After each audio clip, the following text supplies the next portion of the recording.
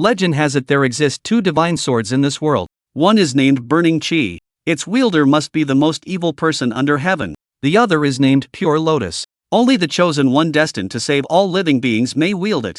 Yet you have become master of both celestial swords, because you once sacrificed yourself to bring peace to the world, but also slaughtered countless sects and common folk alike, becoming the demon of slaughter in people's mouths. Yet what they don't know is, those you killed were followers of the demonic path, and the sects you exterminated were major demonic factions. Now you lie bloodied on the path of ascension. Above you hover the two divine swords in solemn display. They radiate supreme sword light, as if wailing in lament. Before you stand countless powerful figures come for vengeance. A young woman suddenly charges at you with her sword. Vile fiend, today I shall slay you as sacrifice to heaven, to console my master's spirit in the afterlife. Hearing that familiar voice, you force your eyes open. Your face twists in bitterness at the incoming jade snow sword. Yet what fills you more is relief. She is the current holy maiden of Tianyuan sect, one of the top Mahayana cultivators, Zhao Lingyun. Back then, you were the head disciple of the heavenly origin sect master. Despite your inferior aptitude,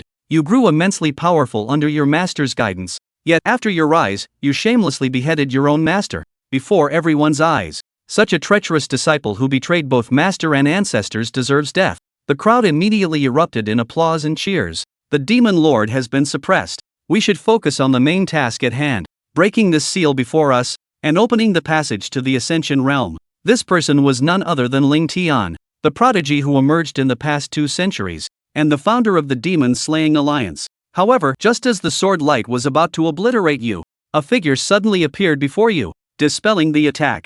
Amidst everyone's stunned gazes, she pulled you into her embrace. Even now, why won't you speak the truth? You shouldn't keep hiding it. Tears streamed down the young woman's face as she spoke. Am I seeing things? That Shin Ruoyan, the holy maiden of the infinite hall, didn't she die? Soon, murmurs of recognition spread through the crowd. You glanced at Shin Ruoyan, as if recalling something, ignoring the excruciating pain racking your body, attempting to push her away. You shouldn't have come. Leave quickly. In the next moment, a sword light came slashing, only to see the great Qi Empress Han Eugene enveloped in churning purple Qi. Very well. In the past, the two of you killed my imperial father, the enmity of slaughtering millions of innocent great Qi citizens. Today, we shall settle it all together. But Shin Ruoyan seemed to pay no heed to everything before her. If you die, what meaning would my living have? Just as the sword light arrived, a black-clothed man flew out from the crowd and shielded you. It was the former lackey of the demon lord, the black demon venerable Heat Song. Someone recognized the man's body. My life was given by my master. To me, they were like birth parents. No matter how they treated me, I have no complaints. Finishing his words, he immediately turned to look at Ling Tian, suddenly kneeling down. Alliance leader Ling, can my life be exchanged for my master's? You looked at the kneeling Heat Song. Your body instantly trembled. In his entire life, he had only ever knelt to you. But now, it had come to this. You clenched your teeth, about to stand up. But due to your severe injuries, you collapsed to the ground, falling unconscious. Seeing this, Heat Song turned to look at a woman standing at the forefront, his face filled with pleading. Yi Shiyu, you are the master's disciple, raised by his own hands, for the sake of our master-disciple bond. Before he could finish speaking, the woman named Yi Shiyu coldly interrupted. When I was still an infant, he killed my parents, slaughtered my entire clan, made me recognize my enemy as my master, and now you want me to plead for him. With that, she drew the sword at her waist. If you persist in your delusion, don't blame my sword for being merciless. Merciless sword, you say? Persist in delusion, you say? Shun Ruoyan suddenly burst into laughter, facing death's door. What are you laughing at? Ling Tian's eyes flashed with vigilance. He glanced at the ascension platform above, as if recalling something. A trace of urgency faintly appeared on his face. I laugh at your ignorance. I laugh at your stupidity. Shin Ruoyan looked at the crowd, her gaze no different from looking at fools. Since you all keep claiming that he is the most wicked demon in the world, then why not let the world see for themselves just how vile and merciless your so-called demon lord truly is? Hearing this, Ling Tian's expression darkened instantly. Shin Ruoyan looked up at them coldly. Everyone wanted her dead, but her eyes held no hatred, only a mocking and idiotic gaze. There's no need to be afraid. My cultivation is no longer what it once was. The demon lord you speak of has severed meridians, burned all his essence, and is suppressed by the soul-locking ring and demon slayer nails. He's nothing more than a cripple. Whether he can wake again is even a question. But since you all keep saying he's the most evil and brutal demon in the world, and today the elites of the entire continent are gathered here, before you kill him, why not let everyone see just how wicked and tyrannical the demon lord you speak of really is? People began to whisper amongst themselves. Ling Tian's face instantly darkened and a murderous intent flashed in his eyes. Dragging things out like this was not advantageous. So he shouted, cease your bewitching of the people. The demon lord acts against the natural order, the whole world knows it. Do not listen to her fallacies. Kill them, break the seal, and open the immortal ascension passage to the upper realm. That is what matters.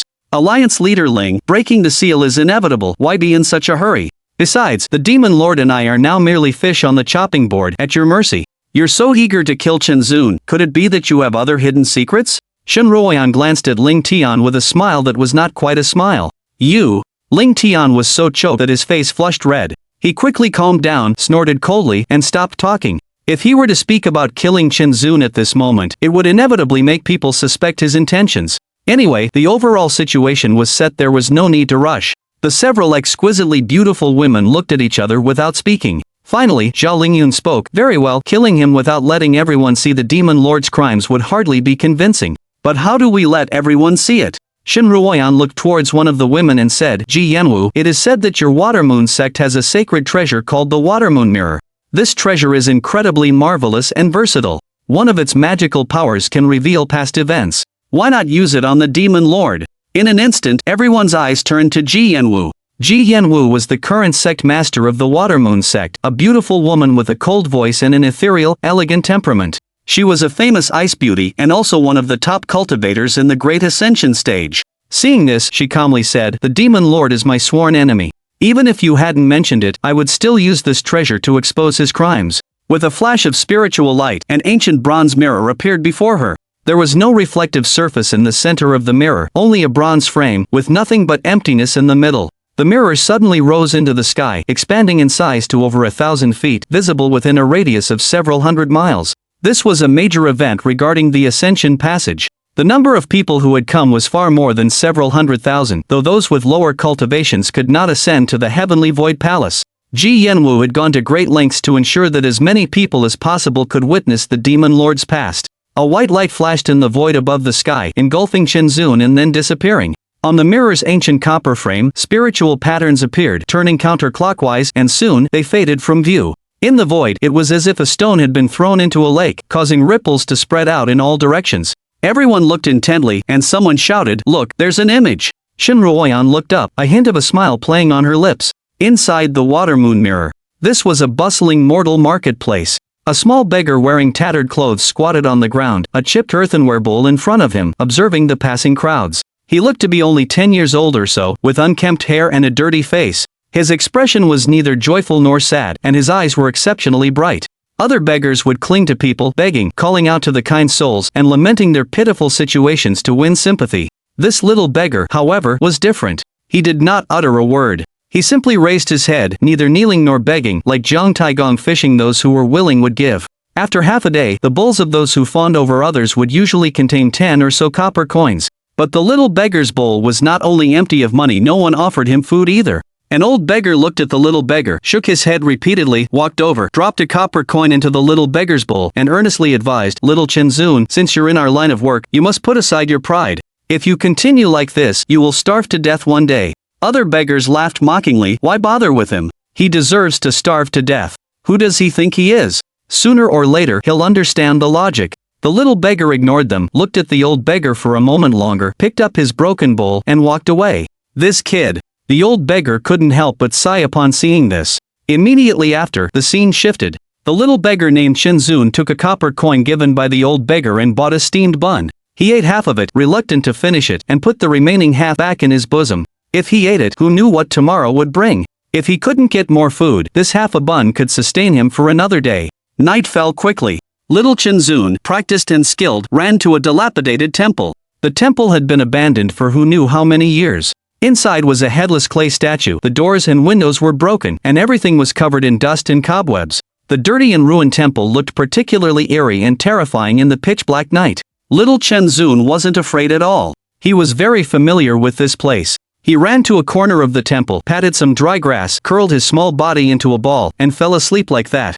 Deep into the night. The wind was strong, the dilapidated windows creaked and groaned, and from outside came the howling of the wind in the pitch-black night. Little Chenzun was woken up by the cold. He had no quilt, only a tattered and thin set of worn-out clothes. He shivered from the cold. His body was so cold that it was going numb. His stomach rumbled with hunger, his teeth began to chatter, clattering, and his sallow face turned pale. Even so, he didn't eat the remaining half of the steamed bun. He was just too cold. Little Chenzun kept breathing into his palms, then rubbed them together, trying to make his body less cold. The night remained so dark, and it was so long.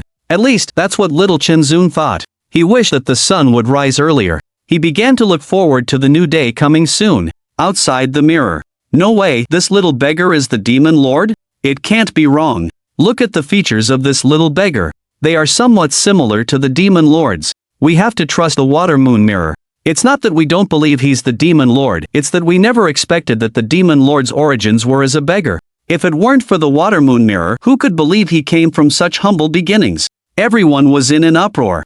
Zhao Lingyun's eyes flashed, and she coldly snorted, It's probably because the demon lord came from such a humble background and suffered so much bullying from the world that he developed such a twisted mentality. I wish he would just freeze to death this night, what a pity. As soon as she said this, everyone felt that it made sense. After all, one's personality is shaped from childhood. The demon lord has committed heinous crimes, which may stem from his childhood experiences. Ling Tian's face was cold, and he said with hatred, It's such a pity. If the demon lord had just frozen to death like that, the Tianluo continent wouldn't have so many disasters. The dog thief has such a long life. Heaven is blind. Of course, the demon lord didn't freeze to death that night, which greatly disappointed Ling Tian. Alliance leader Ling is right, the demon should have frozen to death. Others loudly echoed. The other women had different expressions, but they didn't speak. Shen Ruoyan stared blankly, feeling a pang in her heart, and hugged Chenzun even tighter. Chenzun, is this your childhood? Are you cold and suffering now? Look, there are new scenes again. After a while, new scenes appeared in the water moon mirror. Chapter 4, Entrusting an orphan on deathbed. Everyone stared intently. In the mirror. The night was dim. Little Chenzun, cold and hungry, was drowsy. Just as he was about to fall asleep, he heard movement outside the door. In the dead of night, who would come to this dilapidated little temple? Little Chenzun instantly woke up, grabbed a stick beside him, and holding his breath, quietly peeked outside. In the dim night, a figure had arrived outside the temple door. Judging by the figure, it seemed to be a woman holding a child in her arms. She appeared to be injured and her steps were unsteady. The woman was carrying a sword. She had barely reached the temple entrance when she collapsed, struggling to get up. Little Chenzun watched, not daring to make a sound, nor to go over, because he smelled a strong scent of blood. He didn't know if she would attack him. The woman was cautious. She looked in the direction of little Chenzun and said in a low voice, "Who's in there?" In the pitch-black night, it was almost impossible to see anything. She didn't know if she was just bluffing or had actually discovered him. Little Chenzun's body stiffened. His mind raced. He didn't know whether to go out or continue hiding until the woman raised her sword, as if to throw it. Instinct told him that he had been discovered, and if he did not speak up, he would die. "You, who are you?" Little Chenzun knew he had been discovered. He steeled himself, mustered his courage, and clutching the stick, slowly walked out. The woman's tense nerves relaxed when she saw it was a little beggar. But as a result, her wounds burst open again, and she couldn't help but groan, managing not to cry out loud. At this moment, the child in the woman's arms squatted beside her, clutching her clothes, crying softly, "Mother, please get up." Judging by the sound, the child was actually a girl of 2 or 3 years old. After the pain subsided, the woman comforted the girl. When the girl's sobs lessened, she said to little Chenzun, "Don't worry, I'm not a bad person." Little Chenzun didn't dare to approach. He hesitated and said, "You seem to be injured." The woman wiped the blood from the corner of her mouth and smiled bitterly. It was more than just an injury. It was uncertain whether she could even keep her life. Suddenly, several streaks of light flashed across the sky, rushing towards them. The woman's face changed, knowing things were not good. She didn't expect they had already caught up. The enemy was near, but in her current state, she could not run far. Thinking that she and her daughter would die here, her expression darkened. She glanced at little Chenzun, gritted her teeth, and decided to take a gamble. "Young brother, come here. I beg you to do me a favor.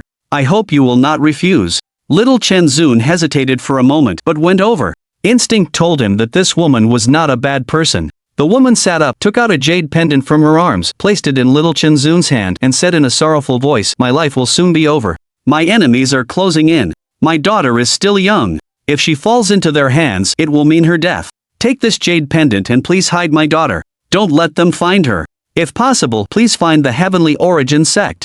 Little Chenzun held the jade pendant, not knowing what to do. The little girl thought her mother didn't want her anymore and cried, "Mother, do you not want me anymore? Don't cry, those bad people will hear you." The woman covered the girl's mouth with her hand and softly scolded her. Once the girl nodded gently, she gently touched the girl's face, her eyes filled with reluctance. "Be good. You must listen to mother. Follow this older brother and hide. Don't make a sound. You must listen to him. Mother will lure those bad people away and come back for you." The girl's face was tear-stained, but she was obedient and nodded, without making a fuss. "Young brother, if I don't come back, please be kind to her. Can you promise me that?" The woman pushed the girl in front of little Chenzun, her eyes filled with pleading. Little Chenzun couldn't see her face, but he could hear the sadness in her voice. He took the girl's small hand, his face solemn, and nodded. "Okay, I promise you." Only then was the woman relieved. The arrangements were made, and without any more words, she knew her enemies were closing in, and they'd discover this place sooner or later.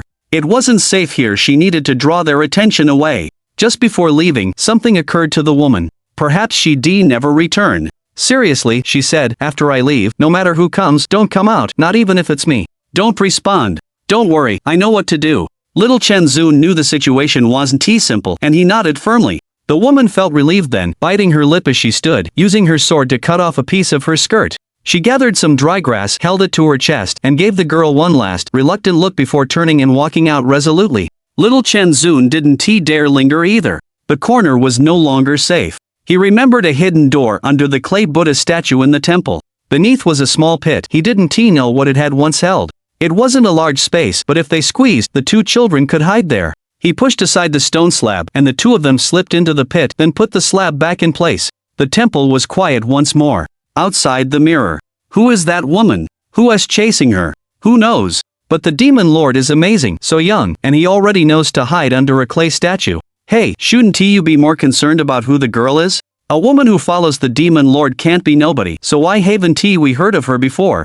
Everyone watched the scene in the water moon mirror, murmuring among themselves. No one seemed to pay attention to the jade pendant. They were all guessing the identities of the woman and girl. Zhao Lingyun, however, her face suddenly changing when she saw the jade pendant. If she wasn't mistaken, that jade pendant. She reached up and touched the object hanging around her neck, clutching it tightly. "No, it's impossible," Zhao Lingyun muttered, her face pale. The Water Moon Studio's owner, Yan Jiwu, also noticed the jade pendant. It seemed familiar. She looked at Zhao Lingyun and, seeing her abnormal reaction, she suddenly understood something. Shen Ruoyan glanced at Zhao Lingyun, her eyes filled with coldness. Ling Tian was standing beside Zhao Lingyun. He frowned, concerned, and asked, "Fairy Lingyun, what is wrong?" Zhao Lingyun remained silent, her expression unnatural, staring intently at the water moon mirror. Inside the mirror. Inside the temple. The night remained dark, but the wind no longer howled. The surrounding area was eerily quiet. Little Chenzun and the girl had been hiding under the altar for a long time. In the cramped space, the girl was exhausted. Being so young, she had already fallen into a deep sleep in little Chenzun's arms, a slight smile on her lips. But he wasn't asleep. The woman had been gone for too long, and she still hadn't returned. He didn't know how much time had passed when, suddenly, the woman's voice came from outside the temple. "Daughter, mother's back, come out quickly." The girl instantly woke up, a look of joy on her little face. She was about to answer when little Chenzun reached out and covered her mouth tightly. His face was full of alert caution, and he dared not make a sound. When the woman left, she had given them instructions. He couldn't be careless, and he had a feeling that the woman's voice outside the temple was not right at all. Chapter 5 Perilous Circumstances. As for what was amiss, Xiao Chenzun could discern it very easily. If he remembered correctly, the woman should have been severely injured, her speech not so coherent, her breath weak. But now, not only was the woman's voice relaxed, her breathing was also steady. Although the voice was very similar, a careful listen could reveal that she was deliberately lowering her tone, as if she were speaking with a pinched throat. Xiao Chenzun was not careless. He could not go out until he saw the person. He held the little girl's small body close, put a finger to her lips, signaling her to be quiet and not to move, and then the two of them shrank, completely hiding in the small pit with their heads down. Outside the temple door, the woman's voice continued to call out in a low tone. After calling out for a good while, there was no more sound. Had she left? Just as Xiao Chenzun was relaxing, the figures of two men appeared at the temple entrance, causing his entire body to tense up instantly. It was truly a trap. At this moment, Xiao Chenzun was extremely grateful that he had not fallen for it. Soon, he heard the two men talking. "Senior brother Feng, I've been imitating that woman's voice for so long, and no one has responded. It seems that the remaining scourge isn't here. Being careful is never wrong. That woman is dead, but the remaining scourge is still a hidden danger. We have to find her. That woman was really tight-lipped, she wouldn't reveal the scourge's location even when beaten to death. Soul searching didn't work either, forcing us to keep looking. I really don't know where she hid that scourge. You're right, why don't we go look somewhere else? There's no one in this dilapidated temple. The two did not deliberately lower their voices, and Xiao Qinzuan heard every word they said clearly, scaring him into a cold sweat. From their words, he had already guessed that the woman had most likely met with misfortune. At the same time, he thought to himself, it was a good thing he hadn't been careless and had kept an eye out.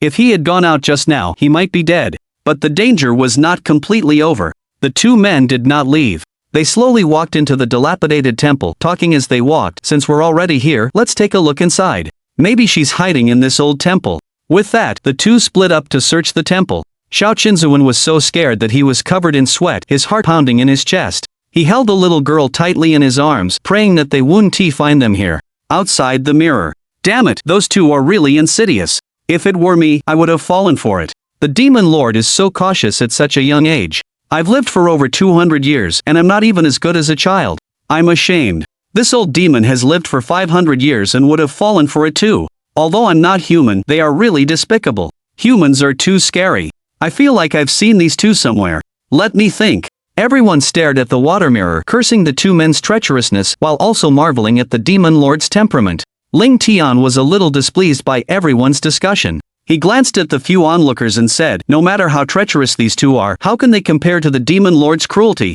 In my opinion, no matter how cunning one is, as long as they can deal with the demon lord, it's a good method. The few onlookers secretly called out in their hearts, their bodies shuddering. They flattered, Alliance leader Ling is right. As long as the means can deal with the demon lord, they are righteous deeds. The demon lord has come to this end today entirely because of Alliance leader Ling's brilliant schemes and overwhelming strength. Brilliant schemes indeed. When it comes to talent and wit, how do you compare to Qinzuan? If he weren't always showing mercy, how would you scum have the opportunity to make such bold statements? Shen Ruoyan sneered, mocking them. Having finally found someone to please him, but to be looked down upon by Shen Ruoyan, Ling Tian was furious. He scolded, Demoness, you're still stubborn even when death is near. The demon lord is where he is today because he brought it upon himself for all the evil he committed. Exactly, if the demon lord truly showed mercy everywhere, how could so many people turn against him? Shen Ruoyan, I don't blame you for defending him. After all, you're cut from the same cloth, a gang of villains. However, if you continue to speak well of him, don't blame me for being impolite and sending you on your way first. The great Qi Empress, Han Yujin, held the deepest grudge against Qinzun. Unable to bear anyone defending the demon lord, her eyes flashed with cold light and her purple aura surged, revealing a king's might that could not be underestimated. Shen Ruoyan showed no fear, retorting sharply, come at me if you dare. Others may fear you, but I, Shen Ruoyan, do not. You seek death. I shall grant it. Han Yujin, the dignified empress of Great Qi, above all but one, had never suffered such defiance. She immediately flew forward, summoning an imperial jade seal, ready to hurl it. You'll have to get past me first. He Song, who was kneeling on the ground, had a change of expression. A dark spear appeared in his hand, blocking Shen Ruoyan. A great battle seemed imminent. Enough! Just then, Zhao Lingyun shouted, blocking Han Yujin. Han Yujin glared at Zhao Lingyun, saying, what? Do you intend to become my enemy? I don't want to be your enemy. However, the demon lord still has many things not exposed, so why the rush to act? If you attack now, first ask if the Bai Shui sword in my hand agrees. Zhao Lingyun did not want Qinzun to die at this moment because the images from the water moon mirror had reminded her of some things. She had not fully understood them, so how could she let others kill Qinzun? Arrogant! I will test you. My 5-dragon seal is not for show either. Han Yujin was not afraid of Zhao Lingyun. Both were cultivators in the Great Ascension realm. As the Empress of Great Qi, she had been provoked by Shen Ruoyan, and now even her ally was opposing her. She could not swallow this insult. Both of you, calm down. Why make such a fuss over trivial matters? Let's cool down first. Seeing the two about to fight, Ling Tian hurriedly stepped in to mediate. Ji Yanwu frowned, saying, put your grudges aside for now. Let's first see how many evil deeds the demon lord has committed, so that everyone will be convinced. It won't be too late to act then. That's right. Who here doesn't have a grudge against the demon lord? Let's watch the water moon mirror. I'm very interested in the demon lord's past. Anyone who interrupts me will be my enemy. Xingqiuye, the great swamp demon king who had been spectating, chose to side with Zhao Lingyun. The dark mass of people below shared the same sentiment. After all, he was a generation's hero. If they could glean even a shred of experience from the demon lord's life, it would be of immense benefit to them, these cultivators. Moreover, everyone loves gossip. The gossip of Chen Zun, the master of the heavenly void palace, known as the demon lord, was unprecedented. Why not indulge? Humph. Han Eugene snorted, giving up for the time being. She was not a fool. To act at this time would put her on the opposite side of the masses, and provoking public outrage was an extremely foolish thing to do. Zhao Lingyun, on the other hand, refocused her gaze on the water moon mirror, her eyes revealing an indescribable color. Could it be that she had truly wronged him? In the mirror. After a while, the temple was not large, and the two men had searched every corner, even the rafters. The most dangerous moment was when one of the men walked behind the altar and glanced around. Little Chen Zun could even hear his footsteps. Luckily, there was a wall behind the statue, leaving not enough space for an adult to pass through, so he gave up. Senior Brother Feng, it seems no one is here. Let's go. We'll look elsewhere. I don't believe that such a small town could hide this remnant. One of the men, seeing no results, urged the one called Senior Brother Feng to leave. Junior Brother Qin, although the town is small, searching it is troublesome. Master has given a strict order. If we don't find the remnants, you and I, brothers, will suffer greatly. Searching like this is not the way. Senior Brother Feng said slowly. Senior Brother Feng, do you have a solution? Indeed, although the town was not large, searching it was quite troublesome. If they didn't find anyone, the trouble would be immense. Junior Brother Qin's expression shifted, knowing that Senior Brother Feng had an idea. Rather than putting in effort for no reward, why not use this item and be done with it once and for all? A ruthless glint flashed in Senior Brother Feng's eyes. A flash of spiritual light appeared in his hand, revealing a small crimson flag with an embroidered skull with its mouth shut. Chapter 6, Heavenly Fire Slaying the Town Blood Soul Banner. Senior Brother Feng, how did Master's treasure end up in your hands? Junior Brother Qin exclaimed, seeing the crimson banner. Senior Brother Feng chuckled, saying, since Junior Brother Qin recognizes the Blood Soul Banner, I won't hide it from you. This one isn't Master's Blood Soul Banner. This one was just recently refined. He gave it to me a few days ago. This treasure is a wicked artifact. The more souls and blood essence it collects, the more powerful it becomes. If the souls have experienced cruel torture, it's even better.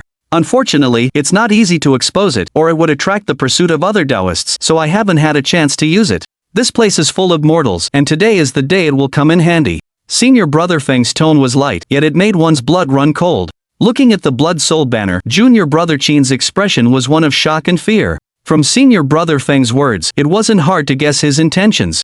After hesitating for a moment, he said, Senior Brother Feng, wouldn't doing this be bad? These are all mortals. If things get exposed, there will be a lot of trouble. Those who achieve great things don't concern themselves with small matters. Mortals are nothing but ants. Killing them is like killing ants. Letting them become part of the Blood Soul Banner is their honor. As long as this treasure is used, even if that remnant is hiding in this small town, they absolutely won't be able to escape. Even if we're found out later, I don't believe anyone will seek trouble for these ants. Besides, are we afraid of them? Senior Brother Feng's eyes narrowed slightly. He held the small banner, his tone cold and expressionless, as if stating something insignificant. Senior Brother Feng is right. We just need to be clean about it. Junior Brother Qin nodded repeatedly. Senior Brother Feng urged, let's do it.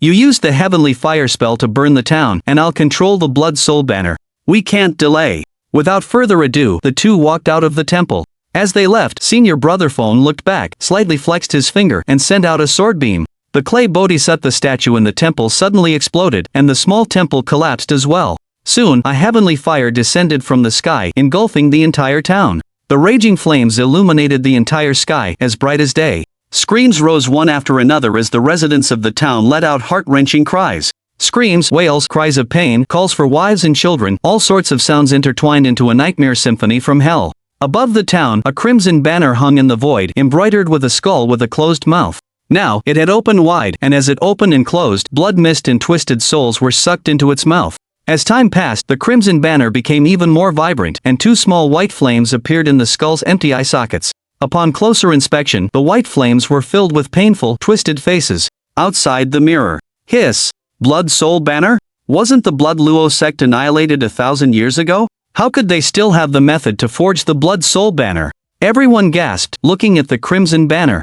The Blood Soul Banner was too famous on the Tianluo continent, almost everyone knew of it. It was the supreme secret technique of the wicked Blood Luo sect. Legend had it that an elder of the Blood Luo sect had used this treasure to trap and kill 3 powerful enemies of the same realm, thus becoming famous. However, the methods to refine it and increase its power were too vicious and shocking. Wherever disciples of the Blood Luo sect appeared, there would be a mass slaughter, regardless of whether it was humans or demons. Such a vicious and harmful sect was naturally condemned by everyone. Therefore, more than 1,000 years ago, it was jointly annihilated by various forces. Now, seeing the appearance of the Blood Soul banner in the Demon Lord's memories, they couldn't help but be shocked. At this moment, someone shouted, "I finally remembered who these two are. They are Feng Ruhua and Qin Mubai of the Nine-Star sect. They are among those who died at the hands of the Demon Lord. I didn't expect these two to use such vicious magical artifacts. It seems they didn't die unjustly." "You're not mistaken, are you? The Nine-Star sect, one of the 7 major first-class righteous sects that was wiped out overnight by the Demon Lord? The Nine-Star sect is a renowned righteous sect. How could there be such vicious disciples? I can't be wrong. Qin Mubai was an old friend of mine when I was young, so the impression is so deep. Because these were all old stories from hundreds of years ago, not many people remembered these two, but the great name of the Nine-Star sect was known to everyone, because it was the only righteous sect that was wiped out by the Demon Lord, Chenzun. At that time, the Demon Lord Chenzun betrayed the Tianyuan sect and later slaughtered all the disciples of the Nine-Star sect, shocking the entire Tianluo continent. It was a good thing they were wiped out. Our Great Marsh Demon clan also suffered greatly from the Blood Luo sect's poison back then. If the disciples are like this, I think the Nine-Star sect is no better. The bewitching face of Qingxiuyer, the Great Marsh Demon Queen, showed a hint of gloating. She was originally from the demon race, and she had heard of the bloody cases committed by the Blood Luo sect in the Great Marsh when she was young. She had no sympathy for anyone or anything related to the Blood Luo sect. Everyone had no objection to opposing the Blood Luo sect, but what did it have to do with the Nine-Star sect? Now many people who are crusading against the Demon Lord are doing so under the banner of avenging the Nine-Star sect. Now, if they say that the Nine-Star sect was an evil sect that deserved to be destroyed, how can they justify their actions? As the leader of the alliance, Ling Tian could not hold his face and retorted, "This is wrong. 2 disciples with wicked hearts from the Nine-Star sect cannot prove that there is a problem with the entire Nine-Star sect. If the Nine-Star sect was destroyed by the Demon Lord just because of these 2 people, it would be too unjust. Are you trying to defend the Demon Lord? I have an irreconcilable feud with Chenzun, and I wouldn't say good things for him. However, would you dare to say that the Nine-Star sect has nothing to do with the Blood Soul banner? That man named Feng made it clear that the Blood Soul banner was refined by his master. How do you explain that?" Qingxiuyer retorted. Perhaps it's a misunderstanding. Ling Tian hadn't expected this point, but was unwilling to admit defeat and stubbornly insisted. The crowd was not stupid, and now that it seemed that the destruction of the Nine-Star sect might not be that simple, they naturally knew that Ling Tian was quibbling. But they were afraid of Ling Tian's strength, and no one dared to speak out. Qingxiuyer rolled her eyes, too lazy to pay attention to Ling Tian. Talking to the wise is rewarding, but arguing with fools only insults your own intelligence. Inside the mirror, the fire burned for a whole night before it went out. By the time the sun came out, the small town had become a ruin, shrouded in thick smoke. The 2 people had long since disappeared. At noon, the collapsed ruined temple, which was far from the houses, was not affected by the fire. Suddenly, there was movement under the broken bricks and tiles. A small hand reached out and pushed away the surrounding tiles, and a dirt-covered little Chenzun climbed out. Immediately afterwards, he pulled out the little girl. Incredibly, they had survived. Little Chenzun looked around and was immediately stunned. Everywhere he looked, there was scorched earth, not a single complete house left. There were still smoldering pieces of wood and charred corpses everywhere. It was simply hell on earth. "Brother, I'm so scared." The little girl covered her eyes, terrified, and hid behind little Chenzun. Little Chenzun's face also turned pale, and he gritted his teeth, not saying a word, and pulled the little girl into the ruins. Chapter 7. My name is Yuner Xiao Chenzun stepped into the ruins of the small town. Along the way, charred corpses and crumbling walls were everywhere. People he knew and people he didn't, all were burned beyond recognition overnight, leaving only blackened limbs. Although the people of this small town hadn't been very kind to Xiao Chenzun, it was the place where he had grown up. He had managed to survive this long, thanks to the help of a few kind-hearted people, otherwise, he would have starved to death on the streets long ago. The state the town was in must have had something to do with those 2 people from last night. At this moment, his heart was filled with hatred. "Brother, I'm scared." The little girl saw the horribly charred corpses and trembled all over, clinging tightly to Xiao Chenzun's arm, her voice filled with tears. "Little sister, don't be afraid, close your eyes, I'll carry you."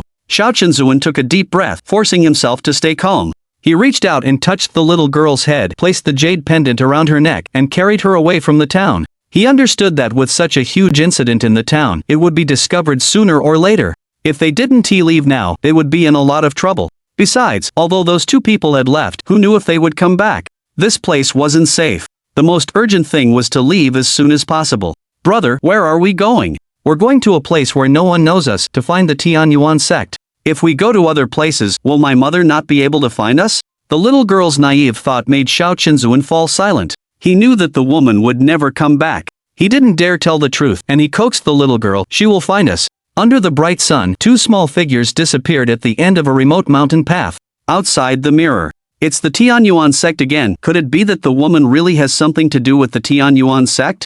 At this point, everyone remembered that the woman had mentioned the Tianyuan sect. Did this mean that the little girl really had some kind of connection with the Tianyuan sect? But they had never heard of any famous figures coming from the Tianyuan sect, except for the demon lord and the rising star, the Tianyuan saintess Zhao Lingyun. The gazes of everyone towards Zhao Lingyun carried a sense of inquiry. But Zhao Lingyun had no time to pay attention to anyone else's gaze. All of her attention was focused on the little girl. She had a guess that the little girl was very likely her. Why couldn't she be sure? Because she didn't remember anything before the age of 10, but now she felt a sense of familiarity. The little girl's experience in the scene seemed as if she had gone through it herself. If this little girl was really her, she couldn't imagine that she was now repaying kindness with hatred. Of course, most people's attention was focused on how the demon Lord Qinzuan had become a disciple of the Tianyuan sect after leaving the town.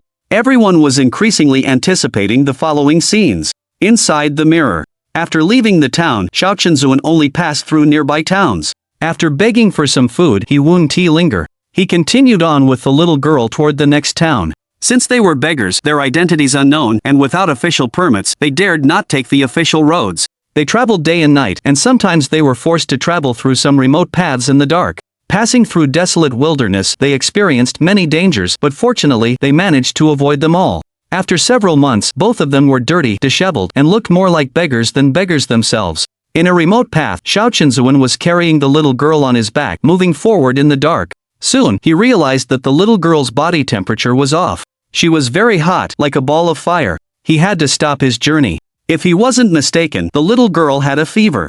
Xiao Qinzuan was shocked and immediately put the little girl down, reaching out his thin little hand to place it on the little girl's forehead. The little girl's consciousness was already a bit hazy, her complexion was very poor, her skin pale, her breathing was rapid, and the air she exhaled was hot.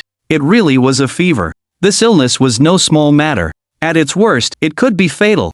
At the very least, it would damage the brain. Qinzuan realized the gravity of the situation, anxious as an ant on a hot pan. Seeing the girl about to fall asleep, he immediately patted her cheeks. "Little sister, wake up, you can't fall asleep." The girl barely opened her eyes, saw Qinzuan looking at her anxiously, and replied groggily, "Brother, I'm so sleepy, I really want to sleep." "Good girl, you can't sleep now, you can only sleep when your brother tells you to." The girl obediently nodded, weakly saying, "Okay, I'll listen to brother, I want to fall asleep." Qinzuan didn't dare waste time. He carried the girl on his back and started walking, knowing he had to find a doctor as soon as possible. In the desolate wilderness, there was no village or shop in sight. He didn't know how much further he had to go to reach the next town, so he could only run for his life. Before long, Qinzuan was drenched in sweat, panting like a bull. His body was too weak, and his calves were trembling. But he didn't dare to stop. Just then, he noticed the girl was silent.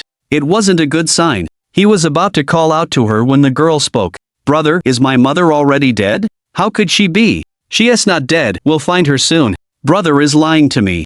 I heard what those two bad men said. Mother is already dead, she won't be coming back." The girl's voice was small, but surprisingly calm, not like that of a 2 or 3-year-old child. Qinzuan was a bit surprised. He had underestimated the girl's intelligence and cognitive abilities. He asked, "How do you know?" The girl hugged Qinzuan's neck tightly, her head resting on his back. "Many bad men came to my house. Grandpa died, uncles and aunts and my uncle, they all died. Daddy stayed behind to hold them off, and mother kept running away with me. Mother said, unless she dies, she won't leave me behind. Brother, I don't have any relatives anymore, will you leave me behind?" Qinzuan didn't know how to answer the girl's question. He was an orphan himself, never having experienced what family was or the feeling of losing loved ones. He couldn't imagine what the girl had gone through. He comforted her, "I swear, Qinzuan, won't leave you behind. From now on, you are Qinzuan's sister, my only family. If I have a bite to eat, you won't go hungry." After spending a few months together, Qinzuan wasn't heartless. He had developed feelings for the girl.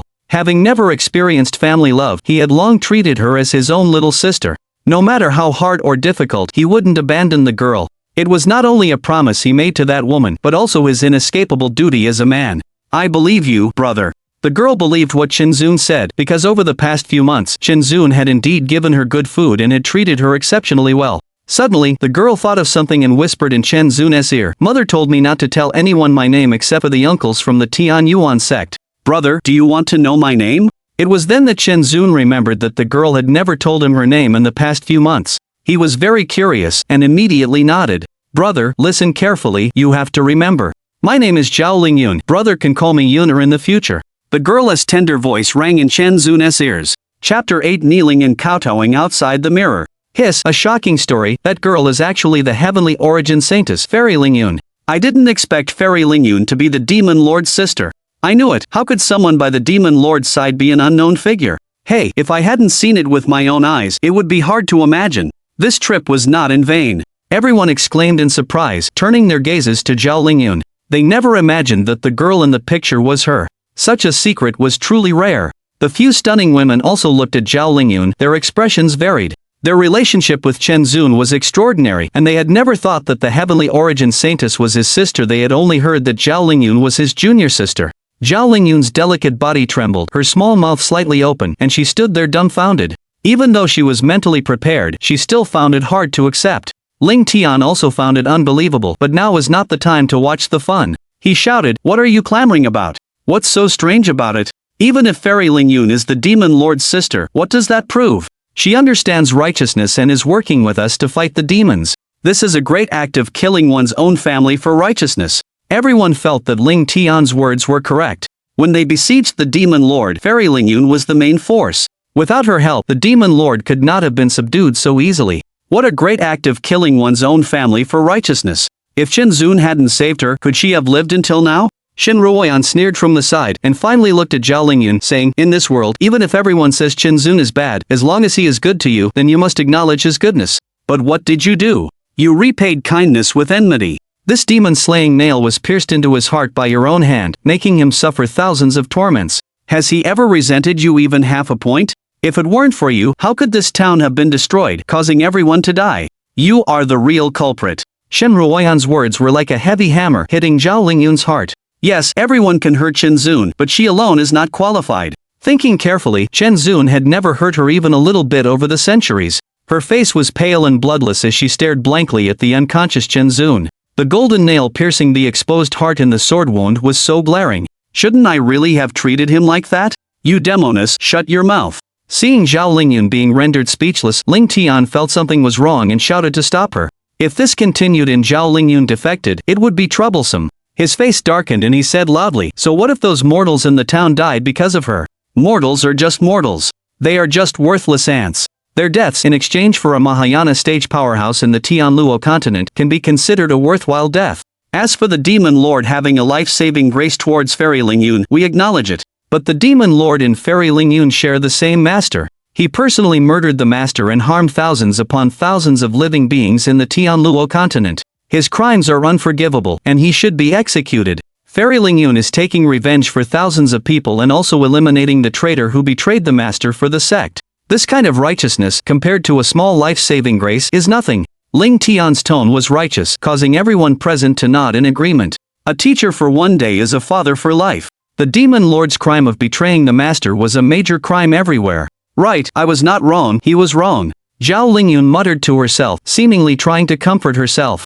The entanglement in her heart was swept away, and her eyes became firm. She said loudly, "He used to trap me in the 10,000-year ice cave. If I hadn't made a breakthrough and the Azure Snow Sword hadn't recognized me as its master, I would have died in there long ago. The life-saving grace no longer exists. Even if he had done me many favors, they can't compare to one bit of what my master has done for me. The master's kindness to me is as great as a mountain. He killed the master, he is a traitor of the sect. I am avenging the master, cleaning up the sect, and considering all the living beings in the world. I am not wrong. Kill the Demon Lord, for the sake of the common people." Seeing this, Ling Tian seized the opportunity to raise his arm and shout, and the crowd echoed in unison, their voices thunderous. Shen Ruoyan remained silent, gently stroking Chen Zun's face with a bitter smile. "Chen Zun, oh Chen Zun, is this person worth saving? It's so noisy, can't you be a little quieter?" Just then, a delicate shout overwhelmed the earth-shattering sound, deafeningly loud. Everyone was furious, wondering who had the audacity to speak like that, only to see that the person was Qingqiu, and the scene immediately fell silent, not a peep to be heard.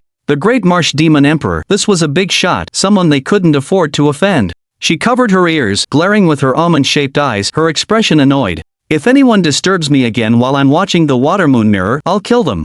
Ling Tian touched his nose, feeling very embarrassed. Being put down like this, anyone else would have attacked, but Qingqiu's words were something he could tolerate. He had seen that she had brought thousands of elite demons. He didn't want to antagonize the entire Great Marsh Demon clan, and besides, if it came to a one-on-one fight, he wasn't confident he could win. The other beautiful women also found it noisy, so naturally they didn't say anything. Very well, then continue watching. No one challenged her authority. Qingqiu's mood improved a bit. She narrowed her foxy eyes, leaning lazily against a throne covered with a tiger skin, looking at the water moon mirror, her charm overflowing. Inside the mirror. After walking along a mountain road for a long time, they finally saw a small town ahead, with no further mishaps. At this point, Zhao Lingyun was already on the verge of unconsciousness, and Shen Zun's heart sank even before he could feel happy. He ran over to the town, where all the shops were already closed. Except for the lanterns hanging along the streets, few people were walking around. Occasionally, one or two drunkards could be seen staggering unsteadily, indicating that this small town didn't have strict curfew enforcement. Shen Zun looked at the words on the lanterns and began searching for a pharmacy. He didn't recognize many characters, but he could tell a clinic from the smell of herbs. Soon, he found a clinic, the door already shut, and the people inside seemed to be asleep. Shen Zun couldn't care less and stepped forward to bang on the door, shouting loudly, "Is anyone there? Open the door!" Bang! Bang! Bang! He pounded on the door for a long time, but there was no response from inside. At this point, Shen Zun was sweating profusely, and just then, the lights inside came on. Finally, someone responded. "It's so late, who's knocking on the door?" Although the person's tone was a little angry, Shen Zun was delighted and replied, "Doctor, my little sister is sick, please open the door. I'm not taking patients today, come back tomorrow." The person inside yawned, sounding impatient, seemingly very annoyed at having their good dream interrupted. Shen Zun was stunned, not expecting the doctor to have such a temper. However, Zhao Lingyun's condition was not good, and if she didn't receive treatment tonight, she could die at any time. There was no way to wait until tomorrow. He could only keep banging on the door, begging, "Doctor, it'll be too late by tomorrow. My little sister has a high fever and is already unconscious. I'll kowtow to you, please have mercy and save my little sister." Saying this, worried that his sincerity wasn't enough, Shen Zun gritted his teeth, put Zhao Lingyun aside, and knelt on both knees, kowtowing desperately. Thump! Thump! Thump! A man's knees are worth more than gold. He was very strong-willed. Even when he was begging as a beggar and not getting anything, he would rather suffer from cold and hunger than kneel to anyone. Now, to save Zhao Lingyun, he still knelt down, slamming his head on the floor repeatedly, making a series of dull thuds. The person inside didn't say anything outside, there was only the sound of Shen Zun's kowtowing. After a long time, the door opened. An old man with white hair, wearing a coat, walked out, holding an oil lamp, looked at Shen Zun, and seeing that his forehead was bleeding, with blood all over his face, he said, "There's no need to kowtow, come in." "Thank you, doctor." Shen Zun felt a little dizzy, and managed to say a thank you. Seeing the blood on the floor, he quickly wiped it with his sleeve before picking up Zhao Lingyun and going inside. Chapter 9, The Ice Vein Frostfruit. Entering the house, Shen Zun placed Zhao Lingyun on the sickbed, standing helplessly to the side. The white-haired old man set the oil lamp aside, stepped forward to feel Zhao Lingyun's forehead, then took her pulse, his brow furrowing. Shen Zun's heart tightened, and he quickly asked, "Doctor, how is my sister?" "Her condition is not good. Go to the backyard and fetch a basin of well water. Use it to wipe her down," the white-haired old man instructed. Shen Zun didn't dare delay and immediately ran to the backyard for water, using a claw to wipe Zhao Lingyun's entire body. The white-haired old man turned and went to the medicine cabinet, taking out a box, and from it, a set of silver needles. He proceeded to insert them into various acupoints on Zhao Lingyun's body. After a good while of work, the old man finally stopped, his forehead covered in sweat. Although Zhao Lingyun's body was full of needles, her complexion had improved significantly, and her breathing had become more even, indicating that it was working. Shen Zun was overjoyed and quickly thanked the white-haired old man. "Thank you, doctor, for saving my little sister's life. I will never forget your life-saving grace." "Don't thank me yet. This girl's illness is not so easy to treat." The white-haired old man wiped his sweat, took a breath, his brow furrowing even deeper. He stroked his beard and said, "Her high fever is not so simple. It's caused by a heat toxin within her body. Now it's merely suppressed. If the heat toxin isn't removed, she will die sooner or later." "Die?" This startled Shen Zun, making him nervous. "Please, doctor, remove the heat toxin for my sister." "Ignorant child, is removing heat toxin so easy?" The white-haired old man glared at Shinzun, speaking unpleasantly. If it were an ordinary heat toxin, this old man would be confident. But the heat toxin inside this girl is extraordinary, as if it's innate. It doesn't act up unless triggered, and once it does. And what happens then? Seeing the white-haired old man pause mid-sentence, Shinzun became anxious and couldn't help but ask, what else? If it can't be resolved within 3 days, once the toxin flares, it will burn her internal organs and brain. Then, even if immortals descend, it would be futile. I'm just temporarily keeping her alive. Shinzun's face turned pale, his mind went blank, and his hands and feet trembled uncontrollably. Who would have thought that a small fever would involve an unknown heat toxin that would threaten life? But it's not without a solution, unless... Just as Shinzun was despairing, the white-haired old man spoke again, making him feel like a drowning man grasping at the last straw, a glimmer of hope. He grabbed the old man's sleeve tightly and asked, Doctor, is there a way to save my sister? Ahem, young man, release my sleeve first. The white-haired old man coughed lightly and gently pulled his sleeve away. Only then did Shinzun realize and quickly let go. The white-haired old man didn't speak but instead sized up Shinzun, asking in return, do you truly want to save her? Shinzun nodded repeatedly like a chick pecking at rice. What if it means exchanging your life for hers? I'm willing. As soon as the white-haired old man finished speaking, Shinzun nodded without hesitation, his face filled with determination. Outside the mirror. At such a young age, he has such courage. No wonder he became the Demon Lord, the #1 person in the Tianluo continent, the heavenly void god emperor. Yes, even if he becomes evil in the future, at this moment, he is indeed a person with kindness. Hey, fellow Taoists, we are here today to condemn the Demon Lord, not to praise him. The crowd looked at the determined young boy in the water mirror and discussed quietly. Shen Ruoyan, however, looked at Zhao Lingyun and said with hatred, Zhao Lingyun, look, Shinzun gave up his dignity and life for you, and what did you do? Zhao Lingyun, looking at the image of Shinzun with blood seeping from his forehead, had a paler and bloodless face. His words, I'm willing, impacted her mental defenses even more. Why? Why would such a kind and gentle person end up killing their master with their own hands? Why did it turn out like this? Those warm and unforgettable memories of the past quietly surfaced in her mind, that pair of eyes always full of doting, which never changed even after she had personally hurt him countless times. On one side was her master, and on the other was her brother, who would give up his life to save her. But why did she have no memory of this period at all? Zhao Lingyun was lost. The other stunning women also glanced at Zhao Lingyun several times. If it weren't for the water moon mirror, they wouldn't have known that Shinzun was so good to her, and they couldn't help but feel jealous and resentful. Ling Tian, seeing this situation, secretly cried out that things were going badly. This damn Shen Ruoyan always came out to make trouble at critical moments. It absolutely couldn't continue like this, so he spoke up. Demoness, shut your mouth. Who is the Demon Lord? He's cruel and tyrannical. Anyone can talk big. I dare say he would never use his own life to exchange for immortal Zhao's. He says he can do it, and he absolutely can. You, on the other hand, are just talking and can't do anything. Shen Ruoyan didn't give an inch, retorting with sarcasm, her eyes carrying a hint of disdain. Yes, she had always looked down on Ling Tian, even disgusted him. You? Ling Tian was so choked up that he couldn't even retort, his face turning red. Enough. Whether he can do it or not, we'll see as we watch. You're so noisy. The great Qi Empress, Han Yujin, was already filled with anger when she saw that Shinzun was willing to sacrifice his life to save Zhao Lingyun. Now, with the bickering, she was even more annoyed, and rudely interrupted the two's conversation.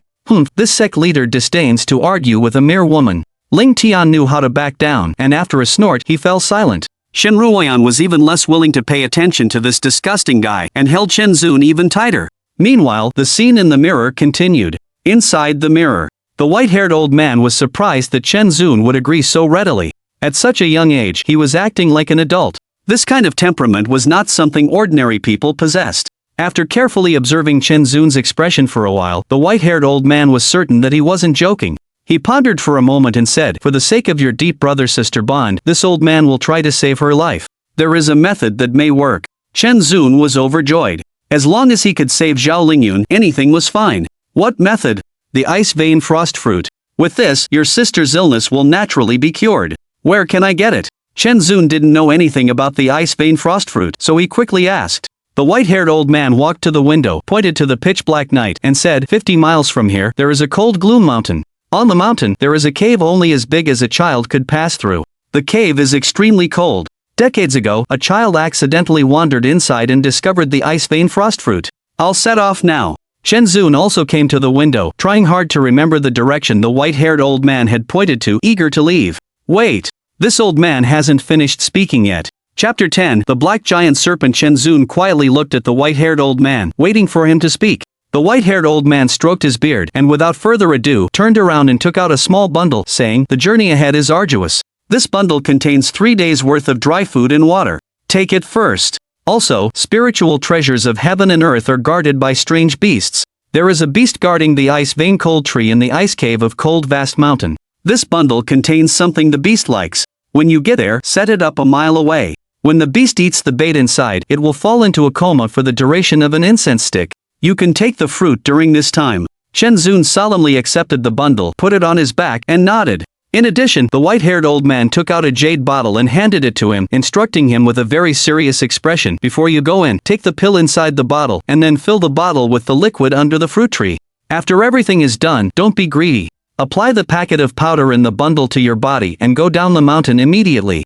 Run as fast as you can. You only have the time of an incense stick, remember that." "I remember." Shenzun dared not be careless and kept the old man's words firmly in his mind. Fortunately, he always had a good memory, and after repeating them several times in his mind, he had memorized everything. The white-haired old man was still not at ease and had Shenzun repeat what he had said, and only after confirming that no steps were missed did he feel relieved. Shenzun asked a few more questions about the strange beast and the shortest route to cold vast mountain. The white-haired old man patiently answered while becoming more confident in Shenzun's journey.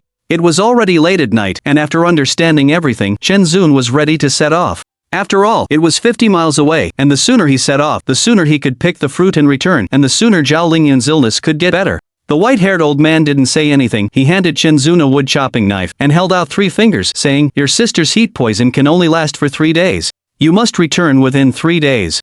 Otherwise, once the time passes, even gods won't be able to save her, remember. Don't worry, I will definitely be back within 3 days. I'll trouble you to take care of my sister." Shenzun silently took the chopping knife and thanked him. Finally, he walked to the bedside, held Zhao Lingyun's small hand, and whispered, "Sister, you must wait for me to come back." After saying that, Shenzun opened the door and walked out without looking back. His small figure immediately blended into the darkness. The white-haired old man stood at the door, with his hands behind his back, and sighed, muttering to himself. "Alas, 30 years have passed. This is already the 15th time. If this kid doesn't succeed in retrieving the cold jade due to treat his root injury, I won't be able to last for a few more years. I hope he can return safely." Meanwhile, after leaving the town, Shenzun ran wildly throughout the night. By the time the sun came out in the early morning, he had only traveled more than 40 miles. At this time, Shenzun's feet felt as heavy as if they were filled with lead. He was panting, sweating profusely, and his whole body felt weak. He had been walking for almost the entire night without stopping, which was already the limit for someone his age. But now Shenzun smiled, because his efforts had paid off. Cold vast mountain was right in front of him. Shenzun did not plan to continue his journey. He knew that he needed to rest well now. This place was rarely visited by people, and no one knew if there were wolves or tigers. So, he found a tree and climbed up, sat on a branch, ate some dry food and water, and then fell asleep. When he woke up, his body was full of energy. Although he was sore, his spirit was surprisingly good. It was already afternoon, and the sun was setting. With about 10 miles left, Shenzun, feeling full and refreshed, climbed down the tree and continued his journey without delay. After several hours, Shenzun had arrived at the place the white-haired old man had mentioned. By now, it was completely dark. He looked up at the pure white full moon in the sky, the stars twinkling, not a cloud in sight. It was truly good weather.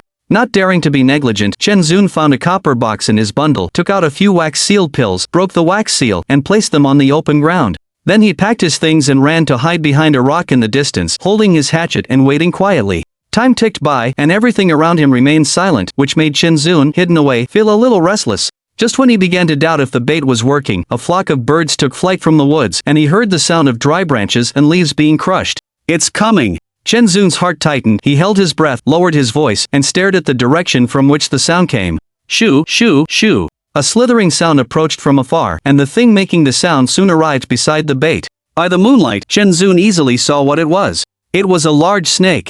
This was a black serpent as thick as a bucket, 5 or 6 fathoms long, its head the size of an ox's, its eyes as big as fists. It was now coiled around the bait, its eyes gleaming, its foretongue darting warily around. Shenzun had never seen such a large snake before, and he was so frightened that cold sweat broke out on his back, his whole body stiff, afraid to move, not daring to breathe, lest it discover him. Perhaps the bait was too tempting for the black serpent. With a flick of its tongue, it swallowed the bait whole, and even seemed to show a hint of satisfaction. After a while, the black serpent did not seem content. It raised its head, sniffing around, and, after determining that there was no other bait, prepared to leave.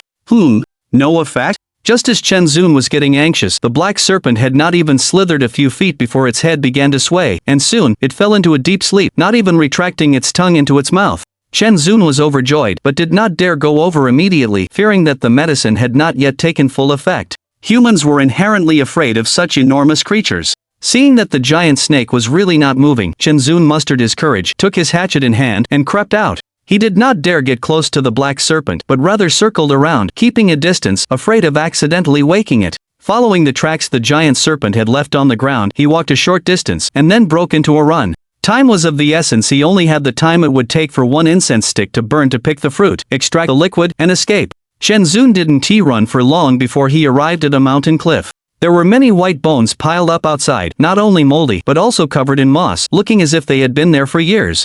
In the middle of the cliff was an opening that could only accommodate a child, from which a bone-chilling cold air emanated, making him shiver. It seemed that this was the place. Chen Zun no longer hesitated, took out the jade bottle, removed the stopper, poured out a fingernail-sized red pill, and swallowed it in one gulp. Strangely enough, the pill melted immediately upon entering his mouth, and soon a warm current surged through his body. His face turned red, his ears flushed, and beads of sweat formed on his forehead, making him feel as if he were being roasted by fire. Chen Zun knew that this was the effect of the medicine against the cold, so he tucked the jade bottle into his shirt, put the hatchet at his waist, and crawled into the cave. Chapter 11. Taoist skeleton entering the cave. The cold intensified. It was practically an ice cave. The deeper he crawled, the heavier the icy air became, making it nearly impossible to see. The narrow passage barely allowed Chen Zun to pass alone. Though he felt an instinctive fear, he couldn't retreat. To retrieve the fruit and save Zhao Lingyun, he had to push through, gritting his teeth and moving forward. The cave twisted and turned, and after an unknown time, a light appeared ahead. Chen Zun's heart leaped, knowing he was close. He scrambled the last bit and found himself in a wide cavern. It was a cavern over 10 zhang wide, and at the top, a fist-sized object emitted a blinding light, revealing the interior structure. The cave walls were covered in thick ice. In the center was a sunken stone platform with a small pool of liquid. A short tree grew from the platform, and all the mist seemed to emanate from it. Above the stone platform, a large stalactite hung, pointing downwards. A drop of milky white liquid slowly trickled from the stalactite, splashing into the small pool below. In front of the stone platform sat a skeleton clad in decaying clothing, its posture suggesting it had been meditating. It had clearly been dead for many years. Judging from the clothes, it was possible to tell it was a Taoist who had died a long time ago. "There's a dead person in here?" Chen Zun was taken aback. He cautiously surveyed the surroundings. Though he didn't know who the skeleton was or why it had died, he decided to be cautious. He avoided the skeleton and focused on the short tree on the stone platform. Several ordinary-sized, translucent fruits hung on its branches. Even from a distance, he could smell a faint fragrance. It seemed he had found the icy vein frost fruits he sought. By now, half an incense stick had passed. Chen Zun dared not delay. No one knew when the giant black snake would awaken. He had to be quick. He walked towards the stone platform. The closer he got, the colder it became. Even with the white-haired old man's pill, his body could hardly withstand it.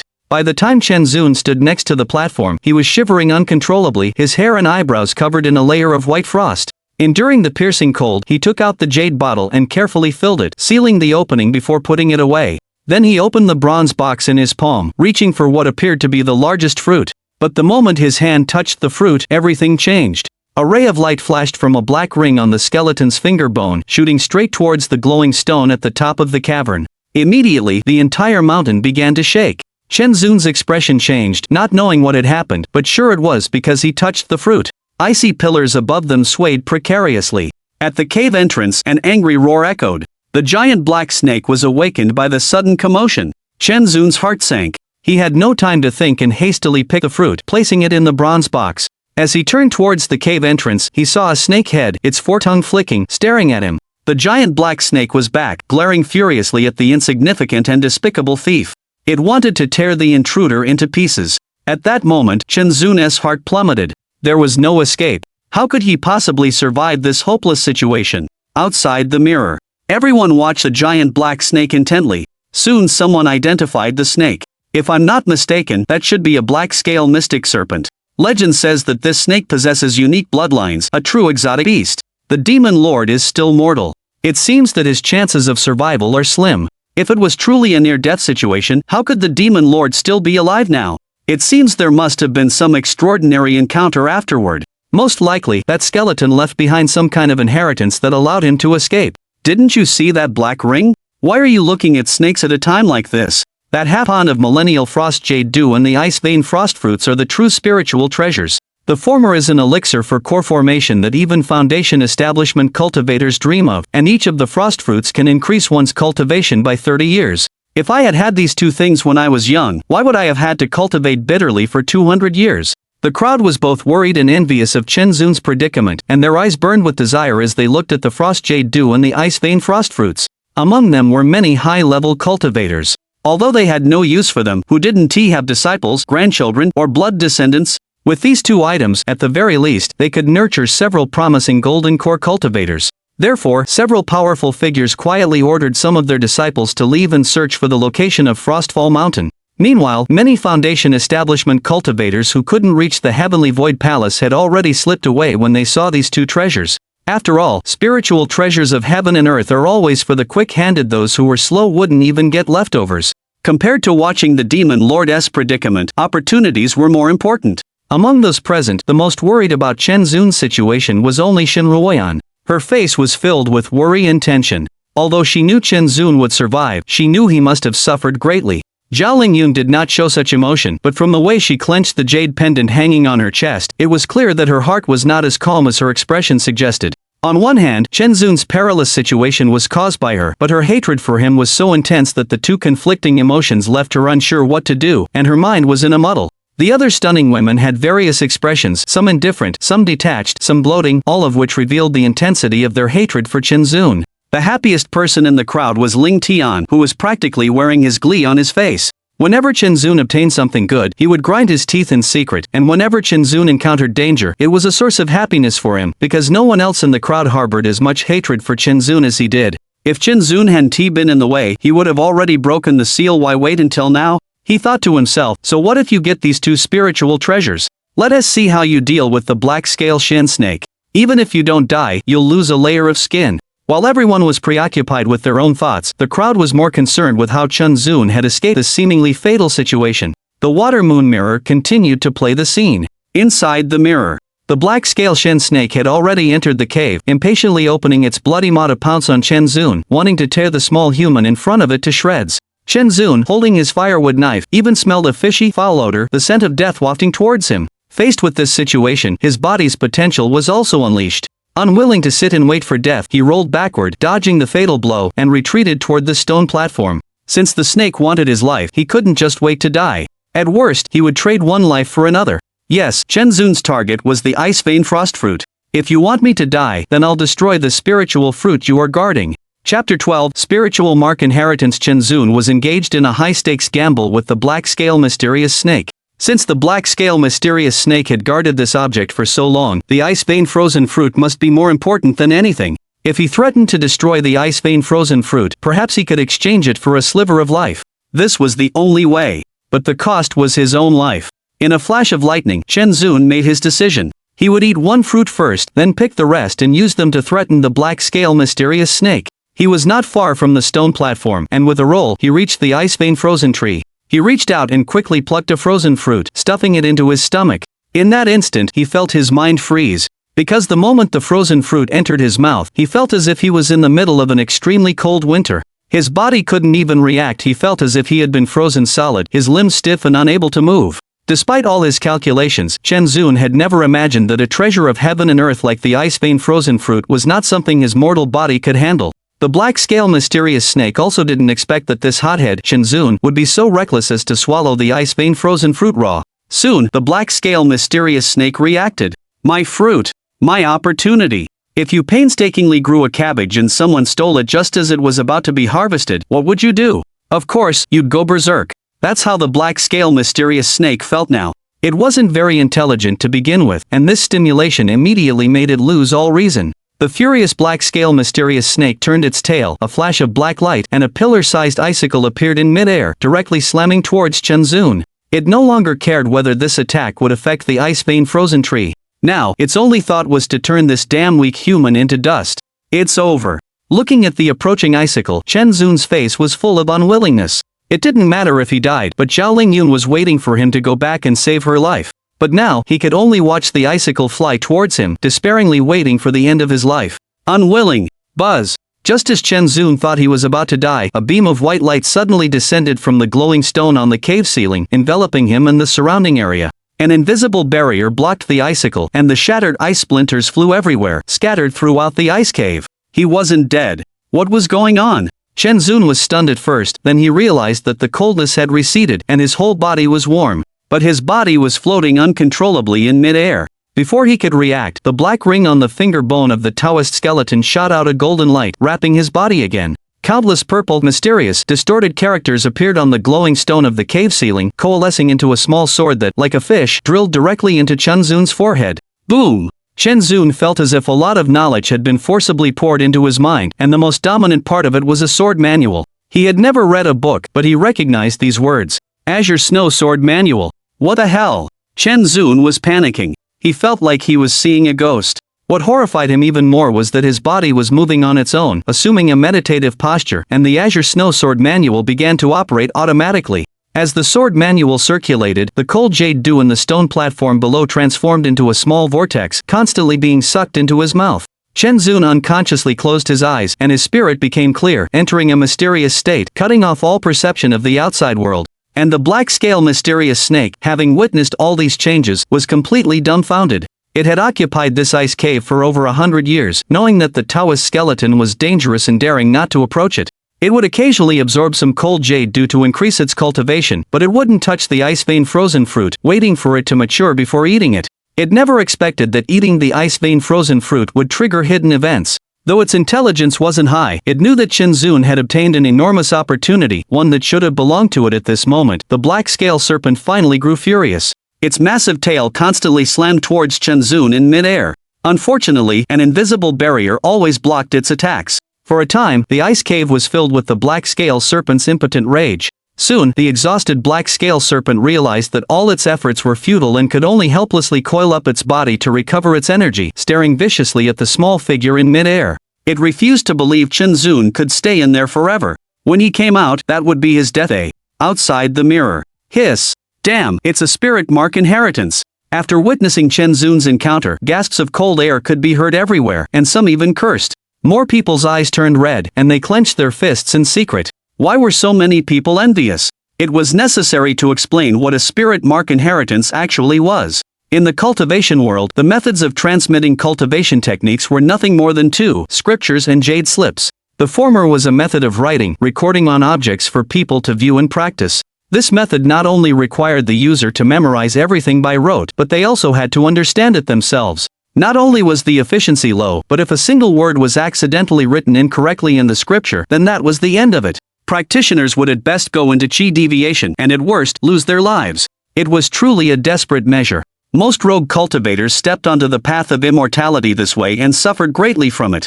Because the method of writing and recording was too risky, pioneers quickly explored another method that could both avoid the risk of someone deliberately writing the cultivation technique incorrectly and save the time wasted on memorization: the jade slip. Jade slips were simple to make. As long as a special stone was used, pressed against the forehead, and a memory replication technique was used as a pen, the technique could be imprinted inside. The user could then absorb the content into their memory by touching their forehead to it.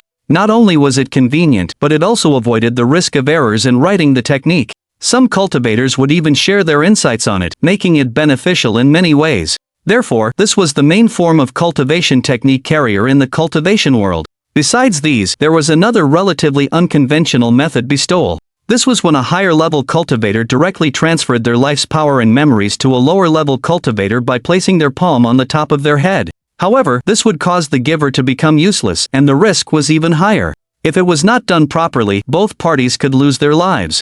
Therefore, except for old cultivators of top sects who were nearing their life limit and needed to maintain the prosperity and inheritance of their sects, no one would use this method. Spirit mark inheritance, however, combined the advantages of the above methods. The conditions were very harsh, requiring the refinement of a rare spirit mark stone, which then had to be stored in the dantian of a higher-level cultivator for several decades before it was considered a usable spirit mark stone. This allowed the keeper to record all their life's insights and top cultivation techniques inside for inheritance. The recipient of a spirit mark inheritance, besides not getting any substantial help in cultivation level, could fully inherit all the keeper's lifelong efforts. It was not an exaggeration to say that those who obtained a spirit mark inheritance received the ticket to becoming a higher-level cultivator. However, the only disadvantage was that the spirit mark stone could only be used once for inheritance. And Chen Zun, a mere mortal, had actually obtained a spirit mark inheritance. How could those present not be jealous and envious? Chapter 13, The Azure Snowsword Art. No wonder the Demon Lord could become the strongest cultivator on the heavenly Luo continent. If I had this kind of opportunity, how could I be stuck here? Immediately, a lemon-sour voice spoke up. Everyone was envious, but such opportunities were rare and unattainable, and they couldn't be envied. Ling Tian was also seething with jealousy, so angry he didn't want to speak. He had an extraordinary background and considered himself a favored son of heaven, but compared to Chen Zun, he was undoubtedly outshone. The other stunning women, who had never known Chen Zun had such an encounter, were surprised but not particularly interested. Only Zhao Lingyun was different. When she saw the small purple rune sword, her pupils constricted, and her delicate body trembled involuntarily. Everyone present couldn't recognize what kind of technique Chen Zun had obtained, but she recognized it. Because the technique she was currently practicing was the Azure Snowsword Art. The real reason for Zhao Lingyun's loss of composure was that she was the only person in the entire world who practiced this technique. She still remembered when her master taught her the technique, giving her a spirit runestone, and stating that only her Ice Pulse spirit body on the heavenly Luo continent could inherit the spirit rune inheritance of the Azure Snowsword Art, and that she was the only one. But what she saw in the water moon mirror was different from what her master had said. Wasn't it said that there was only one copy of the Azure Snowsword Art on the heavenly Luo continent? What was the situation with the Azure Snowsword Art that Chen Zun had obtained, and why did he obtain it even earlier than her? What exactly was going on? Soon, she remembered that, having known him for many years, Chen Zun's famous technique was the orthodox technique of the Tianyuan sect, and he had never displayed the Azure Snowsword Art, as if he had never obtained it. Zhao Lingyun's mind was now in a mess, with all sorts of thoughts constantly emerging. No matter how she thought about it, she couldn't explain what her master had said. Suddenly, a terrifying thought surfaced in her mind. What if that spirit runestone was a legacy that Chen Zun had specifically left for her? She didn't dare to think any further. That's not it, it definitely isn't like that. Zhao Lingyun murmured to herself, her body swaying, her face extremely pale, as if she had encountered the most terrifying thing. Ling Tian was the first to notice Zhao Lingyun's abnormality. He was surprised and asked with concern, "Fairy Lingyun, what's wrong with you?" The moment Ling Tian spoke, the other stunning women also noticed Zhao Lingyun's abnormality and turned their gazes towards her. I'm fine. Zhao Lingyun realized that she had lost her composure, and she forced herself to calm down, giving a forced smile in reply. Fine, my ass. The women present were all top-tier cultivators who had seen all kinds of situations. Their minds had long been trained to be extremely strong, so much so that even if a mountain collapsed in front of them, their hearts wouldn't waver. For Zhao Lingyun to lose her composure like this, it must be a major issue. But she was unwilling to say it, and no one tried to find out the reason. However, the most likely cause was that a certain scene in the water moon mirror had stimulated her. Now, they all began to pay attention to the details in the water moon mirror. Only Shen Ruoyan's eyes flickered slightly, as if she had guessed something. She looked at the azure snowsword in Zhao Lingyun's hand and became thoughtful. Inside the mirror, the scene suddenly sped up. A day and a night passed until the scene returned to normal after Chen Zun finished accepting the spirit rune inheritance. The aura around his body was now even more profound. The stone at the top of the ice cave suddenly shattered with a pop. The golden light enveloping Chen Zun disappeared, but he remained floating in mid-air with his eyes still closed.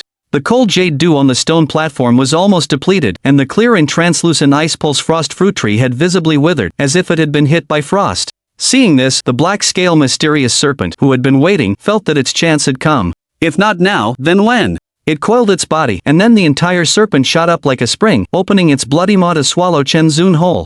The black-scaled Xian snake would not swallow this grievance no matter what today, if it did not devour the human who had seized its opportunity. Suddenly, Chen Zun opened his eyes, a beam of light, impossible to look at directly, shot out from them. He made a hand seal, as if he had practiced it 1,000 times, and a white sword light shot from his finger, hitting the black-scaled Xian snake's head with unmatched speed. The latter let out a miserable hiss and fell straight to the ground. Even an exotic beast known for its strong physique couldn't withstand this blow. The black-scaled Xian snake was now bleeding from its mouth, its scales were broken, and its flesh was gushing blood. Its breath was weak, looking as if it was about to die. It was clear how terrifying Chen Zun's sword energy was. Seeing this situation, he once again made a hand seal, with a glittering sword light condensing on his fingertip, ready to shoot out again. The black-scaled Xian snake was now at its weakest, like a fish on the chopping board, at anyone's mercy. Just when it thought it was certain to die, it noticed that Chen Zun had not shot out the sword light. It couldn't help but look up, puzzled. Chen Zun had already landed on the ground and said, "Considering that your cultivation was not easy and that I also obtained an opportunity because of you, I will spare your life.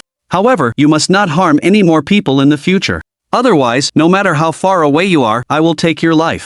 The black-scaled Xian snake understood. As long as it could live, anything was possible. It nodded desperately. Chen Zun walked to the stone platform, picked 2 ice pulse frost fruits, threw them in front of the black-scaled Xian snake, and said, "You are now seriously injured. These fruits can save your life, take them quickly." The black-scaled Xian snake was somewhat surprised. This person not only didn't kill it, but also gave it fruit to heal its injuries. How strange. Without the fruit, if it didn't die this time, its foundation would be damaged. Whether it could ever advance further in this life was unknown. It could only obediently take the fruit. The ice pulse frost fruit was indeed a treasure of heaven and earth. After taking it, the black-scaled Xian snake's injuries healed greatly. However, it had no other thoughts at this moment. It coiled its body and lowered its head in a gesture of submission. At this time, there were still 2 ripe fruits and several green, peanut-sized small fruits hanging on the ice pulse frost tree. Chen Zun took out a copper box, picked one of the fruits, placed it inside, and then said to the black-scaled Xian snake, "This originally belonged to you. I'll take one more for later use, and the rest are all yours." The black-scaled Xian snake had already been defeated. How could it dare disagree? After putting things away, Chen Zun walked to the Taoist skeleton and knelt down, kowtowing several times earnestly. "If not for the inheritance left by Senior, I would have died. Your kindness is too great to repay." After kowtowing, the Taoist skeleton turned into a pile of ashes. The black ring flew up and landed in Chen Zun's hand. There were 2 words on the ring: Huamu. Chen Zun was somewhat surprised, but he was not surprised by the strange. He now had countless pieces of knowledge in his mind. He knew that after obtaining the Taoist's inheritance, his belongings had recognized him as their master. As long as he dripped blood to claim it, this ring would be his. Chen Zun was not in a hurry. He wanted to collect the Taoist's remains for burial. Therefore, he put away the ring and then used sword light to blast out a small pit in the corner, moved the ashes into it, and filled it with soil. A brand new grave mound appeared. Next, he carved a stone tablet from a stone wall to make a tombstone. On it, he inscribed, "The Tomb of Huamu." Chapter 14. Too coincidental. After finishing, Chen Zun didn't linger and climbed out of the cave. Seeing this ominous star gone, the black-scaled serpent hurriedly dug up stones to block the cave entrance. After this encounter, it no longer had any desire to wander outside. The outside world was too dangerous. In any case, its cultivation no longer required feeding, so staying here and cultivating was the only correct choice. In front of the mountain wall, Chen Zun patted the dirt off his body, finally having time to review the events of this trip. The greatest gain of this trip was the inheritance of spiritual patterns. Through those precious inheritances in his mind and the powerful spiritual power in his body, he understood that he had unintentionally embarked on the path of cultivation and was no longer the weak mortal he once was.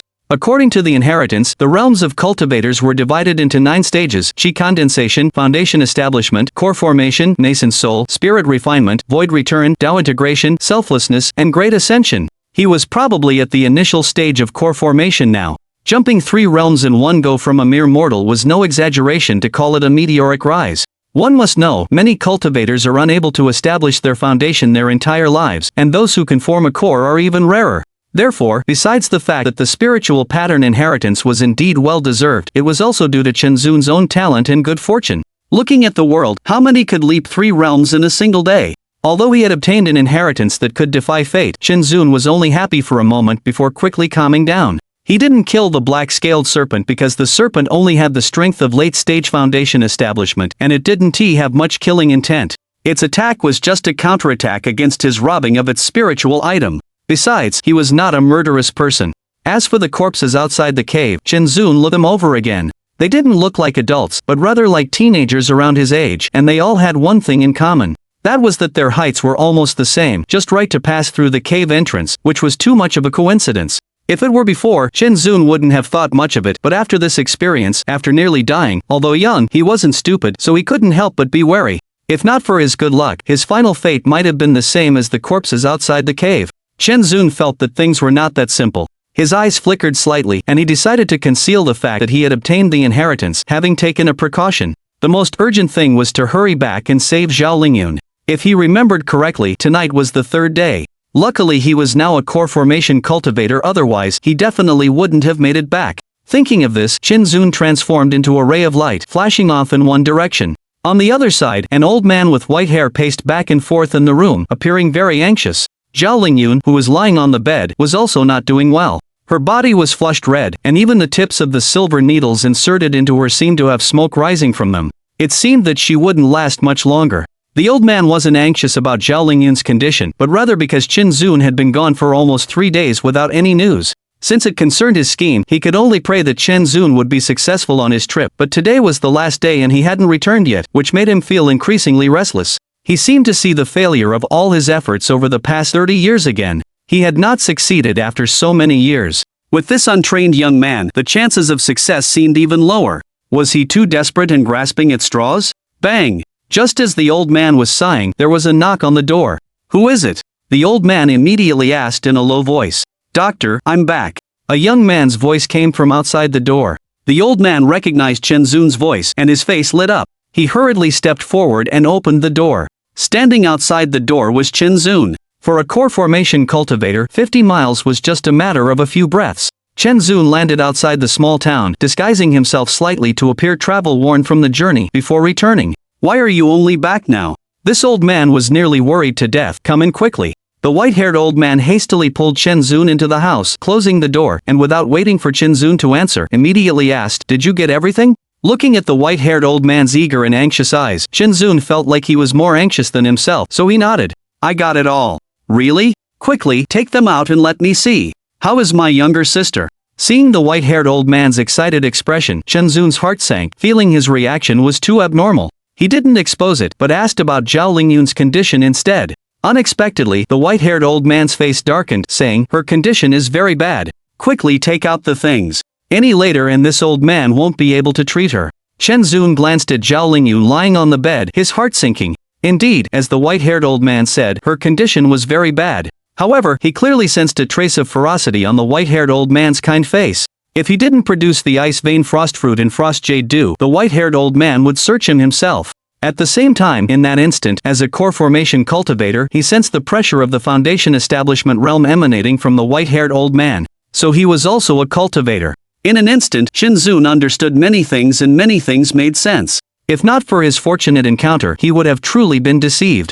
He needed to save his sister first and see what the old man intended to do. Thinking this in his heart, he put on a nervous expression and took out the ice vein frost fruit and frost jade dew. "They are all here. Please, treat my sister immediately." The white-haired old man immediately snatched the 2 items, opening them to see a jade bottle filled with frost jade dew and an ice vein frost fruit lying quietly in a copper box. As for the other fruit, it had long been hidden away by Qin Zun. "Ha ha! Good, good, good." When the white-haired old man confirmed that it was these 2 items, he was overjoyed and laughed heartily, saying 3 good words. Then, he didn't conceal his means as a cultivator. With a flip of his hand, the frost jade dew and ice vein frost fruit disappeared from his grasp, and he smiled at Qin Zun, saying, "It's not too late, you go outside first, this old man will begin treating your sister now." At the white-haired old man's magic-like technique, Qin Zun widened his eyes, appropriately displaying an incredulous expression, pretending to hesitate, before walking out of the house and closing the door. Looking at the young man's anxious and hesitant appearance, the white-haired old man revealed a trace of satisfaction. That scene from earlier was deliberately done to intimidate him, and now it seemed the effect was indeed quite good. Next, it was to deal with Zhao Lingyun's heat poison. The white-haired old man murmured to himself, "This heat poison is not simple. Using the ice vein frost fruit on her is a waste, but suppressing it for a month, this old man can still manage." From beginning to end, the white-haired old man had been deceiving Qin Zun. The ice vein frost fruit would not be used on Zhao Lingyun at all. Hiss! I knew this old man wasn't a good person, and it turns out I was right. Great minds think alike. I also saw that he had ill intentions. How could mortal heat poison possibly need an ice vein frost fruit to be treated? Hey, it seems the demon lord was fooled.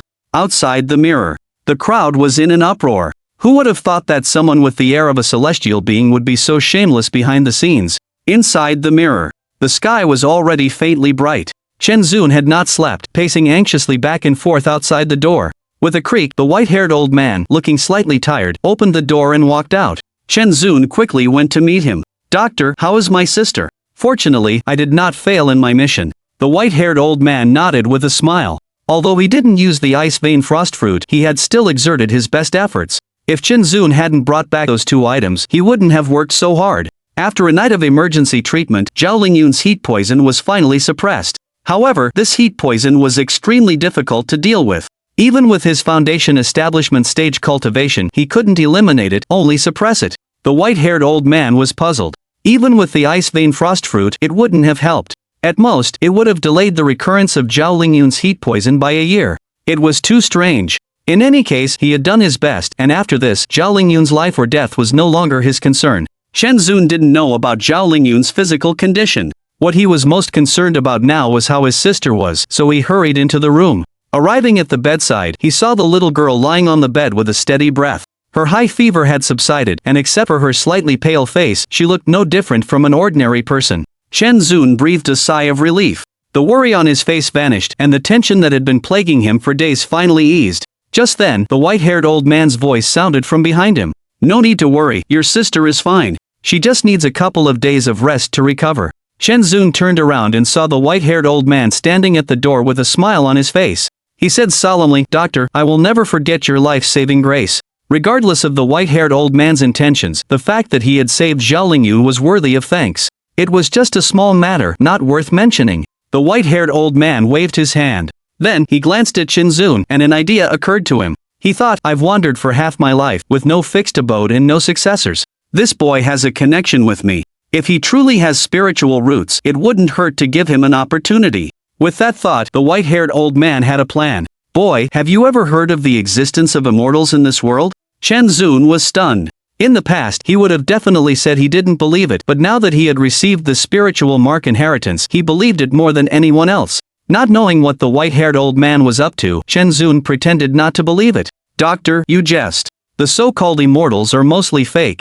It's just hearsay, not to be taken seriously." The white-haired old man had long guessed that Shen Zun would say this. He pretended to be profound and said, "Those clay statues in temples are obviously fake.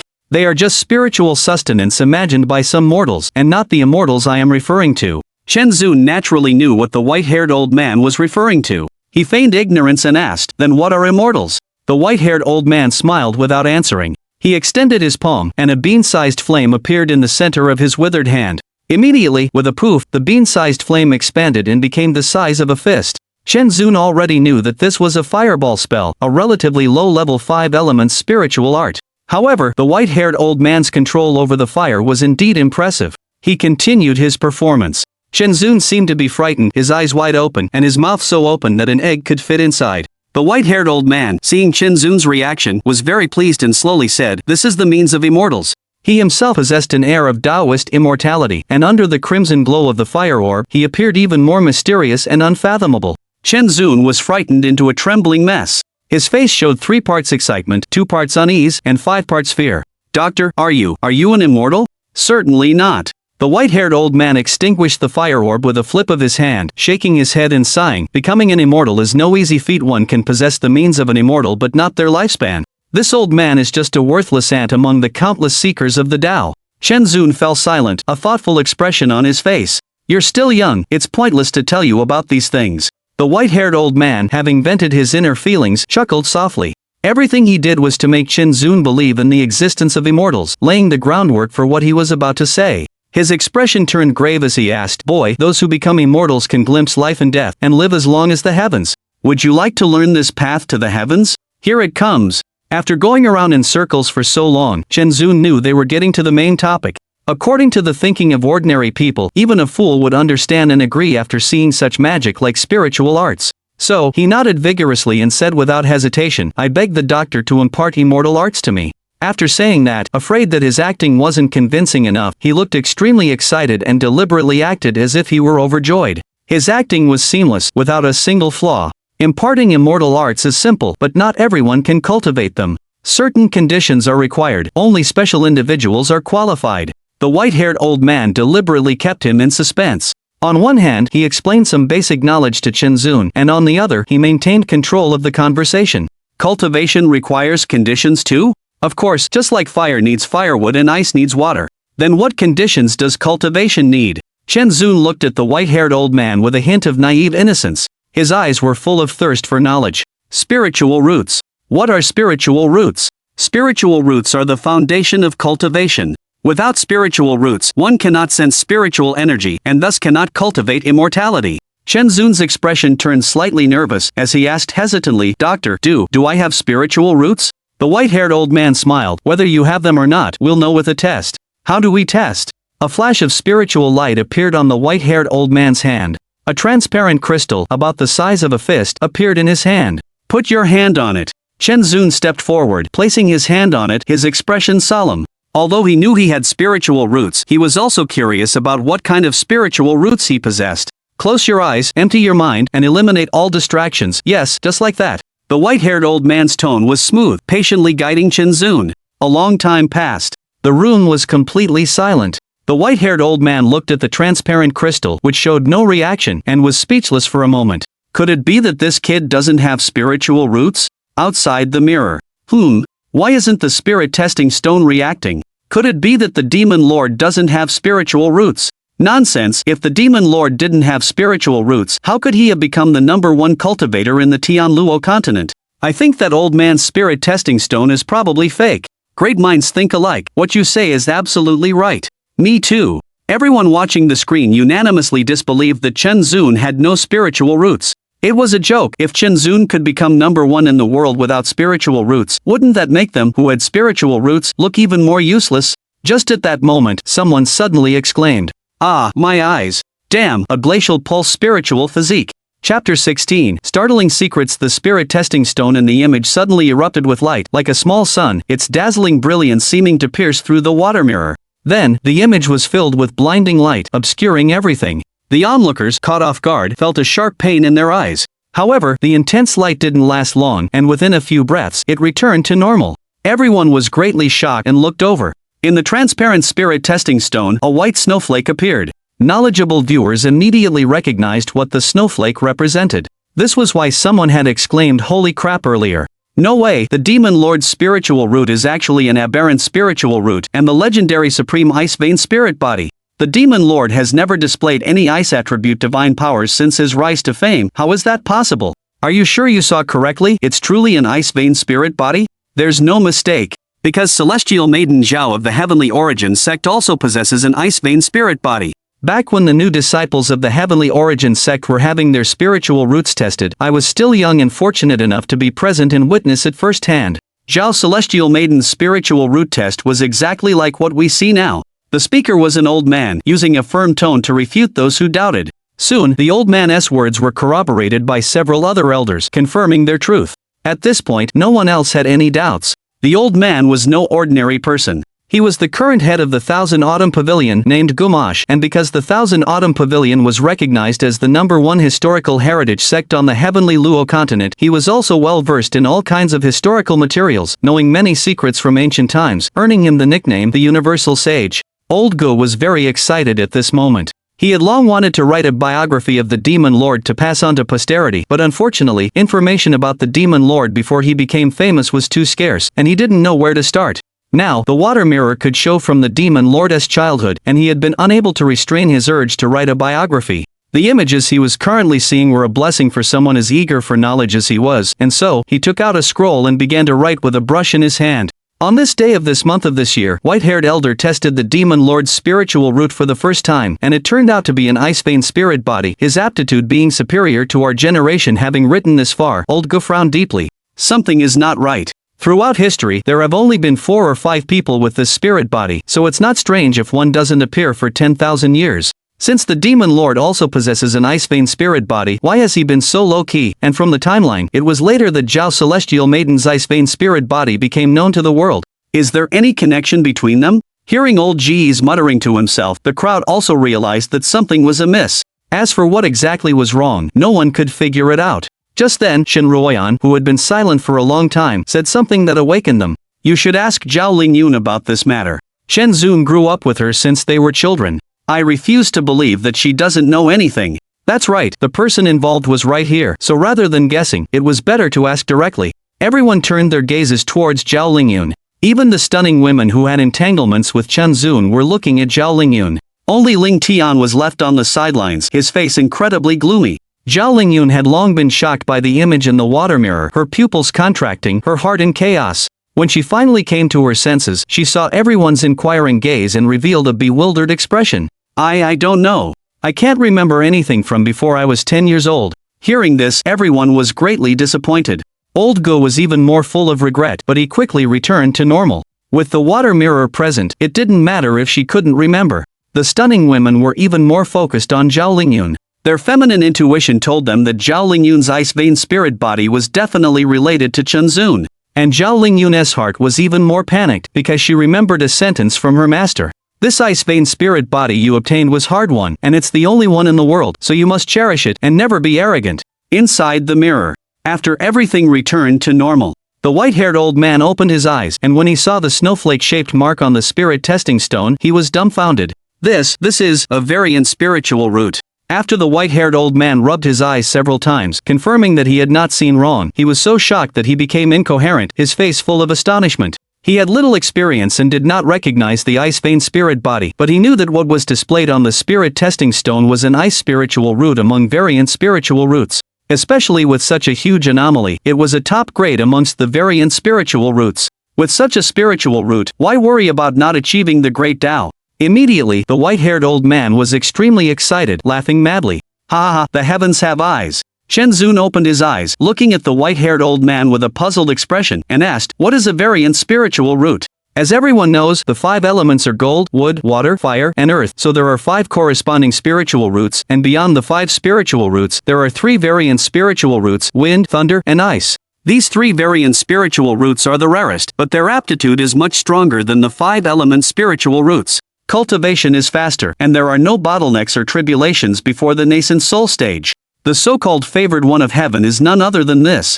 You are one of them. The white-haired old man suppressed the ecstasy in his heart and explained to Chen Zun. He had originally wanted to give Chen Zun a lucky encounter, but he never expected that this boy's talent would be so heaven-defying, truly an unexpected joy. Chen Zun had a look of understanding on his face, but in fact he already knew when the white-haired old man mentioned the variant spiritual root.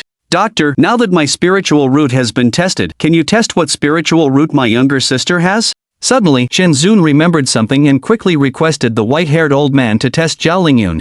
After all, since Zhao Lingyun's mother was also a cultivator, Zhao Lingyun must also have a spiritual root. He wanted to know what spiritual root his younger sister had. Unexpectedly, the white-haired old man put away the spirit testing stone and shook his head, saying, there's no need to test. This old man has already known a few days ago. Chen Zun asked further, then what spiritual root does she have? She has no spiritual root. Outside the mirror. After hearing the white-haired old man's words, the scene was silent for a moment, and then it exploded. It was too explosive. A shocking secret. Everyone felt that this world was a little unreal. The dignified heavenly origin saintess, immortal Zhao Lingyun, a top-tier Mahayana cultivator with an ice vein spirit body, was actually said to have no spiritual root by a rogue cultivator. This was just nonsense. Everyone was so shocked that their jaws dropped. Zhao Lingyun was even more in disbelief, her eyes lost, muttering to herself. Impossible, absolutely impossible. Ling Tian, who had been silent, finally found an opportunity to speak, stood up, and said loudly, quack doctor, absolutely a quack doctor. This old man can't even remove the heat poison of mortals. The words he speaks are even less credible. As soon as he spoke, he received the agreement of many people. But there were also many people who believed him, but they did not dare to speak out because of their fear of alliance leader Ling Tian's status. But old man Gu of Wan Gutong didn't care about these things and wrote down the scene just now. Shocking. The heavenly origin saintess has no spiritual root. Is it a misdiagnosis by a quack doctor, or is it true? The truth of the matter is becoming increasingly confusing. Please see the next installment for the specific details. Chapter 17, Sudden Circumstances Inside the Mirror. Chen Zun naturally didn't believe the white-haired old man's words. He, a wild child, had spiritual roots, so there was no way Zhao Lingyun, with her extraordinary background, wouldn't have them. Seeing his disbelief, the white-haired old man gave an answer.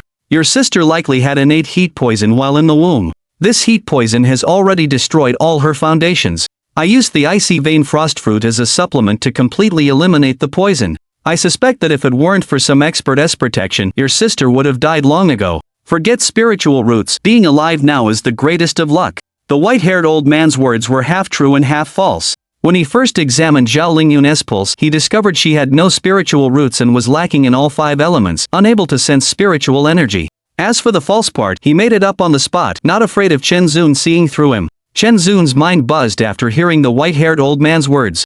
After a long while, he reluctantly asked the old man, can't one cultivate immortality without spiritual roots? No. The white-haired old man shook his head repeatedly. Is there no other way? Like adding spiritual roots. Naive. The white-haired old man was amused by Chen Zun's idea and leisurely said, "There are so many cultivators in the world. I have never heard of anyone without spiritual roots being able to cultivate immortality. Besides, how can one sense spiritual energy without spiritual roots? As for the method to add spiritual roots, I don't know if it exists, and even if it does, the cost would be enormous." Chen Zun's expression darkened, and his mood plummeted. Seeing this, the white-haired old man did not comfort him. Instead, he looked at him with fiery eyes. "Since you possess such excellent spiritual roots, I wish to take you as my disciple and teach you the methods of cultivation. Are you willing?"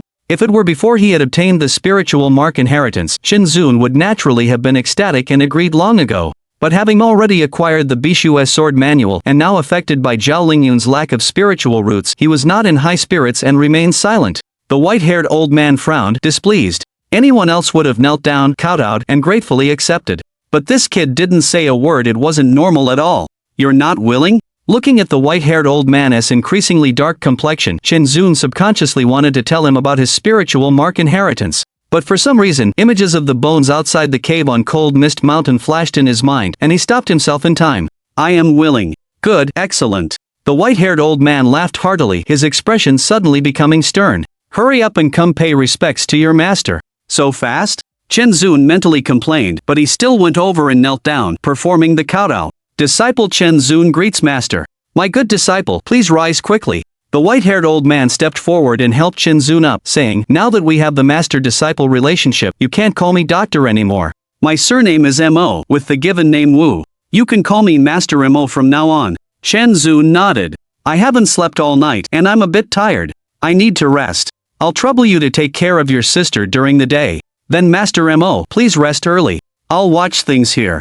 Chen Zun saw the fatigue on Mo Wu's face and felt a little ashamed. Zhao Lingyun had recovered thanks to his help, so he wanted him to rest early. Seeing his disciple being so considerate, Mo Wu's gaze at Chen Zun became more and more appreciative. He patted his cheap disciple on the shoulder and instructed, "You also need to rest well. Tonight, come to my room, and I will teach you the methods of cultivation so you can embark on the path of immortality as soon as possible." After speaking, Mo Wu left the dispensary, hung a no consultations sign outside, and returned to his room. Chen Zun watched him leave before moving a round stool to sit beside Zhao Lingyun. As a core formation stage cultivator, he didn't need sleep and was still in high spirits. Moreover, after so many days, this was the first time he had time to examine Zhao Lingyun's face. As he looked, his gaze softened considerably. He was no longer an orphan, he had family he could care about. Having a little sister felt truly wonderful. "Little sister, I will definitely find a way for you to cultivate." The young boy held the little girl's hand, speaking softly with unwavering determination.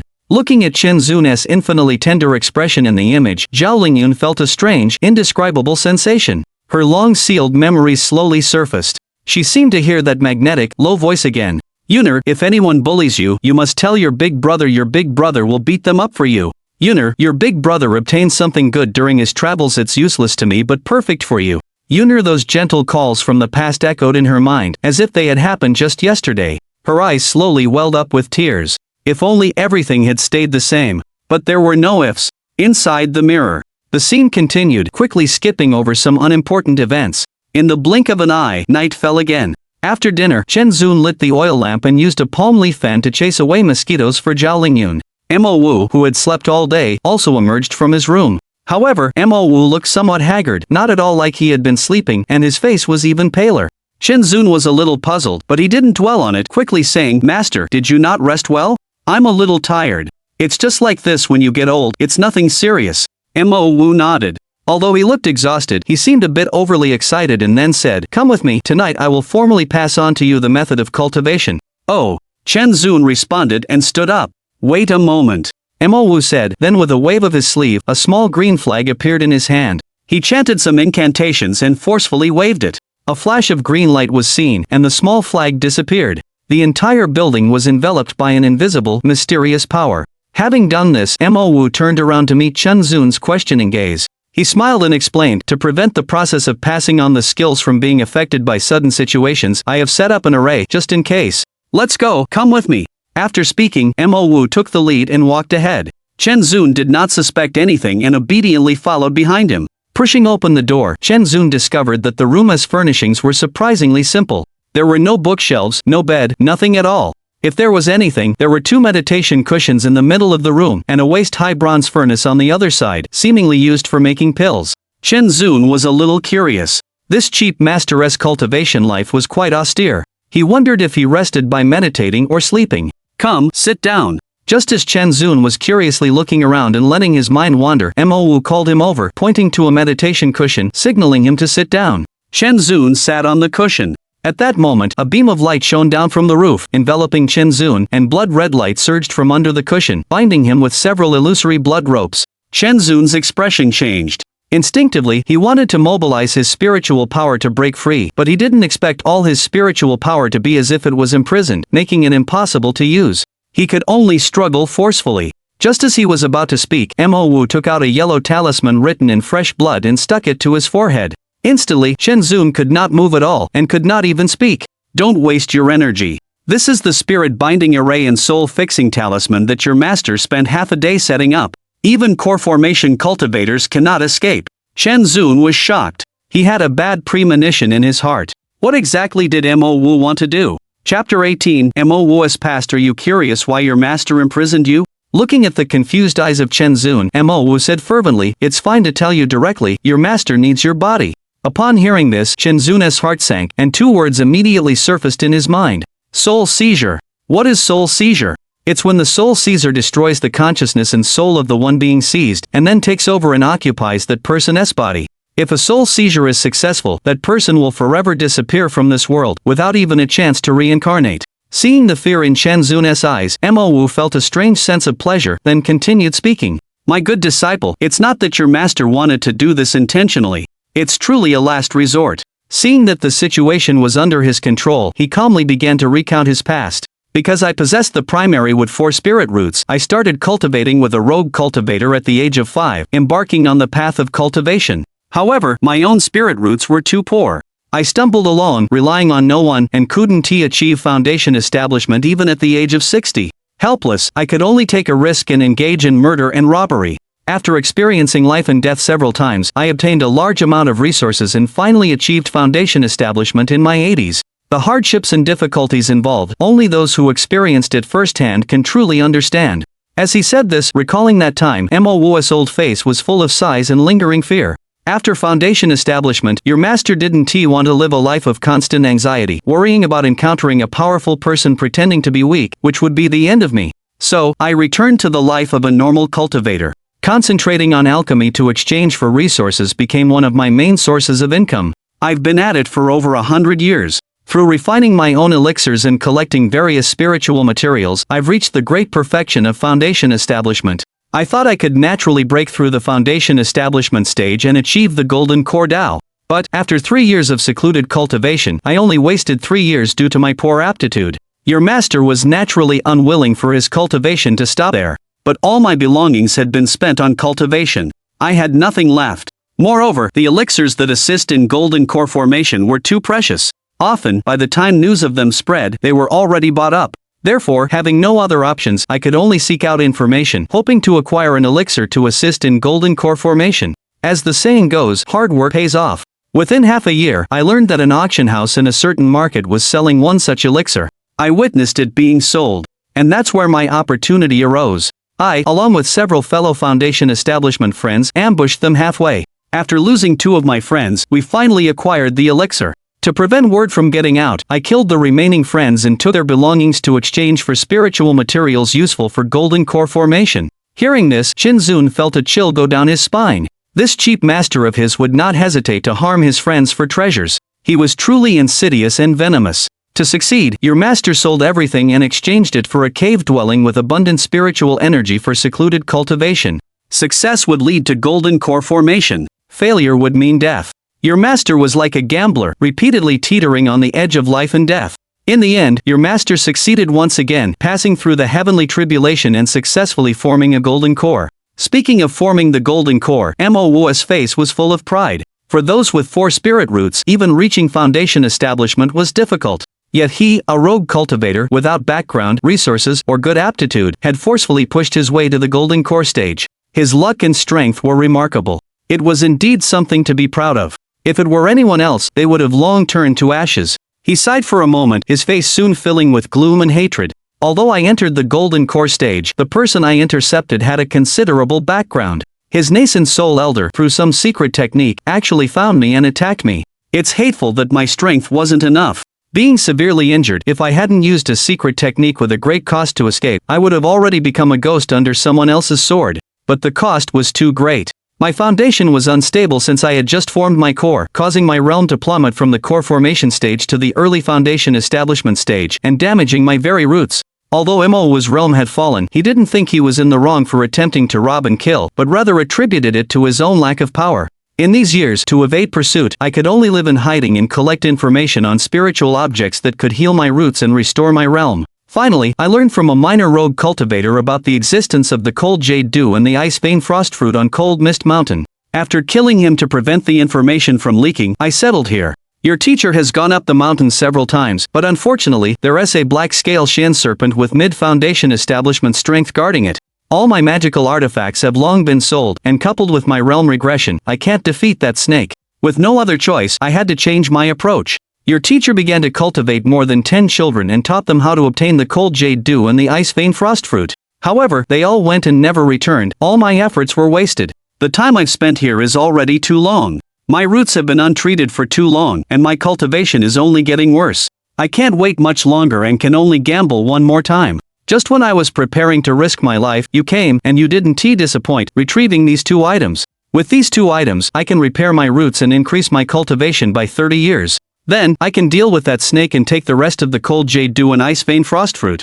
At this moment, Chen Zun finally understood why there were so many skeletal remains of young boys in front of the cliff on Cold Mist Mountain. They were all children cultivated by Mo Wu who died there. Speaking of which, you have done your teacher a great service. I even wanted to repay you, kid, by checking if you had spiritual roots, preparing to give you a stroke of good fortune. But who would have thought that your spiritual roots would be so good, and your talents so high that even the major sects are clamoring for you? So, your teacher has no choice but to change my plans.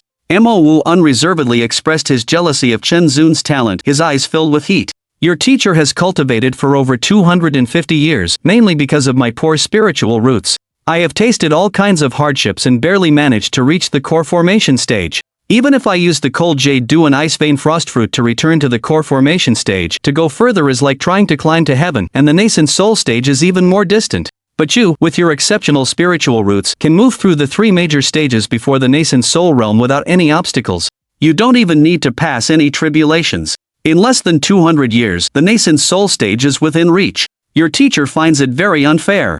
Because of my inferior talent, I have put in so much effort, and before my limited lifespan, it is questionable whether I can cultivate to the late core formation stage. But you, on the other hand, can easily reach the heavens in 1 step. Your teacher has long understood that a gambler can win many times, but if he loses even once, he loses everything. So, your teacher can no longer gamble, and I cannot afford to lose. Since your talent is extraordinary, why don't I just replace this old and decaying body? In that way, the great path becomes achievable, and immortality with the heavens might be within reach. Chen Zun had not expected that the root of everything was that his talent was too high. He was somewhat annoyed at himself for being too trusting of Mo Wu, otherwise, how could he be easily imprisoned here with his own core formation stage cultivation? But now, being annoyed was useless, as Mo Wu was walking towards him with a strange smile on his face. Kid, don't blame your teacher for being too ruthless. Blame your exceptional spiritual root and talent, and for trusting others too easily. Your body, you can hand it over to me with peace of mind. Chapter 19, Polarity Reversal Outside the Mirror. The scene was momentarily silent. Everyone looked at Mo Wu's self-narration, and surprisingly, no one objected. Many of them were rogue cultivators and naturally understood the bitterness involved. Honestly speaking, if they were in his shoes, they probably would have done the same. Although soul-snatching was an extremely vile and dangerous act, old cultivators with dwindling lifespans and desperate individuals on the verge of death were unwilling to simply perish, and taking the risk was a necessary measure for them. Ultimately, prolonging life and achieving immortality were the lifelong pursuits of cultivators, and any risk was worth taking.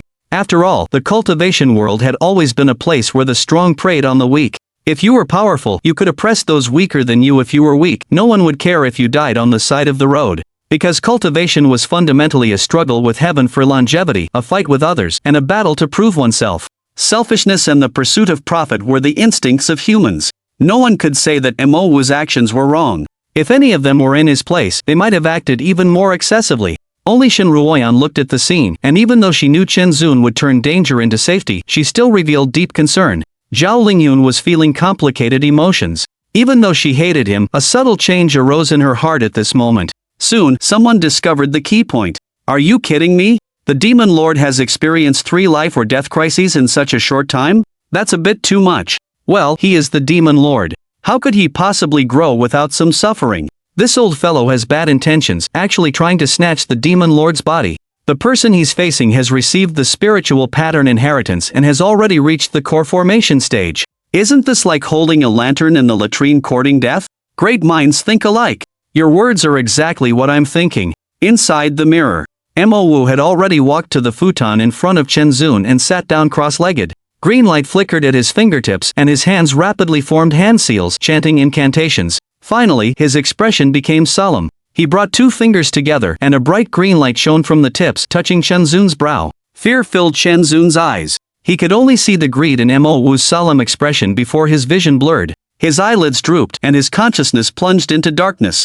Boom! In the lightless darkness. Did I die? Chen Zun's consciousness awoke. He examined his surroundings. Mo Wu was nowhere to be seen. Everything was pitch black. This eased his mind. Even though he was certain no one else was there, he felt a hint of fear. The unfamiliar and silent environment was the source of his dread. Where is this place? After the initial panic subsided, Chen Zun was filled with confusion and curiosity. He instinctively reached out and he was quickly stunned. What's going on? He couldn't extend his hand. To be exact, he had no hands or feet. He had turned into a fist-sized white light floating in the darkness. While Chen Zun was still puzzled as to why he had become a ball of light, an egg-sized green light rushed into the space. Haha, I finally got in. Mo Wu's delighted voice echoed in the silent darkness. However, the next second, Mo Wu couldn't laugh anymore because he saw the white light that Chen Zun had transformed into. In the silent darkness, a strong white light and a dim green light were exceptionally conspicuous, facing each other across the void. Clearly, both Chen Zun and Mo Wu had noticed the other, and their respective strengths were evident at a glance. Compared to Chen Zun's confusion, Mo Wu was stunned as he looked at Chen Zun's dazzling white light. 10,000 grass mud horses galloped through his heart. When did this kid's primordial spirit become so powerful? It was even half a circle larger than his own initial golden core stage primordial spirit. At this moment, Mo Wu's mood was complex, and he felt like he was collapsing. Mo Wu? After the brief confusion passed, Chen Zun quickly recognized that the other was his chief master, Mo Wu. He understood in an instant where he was. This was his own Naiwan Palace, also the location of his primordial spirit. The green light that Mo Wu had transformed into was his primordial spirit barging in to seize his body. As for why it was dark here, he guessed it was related to the blood rope locked on his body. Realizing this, Chen Zun was furious. He had trusted Mo Wu so much. If he hadn't inadvertently held back, he would have been finished. To anyone who wanted to harm him, he could only repay with an eye for an eye, a tooth for a tooth. Immediately, he charged towards the green light cluster. You want to seize my body? Watch me devour you. Wait, I have something to say. Mo Wu was full of regret, blaming himself for being too impatient. He was truly suffering in silence. He could only desperately beg while fleeing. He had to run, because he knew very well that he was in a bad state. Once he was caught, it would definitely be him who was devoured. I won't listen. I won't listen. Having been deceived once, Chen Zun would never believe Mo Wu's sweet talk again. Today, only one of them could remain. It was either his death or his survival. Outside the mirror. Ha, I knew it would reverse. Mo Wu thought that as a cultivator he could definitely dominate a mortal, but he didn't expect the demon lord to play the pig to eat the tiger, truly capsizing in a gutter. Idiot, you dared to seize his body without knowing who the demon lord was. This old man is really brave. This isn't bravery, it's stupidity. He didn't follow any of the 3 iron rules of body seizing. He thought setting up a blood spirit array could seize a mortal. He underestimated the demon lord too much. He tried to steal a chicken but ended up losing the rice. Now he's really digging his own grave. Everyone laughed as they watched the 2 orbs of light chase each other. There were many gloating. Because body seizing was a forbidden art with extremely high risks. A slight mistake would lead to failure. In the countless cases practiced by predecessors, the cultivation world had summarized 3 iron rules. First, one should never seize the body of a mortal. Otherwise, the seized body would not be able to withstand the primordial spirit and would collapse on its own. Second, one should never seize the body of someone whose cultivation is higher than their own, because doing so would easily lead to backlash. Third, all cultivators, regardless of their level of power, could only seize a body once. If one forcefully seized a body a second time, their primordial spirit would vanish for no reason. Mo Wu was too impatient and made the first mistake. He actually wanted to seize a mortal. However, it was not absolute. Under certain special spiritual objects and arrays, it was still possible to ensure that a mortal's body and primordial spirit would not collapse during a body seizure. Mo Wu probably thought so too. Everyone present recognized that Mo Wu had used his own blood essence to set up a blood spirit array in order to seize Chen Zun so as to better ensure his success in seizing the mortal and protect the body and primordial spirit from collapsing. However, this kind of method was too extreme and belonged to a break the cauldrons and sink the boats type of approach, a model of succeed or perish. But what Mo Wu really got wrong was violating the second iron rule. Seizing the body of a cultivator with a higher realm was bound to fail. Body seizing is a contest of who has the stronger primordial spirit, so trying to seize the body of a cultivator whose realm is higher than your own is a suicidal act, without exception. However, although many people were gloating, they also felt pitiful and laughable for Mo Wu's misfortune, thinking he was too unlucky. Who could have imagined that a 10-year-old child, in just 3 days, would obtain a spiritual pattern inheritance and soar from a mere mortal all the way to the golden core stage? No one would have imagined that, if it weren't for the water moon mirror, the people present would not have known about Chen Zun's unknown adventure. Anyone else would have suffered a great misfortune. It could only be said that Chen Zun was very young but knew how to hide his strength. He was too cautious. Chapter 20, The 7 Immortals 3-Day Celebration. Within the mirror, Chen Zun was still chasing Mo Wu, and had bitten off several clumps of primordial spirit essence. Therefore, the volume of Mo Wu's green light had shrunk considerably, becoming even dimmer, like a candle about to burn out, on the verge of being extinguished. Mo Wu, knowing he was no match, and desperate to live, didn't care about saving face and had no choice but to beg for mercy. He pleaded, "I was wrong. You are magnanimous, please let me off this time." Chen Zun refused, angrily retorting, "You only think of begging for mercy now? It's too late." He knew that Mo Wu's plea was just a temporary measure. His own body was still imprisoned. Letting him go would be like letting a tiger return to the mountains. If he hadn't received such great fortune and achieved the cultivation of the core formation stage, he would have already been seized. Therefore, being kind to the enemy was being cruel to oneself. No matter what, he was determined to devour Mo Wu. No one could stop him. As he spoke, Chen Zun's primordial spirit transformed into a large mouth, catching up to Mo Wu and biting off another large clump of green light. Mo Wu's continuous screams of agony filled the darkness. Physical pain could be endured by gritting one's teeth. But the primordial spirit was the form of the soul injuring. It was like experiencing a pain that truly reached the depths of the soul, unbearable, 100 times worse than all the tortures in the world. Seeing this, Chen Zun decided to strike a drowning dog, not giving Mo Wu a chance to breathe, launching a frenzied assault of tearing bites. The screams continued, but became fainter. Mo Wu, seeing that begging was futile and his hope for survival was nil, uttered a final curse as he was about to perish. "Chen Zun, may you die a horrible death." His voice was full of resentment, eerie like the voice of a vengeful ghost from the netherworld. Chen Zun paid no heed, burying himself and devouring Mo Wu's primordial spirit. Soon, the darkness fell silent again, leaving only Chen Zun's white light sphere, now a third larger. It was as if Mo Wu had never been there.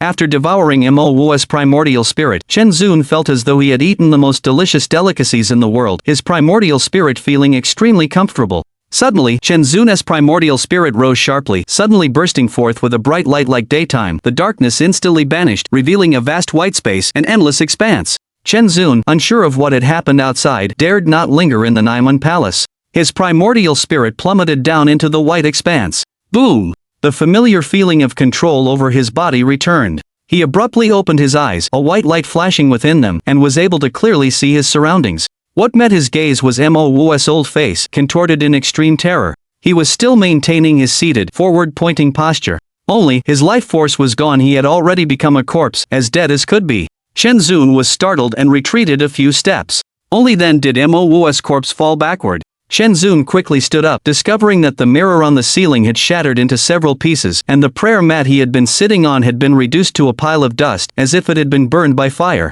Chen Zun recalled the possession battle just moments ago. Although it had been a one-sided beatdown on his part, he was still in shock. Had it not been for his great fortune, how could he have survived? This also made him deeply realize that although there were many numb and unfeeling mortals, they were not as treacherous and malicious as cultivators. Chen Zun understood that he could not be careless when dealing with cultivators. He had to be cautious and meticulous, otherwise he would not even know when he had been schemed against. Once his emotions had calmed, Chen Zun began to handle the aftermath. He launched a beam of white light onto Mo Wu's corpse, immediately turning it into a transparent block of ice. Then, with a slight pinch of his fingers, snap! The ice instantly shattered into countless small pieces. Next, a ball of fire enveloped them, incinerating Mo Wu's corpse in an instant, leaving behind only a palm-sized gray pouch. From that moment on, the person Mo Wu no longer existed in this world. Chen Zun walked over and picked up the cloth bag. This was Mo Wu's remaining storage bag. Now that he was dead, the mark left on the storage bag had naturally disappeared, and it had become an unowned object. He scanned the contents of the storage bag with his divine sense.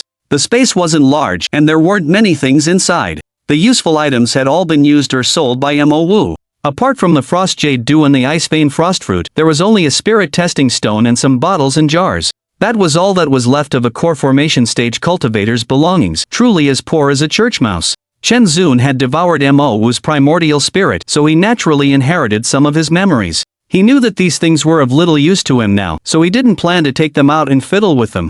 Then, following Mo Wu's memories, he put the small bronze cauldron and the futon into the storage bag. These two things could be said to be Mo Wu's most valuable remains. The former was an alchemy furnace that Mo Wu had purchased in his early years, and its quality was not bad. The futon was what Mo Wu had obtained when he killed the person who bid for the auxiliary core formation elixir. It had the effect of gathering spiritual energy and calming the mind, which was of great help to cultivation. As for the mirror on the roof, although it was a magic tool, it had been completely destroyed and was of little value. He casually threw it into the storage bag and didn't bother with it anymore. After cleaning up everything, Chen Zun walked out of the room, closed the door, and returned to Zhao Lingyun's side. Sitting on the stool, Chen Zun stared at Zhao Lingyun's sleeping face, a look of worry on his face. Because, from Mo Wu's remaining memories, he discovered that Zhao Lingyun's current improvement was only temporary. It was just that Mo Wu had used a secret technique to squeeze Zhao Lingyun's body's functions, forcibly suppressing the heat poison. In less than a month, when the heat poison relapsed, her death would be imminent. Thinking of this, Chen Zun's face turned cold, and he hated Mo Wu even more. That bastard deserved to die. However, thanks to Mo Wu's memories, he also had a general understanding of the place he was in. He also learned about the Heavenly Origin sect. From Mo Wu's memory, he knew that this world was called the Tianluo continent. Its territory was vast and boundless, so large that even with Mo Wu's understanding, he couldn't know how big it was. He only knew that to the east was the endless abyss sea, to the west were the barbarian alien races, to the north was the extremely cold land, and to the south was the 100,000 mountains, which was the territory of the demon race. And the middle area was the central plains where the human race lived, with many sects and countries standing there. However, the real rulers of the central plains were the 7 great immortal sects and the 3 great dynasties. The 7 great immortal sects were the Heavenly Origin sect, the Watermoon Convent, the 9 Cauldrons Workshop, the Free and Unfettered sect, the 1000 Autumn Pavilion, the Kodo Temple, and the 9 Stars sect. The 3 great dynasties were the Great Qi dynasty, the Northern Tang dynasty, and the Great Wei dynasty. These 10 forces each occupied a region, and their heritage lasted for tens of thousands of years. Among them, the Heavenly Origin sect had the strongest power. And the place where Chen Zun was now was a small mortal kingdom called Wei, which was under the influence of the 9 Stars sect, located in a remote area. According to Mo Wu's understanding, it would take at least half a year for him, with his core formation stage cultivation, to reach the Heavenly Origin sect. Chen Zun was both excited and anxious. He was excited because he finally learned about the Heavenly Origin sect, and he was anxious because it would take at least half a year to get there. He could wait, but Zhao Lingyun's body couldn't. However, in order to keep Zhao Lingyun alive, Chen Zun decided to set off tomorrow after she woke up. He held Zhao Lingyun's hand tightly, his eyes firm and resolute. Yuner, even if there is a mountain of knives and a sea of fire ahead, your brother will, even if he dies, forge a path for you to survive. Chapter 21, A Brush with Fate Outside the Mirror. Shen Ruoyan glared at Zhao Lingyun with hatred. Zhao Lingyun, open your eyes and see. Chen Zun has no blood relation to you, he's not your kin, yet he's rushing around tirelessly to save you, without complaint. Is this the tyrannical scoundrel you speak of? Faced with Shen Ruoyan's accusations and mockery, Zhao Lingyun felt a pang in her heart. She remained silent, unable to refute. Everyone present could scold Chen Zun, except for her. Because her life was given to her by Chen Zun, how could she scold the brother who was working so hard for her little life? Not a real brother, yet he was even better to her than a real one. Even her master was not as good to her. Zhao Lingyun was a little afraid to look at the water mirror. She was increasingly terrified that the following events would reveal more unknown secrets. And these secrets were closely related to her. Zhao Lingyun's body trembled slightly. Her eyes were fixed on the water mirror. But her heart was filled with confusion. Why did she have no memories before the age of 10? Inside the mirror, the scene shifted again. High in the sky, there wasn't a single cloud. A young man was flying with the wind, a little girl lying on his back, a layer of white light enveloping them, blocking the sharp wind that cut like blades at high speed. These two were none other than Chen Zun and Zhao Lingyun. The day after Zhao Lingyun woke up, they left the small town in order to reach the Heavenly Origin sect as soon as possible. To save time, Chen Zun did not fear encountering powerful cultivators. He didn't hesitate to exhaust his spiritual power to fly, all to save time. They traveled for over 10 days, day and night, not knowing how many miles they had flown. Luckily, their journey was safe. Ah, so comfortable. Zhao Lingyun, who had been sleeping on Chen Zun's back, stretched and a sweet smile appeared on her face. Chen Zun, who had been concentrating, heard the noise and said gently, "Why don't you sleep a little longer? It'll still be a long time before we arrive." "Yuner isn't sleepy. Is it because it's uncomfortable sleeping on my back? Do you want me to carry you for a while?"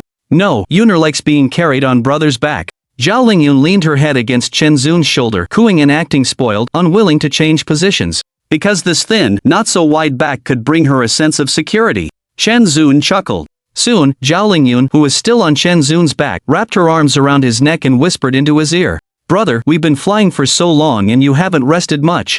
Aren't you tired?" Although she was young, she knew Chen Zun had been rushing day and night, barely sleeping. Her heart ached for him. "Not tired," Chen Zun answered casually. Was he really not tired? No, he was very tired. Such high-intensity flying was difficult to endure even for someone with the cultivation of a golden core stage cultivator. Chen Zun's face was full of exhaustion, but he didn't dare waste any time. He had learned from Mo memories that ice attribute spiritual objects could suppress the strange heat poison in Zhao Lingyun's body for a month. And now he had 2 ice vein frost fruits, which would last for 2 months. Plus, the bottle of jade ice dew, that would be enough for half a year. If that were the case, he wouldn't be worried. What was truly deadly was that Mo had damaged Zhao Lingyun's body with secret techniques, making it increasingly weak. The heat poison could counterattack at any time, and he had no way to treat it. That would be a big problem. He knew very well that time was of the essence, he couldn't delay. That was why he dared to risk flying through the air. Zhao Lingyun muttered softly. "Brother is lying." "What?" Chen Zun, who was a little distracted, didn't hear clearly and subconsciously asked. "Nothing." Zhao Lingyun quickly covered her mouth, her face drooping. She only wanted her brother to get a good night's sleep. Although they had only known each other for a short time, she understood Chen Zun's personality very well. Her brother would not stop to rest. Suddenly, Zhao Lingyun had an idea and thought of a good solution. She leaned against Chen Zun and said, "Brother, Yuner is hungry. Here's a roast chicken, take it and eat." Chen Zun, quite the straight man, pulled a roast chicken out of his storage bag. The storage bag had a built-in preservation effect, and to save time, he had already prepared enough food for the two of them for half a year. He had truly made preparations for everything in the sky except for elimination. "This isn't tasty. Yuner wants to eat the rabbit meat that brother roasted." Chen Zun was taken aback for a moment but quickly understood Zhao Lingyun's little scheme. It was probably a ruse about eating rabbit meat. Her real purpose was to let him rest. This girl, she really did care about her brother. Chen Zun felt a warmth in his heart and agreed. Well, he had been rushing for so many days, it was time for a good rest and he would indulge her little wish. "Yay, brother is the best." Zhao Lingyun, not knowing that her little thoughts had been seen through, was overjoyed that Chen Zun agreed. Afterward, Chen Zun chose a forest about 50 miles outside the city and descended. As a core formation stage cultivator, Chen Zun only needed to probe with his spiritual sense to know the situation within 50 miles. He frowned, looking towards the direction of the city. Under the exploration of his spiritual sense, a convoy of about 20 or 30 people, escorting a carriage, was approaching him on the main road. He sensed the aura of 2 cultivators hidden in the carriage. One was roughly at the foundation establishment stage and the other was at the chi refining stage. Thinking that they were probably just passing by, Chen Zun didn't pay much attention, but he did feel that the closer they got to the central plains, the more cultivators there seemed to be. This made him more cautious.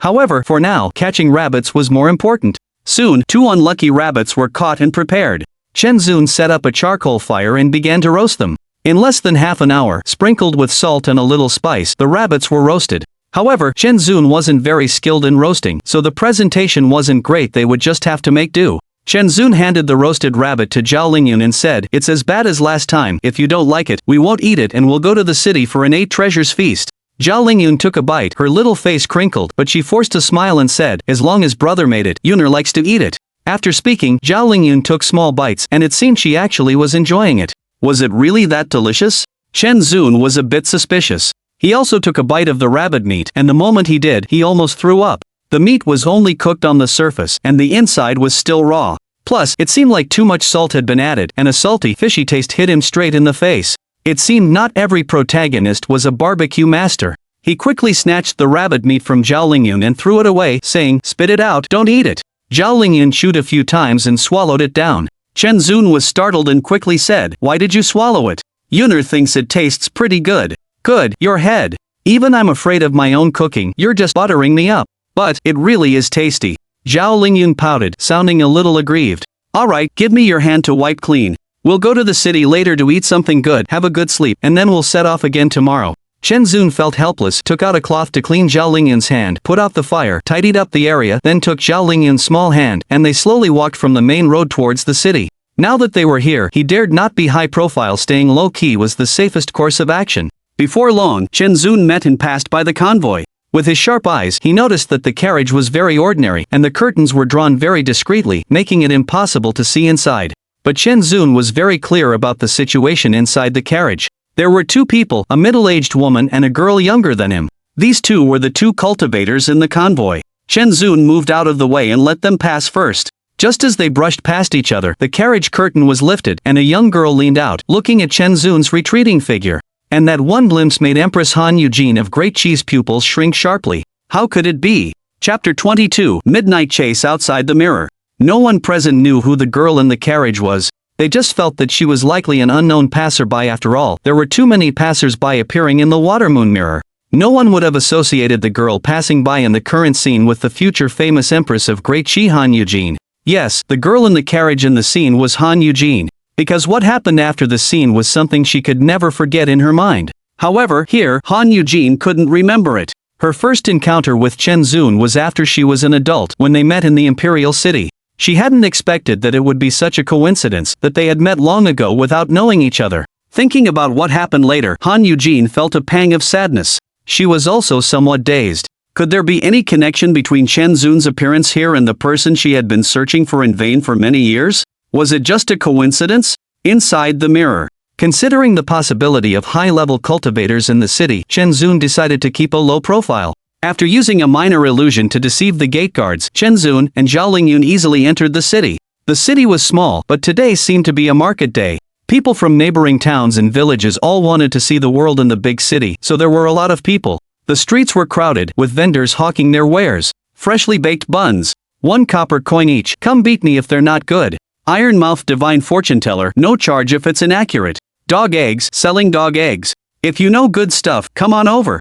Chen Zun walked down the street, listening to the noisy sounds, feeling the atmosphere of ordinary life, and a slight smile appeared on the corner of his mouth. This was the true essence of the human world.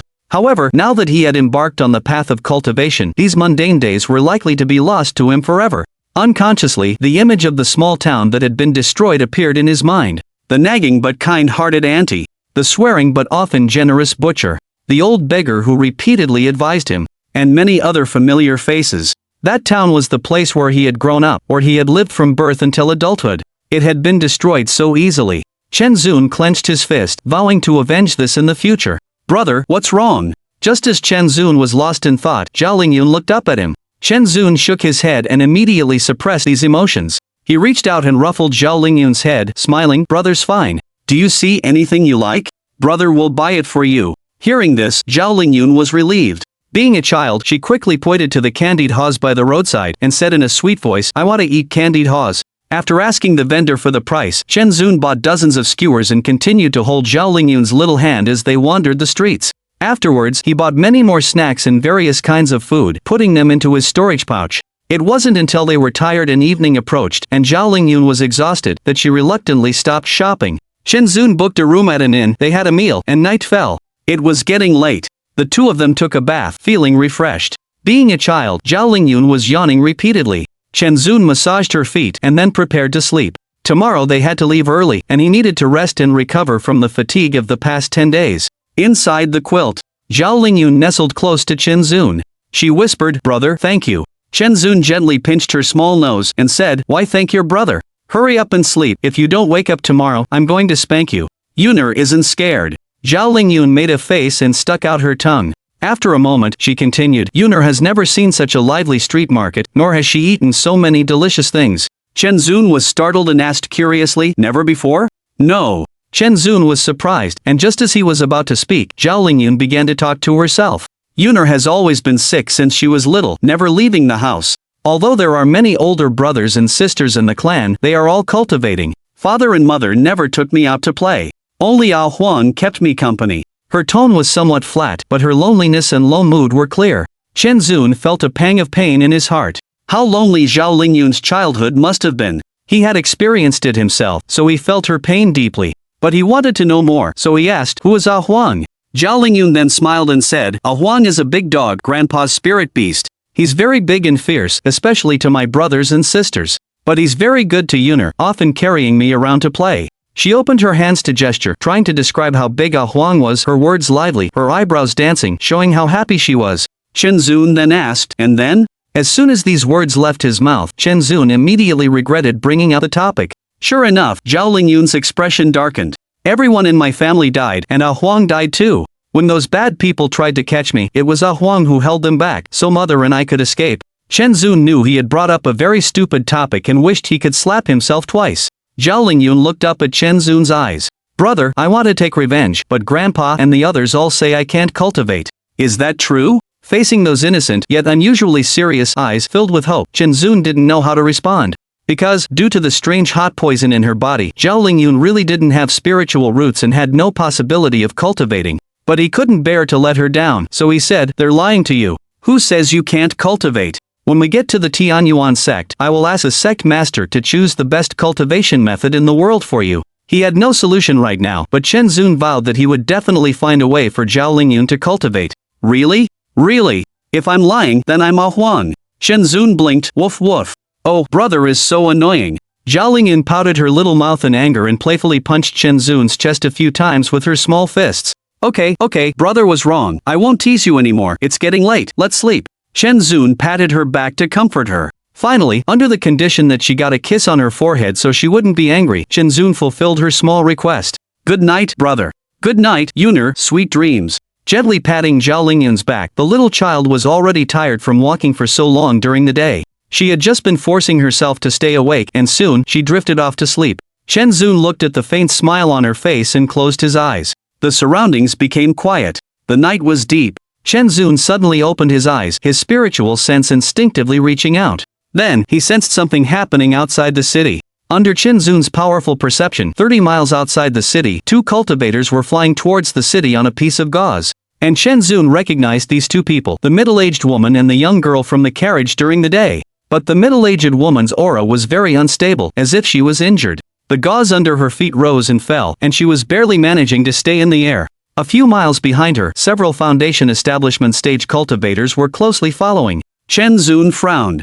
Chapter 23 The Great Chi Princess. After a moment's thought, Chen Zun decided it was best to go out and take a look. He quietly got up, and with a wave of his hand, several green lights flew out from his sleeves, hiding in every corner of the room. This was a set of formations he had obtained from Mo Wu, with both warning and defensive capabilities, and now was the best time to use them. Next, Chen Zun held the small green flag, his figure swaying, and he disappeared from the room. After a short while, Chen Zun, having concealed his aura, appeared on the top of a city pavilion. Suddenly, a thought struck him, and he hid himself, his body gradually becoming transparent. Just then, two figures hurriedly climbed onto the city wall, looking out towards the city gate. Outside the city, the middle-aged woman, due to her severe injuries, spat out a mouthful of blood and could no longer hold onto her veil. Both of them fell to the ground, but fortunately, they were cultivators and were not hurt by the fall. The young girl, the moment they landed, ran over and struggled to help the middle-aged woman, who was lying face down, full of anxiety as she cried out, "Aunt, are you alright?" The middle-aged woman was covered in blood, and her complexion was frighteningly pale, clearly suffering from serious injuries. She pushed the young girl away, sternly shouting, "Go quickly, go into the city and seek protection from the city lord. Don't worry about me. We'll go together." The young girl shook her head desperately, tears streaming down her face, and she climbed back up, trying again to help the middle-aged woman up. "Why are you so stubborn? If you don't leave, it'll be too late." Seeing that she wouldn't listen, the middle-aged woman could only harden her heart and push the young girl away forcefully, yelling at her. The young girl climbed up again, looking quite disheveled, tears welling in her eyes, but she refused to leave, crying out, "Aunt, go!" The middle-aged woman was so angry she spat out another mouthful of blood. Her heart was in turmoil, but due to her severe injuries, she couldn't move, and could only yell at the young girl. "Want to leave? Too late." Just then, an aged voice came from the air. Immediately after, 3 figures, as swift as ghosts, surrounded them. The leader, a rather thin, red-robed old man, stepped forward and slowly walked toward the young girl. This old one has met Princess Han Eugene. 3 Foundation Establishment late-stage cultivators. The middle-aged woman was shocked, her eyes filled with despair. Outside the mirror. What? That young girl is actually Empress Han Eugene of the Great Qi. Did I hear wrong? You didn't hear wrong. Look at the young girl's face, it's exactly the same as the current Empress of the Great Qi. How strange, who dares to assassinate her? It's not worth risking their lives to do something like that. Swish. Everyone was shocked and started to discuss loudly, all their eyes fixed on Han Eugene. As a Mahayana stage cultivator and the recognized beauty of the Tianluo continent, everyone's gossip souls were burning. They were interested in the Empress's past. Moreover, this was the first time in the history of the Tianluo continent that a woman had ascended the throne of the Great Qi. As the pavilion master of Qianqiu Pavilion, Gumoshi's eyes lit up. He had long wanted to write biographies for all the Mahayana stage cultivators and above in the Tianyuan continent, but he had been plagued by a lack of information. Now, he was in luck. He had unexpectedly found the Great Qi Empress's childhood experiences from the Demon Lord's memories. It was just like having a pillow when you were sleepy or having your mother come when you wanted milk. So, the old man magically produced a bamboo scroll and started writing. In such a year, such a month, such a day, the Qi Empress had a chance encounter with the Demon Lord and was ambushed that night, her life hanging by a thread. Shen Ruoyan and several other exquisite women who were deeply entangled with Chen Zun also did not expect that Han Eugene had had an encounter with Chen Zun so early on, and they all showed surprise. Ji Yanwu, the master of Shuiwei Zhai, suddenly thought of something. She was familiar with Han Eugene and asked, "The savior you have been searching for, could they have appeared here?" Han Eugene, the person involved, also had a terrible expression. She nodded reluctantly. Ji Yanwu's expression was rather strange, and she said uncertainly, "At least a core formation cultivation base, and appearing here by coincidence, could it be him?" The him she was referring to, who else could it be but Chen Zun? Absolutely impossible. Han Eugene denied resolutely, "The person who saved me that night was incredibly powerful, although I couldn't see his face, it was an old man's voice." She was so certain, that voice was almost engraved in her mind, she would never forget it, and even if Chen Zun's cultivation was at the core formation stage, he had only recently reached it, it was a step to the sky, his foundation was very shallow, impossible to fight against 3 foundation establishment cultivators. Seeing this, Ji Yanwu stopped speaking. And Ling Tian's expression became even more gloomy. If this continued, the situation wouldn't be good. Inside the mirror, on the city wall, stood a richly dressed old man and a Taoist clad in a yellow robe. The richly dressed old man was the city lord, and the yellow-robed Taoist was the enshrined foundation establishment cultivator. The city lord had been awakened in the middle of the night by the yellow-robed Taoist, and hurriedly came to the city wall. Looking out, it was pitch black, besides the wind being a little strong, he couldn't see anything, and couldn't help but ask, "Immortal Master, can you see anything?" The Taoist's face was solemn. "There are several cultivators outside the city, a dozen miles away, whose cultivations are no less than mine." The city lord said worriedly, "Ah, they don't want to enter the city, do they? Don't panic." The Taoist reassured the city lord, who was in a panic, pondered for a moment, and then said, "Let's see what they intend to do before making any plans."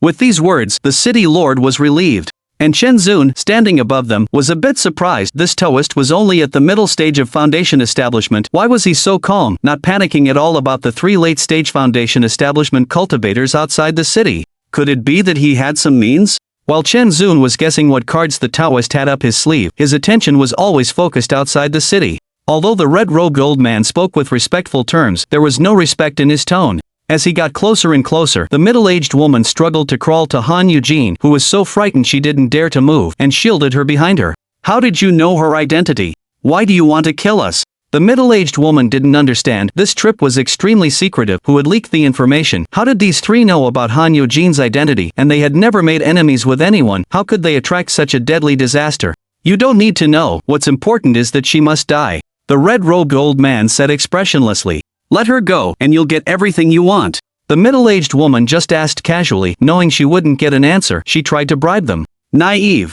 The red-robed old man coldly spat out 2 words. Seeing that she couldn't move the 3 people before her, the middle-aged woman showed a bitter smile. It seemed the other side had come prepared, and this calamity was unavoidable. But looking at Han Eugene, who was hiding behind her, she was unwilling. She had to do something. Thinking of this, the middle-aged woman circulated her limited spiritual power and shouted towards the city, "Princess Han Eugene of the Great Qi royal family is here. If anyone can save us, we will repay you tenfold in the future." The old city lord and the Taoist on the city wall, upon hearing this, exchanged a glance, their expressions drastically changing.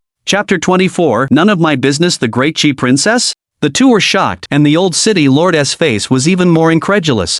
Although this city was relatively remote, it was still within the territory of the Great Chi dynasty. If the princess of the current dynasty were assassinated here, the Great Chi Emperor would be furious. His position as city lord would be the least of his worries. Whether he could even survive would be a question. The old city lord said anxiously, "Immortals, please quickly help the princess escape her predicament." "City lord, don't be anxious." The yellow-robed Taoist was also shocked by the news, but he quickly calmed down, stroking his beard with a strange look on his face. The poor old city lord was so anxious that his face was covered in sweat. This stinky Taoist, since he didn't have to bear the responsibility, he was naturally not in a hurry. As the person in charge of this city, he would be the first one to be crushed if the sky fell. He exclaimed, "The princess is being assassinated here. How can you expect me not to be anxious?" "City lord, this poor Taoist asks you, how many princes does the current Great Chi Emperor have?" The yellow-robed Taoist calmly asked in return. "Besides His Highness the Crown Prince, there is also the second prince," the old city lord answered, puzzled. "And that's it. His Majesty of Great Chi is deeply devoted. He only has one empress. After giving birth to two princes, the empress passed away. Even when His Majesty took concubines, no more princes or princesses were born." "Wait, immortal, are you saying?" The old city lord recounted this well-known information without thinking, but soon his eyes widened and he quickly realized. The yellow-robed Taoist then continued, "Since no princes or princesses have been born after the empress passed away, how could there be a princess? This poor Taoist dares to assert that the person outside the city calling for help is definitely a fake princess." The old city lord slapped his forehead. He instantly understood he was truly muddled. Worry had clouded his judgment. If it hadn't been for the immortal's reminder, he might have fallen for the girl's ploy. But this person was truly bold, daring to impersonate a princess of Great Chi. This was a capital crime, punishable by the extermination of 9 generations according to the laws of Great Chi. Since it was a fake princess, the old city lord quickly relaxed. He asked, "Immortal, can we arrest this person and bring them to justice?" The yellow-robed Taoist glanced at the old city lord, noticing the eagerness on his old face. He naturally knew that the old fellow was eager to gain merit. He shook his head and said, "No, the cultivation levels of those 3 cultivators are all higher than this poor Taoist, and moreover, their origins are unknown. We should not get involved in this mess and just observe what happens." In other words, he meant to mind his own business. The old city lord sighed, greatly disappointed, and could only give up. Meanwhile, Chen Zun, on the city wall tower, heard all their conversation word for word. He didn't plan to take action either, choosing to stand by and watch. It wasn't coldness, it was because this matter was dangerous. His cultivation was only at the core formation stage, and he wouldn't gain any advantage against 3 late foundation establishment cultivators. Furthermore, if it was truly related to the Great Chi imperial family, it would be a big trouble. Outside the city, the middle-aged woman called out several times, but no one responded. She knew that the cultivators in the city didn't intend to intervene, and her face was full of bitterness. Throughout the entire process, the red-robed old man had not stopped them, as he had long known this outcome. He said emotionlessly, "She is just an imperial daughter secretly born to a lowly maidservant. Without His Majesty's decree, she will never be granted the status of princess." The middle-aged woman yelled, "We came to the capital this time on His Majesty's secret order. If you kill the princess, aren't you afraid of being found out by His Majesty?" The red-robed old man's eyes flashed. He flicked a red light, and a dark brown flying knife pierced the middle-aged woman's heart. The middle-aged woman's face was full of astonishment. She stared blankly at her heart, reached out her hand, and opened and closed her mouth, trying to say something, but a large amount of blood spilled from her lips, and in the end, she couldn't utter a word before falling onto the young girl, Han Eugene. "Aunt!" The young girl, embracing the lifeless body of the middle-aged woman, cried out loudly. "As long as this old one kills the princess and slaughters the city, who can find out?" The old man in the red robe had a ferocious look on his face, his eyes filled with madness, and he slowly walked towards Han Eugene. Outside the mirror. "Damn, this old thing is really not human. He actually wants to slaughter the city to cover up the facts. He is a real wolf." Didn't you hear? The Great Chi Empress is actually an illegitimate child. It's unbelievable if I hadn't seen it with my own eyes. Compared to that, I'm more curious about the Devil Lord's luck. Wherever he goes, it's either the destruction of a town or the slaughter of a city. It's too miserable." The crowd in front of the Sky Void Palace was in an uproar. No one blamed the old city lord and the yellow-robed Taoist for not saving them, because saving people should only be considered within one's own strength, and this situation was undoubtedly like sending them to their deaths. The crowd sighed at the viciousness of the red-robed old man. Killing and stealing was not a big deal, but for cultivators to slaughter mortals, it was something that everyone in the cultivation world would condemn. These ruthless people have always been attacked by righteous sections. Seeing this, Ling Tian stood up and said righteously, "The Devil Lord is born a demonic star. He brought disasters to mortals when he was young and has created countless tragedies for the Tianluo continent as he grew up. If we don't act now, when will we? Things seem to have gotten out of control." Ling Tian was afraid that this would affect his plan. Delay would breed change, so he wanted to solve Chen Zun ahead of time. Alliance leader Ling is right. In order to prevent changes, we must kill the Devil Lord now. Opening the Ascension Passage is the most important thing. Some people echoed Ling Tian, but some thought he was talking nonsense. How could this matter be related to Chen Zun? However, due to Ling Tian's intimidation, no one dared to speak. He Tsang was shocked, holding his weapon, and looked nervously at the restless crowd. Xin Ruoyan was not afraid. She glanced at Zhao Lingyun before mocking Han Eugene. "Look, it's clearly the disaster you brought, but they're blaming it all on Chen Zun. It's so funny." Zhao Lingyun felt that she was being subtly criticized. Her face flushed, and her eyes were a little evasive, not daring to speak. Han Eugene was full of anger and retorted, "What disaster did this empress bring? If those three had succeeded in slaughtering the city, how could this empress be standing here alive? I wish those three had succeeded in slaughtering the city." Xin Ruoyan, being a member of the demonic path, was used to slaughtering cities and said meaningfully. Ling Tian watched the two arguing, decided to add fuel to the fire, pointed his sword at Xin Ruoyan and shouted, "You bold demoness, shut your mouth, take my sword."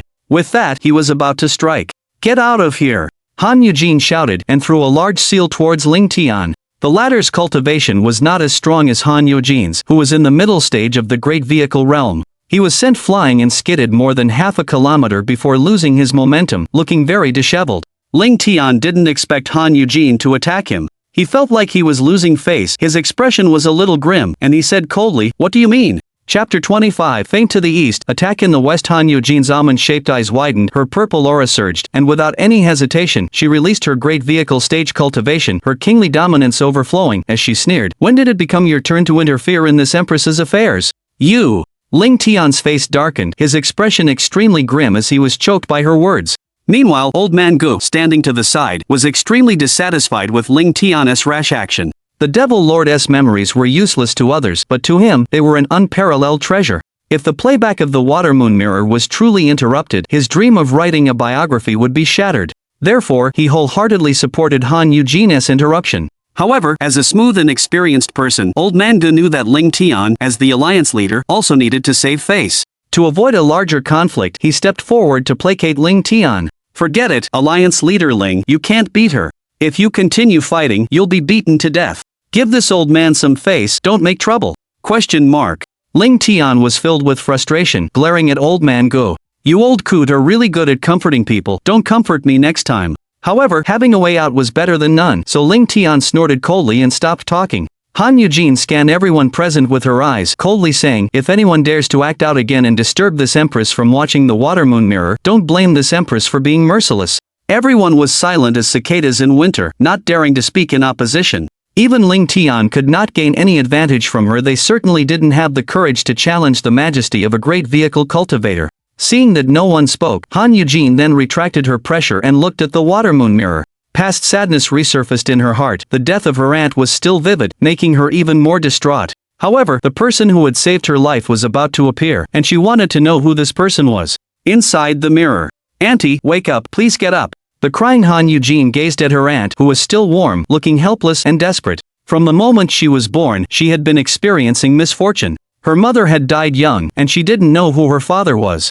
She was frail and sickly when she was young, and it was thanks to her aunt's hard work that she didn't become an orphan. It could be said that her aunt had single-handedly raised her with hardship. One day, her aunt suddenly told her excitedly that her father was Han Jinluan, the emperor of Great Qi, and she was the illegitimate daughter of this supreme ruler. Her father, whom she had never met, had sent people to tell her that if she returned to Great Qi, she would officially be crowned as a princess of Great Qi. Her aunt told Han Eugene that this was the title she deserved, that as a princess, she could have everything. Han Eugene had never dreamed of being a princess. She thought that she would go wherever her aunt went, and she would do whatever her aunt told her to do. So, she followed her aunt on the road back to the capital of Great Qi. However, what she never expected was that before even reaching the capital, they would be assassinated by villains. Her aunt, who was more of a mother than her own, had died a tragic death in front of her eyes to protect her, the best family member she had in the world. At that moment, Han Eugene didn't want to return to Great Qi, didn't want to be a Great Qi princess. She only wanted her aunt, who loved and doted on her, not to die. Auntie, I don't want to be a princess. I won't return to Great Chi. Please don't die. Eugene is so scared. Woo-woo. In the empty night, the wind was especially fierce. No one answered the girl's helpless cries. She was like a helpless and weak lamb without a mother's protection, quietly waiting to be devoured by beasts. And here, 3 malicious and unidentified people surrounded Han Eugene. Your Highness, Princess, don't blame this old one for being cruel. Blame it on your royal blood. Facing Han Eugene's heart-wrenching cries, the red-robed old man remained unmoved, his face extremely cold. He raised his withered palm, condensing a ball of red light, and was about to shoot it at Han Eugene. Shoo! Just then, a sound that cut through the air was heard. The old man in the red robe felt a great sense of crisis, the aura of death quietly encroaching. Not good, an ambush. Unable to react in any other way, he instinctively rolled backward without thinking. Boom! A small pit appeared where he had been standing, blasted out by a sword chi that had come from nowhere, scattering dirt everywhere. Looking at the small pit, the old man in the red robe now retreated some distance, his expression changed, and cold sweat poured down his forehead. Luckily, he had reacted quickly, a moment's hesitation, and this strike would have crippled him, if not killed him outright. It seemed that the ambusher was not only insidious but also possessed a cultivation level no lower than theirs. Moreover, since this person had not shown their face, the old man in the red robe's expression grew solemn. He took out an umbrella-like object, held it in front of him, and said loudly, "Be careful." Without the old man in the red robe's reminder, the other 2 had already adopted defensive stances the moment they saw him attacked. Han Eugene was also frightened by the sudden change and stopped crying, but seeing the 3 of them on high alert, she knew someone was protecting her in the dark, and she looked around. However, apart from the rustling wind and the dense trees, there was nothing, and the scene was quiet and extremely eerie. After a while, the person didn't attack again after their initial strike failed. But the old man in the red robe knew that this stalemate was only temporary. The ambusher must have hidden after missing the first strike, and they would surely attack again once they found an opening. His expression grew increasingly grim. He said, "What cowardly rat hides in the shadows, not daring to show their face? If you have the guts, come out and fight me to the death." Whoosh! No one answered. Instead, a sword light flew from nowhere. "Be careful," the other 2 cried out. "Humph!" The old man in the red robe snorted coldly. Already prepared, he immediately opened his umbrella-like object, channeling spiritual power into it. The umbrella emitted a bright light, easily deflecting the sword light. Clang! At this moment, a sword cry followed, but it was not aimed at him. The old man in the red robe immediately felt something was wrong. His expression changed drastically, and he turned to shout, "Third brother, watch out behind you." Before he could finish his words, a small purple sword appeared silently behind the other man. It was incredibly fast. The man only paused for a moment before the small sword pierced through his forehead, spraying a cloud of blood. He died beneath the sword without even uttering a cry of pain. The small purple sword succeeded in its strike and vanished into the darkness without a trace. It was too fast, so fast that no one present had time to react. Third brother. The old man in the red robe looked at the body that had fallen limply, his eyes tearing apart, filled with nothing but anger.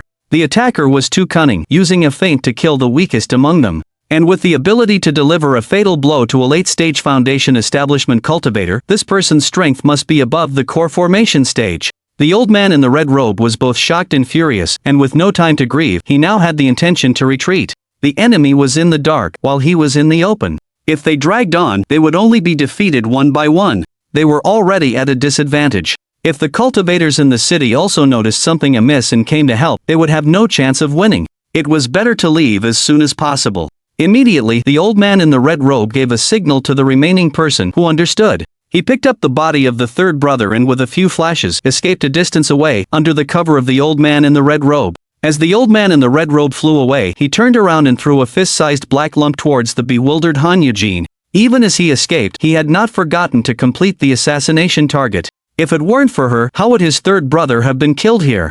The old man in the red robe's eyes were filled with resentment, and he detonated the black lump. He didn't believe that something he himself feared would not be able to kill this wild child. Han Eugene only saw a flash of light before her eyes, her brain already ceasing to function, frozen in place, death having arrived.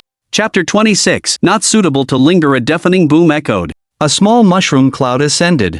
The explosion engulfed an area of about half a kilometer. The immense power blasted the surrounding soil in all directions, scattering it far and wide. Not good. The yellow-robed Taoist on the city wall sensed the explosion and inwardly cried out in alarm. He flung out a stack of talismans, his hands forming a hand seal. The spiritual patterns on the talismans began to move, fluttering without wind, arranging themselves into a wall that blocked the front of the entire city. The shockwave from the explosion slammed into the talismans, being stopped right there, preventing the city from being affected. Despite this, the yellow-robed Taoist's face was as pale as paper and sweat poured down his face. When the explosion subsided, the dark clouds dispersed and the bright moon cast down its silvery light. Han Eugene slowly opened her eyes. The area within half a kilometer of her had been blasted into a massive pit 2 people deep. The soil was charred black and the surrounding trees were leaning outward, with countless of them snapped in half.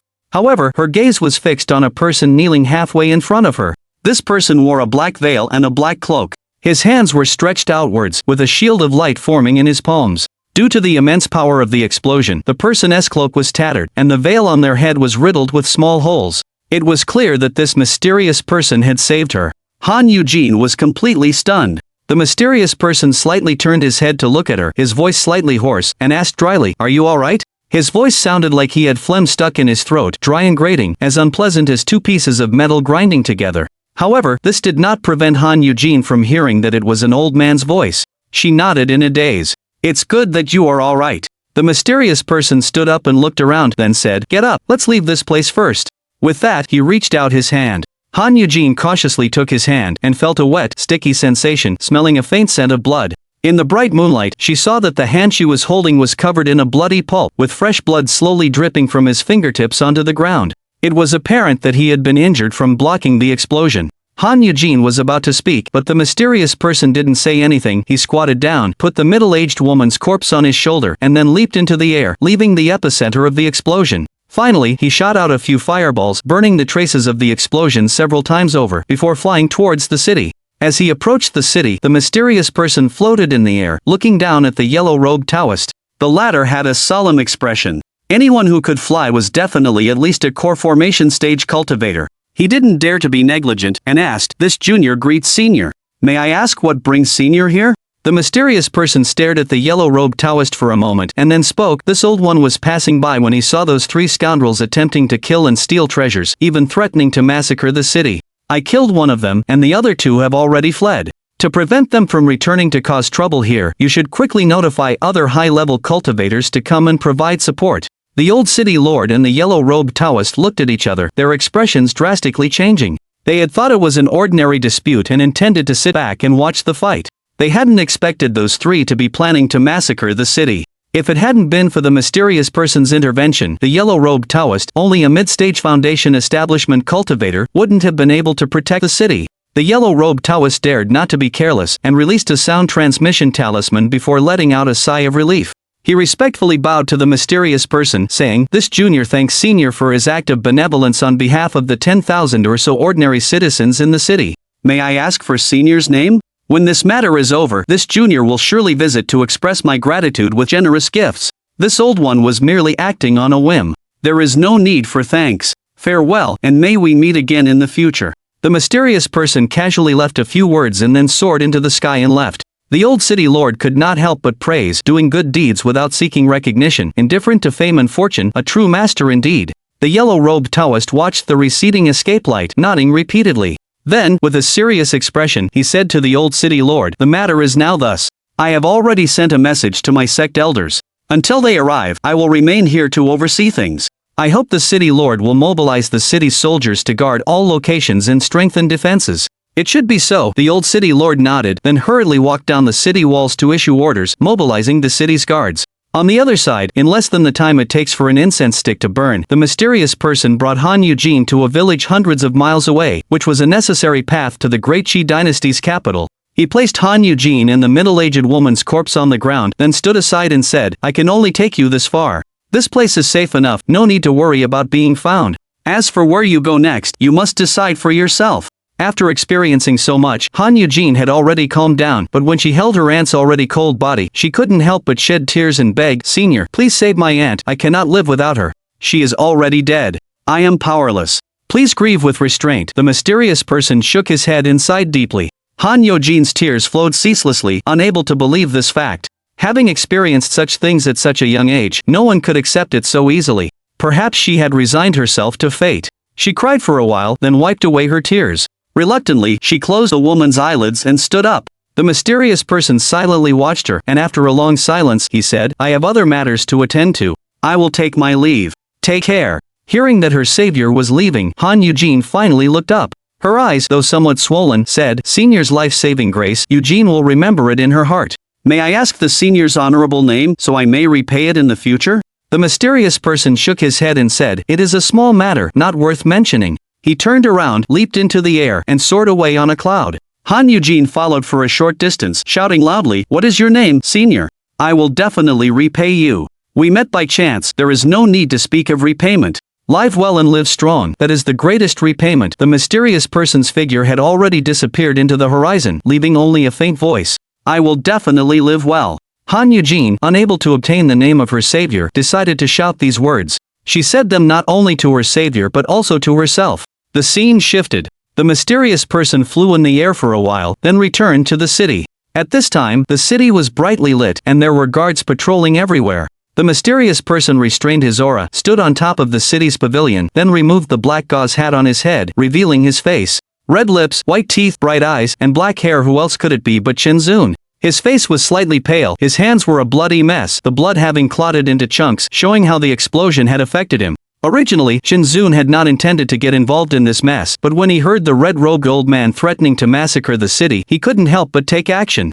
On one hand, because he and Zhao Lingyun were in the city and would be affected, and on the other hand, he couldn't stand the type of evil person who would threaten to massacre a city so readily. He lacked the power before, but now that he had it, he had to stop such horrific things from happening. However, he had not expected that after using his natal true chi to form a small purple sword to kill one of them, the two others would be so decisive.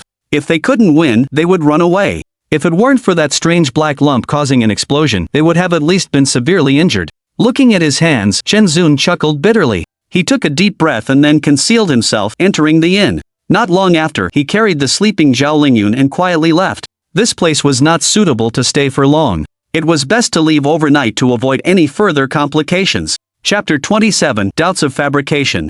Outside the mirror. Damn, that mysterious person was actually the Demon Lord, something I never would have imagined. How long has it been since he embarked on the path of cultivation? Yet, he schemed to kill one and scare away two late-stage Foundation establishment cultivators. You must know that even a cultivator in the early stages of the core formation realm would be wary of those three late-stage Foundation establishment cultivators.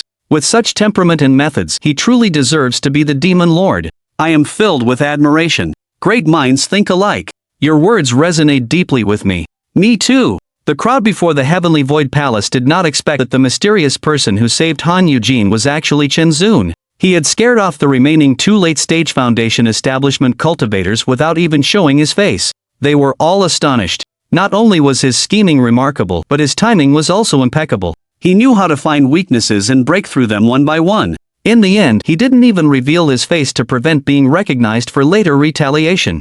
You must know that Shinzun was just a boy in his teens, and a mere mortal only a few weeks ago. Who could have imagined he'd grow so fast?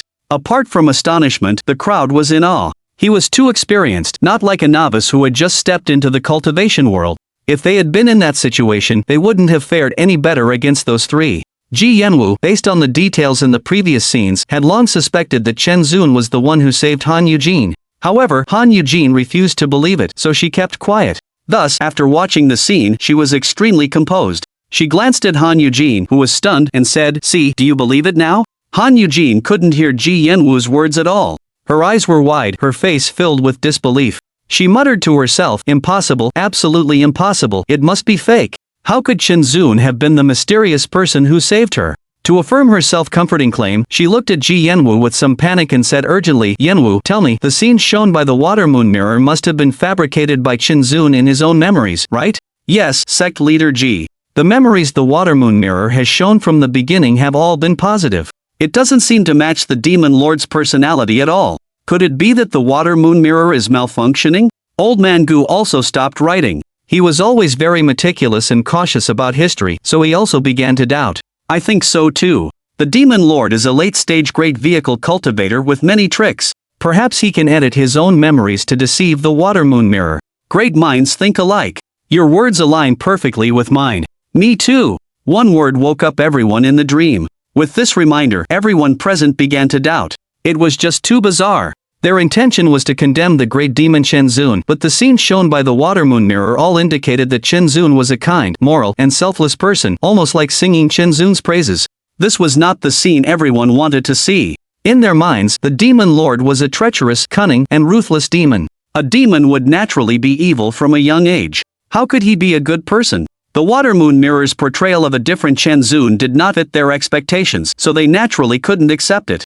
Moreover, if Chenzun was truly the good person the water moon mirror depicted, then wouldn't they be wrongly accusing an innocent person? Wouldn't that be like slapping their own faces? Some even harbored darker thoughts, suspecting that Ji Yanwu had once had an unknown entanglement with the demon lord and might have rekindled her feelings for him, secretly modifying the scenes in the water moon mirror. Shin Ruoyan, having taken in everyone's expressions, was even more disdainful of Han Yojin's self-deceiving questions. She couldn't help but sneer. The water moon mirror was one of the top 10 divine artifacts in the world, possessing a spirit. How could it make a mistake? She didn't speak, but instead quietly watched the group make fools of themselves like she was watching idiots.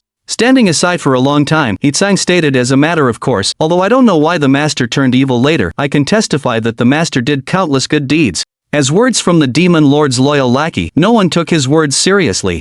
They all turned their attention to Ji Yanwu. As the holder of the water moon mirror, she had to explain this matter herself. The pressure immediately fell on her. Facing the crowd's doubts and the pleading eyes of her close friend Han Yujin, Ji Yanwu's expression remained unchanged. She said, "Don't worry, I also have a blood feud with the demon lord and will not do anything that would benefit him, lest someone think I secretly altered the scenes in the water moon mirror." She didn't explain immediately, but first admitted her feud with Chenzun, dismissing any suspicion of bias to prevent anyone from overthinking things.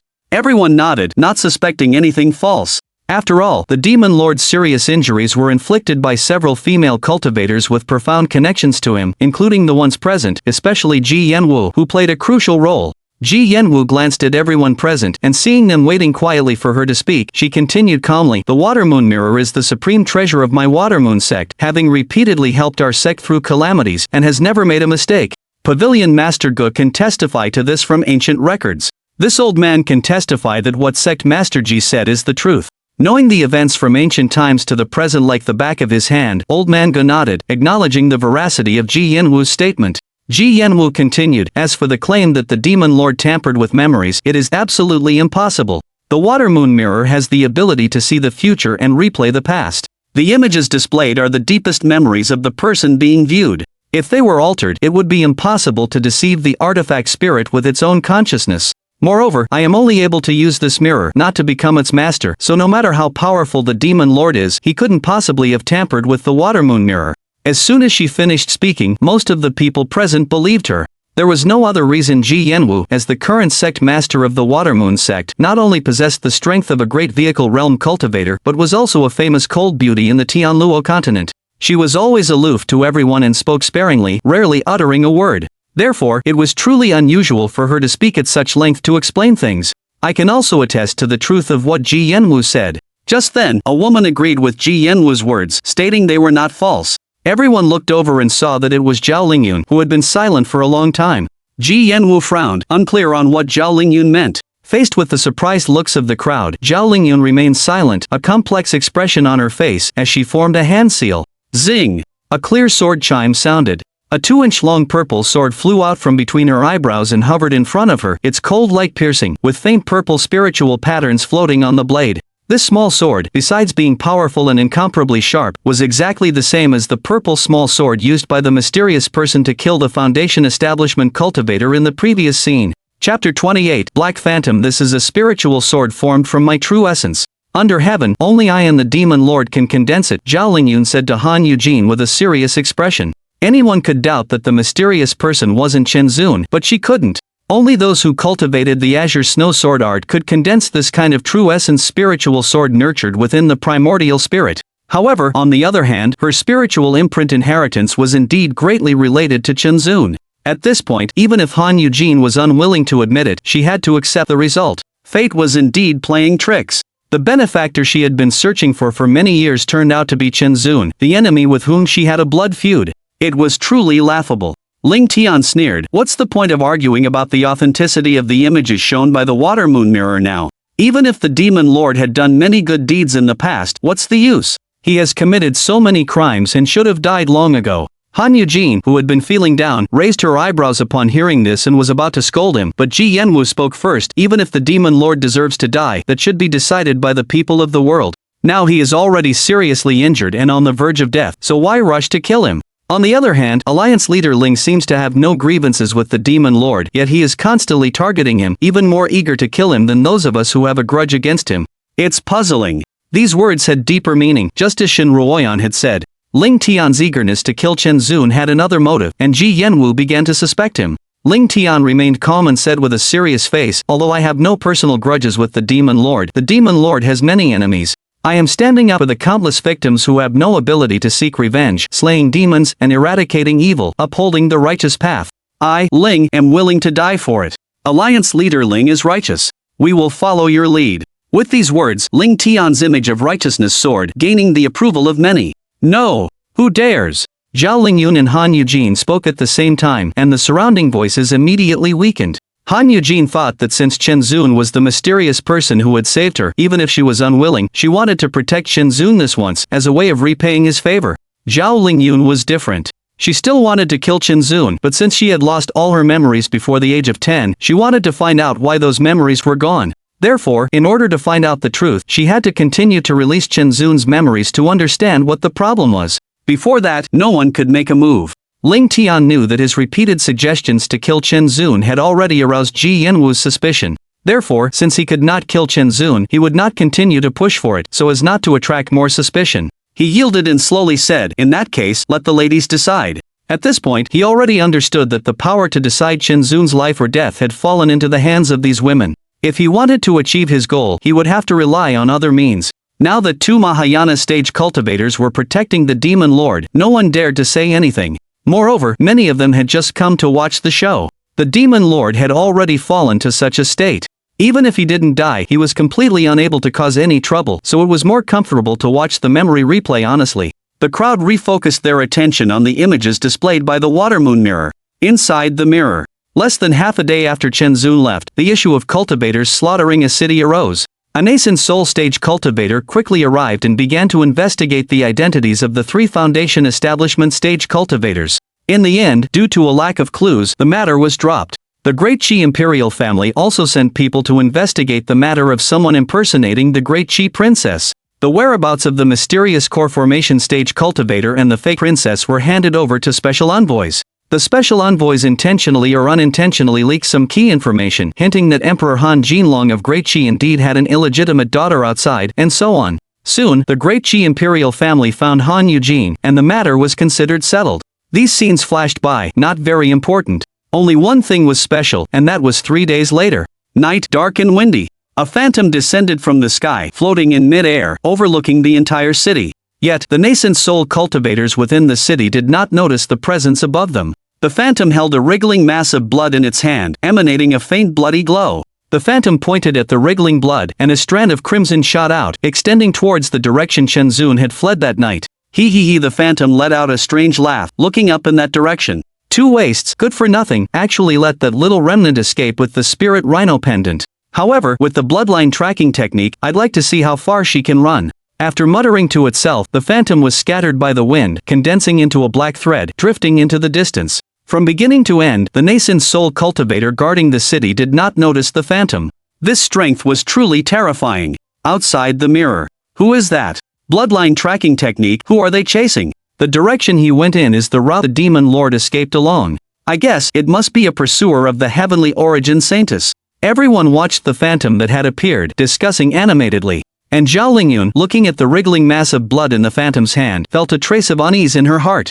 Bloodline tracking technique, one of the most common methods used by the heretics, utilizes the essence blood of close blood relatives to locate the position of their kin, in order to achieve the purpose of tracking. If that were the case, then this mass of blood was extracted from her own flesh and blood relatives from when she was young. At this thought, Zhao Lingyun's gaze gradually turned cold, her face hardening with frost. Inside the mirror. Chen Zun was maneuvering his escape light, facing the gentle sunlight, piercing through layers of white clouds, dancing among them. After 4 days of flying, he had now entered the border region of the Central Plains. Although still far from the Central Plains, Chen Zun could feel what it meant to be a land of enlightenment.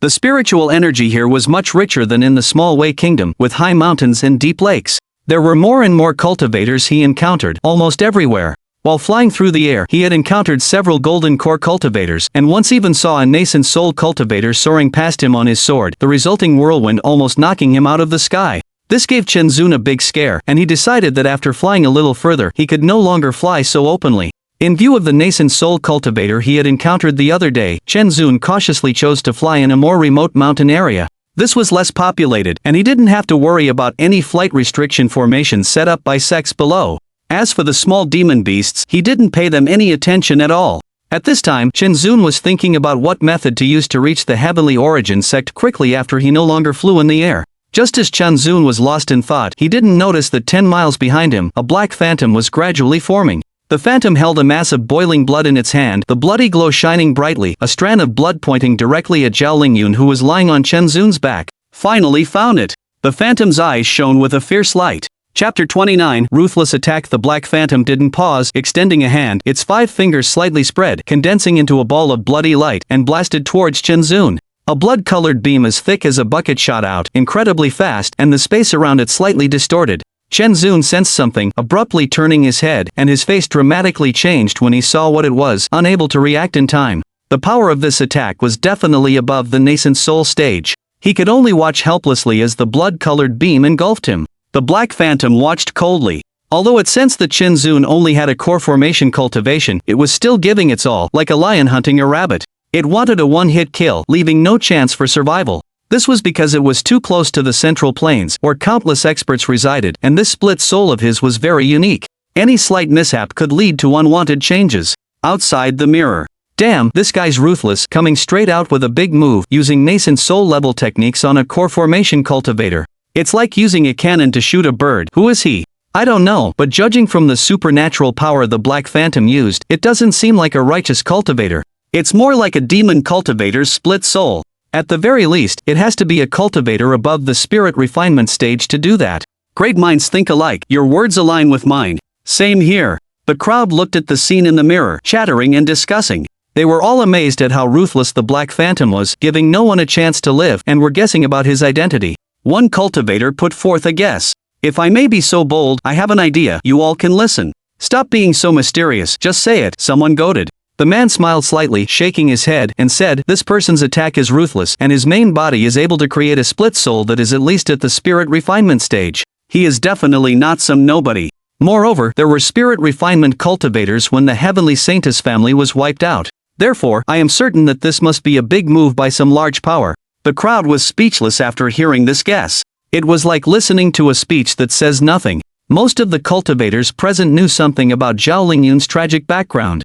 After all, the Zhao family was not a small power and their overnight annihilation had rocked the cultivation world for a long time. It was clearly an organized operation, but it has been so long and no one has identified any force behind it. Great minds think alike. Me too. Just then, 2 voices rang out again. The cultivator, who was secretly pleased with himself, heard this and turned his head to curse. Think you're same, I'd been holding back for a long time, come out and fight me one-on-one. Ever since the water mirror began broadcasting, these two had always said think alike and me too without providing any serious analysis. He was furious. My name is Guan Meng, you are very brave? My name is Zhang Fei, I just happened to be itching for a fight, let's battle 300 rounds. The crowd parted, and 2 burly men walked out. One had a red face, stood 8 feet tall, had an 8-foot waist, a beard that reached his chest, a small blue hat, and held a book in his hand, his finger obscuring all but the word spring on the cover. The other was also tall and sturdy, with a round waist and broad shoulders, a face full of bushy whiskers, and he was wielding a 10-foot-long spear, his eyes wide and staring at the cultivator. Damn, it's actually the Guan and Zhang brothers, this kid is in for some trouble. When the others saw who they were, they instantly had a look of amusement on their faces. These were the famous chivalrous duo. Both brothers had cultivation in the forget self stage. They would come to the aid of the weak, speak up for them, and were always eager to fight. They would go any distance at the mention of a fight. And the cultivator, who saw the faces of these two, was no longer arrogant. He was trembling and pale, and immediately knelt.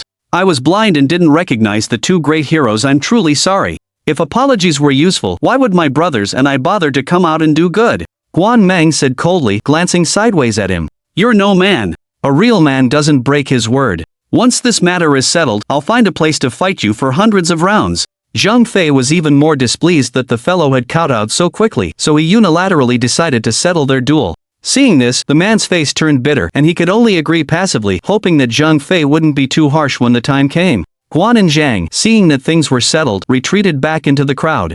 Now no one dared to disagree with the phrases great minds think alike or me too. Strength was the only truth in this world.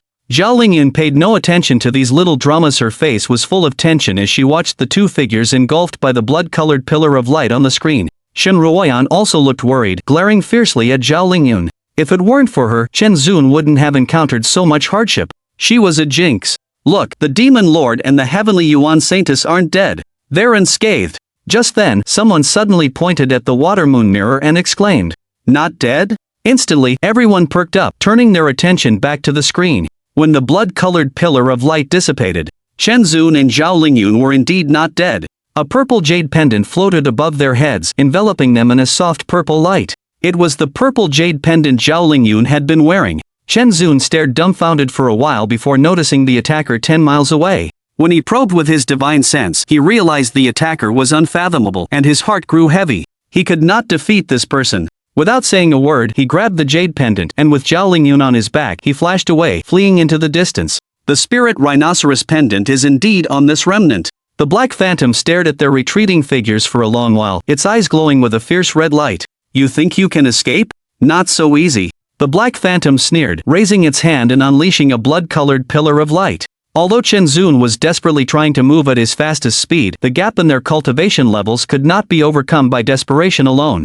In the blink of an eye, the blood-colored pillar of light had already reached them. Chen Zun only had time to use the spirit rhinoceros pendant as a shield, hoping to block the lethal attack. Perhaps the pendant had exhausted its power the last time, because its light only flickered briefly, only deflecting the most deadly part of the blast. The rest of the impact hit Chen Zun head-on. He felt his arms go numb, a tightness in his chest, and he spat out a mouthful of blood as he was sent flying. With that impact, Zhao Lingyun was thrown off his back, and she plummeted from the sky. "Brother, save me!" Hearing Zhao Lingyun's words, Chen Zun bit his tongue, instantly becoming much more alert. He dispersed the excess force, and rushed straight towards Zhao Lingyun's falling figure. Just as he was about to catch Zhao Lingyun, the scene before him blurred, and he saw the black phantom had arrived even faster than he had, its spectral hand gripping Zhao Lingyun's thin neck. Chen Zun's heart leaped, his face hardening as he lunged forward, wanting to snatch Zhao Lingyun back from the black phantom. The black phantom simply kicked, and Chen Zun's figure was sent flying like a cannonball, slamming into the forest below, creating a large crater in the ground.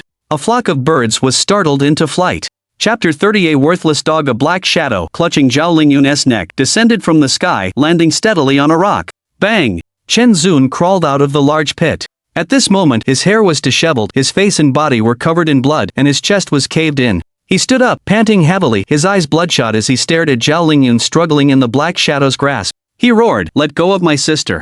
Not bad, taking a kick from me and not dying, actually managing to stand up. The black shadow calmly observed the battered Chen Zun, surprised at this boy's resilience. A mere core formation stage cultivator could withstand his attack. He found himself somewhat admiring the boy. Zhao Lingyun's face was flushed red from having her neck pinched, but she still struggled, calling out to Chen Zun, Brother, you're not." The black shadow tightened its grip, and Zhao Lingyun was unable to speak any further. Chen Zun's heart tightened. He gritted his teeth and said, "Let her go." The black shadow looked into Chen Zun's hate-filled eyes. It was a gaze he had seen countless times, always so irritating. He didn't like it. What he did enjoy were those eyes filled with despair and helplessness. The more others suffered, the more joy he experienced. He savored this pleasure. Suddenly, he didn't want things to end so quickly. The black shadow said mockingly, "Oh? You want me to let go, so I will?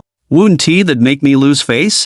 As he spoke, the grip on the black shadow's hand increased, and Zhao Lingyun was unable to breathe. Her eyes rolled back. Chen Zun clenched his fists tightly, his nails piercing his skin, yet he felt no pain. However, he couldn't defeat this person. He was too powerful. In front of this person, he was nothing more than an ant. He took a deep breath and said, "What do you want to let my sister go?" "Beg me."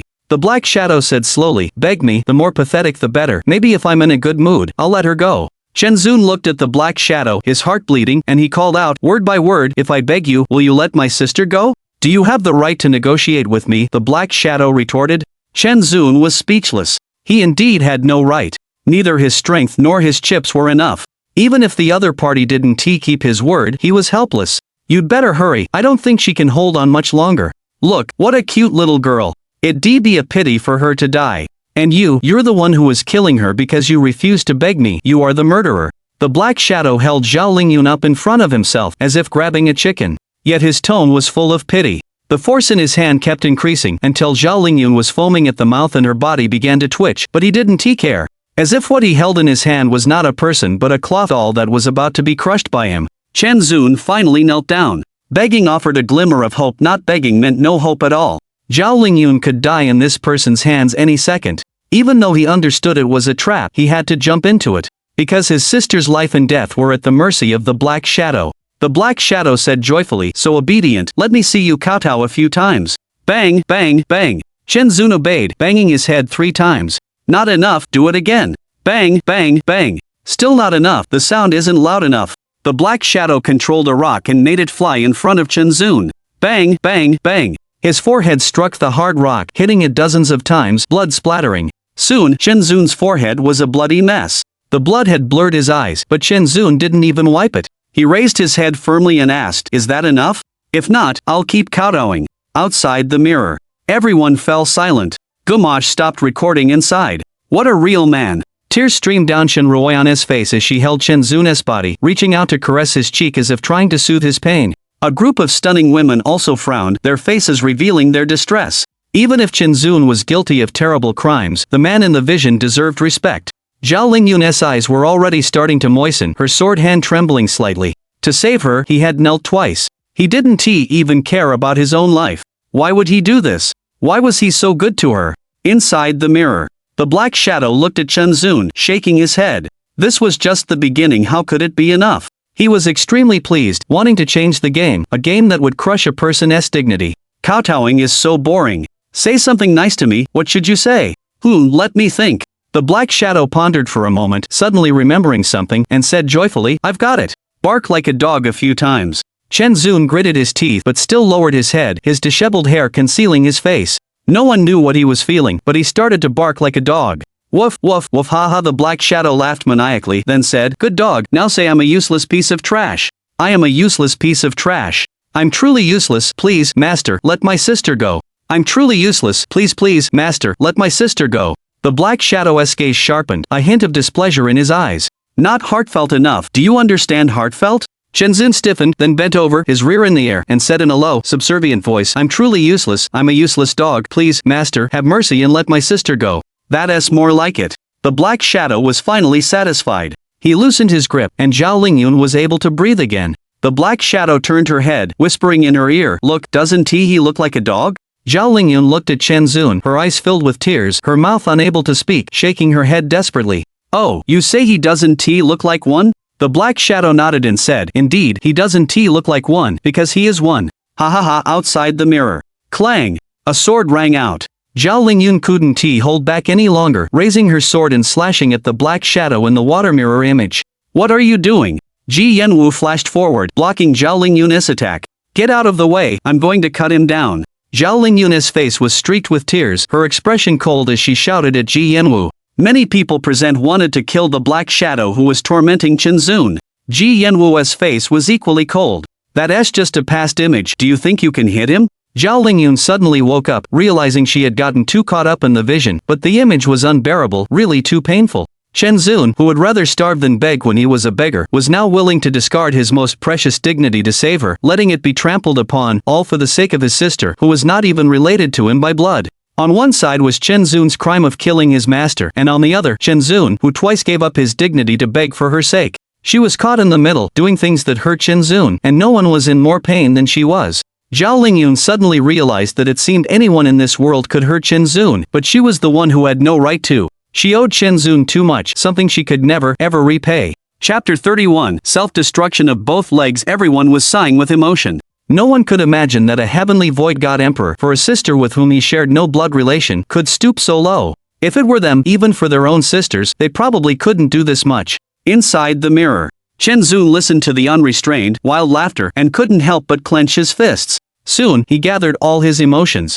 "I've done everything you asked, can you let my sister go?" His voice carried a trace of pleading. "Let her go?" The Black Shadow lifted Zhao Lingyun, chuckling softly. "Do you think that just a few bows and barks like a dog can exchange for her life?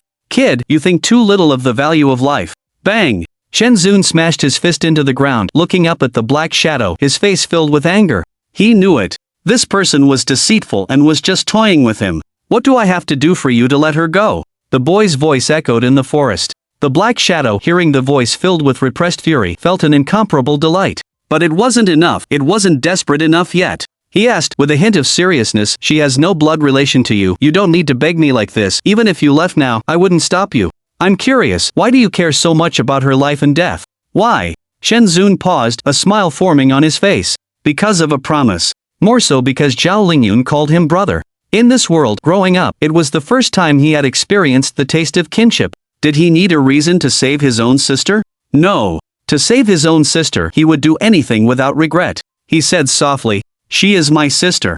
Outside the mirror. Ah, who would have thought the demon lord would have this side to him? Who's saying he doesn't? To me, it was never his problem, why did he carry it all himself? Indeed, emotion is a weakness, lucky I severed all my feelings long ago. If there are no women in your heart, your blade will be divine. Countless people discussed in hushed tones. Zhao Lingyun's body swayed, her tears were unstoppable. It turned out, this demon lord whom she regarded as a life or death enemy, was the person who cared for her the most in this world. Willing to let his dignity be trampled. Willing to risk his own life. Just to save her. But what had she done? Zhao Lingyun looked at Shenzun, who was unconscious, his chest exposed, and a terrifying wound. His exposed heart was pinned down by a nail. The wound was cut open by her own hand, and the nail, too, was pierced by her. Looking at it now, it was so glaring and so ironic. Inside the mirror. Laughable emotion. The black shadow chuckled after hearing Shenzun's words. Emotions were the cheapest thing in the world. They were also the most fatal. Once someone had emotions, no matter how powerful a cultivator was, they had their greatest weakness.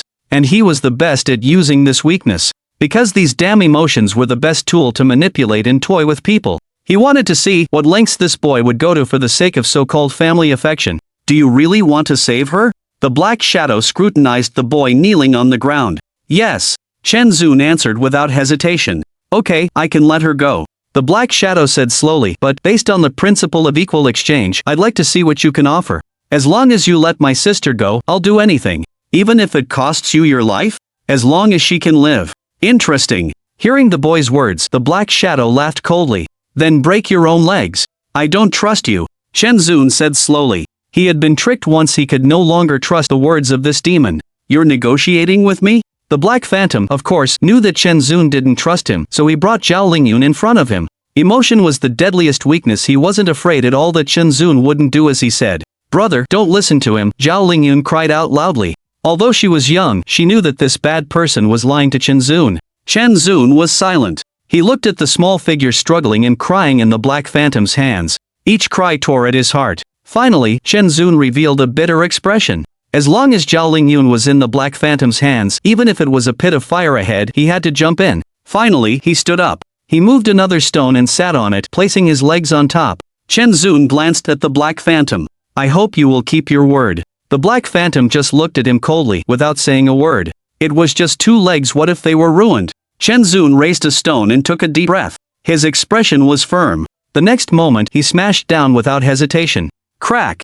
Only a crisp sound of bone breaking could be heard. The middle of Shenzun's thigh caved in. His face turned pale, his features twisted together, and cold sweat beaded on his forehead. Pain! Excruciating pain. Shenzun's whole body couldn't help but tremble. However, he pursed his lips and didn't utter a sound. He raised the stone again and smashed down on his thigh again. Outside the mirror. Hiss! Watching Shenzun ruthlessly smash his own legs with stones, as if he wasn't smashing his own legs.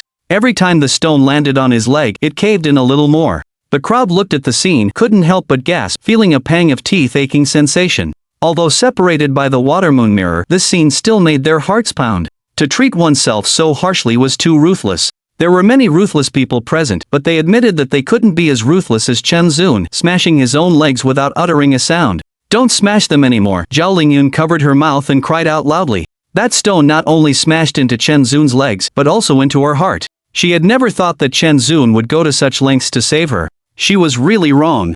Zhao Lingyun, stop crying crocodile tears here. When you set the trap, why didn't you remember how good Shenzun was to you? Shen Ruoyan's face was full of tears, and she shouted sharply at Zhao Lingyun. If Zhao Lingyun hadn't set a trap and taken advantage of Shenzun's trust in her, with Shenzun's cultivation, how could he have fallen into such a miserable state? No one present dared to refute. Even Han Eugene, who had the most fiery temper, now had a complex expression on her face. Only Yi Shiyu, Shenzun's only disciple whom he had raised and taught, remained indifferent, even sneering secretly. Serves him right. And Ji Yanwu's usually calm face finally showed a hint of color. Chen Zun, you have given her so much without regret. Why were you so cruel to me back then? Inside the mirror, Chen Zun gasped for air and threw the stone aside. The middle of his two thighs had completely flattened, flesh and blood were blurred, and blood seeped out, staining the entire stone red. He wiped a drop of blood that splashed on his face, and Chen Zun raised his head. His face, pale from blood loss, was so ghastly. The fresh blood and the bloodstains that had already solidified covered his face, making it impossible to see his features. But his eyes were still so bright. He looked at the Black Phantom. Is this enough? Is this all right? Chen Zun's voice was hoarse and somewhat unclear. Besides breaking his own legs, the injuries on his chest had completely shattered his sternum. The bones pierced his lungs, and every breath was excruciating, accompanied by blood gushing from his throat, his mouth filled with clotted black blood. If Chen Zun hadn't been at the core formation stage, an ordinary person would have died long ago. Chen Zun just looked at the Black Phantom. He had done it, and now it was up to the demon in front of him to keep his promise. Ha ha ha. The Black Phantom laughed. Chen Zun was puzzled, and his eyes turned cold. What are you laughing at? I'm laughing at your naivety. He chuckled.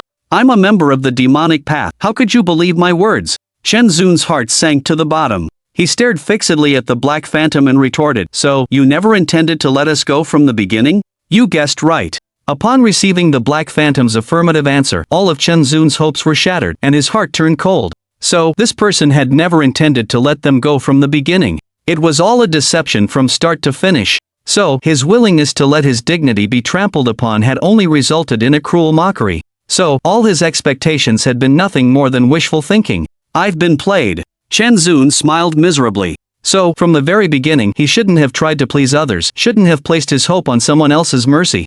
Indeed, you've become smart for once. The Black Phantom replied casually, throwing Zhao Lingyun to the ground. She immediately got up. Tears streaming down her face, Zhao Lingyun ran towards Chen Zun with her short legs. Brother!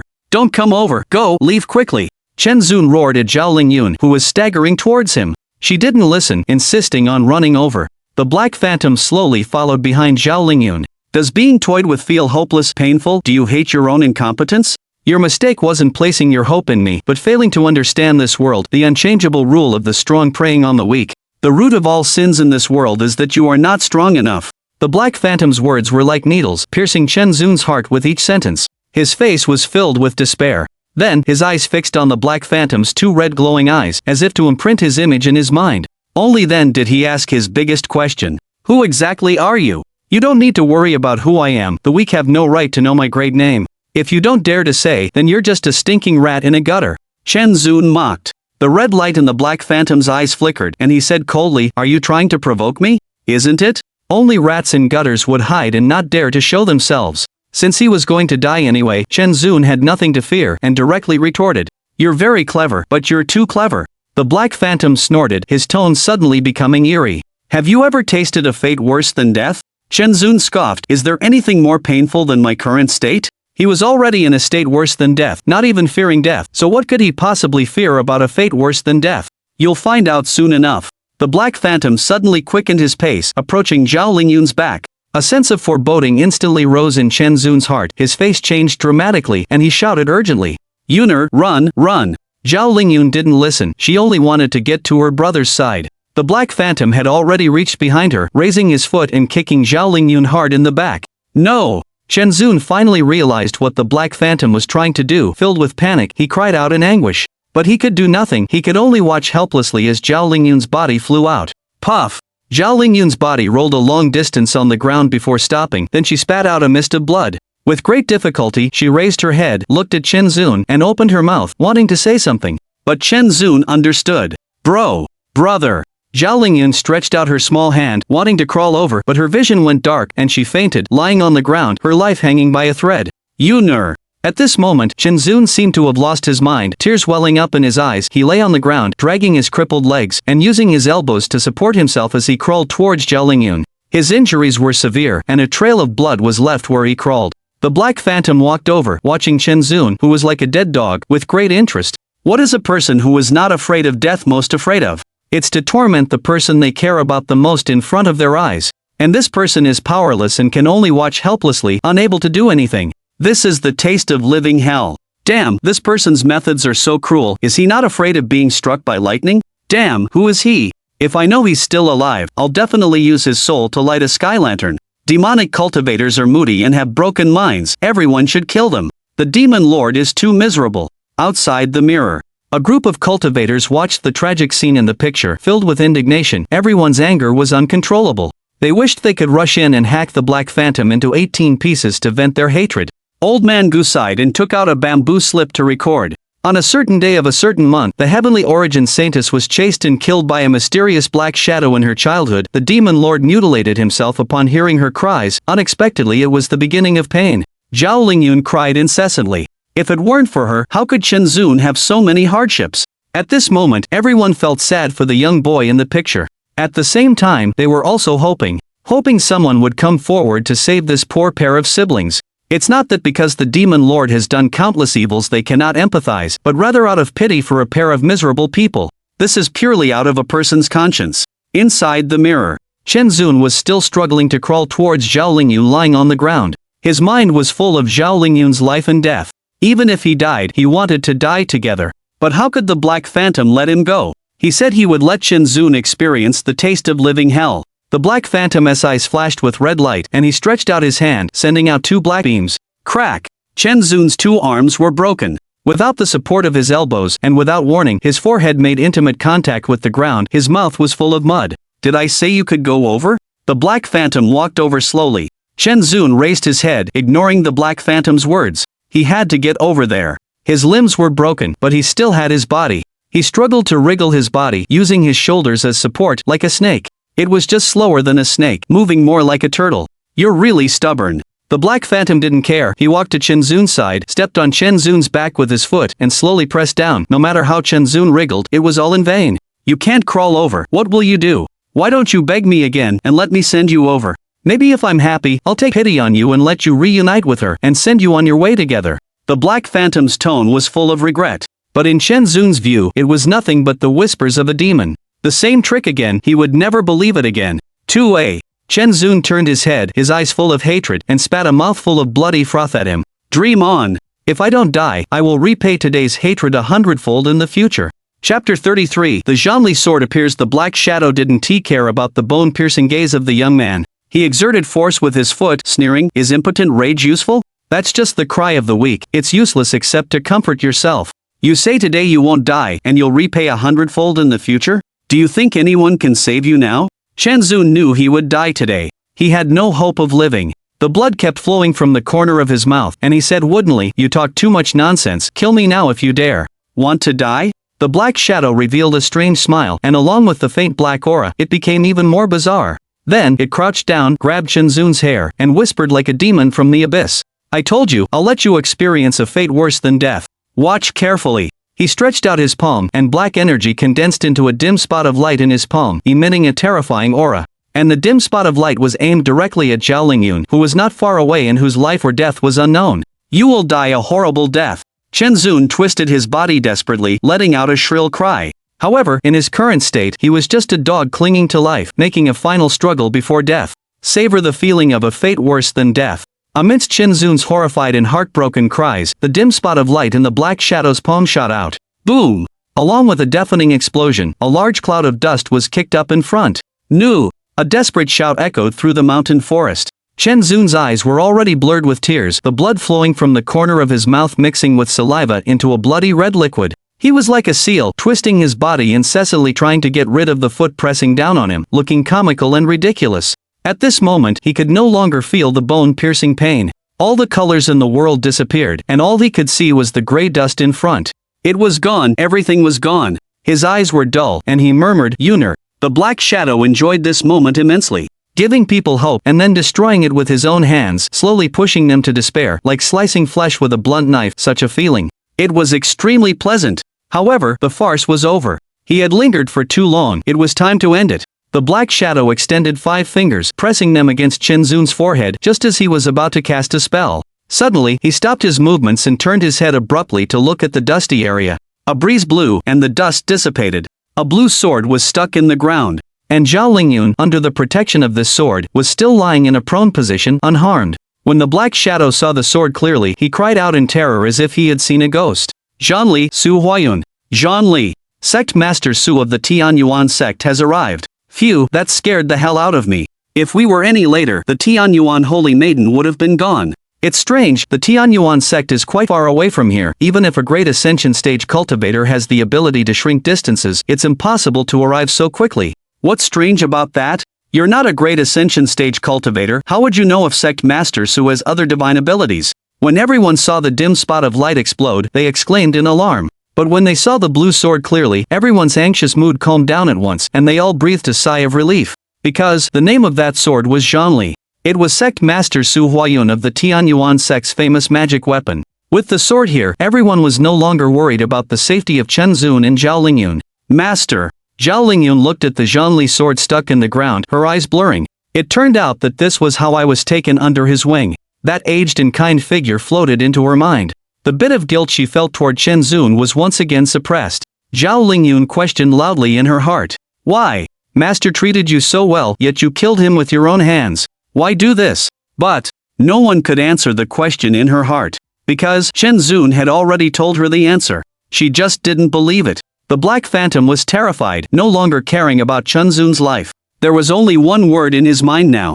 Escape. The faster the better. He decisively grabbed the spiritual rhinoceros pendant, and the Black Phantom's body blurred into a thin line, instantly appearing tens of miles away. Humph. Now you want to leave? Too late. Just then, an old, cold snort resounded. Ah! The Black Phantom only felt a sharp pain in his soul, let out a miserable cry, and the thin line solidified again into his form, but it was no longer as solid as before. He hurriedly looked back, and was immediately scared out of his wits. He saw an old man in a blue robe with completely white hair and beard standing beside Zhongli, looking at him quietly with cloudy eyes. He was the current sect master of the Tianyuan sect Su Huayun. Being stared at by a Mahayana stage cultivator, the terrifying pressure made the Black Phantom shudder, making it impossible to even think of escaping. But he was no ordinary person. With a fierce clench of his teeth, the Black Phantom's form suddenly split into 5, blood red and rolling, fleeing in 5 directions, several times faster than before. Clearly, he knew that the hope of escaping from a Mahayana stage cultivator was slim, so he used some kind of secret technique with a huge cost, trying to split his soul, hoping to escape with at least one fragment of his soul. Oh, blood spirit soul splitting technique, remnants of the blood Luo sect? The old man looked at the 5 blood shadows that had already escaped to the horizon, and let out a light "oh" with some doubt in his tone. Although doubtful, his movements didn't stop. He raised his hand, and Zhongli, which was stuck in the ground, flew up. Blood Luo remnants don't hide and eke out a living, but dare to appear swaggering in the Central Plains, thinking that no one is in the Central Plains to punish them? The old man just stroked Zhongli, and it split into 5. He narrowed his eyes and waved, and 5 sword shadows rushed out, chasing after the 5 blood shadows. A Mahayana stage cultivator was a top-tier existence, only one step away from becoming an immortal. The 5 blood shadows that the Black Phantom had transformed into were only at the refining spirit stage or so. How could they possibly escape?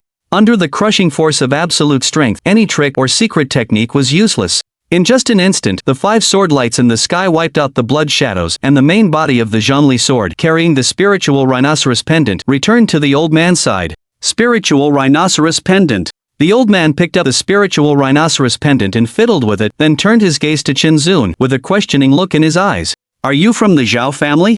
Poor Chen Zun was full of shock and did not react at all. He had long since given up hope and was just waiting for death, but he had not expected that a twist of fate would occur, and halfway an old man would suddenly appear, killing that arrogant evildoer in a few strokes. It was like a dream, so unreal that he was petrified on the spot. I'm asking you, boy, why don't you answer? It was not until the old man's voice came for the second time that Chen Zun bit his tongue. Hiss. So painful. He suddenly woke up. It wasn't a dream, it was really happening. He felt pain for the first time and it was so joyful. Chen Zun raised his head to look at the old man, his face full of anxiety. He had just bitten his tongue, and for a moment, he didn't know what to say. The old man's expression was a bit displeased. This kid was too disrespectful to the elderly. How come the younger generation was so lacking in manners? He was just about to ask what had happened when, in the next second, he heard Chen Zun weakly shout, "Immortal, please save my sister."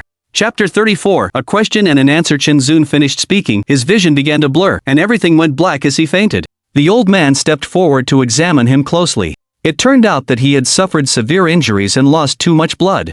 Adding to that, his worry for Zhao Lingyun had made him anxious, causing his blood to rush to his head. Unexpectedly, it had led to insufficient blood supply and fainting. He had been holding on with sheer willpower, but now that he relaxed, he was naturally unable to resist. Recalling Chen Zun's words, the old man turned his gaze towards Zhao Lingyun. When he probed her with his divine sense, his expression became grave. Although Chen Zun was covered in wounds, it was nothing compared to this girl. Her body was burning hot, her tendons and bones were broken, and she had only a faint, thread-like breath. If she didn't receive timely treatment, she could die at any moment. The old man poured a layer of true essence into Zhao Lingyun to maintain her weak life force. Then, he picked up both of them and strode forward. Zhanli transformed into a blue light, circling around him. Then they vanished from the spot. With each step the old man took, the scenery around him blurred and changed, sometimes a high mountain, sometimes a lake, and sometimes a bustling street. The Blood Luo sect had been wiped out a millennium ago, but now, the traces of the sect's remnants were reappearing in the central plains. There must be some conspiracy behind it. Perhaps these two children knew something. Brother, wake up, save Yun'er. Yun'er! Chen Zun cried out in his sleep, abruptly sitting up, his forehead covered in sweat, his face full of lingering fear. He had a strange dream where he saw Zhao Lingyun being killed by a dark shadow. Only when he woke up did he realize it was just a nightmare. After his emotions calmed down slightly, Chen Zun wiped the sweat off his forehead and took a look at his surroundings. It was a small thatched hut. Besides the bamboo bed he was lying on, there was also a rocking chair, a futon, and a tea table with a tea set. The rest of the place was empty, giving it a very simple and crude feel. Hiss. Just as Chen Zun was wondering where he was and tried to move, he felt a sharp pain in his chest and limbs, making him grimace. In that instant, memories flooded back like a tide. The image of Zhao Lingyun lying on the ground, her life hanging by a thread, suddenly appeared in his mind. Where was Yun'er? Chen Zun's heart pounded with urgency. Ignoring the pain all over his body, he tried to get up to look for Zhao Lingyun. Awake? Just then, an old voice came from outside the hut. Chen Zun looked up. A thin old man in green robes walked in. His hair and beard were all white, and his face bore the marks of time. His aura was stable, but his eyes, filled with vicissitudes, were somewhat turbid. Chen Zun recognized him immediately as the old man who had arrived in time to save them both. The old man met Chen Zun's gaze and said kindly, I thought you'd sleep for 5 or 6 days after taking such heavy injuries. I didn't expect you to wake up after only 3. Slept for 3 days? Chen Zun was startled and a little stunned. The old man went to the rocking chair, plopped down, and started swaying back and forth, saying leisurely, a full 3 days and 3 nights. Chen Zun immediately couldn't sit still and hurriedly asked about Zhao Lingyun's whereabouts. Then where is my sister? Where is she? He was very worried about her condition, especially since she was in such a bad state back then. You mean that little girl? She won't die, but she's not doing well either. Chen Zun felt relieved at the first part of the sentence but became anxious again at the second part. What's wrong with her? You kid asks too many questions. The old man turned his head and glared at Chen Zun, complaining, this old man saved you 2 little brats' lives and spent so much effort treating you both. You don't even bother to give me a greeting. All you care about is your precious sister. Chen Zun's face flushed red under the old man's scolding, his expression somewhat embarrassed. Only then did he realize his lack of courtesy, and he thanked the old man sincerely. Thank you, immortal, for saving my life. As long as you heal my sister, Chen Zun will do anything, even be a beast of burden or walk through fire, without any complaints. The old man sat up, his face full of surprise. He took off the rhinoceros jade pendant and hurriedly asked, your surname is Chen? Then how did you get this jade pendant? As far as he knew, this rhinoceros jade pendant was a treasure passed down within the Zhao family, and even the collateral descendants rarely had the chance to see it, let alone for it to fall into the hands of someone with a different surname. This is my sister's mother's keepsake, Chen Zun answered honestly. Keepsake? The old man carefully noticed the word, and a thought stirred in his heart. He continued to ask, is your sister's surname Zhao? It is. Is her name Zhao Lingyun? How did you know? Chen Zun was also full of surprise. He clearly hadn't told him his sister's name, so how could he know it? Could he have some kind of precognitive magic? No wonder. The old man muttered to himself, a look of understanding dawning on his face. He had been wondering how a girl of only a few years old could suffer from such a strange disease that even a great ascension stage expert like himself was helpless against. Other than the Zhao family's only direct granddaughter, there probably wasn't a second case of such a strange illness in the world. But Zhao Lingyun, whom the Zhao family loved so dearly, was actually running away with a boy of a different surname and being chased by the remnants of the Blood Fiend sect. This was very suspicious in itself. He sensed something unusual and his expression became serious as he began to ask Chen Zun some questions. How did you meet Zhao Lingyun? Tell this old man about it. Since the old man wanted to know, Chen Zun thought for a moment and decided that the old man's realm was unfathomable and that he was also the one who had saved his life, so there was no way he would harm him. Otherwise, why would he have bothered to go through so much trouble to save them? After all, for high-level cultivators, there were many ways to obtain information, such as killing and soul searching. Why go through such trouble? Chen Zun tried hard to recall and began to tell the old man how he met Zhao Lingyun and the events that transpired during their escape. In truth, Chen Zun and Zhao Lingyun hadn't known each other for very long. Only a few months had passed from the time he was entrusted with her in the dilapidated temple, so it didn't take long for him to recount all the events that had occurred during that period. The old man mostly listened quietly, occasionally interjecting with a question at a particular point. After Chen Zun explained, he nodded and fell silent again. After I encountered that black shadowy figure, I was tormented by him for a while, and then you intervened, and my sister and I were finally rescued. Chen Zun stopped speaking here.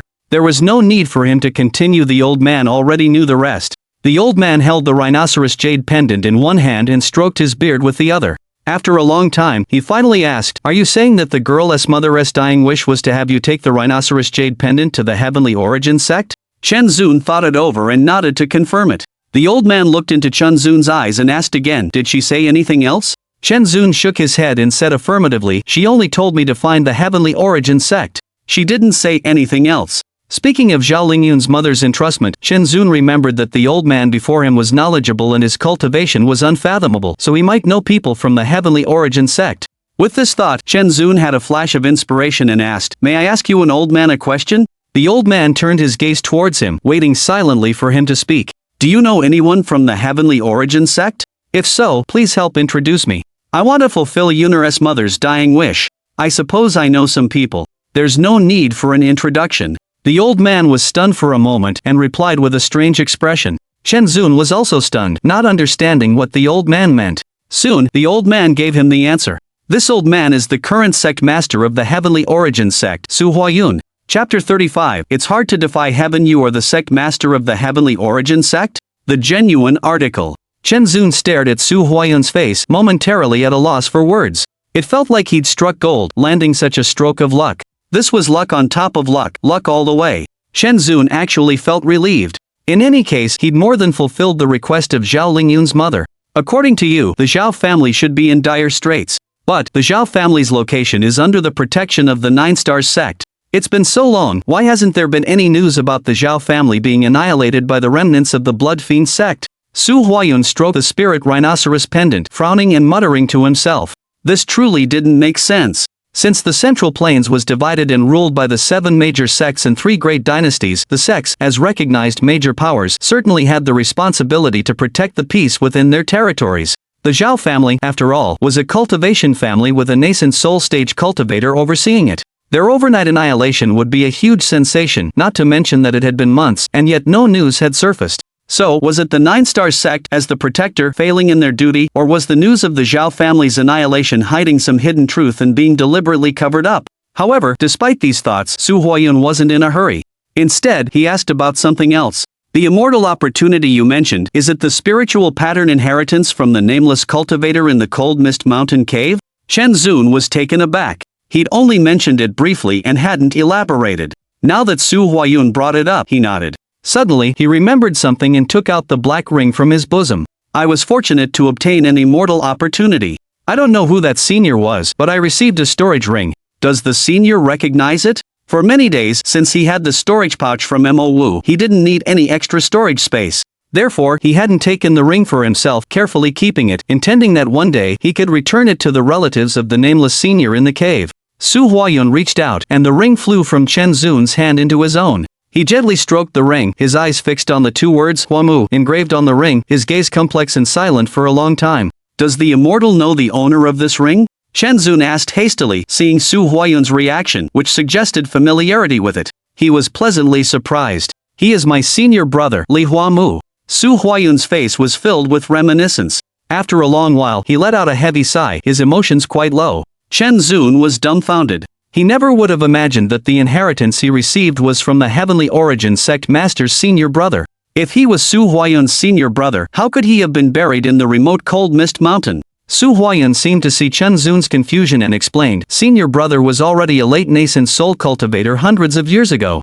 However, his opportunity hadn't arrived, and he was unable to break through. Added to that, his lifespan was nearing its end. He went out to travel in search of an opportunity to break through. This journey led to no further news, as if he had simply evaporated from existence. 200 years ago, the soul lamp left in the sect extinguished.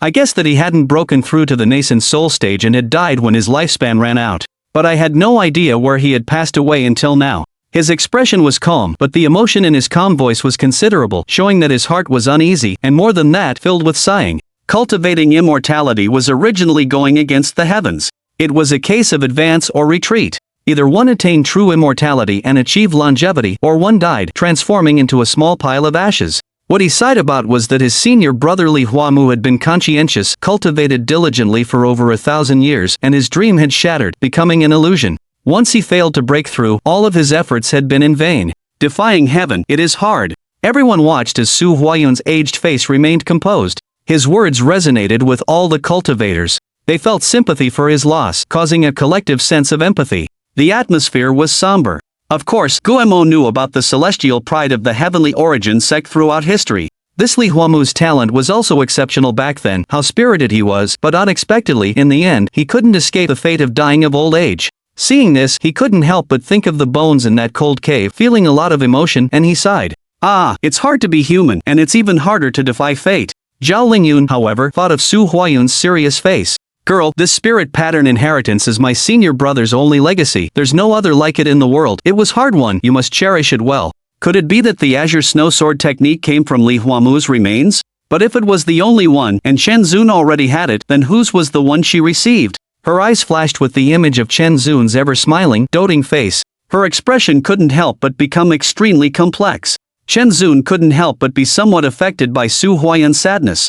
Su Huayun glanced at him, then threw the ring back to him, and said lightly, since you received your senior brother's ring, it means you've inherited his legacy as well. This item has a destiny with you, you should keep it. There are also many resources inside, which will help your Azure Snow Sword technique. Thank you, Immortal, for your reward. Chen Zun quickly took the ring, but he didn't imprint his primordial spirit on it, and he put it away carefully. He still wanted to keep this item for Zhao Lingyun to use. Su Huayun waved his hand, then lay back down, lazily saying, if you want to thank someone, thank my senior brother. You kid have good luck. Your spiritual root is also extremely outstanding. Presumably the Azure Snow Sword technique will definitely flourish even more in your hands. Hearing about the spiritual root again, Chen Zun remembered Mo Wu saying that Zhao Lingyun didn't have a spiritual root. He didn't believe it no matter what, and asked, Immortal. Don't keep saying immortal this, immortal that, it sounds awkward. Calling me old man is better than that. Chen Zun heard Su Huayun's dissatisfied voice, was stunned for a moment, thought for a moment, and changed his address. Senior, what about my younger sister's spiritual root? Can she cultivate?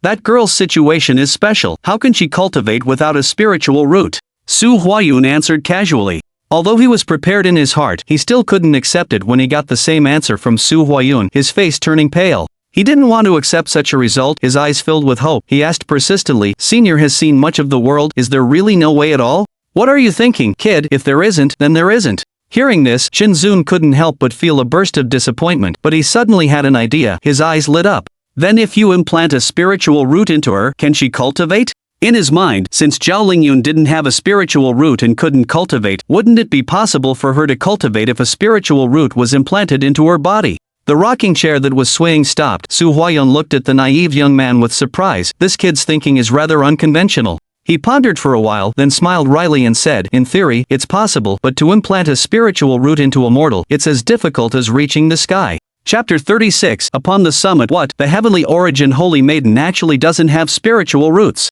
Outside the mirror. Everyone was shocked upon hearing the words of Su Huayun, the former sect master of the heavenly origin sect. Although they had heard Mo Wu say that Zhao Lingyun had no spiritual roots before, everyone assumed that he had a low cultivation level and couldn't see Zhao Lingyun's spiritual physique. However, Su Huayun was the voice of the heavenly origin sect, and also one of the top Mahayana stage cultivators in the heavenly Luo continent. He was known to be a man of his word, and he certainly wouldn't lie, nor would he have any reason to deceive Chen Zun. Cultivation was like this, it was either yes or no. So his words were trustworthy, everyone acknowledged it and couldn't help but shift their gaze towards Zhao Lingyun.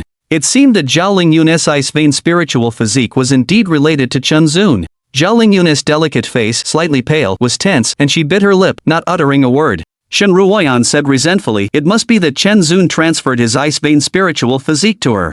How hateful, she doesn't know gratitude and instead repays kindness with enmity. The other women were also contemplative. Ling Tian stepped forward and said, it's not necessarily the demon lord who transferred the ice vein spiritual physique to Fairy Zhao. Let's not even discuss whether this spiritual physique transfer technique is feasible, but any normal person wouldn't give away such a supreme spiritual physique to someone else. His words received much agreement. After all, the Ice Vein spiritual physique was the most superior and rare type of root aptitude in the world, capable of directly leading one to high-level realms. Everyone present asked themselves if they were generous enough to do so, not to mention a demon like Shinzun, who could even kill his own close master. Do you think Shinzun is as selfish and despicable as you are? Shen Ruoyan retorted sarcastically. If Shinzun were even a little selfish, he wouldn't have ended up in such a state. Ling Tian didn't get angry and ignored Shen Ruoyan's mockery. Instead, he solemnly said to Zhao Lingyun, Fairy Zhao does not have spiritual roots, but it is definitely not the demon lord who transferred his spiritual physique to you.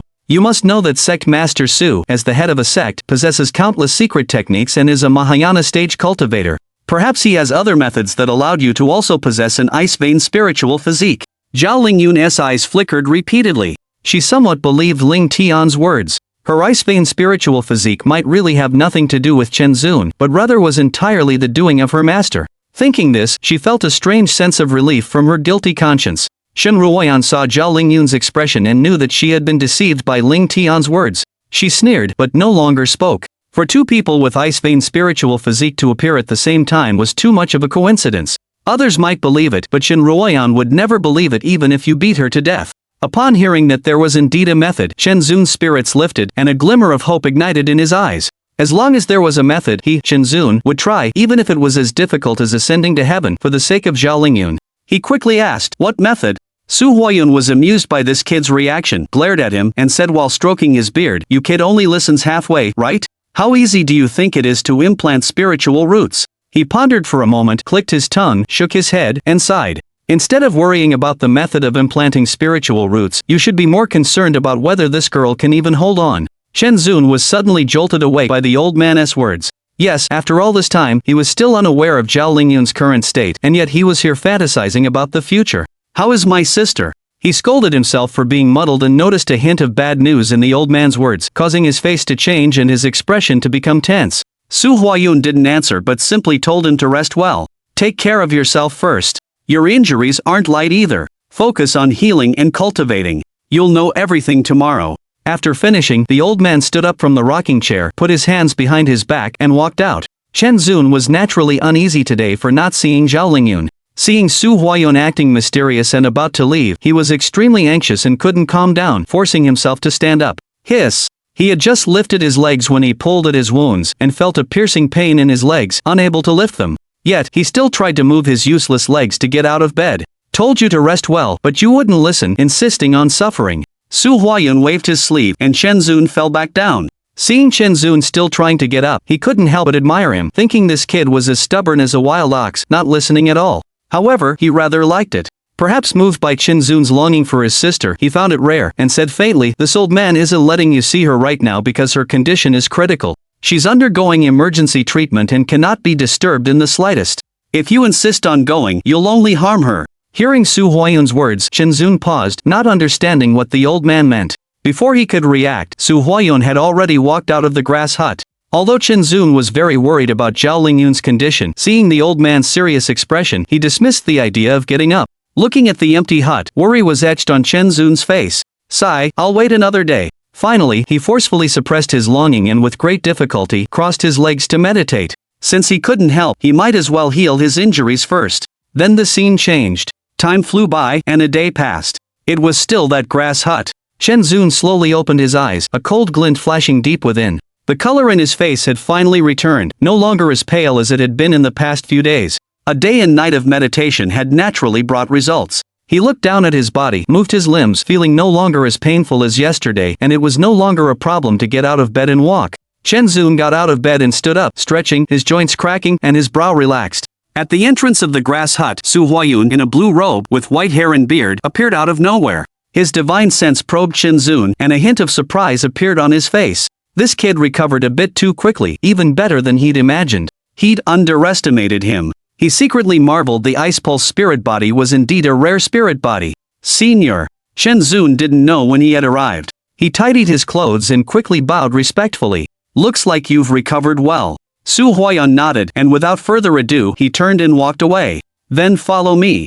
Shenzun quickly followed. Stepping out of the grass hut, the surrounding scenery came into view, and Shenzun couldn't help but be stunned. The grass hut was situated on top of a towering mountain that reached into the clouds.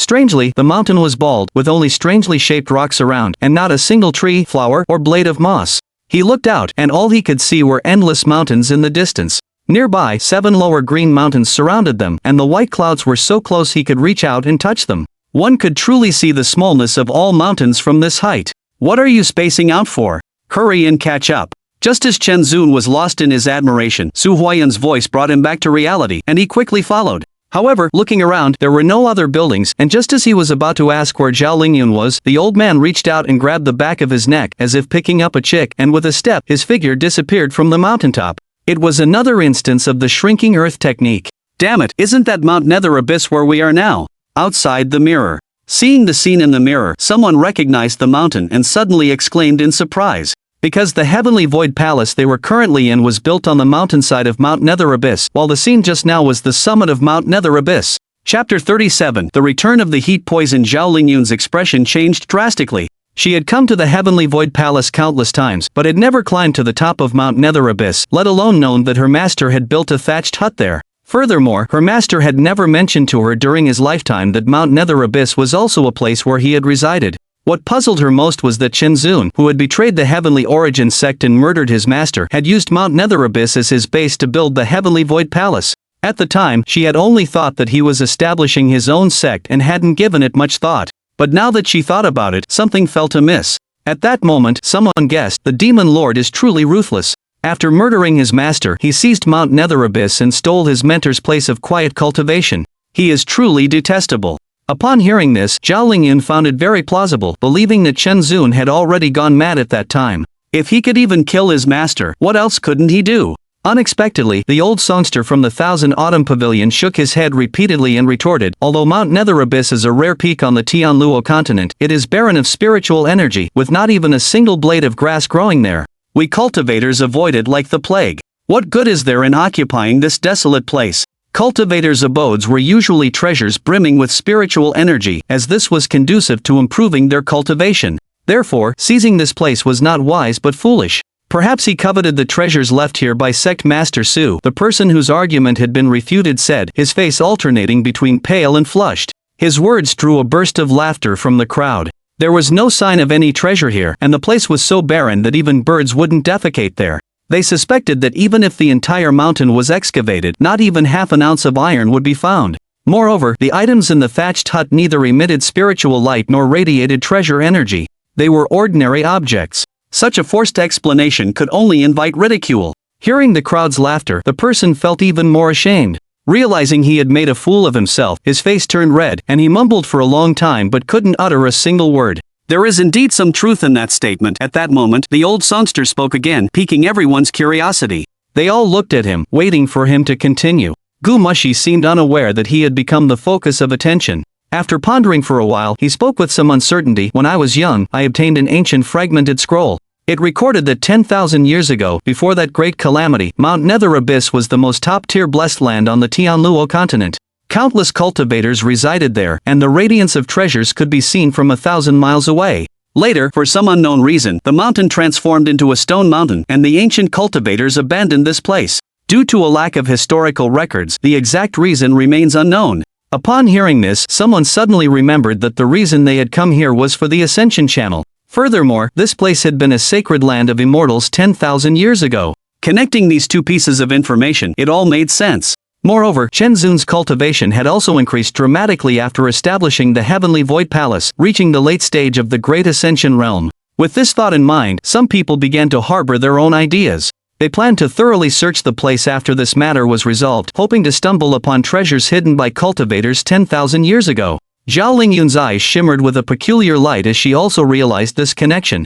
However, at the moment, her main concern was where her master had placed her. Chen Zun was being carried by the back of his collar by Su Huayun. The scenery before his eyes blurred, and he felt dizzy. The spatial manipulation techniques of a great ascension stage cultivator were too much for a small cultivator like him to withstand. If not for Su Huayun's protection, he would have been torn apart in the spatial transfer. After about the time it takes to brew a cup of tea in a deep underground cave, the space rippled like water, and the figures of the two appeared there. Su Huayun withdrew his hand and said faintly, "We've arrived." Chen Zun was still somewhat dizzy. Hearing the old voice, he shook his head and lightly bit the tip of his tongue. The pain that followed made his head clearer. He looked around and found himself in a massive underground cavern. The cave's ceiling was dotted with luminous stones, illuminating the surroundings.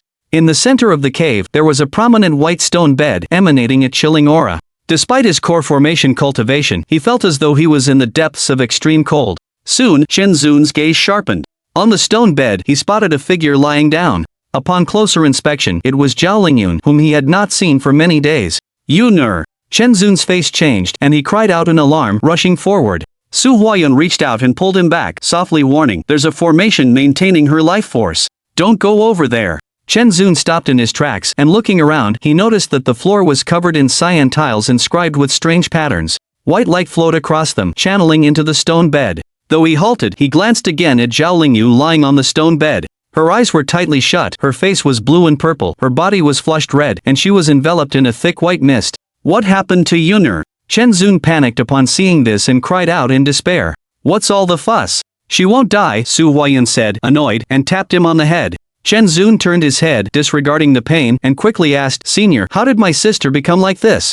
It was no wonder he was so distressed. He had been yearning to see her for days. He had assumed that even in the worst case, Zhao Lingyun would be at least lively. However, the scene before him was beyond his expectation. After not seeing her for several days, their reunion found her on the brink of death. "Her condition is very bad." Su Huayun's expression was extremely serious, causing Chen Zun's heart to sink. He continued, "This girl was born with innate heat poison. She had previously been able to survive thanks to the spiritual energy protection of her family elders. After that, without anyone to maintain it, the heat poison flared up again. Who would have thought that the junior MO did such a wicked thing, suppressing her heat poison by consuming her life force?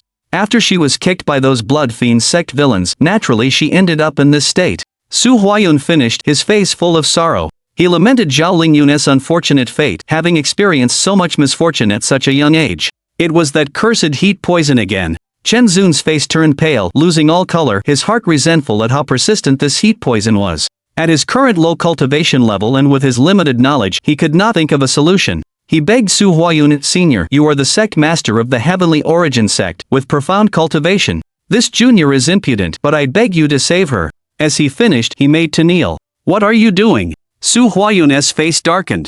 With a lift of his hand, Chen Zun couldn't kneel, no matter how hard he tried. A man's knees should only bow to heaven, earth, and parents. Why act like a spineless shrimp, kneeling to beg for help at every turn? Where is your dignity? Seeing his fierce gaze and a hint of disappointment, Chen Zun didn't overthink it, assuming he didn't want to help. However, who knew that this proud man had never knelt to anyone? If it weren't to save Zhao Lingyun, why would he do such a self-demeaning thing? Chapter 38, Innate Evil Fire Outside the Mirror. Who would have thought that the Demon Lord is also a soft-hearted person?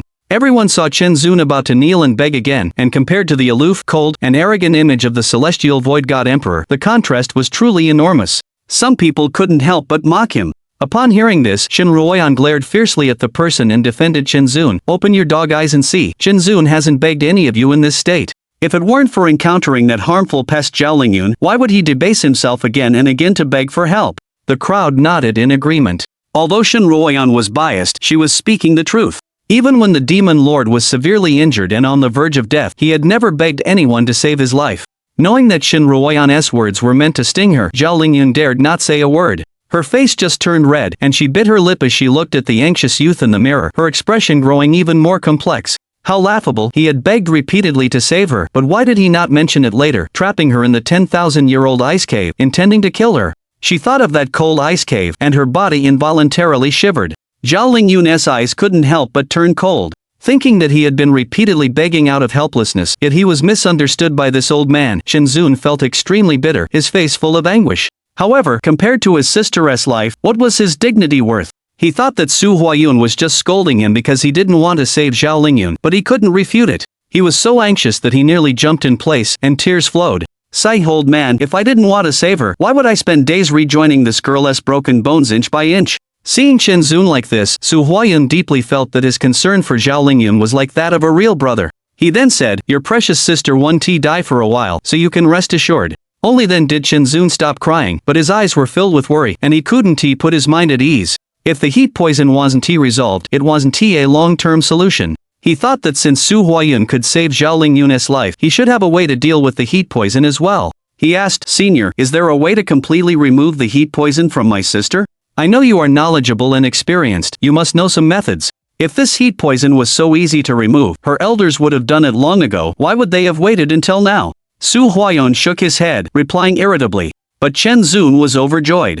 If it wasn't easy to remove, then it just meant the method was difficult. He hurriedly asked, then there is a way? Su Huayun couldn't help but look at Chen Zun in surprise. This kid's thinking was so sharp, he actually knew from his words that he already had a method.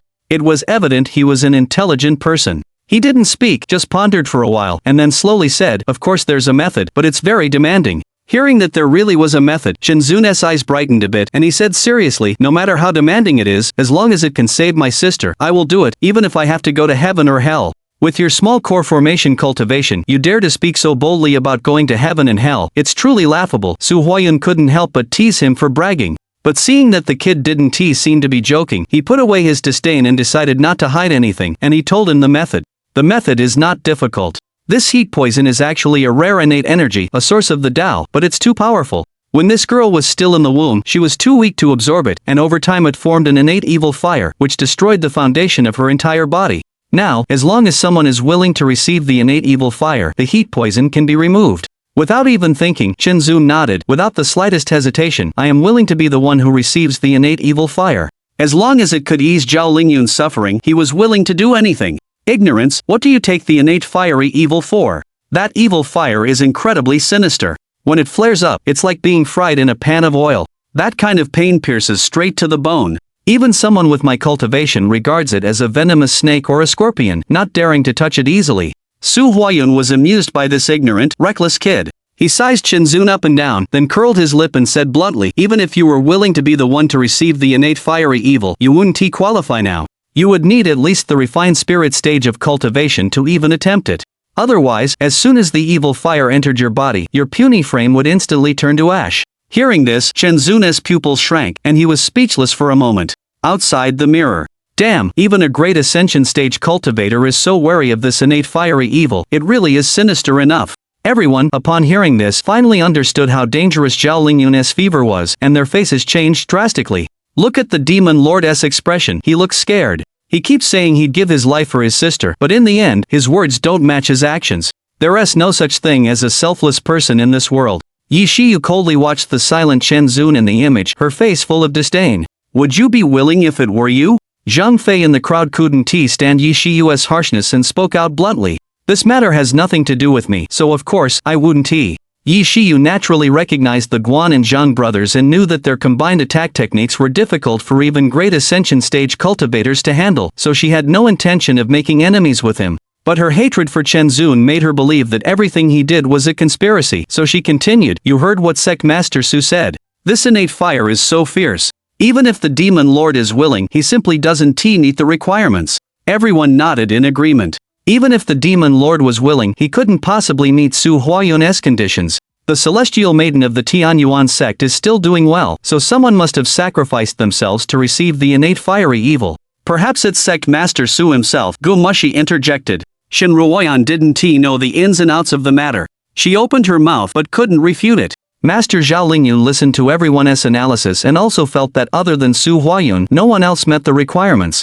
Thinking of this, her heart hated Chen Zun even more. Inside the mirror.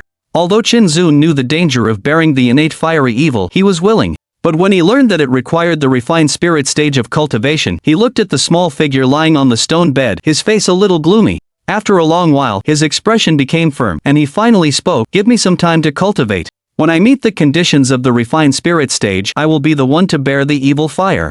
Su Huayun was filled with surprise, followed by a sense of both admiration and amusement. He had long expected this kid to agree to save Zhao Lingyun, but his words made him feel that the young calf's fearlessness was exceedingly naive. Cultivation is like going against the current. If you don't advance, you fall back. To live longer, who isn't desperately pushing themselves to cultivate? But cultivation isn't just about hard work. There are countless cultivators working hard, but only a few are truly successful because effort can't make up for inherent deficiencies. Take his senior brother, Li Huamu, for example. He had cultivated for almost 1,000 years, barely reaching the late refined spirit stage, and in the end, he couldn't break through and died in the cold, bleak cave. Su Huayun acknowledged that Chen Zun had strong talent. Given time, reaching the refined spirit stage wouldn't be difficult for him. But what they lacked the most right now was time. Su Huayun sighed and said softly, "You have time to cultivate slowly, but this girl doesn't. The balance within her body is already lost, and she has at most 5 years to live." Chapter 39. I can do it. Zhao Lingyun can only live for 5 years? Chen Zun's pupils constricted sharply. This was something he absolutely could not have foreseen. He was currently in the core formation stage, and there was a nascent soul stage in between him and the spirit refinement stage. Even if he knew he had superior talent, it would be impossible for him to reach that level in 5 years. Su Huayun had the same thoughts, saying, her condition is really too terrible. Once she leaves the jade bed, the innate evil fire will burn her to death immediately. She can't wait for you to cultivate to the spirit refinement stage. Outside the mirror. Hiss, the innate evil fire is indeed wicked. It actually requires a jade bed to maintain the heavenly Yuan Saintess's body balance. You must know that this treasure is one of the 3 treasures that guard the heavenly Yuan sect. No wonder it takes a spirit refinement cultivator to endure it. It is absolutely impossible to go from core formation to spirit refinement in 5 years. This makes me more certain that the person who endures the innate evil fire is definitely not the demon lord. Who else could it be but Sect Master Su? The heavenly Yuan Saintess is truly blessed to have such a good master. I really envy her. Hearing Su Huayun's words, the cultivators discussed among themselves. Just as someone had said before, it was simply impossible to cross 3 major cultivation stages in 5 years. So, it was clear here that no matter how willing Chen Zun was to be the one to bear it, it was absolutely impossible. Yi Shiyu's beautiful eyes glanced at Zhao Lingyun and reminded her, Heavenly Yuan Saintess, you've also heard it. This villain is not the one who endures your innate evil fire. Therefore, the grace of saving your life has absolutely nothing to do with him. The one who risked his life to save you is only Sect Master Su. He is the culprit who killed Sect Master Su, your enemy. Don't be confused at a critical moment. Yi Shiyu was afraid that after Zhao Lingyun had seen so many memories, Chen Zun had saved her several times, causing her expression to change drastically in front of everyone. She was worried that she would remember these small acts of kindness and be too soft-hearted to strike him ruthlessly. That's right. The one who saved me was my master. He killed my master, so he is my enemy. After being reminded, Zhao Lingyun also realized this point. Her heart gradually hardened, and her guilt towards Chen Zun disappeared. However, this Yi Shiyu was too arrogant. Why should she, a junior, teach her what to do? Thinking of this, Zhao Lingyun's eyes turned cold, and she snorted. She intentionally or unintentionally glanced at Chen Zun and said to Yi Shiyu, how could I dare forget the hatred of killing my master? It's you who he raised and taught. I'm just afraid you'll be soft-hearted when you strike. You don't need to be sarcastic here. My achievements today are partly because of him, but if he hadn't killed my whole family, would I have recognized a thief as my master for so many years? Yi Shiyu knew that she was hinting at her and Chen Zun's master-disciple relationship, and her expression naturally darkened. She glanced indifferently at the unconscious Chen Zun, with a hint of sorrow, and said with hatred, I only hate that I can't kill him myself, that even 1,000 cuts and dismembering him wouldn't be enough to relieve my hatred. It's good that you know. As fellow victims, although their relationship was not very good, Zhao Lingyun did not want to make an enemy of Yi Shiyu. After saying this, she turned her head away. Shen Ruoyan watched coldly from afar as the 2 women who had a close relationship with Chen Zun expressed their determination to kill Chen Zun in front of everyone. She found it extremely laughable, and thinking that if Chen Zun were still awake at this moment, how heartbroken he would be to hear these words. A trace of sadness suddenly rose in her heart. Chen Zun, you have poured so much effort for these 2 people, and in the end, they still hate you to the bone. Is everything worth it? Inside the mirror. Su Huayun saw that Chen Zun was silent and had his head lowered. He assumed that he had given up and sighed inwardly. He was indeed powerless. He could easily find a large number of spirit refinement cultivators, but the innate evil fire was too dangerous. Once he failed, both of them would die. Not to mention whether others would be willing, even if they were, he himself could not agree to it. Because nurturing a soul refinement cultivator was just too difficult, consuming countless resources and efforts, only to exchange it for the life of an ordinary mortal who couldn't cultivate, it wasn't cost-effective. For a bet that was almost gambling-like, the Heavenly Origin sect, with its vast holdings and resources, couldn't afford to lose. A deal destined to be a loss was absolutely not doable. Su Huayun, as the sect master, had to consider the sect's interests. As for the matter of Zhao Lingyun's mother entrusting the soul resonance pendant, he had long guessed that besides hoping the Heavenly Origin sect could investigate the murderers of the Zhao family, it also meant using the pendant to exchange for her daughter's life. This soul resonance pendant had too many wonderful uses. However, after carefully weighing the pros and cons, even though the pendant had great potential, Su Huayun was still unwilling to make this deal. At worst, he would just return it to Zhao Lingyun later. Having made up his mind, Su Huayun was resolute not to save Zhao Lingyun.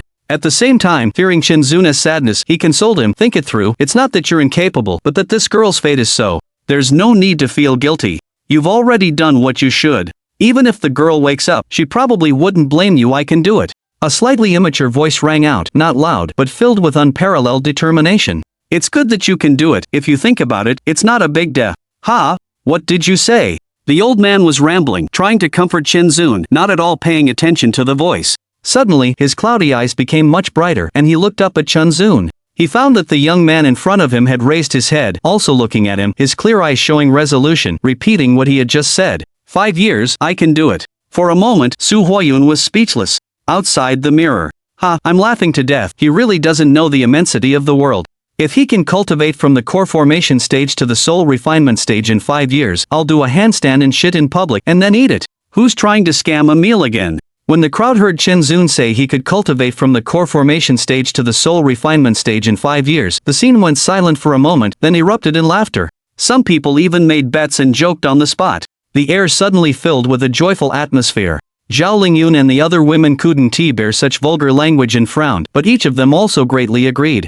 Han Eugene shook her head with a smile and said, I've known him for many years, and I've never heard him say such ridiculous things. He's truly arrogant and ignorant. There weren't many people in the room who weren't laughing. Shen Ruoyan was one of them. Seeing everyone mocking and humiliating Chen Zun so unscrupulously, she was extremely indignant. She also knew that this was an almost impossible thing to achieve, but for the sake of her beloved, she had to defend Chen Zun's dignity. She couldn't help but angrily shout, What are you laughing at? Just because you can't do it, doesn't mean he can't either. The Ice Vein spiritual body is so powerful, it's normal to cross several realms in 5 years. Zhao Lingyun, who had now regained her hatred for Chen Zun, naturally also hated Shen Ruoyan. She said contemptuously, You are also a cultivator. Although the paths are different, they lead to the same destination. How could he possibly do it? I bet he is only saying that to please his master. She suddenly recalled how her master often scolded her for being immature and short-sighted, not as ambitious and persevering as her older brother, Chen Zun. When her master was alive, she only felt annoyed and dared not retort.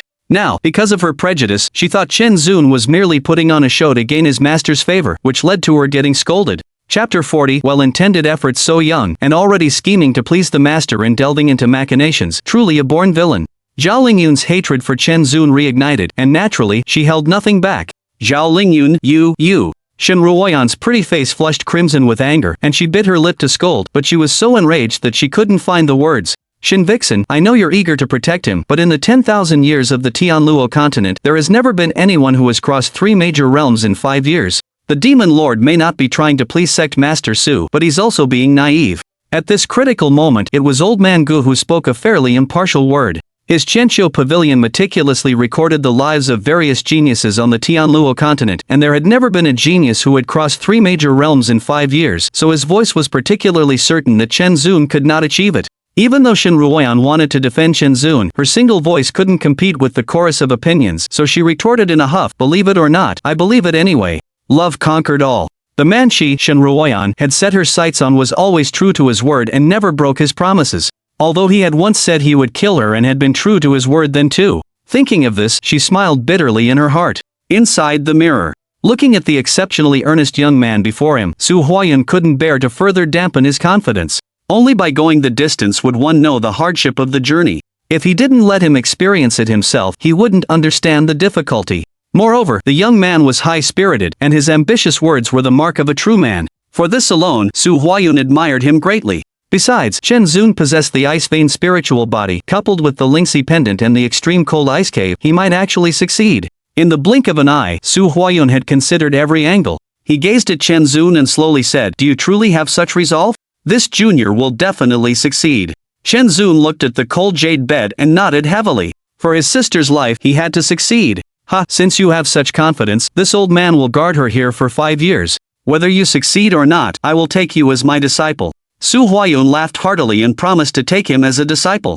The crowd outside the mirror, upon hearing this, cried out against taking Chen Zun as a disciple, with Zhao Lingyun looking particularly furious. Unfortunately, Su Huayun couldn't hear the voices outside the mirror. Now that he had decided to take Chen Zun as a disciple, he naturally didn't treat him as an outsider. He took out the Lingxi pendant and mysteriously asked, Do you know why this girl's mother asked you to bring the Lingxi pendant to seek out the Tianyuan sect? Chen Zun shook his head. He knew it was an excellent treasure, but he didn't understand its significance. Then this old man will tell you about the origin and wonders of the Lingxi pendant. The people outside the mirror were also very curious, and they held their breath and perked up their ears. Su Huayun narrowed his eyes slightly and said, "This Lingxi pendant is actually a celestial treasure from the upper realm that fell into this world, outside the mirror."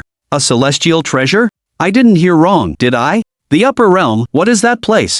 Boom! Su Huayun's words shocked everyone present. Zhao Lingyun, Yishiyu, Ji Yanwu, Han Yujin, and the great swamp demon king, Qingqiuyer, and other Mahayana realm cultivators wore solemn expressions. And Ling Tian, who had been acting like a transparent person, had a hint of resentment flash across his eyes for some unknown reason, but he remained silent. What did a celestial treasure mean? It was a true immortal level treasure. The most powerful treasures on the Tianluo continent had not reached the immortal level. It wasn't that they didn't know, but rather that for 10,000 years, they had never heard of the existence of immortals. Even now, the closest existence to an immortal on the Tianluo continent was Chen Zun.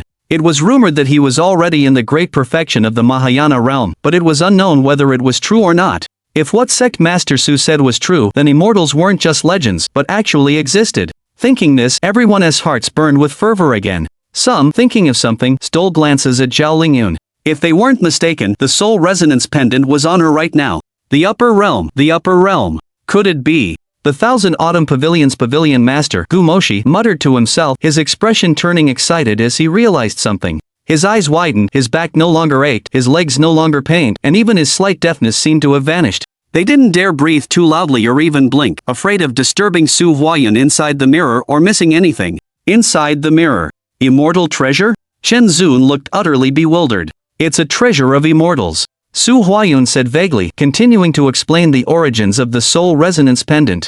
The ancestors of the Zhao family also had cultivators in the forget self stage in their early years. They ventured east into the endless abyss sea and unexpectedly obtained this treasure. It was always regarded as the family's highest secret, but no wall in the world is impenetrable.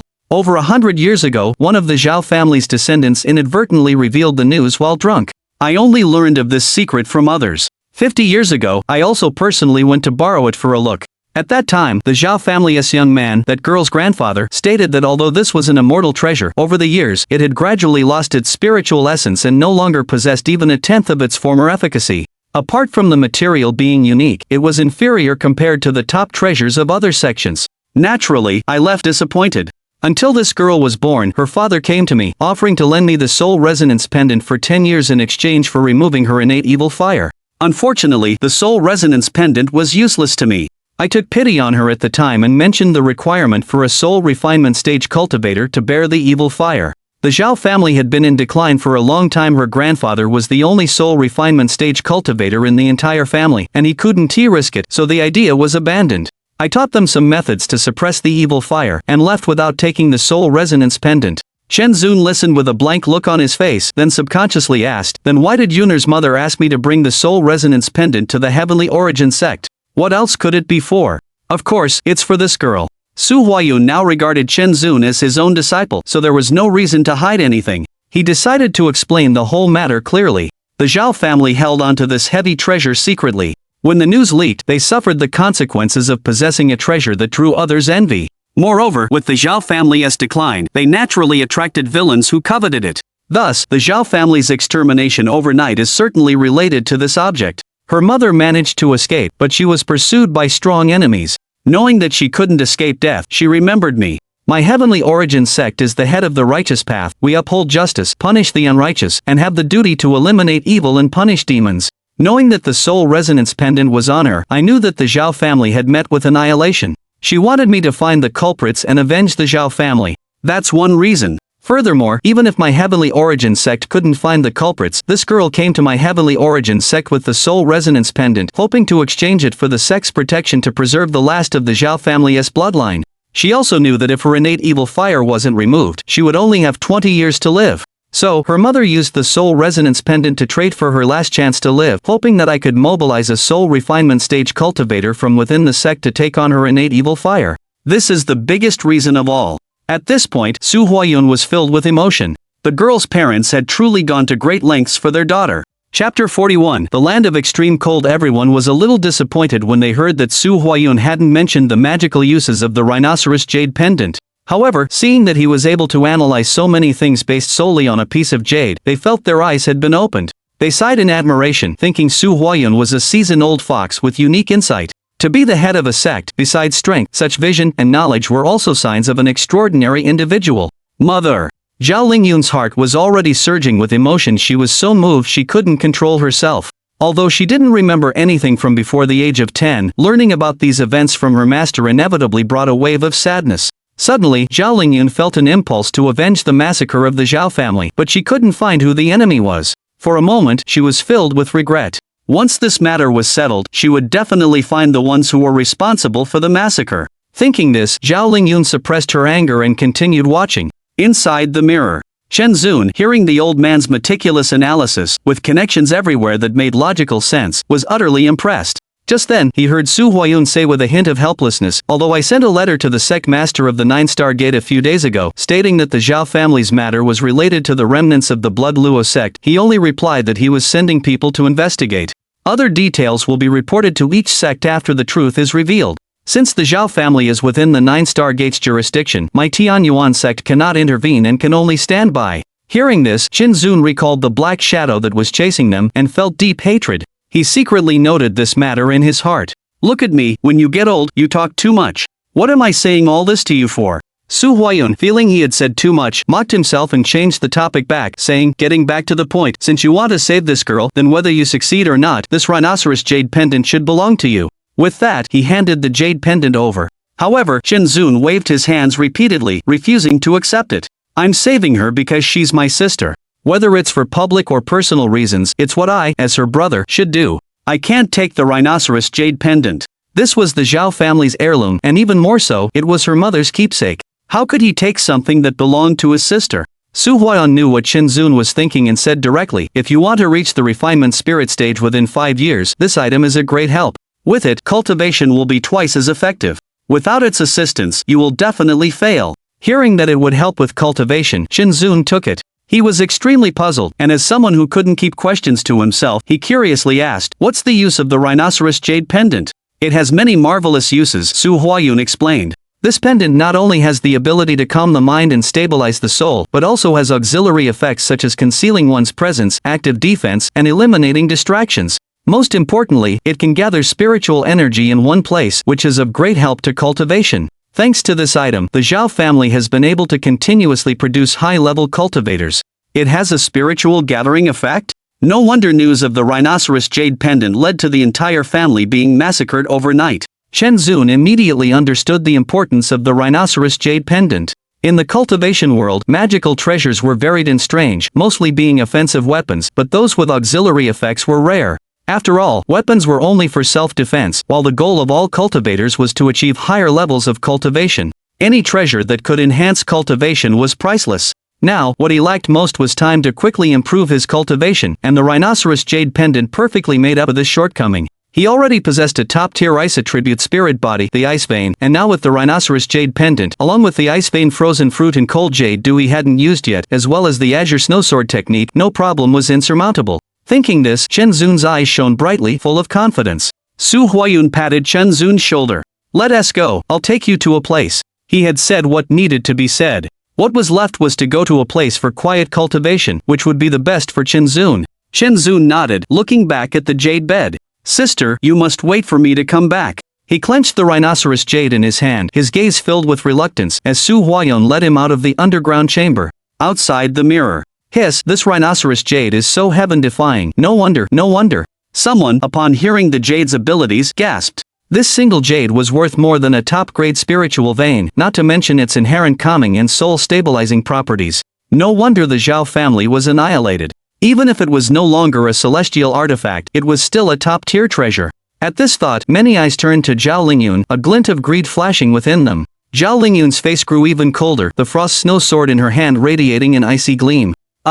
The crowd instantly sobered up, not daring to look further. A great ascension cultivator was someone they couldn't afford to provoke. They refocused their attention on the images within the water mirror. Alas, what a pity. Old man Gu sighed, full of disappointment. He didn't care about the rhinoceros jade, he was concerned that no information about the upper realm had been recorded, that he hadn't heard more about it. Han Eugene, on the other hand, was focused on the later scenes. She sat on the throne, her chin resting on her hand, and said curiously, judging by sect leader Sua's actions, he seems to truly believe the demon lord can succeed. Where is he taking the demon lord? Zhao Lingyun also fell into thought. And Ji Yanwu, who had been silent for a long while, had a strange emotion flicker in her beautiful eyes, before quickly dimming. She knew where Su Huayun was going, because that was where she had met Qin Zun.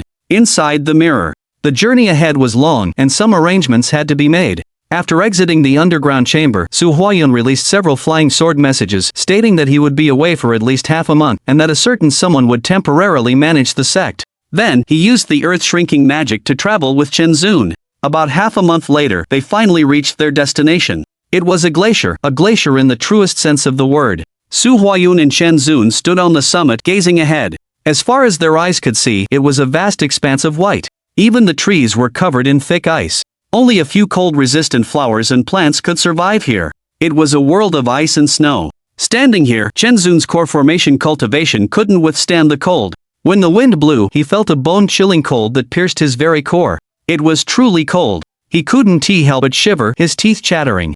Senior, where is this? Su Huayun transferred a wave of spiritual energy to him.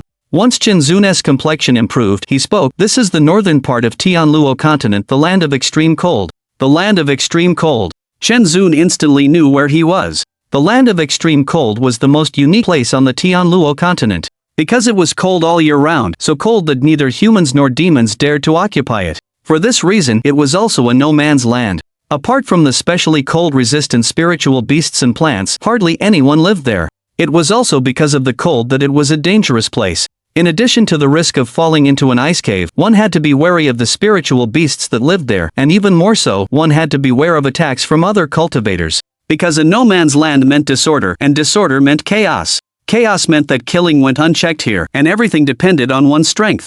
Unless for special reasons, ordinary cultivators wouldn't dare to come here lightly. Chapter 42, Hatred Rekindled. Senior, did you bring me here to cultivate? Qin Zun pondered for a moment, finally understanding Su Huayun's intentions. Although this place was dangerous, the spiritual energy of heaven and earth was mostly of the ice attribute. His ice-veined spiritual body was as comfortable as a fish in water in this environment, better able to display his talent, making his cultivation twice as effective with half the effort. A teachable child indeed. Su Huayun looked at Qin Zun, admiration showing in his eyes.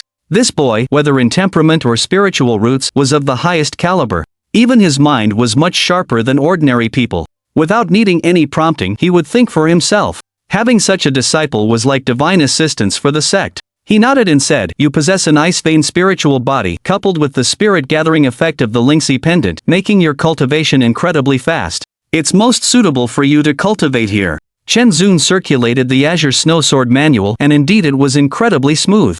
A smile immediately broke out on his face. Su Huayun, afraid he would be careless, put on a rare serious expression. "Although this place is beneficial for your cultivation, it's also extremely cold and harsh. Those who appear here are either villains or extremely powerful individuals. You must never let your guard down." Understood. Having experienced the likes of Mo Wu and the Black Phantom, Qin Zun naturally knew the treachery of the cultivation world. Not daring to be careless, he nodded to show his understanding. Then, Su Huayun scanned with his divine sense, immediately distinguishing the strengths and weaknesses of the surrounding spiritual beasts, explaining each one to Qin Zun, telling him to avoid them and not to recklessly clash with them. Finally, he solemnly said, "This is the outer circle of the extreme cold lands. With your cultivation level, you can cultivate here for a while. Once you have made some progress, move inwards. Remember, do not venture deeper rashly. The deeper you go, the heavier the cold becomes, to the point of freezing even spiritual power. You can only enter the snowy areas within after reaching the nascent soul stage. Find a secluded spot there to focus on your cultivation. That is where the inner and outer circles meet. After 5 years, whether you succeed or not, I will come here to pick you up." Speaking of the territories of the spiritual beasts, Su Huayun added a few more words. Faced with the near nagging of the old man, Qin Zun felt a surge of emotion. This was the second person, after the old beggar, who cared about him. He quickly committed Su Huayun's words to memory. With the precautions explained, Su Huayun was still a little worried. But as the head of a sect, he couldn't always be here to protect him. Fortunately, the Lingxi pendant possessed the ability to conceal and actively defend, so he was not worried about safety issues. If there were problems, it would only be high-level cultivators involved. Thinking about the Black Phantom, Su Huayun was still uneasy, so he threw 3 spiritual talismans and a storage bag to Chen Zun and instructed, "These 3 spiritual talismans contain my sword intent. If you encounter danger, release them directly. Any cultivator below the Great Ascension stage without special defensive magic treasures will be killed with one blow." This storage bag is an early apprenticeship gift from this old man. It contains spiritual pills and elixirs that increase your cultivation. Make good use of the things inside, they will help you cultivate. Chen Zun took them, his nose twitching, his eyes becoming moist. Having lived for so long, this was the first time someone had been so good to him. He had thousands of words of gratitude in his mouth, but he didn't know how to express them. He did not speak, but simply knelt down, kowtowing deeply. Su Huayun showed a look of satisfaction, bent down, and gently patted his head. "Cultivate well, don't let me and the girl down." Chen Zun wiped his eyes with his hand, his voice slightly choked. With the words said, Su Huayun did not linger. He turned directly, not saying anything, and instantly used the shrinking earth technique to leave. He left when he should, without any hesitation. When Chen Zun looked up, his eyes were slightly red and his eyes were wet, but he found that the old man in front of him had already disappeared. He clenched the 3 spiritual talismans and the storage bag. He stood up, his face showing a determined look, and resolutely turned and left. The following scene was a monotonous snowscape. Outside the mirror. Holy crap, he's actually cultivating in a place of extreme cold. That's too bold. What do you know? In such an environment, the Demon Lord's cultivation talent can be better utilized. If I had an ice vein spirit body, I would have opened a cave to cultivate in such a place. Looking at it this way, isn't it very possible that the Demon Lord will reach the refining spirit stage in 5 years? The people outside the mirror looked at the vast white snow scene, discussing among themselves. The cultivator who had declared that if Chen Zun reached the refining spirit stage in 5 years, he would do a handstand, pull out his own excrement, and eat it, sneered upon hearing this. Even with such good conditions, I dare to assert that the Demon Lord will not succeed. If he succeeds, I will eat however much you pull out. He was confident for a reason. From the nascent soul to the refining spirit stage, even for the most exceptionally talented genius, it would take at least a decade. If their luck was slightly worse, they might not be able to cross that life and death threshold even until death. I've remembered your words, sir. Me too. The Guan and Zhang brothers turned their gazes to him, remembering this 8th fellow. Sponging off others here, be careful you end up eating shit later. Shen Ruoyan, seeing his arrogance, spoke out in mockery. What's there to fear, at most? Enough. Ji Yanwu, seeing them still discussing, frowned, glanced at them, and couldn't help but let out a soft shout. The scene suddenly went cold. Ji Yanwu was satisfied, but certain things came to mind, a faint glint flashing in her eyes. Did you all notice, this initiation ceremony is too luxurious? Sect leader Su is so generous, why don't I have a master like that? Although the scene had suddenly turned cold, there were too many topics, and soon someone began discussing other things. It's not just generous, it's simply inhumanly extravagant. It's a pity, no matter how good sect leader Su is to him, he will still die by the Demon Lord's sword in the end. That's right, the Demon Lord is too inhuman, a complete ingrate, even raising a dog would be better than him. The crowd remembered the 3 sword intents that were a guaranteed kill for those below the Great Ascension stage, and the storage bags. They were extremely envious and jealous to the point of disfigurement, but thinking that they were for Chen Zun, they all lamented the pity and began to curse. You dog thief! Zhao Lingyun trembled with anger, grinding her teeth. Master treated you so well, yet you repay kindness with revenge. You deserve to die. She forgot that Chen Zun was working hard to save her life, her mind filled with hatred, hating that master was so good to him, yet he still ended up killing his master.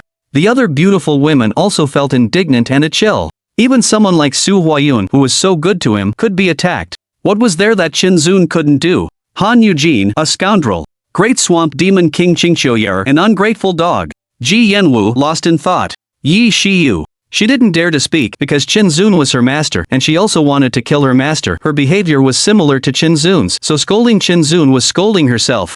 As for Ling Tian, the leader of the Demon Extermination Alliance, he watched coldly, constantly looking up at the seal in the void, his gloomy face showing a hint of anxiety.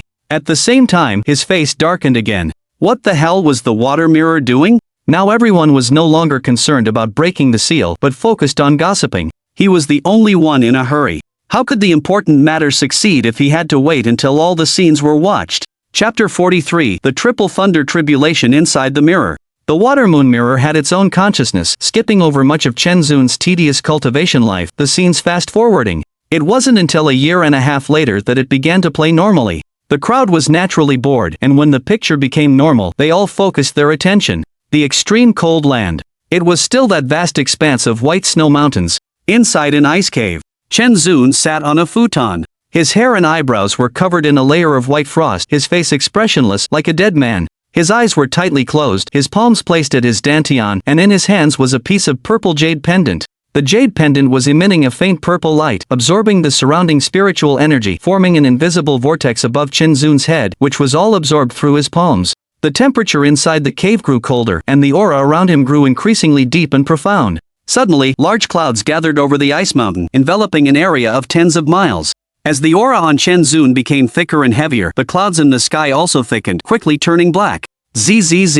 In an instant, the dark clouds were as thick as ink, and streaks of lightning like silver snakes swam within the clouds, appearing and disappearing. Boom! In less than the time it takes for an incense stick to burn, the number of lightning snakes increased, silver light occasionally bursting from the dark clouds, instantly disappearing, and the low rumble of thunder became more and more frequent. The flying insects and beasts in the area covered by the dark clouds sensed the dangerous aura and fled frantically in all directions. And the more powerful creatures in the distance also felt something and all looked towards the dark clouds. The possibility of rain in the extremely cold land was non-existent, the only result being that someone was undergoing a tribulation. Outside the mirror. Damn, a thunder tribulation. This is a nascent soul stage thunder tribulation. How long has the demon lord been cultivating, and he's already preparing to undergo a tribulation? Hiss, preparing to undergo a thunder tribulation after only a year and a half, the demon lord is too terrifying. Looking at the flashing lightning, the cultivators outside the mirror were both familiar and terrified, all stunned. The thunder tribulation was the most terrifying thing for cultivators, but it was something they had to face.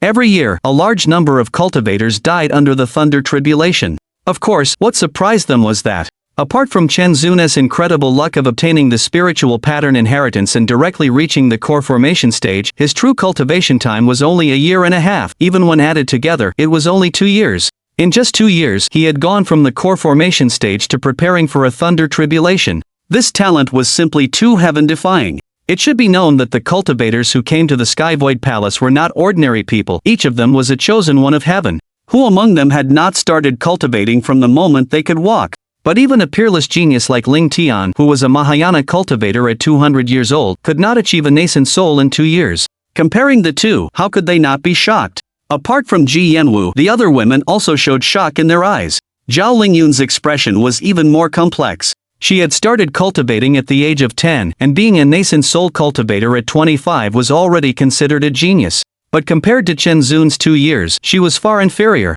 What confused her was that both of them had ice vein spiritual bodies, both possessed the spiritual resonance jade, both had the same cultivation technique, and she also had the support of the heavenly origin sect's underground cold jade bed, which was dozens of times better than Chen Zun's current environment. But compared to Chen Zun, there was still a huge gap. She really couldn't understand this result, how Chen Zun managed to do it. Old Man Gu was also shocked. Throughout history, this kind of cultivation speed had never appeared before. It was simply too monstrous. He murmured, "What kind of aptitude does one need to achieve this? It's unprecedented." Shen Ruoyan was very happy. Looking at the cultivator who made the bet, she mocked, who said Chen Zun couldn't break through 3 realms in a row. "You can still regret it now." Absolutely not.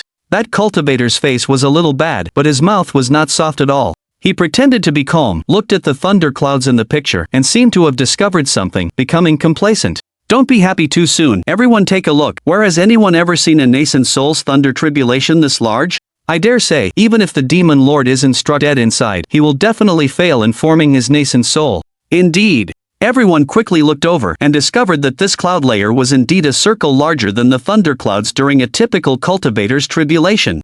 At this point, most people felt that Chen Zun would not be able to overcome this thunder tribulation. Inside the mirror, Chen Zun remained still, seemingly unaware of the situation outside. At this moment, his mind was completely immersed in a fist-sized golden core within his dantian. All cultivators at the core formation stage who were advancing to the nascent soul stage had to go through the process of transforming their core into a nascent soul. What was transforming the core into a nascent soul? It referred to cultivators at the core formation stage cultivating their golden core from an illusory and tangible state to a solid, formed state. Once the golden core was fully formed, it was considered complete. At this point, they needed to liquefy the golden core and then, with their divine soul attached to the golden liquid, recondense it into the shape of an infant to succeed. This process required extreme caution, and the slightest carelessness could lead to failure. And just the process of turning the core into liquid took a long time. It was unknown how much time had passed. With Chen Zun's patient waiting, the formed golden core had already transformed into a pool of golden liquid.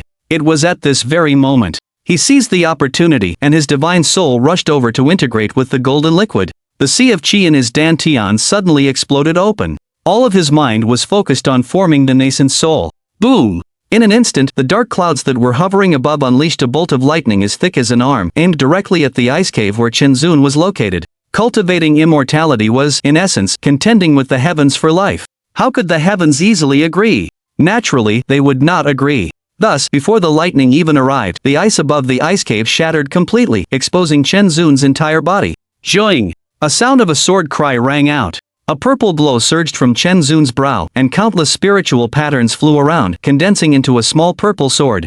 It was the natal true essence spiritual sword he had been nurturing. This small sword sensed danger and proactively defended against it. Just as the lightning was about to strike the top of Chen Zun's head, the purple sword shot into the sky. After a year and a half of nurturing, Chen Zun's natal true essence spiritual sword was no longer as weak as it once was. Bang! The two collided, and the surrounding ice and snow exploded. The power of the lightning was completely extinguished, and the purple sword was not in much better condition. Its previously almost solid form became blurry, and with a mournful cry, it returned to Chen Zun's brow. This sight stunned the onlookers outside the mirror. The thunder tribulation of a nascent soul naturally possessed the power of a nascent soul stage, yet Chen Zun, with just one sword strike, had eliminated it. How powerful was that? Now, he should have overcome the thunder tribulation. However, it was also far too simple. However, just when everyone was feeling puzzled, the dark clouds in the sky reformed, and an even larger bolt of lightning came crashing down again. A double tribulation? Everyone's hearts clenched.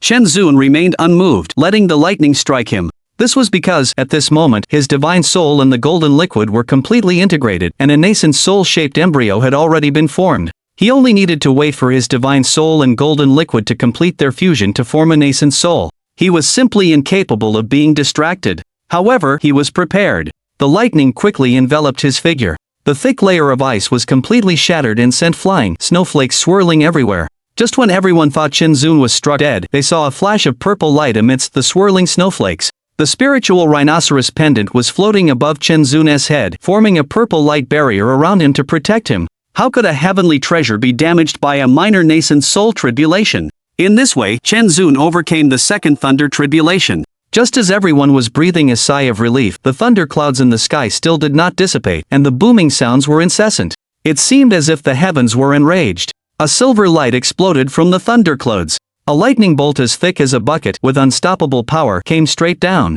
A triple tribulation. Guemo Shi cried out in alarm outside the mirror.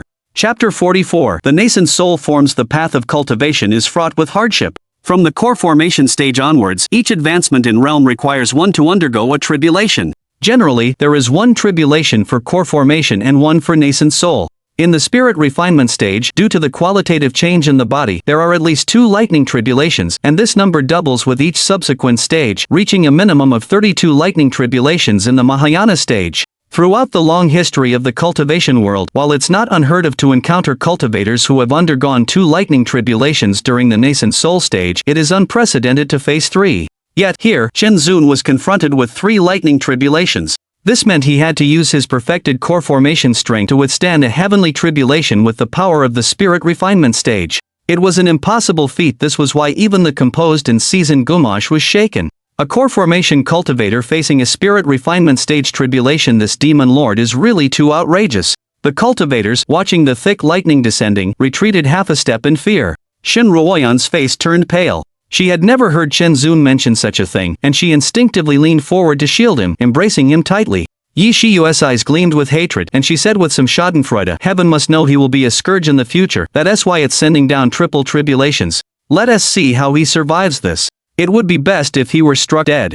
The Tianluo continent wouldn't suffer so many horrible tragedies." Qingxiuyer, the great swamp demon king who had been silent beside them, chimed in. Her words were met with agreement from the others. Ji Yanwu did not share their sentiments. Although she held a grudge against Chen Zun, she certainly didn't want him to die under the lightning tribulation. Back then, if not for Chen Zun, she would not have had the chance to live until today. Inside the mirror, the lightning, carrying world-destroying power, plunged down again. It looked as though it was about to hit Chen Zun. However, Chen Zun's divine soul and his dantian perfectly merged with the golden water, forming an infant with a face identical to Chen Zun's. His aura instantly became more powerful than before. He had successfully formed his nascent soul. Before Chinzun could examine it, he sensed a deadly aura, and his eyes snapped open. Golden light flashed in his gaze as he looked up. He was not flustered in the slightest. His expression was stern as he flipped his hand and took out a talisman, one of the 3 sword intent talismans left to him by Su Huayun. He infused it with spiritual power and tossed it above his head.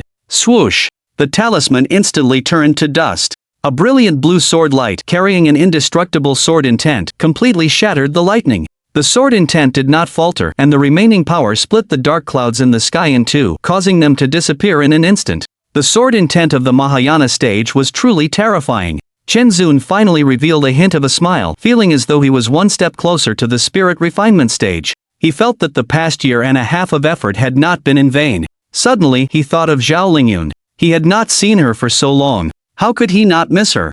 I wonder how my little sister is. Chinzun held the telepathic jade, his expression softening. Soon, he suppressed the longing in his heart and looked around.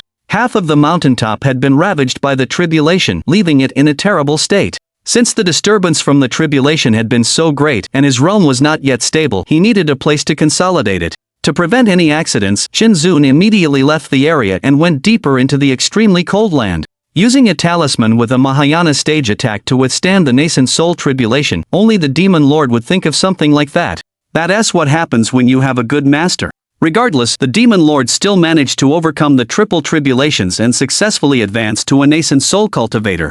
Outside the mirror, everyone watched as Chinzun, seemingly without any regret, used a talisman comparable to a Mahayana stage attack to get through the tribulation, silently cursing him as a spendthrift. Gumash recovered and began to write down his observations. Shen Ruoyan also breathed a sigh of relief. She had been scared to death just now. However, some were happy while others were worried. Thinking that he had now become a nascent soul cultivator, some sighed, some were jealous, and some even ground their teeth in frustration. Yi Shiyu looked regretful, gnashing her teeth and saying, "What a pity, I didn't chop him to death." Zhao Lingyun also looked regretful. Suddenly, someone remembered something and said strangely, looking at it this way, it's really possible for the demon lord to become a refinement god stage cultivator within 5 years. Now that the water moon mirror didn't show Su Huayan's image, there was no way to know if he was removing the congenital evil fire for Zhao Lingyun. Then, if Chinzun succeeded, it was highly likely that he would be the one to bear the congenital evil fire for Zhao Lingyun. Impossible, absolutely impossible. The cultivator who had spoken harshly now had a very bad complexion, and he retorted loudly. If Chinzun really succeeded, how would he deal with the situation? Don't say anymore, just keep watching and you'll find out. Zhao Lingyun shouted inexplicably. Everyone looked, her face was extremely pale. They seemed to understand something. She was afraid inside. Why isn't the demon lord in the picture? Someone exclaimed. A complex look quietly appeared on Ji Yanwu's pretty face. Inside the mirror. 3 years passed by quickly in the water moon mirror. The scene changed, showing only an endless world of white snow. There was no sign of Chinzun at all.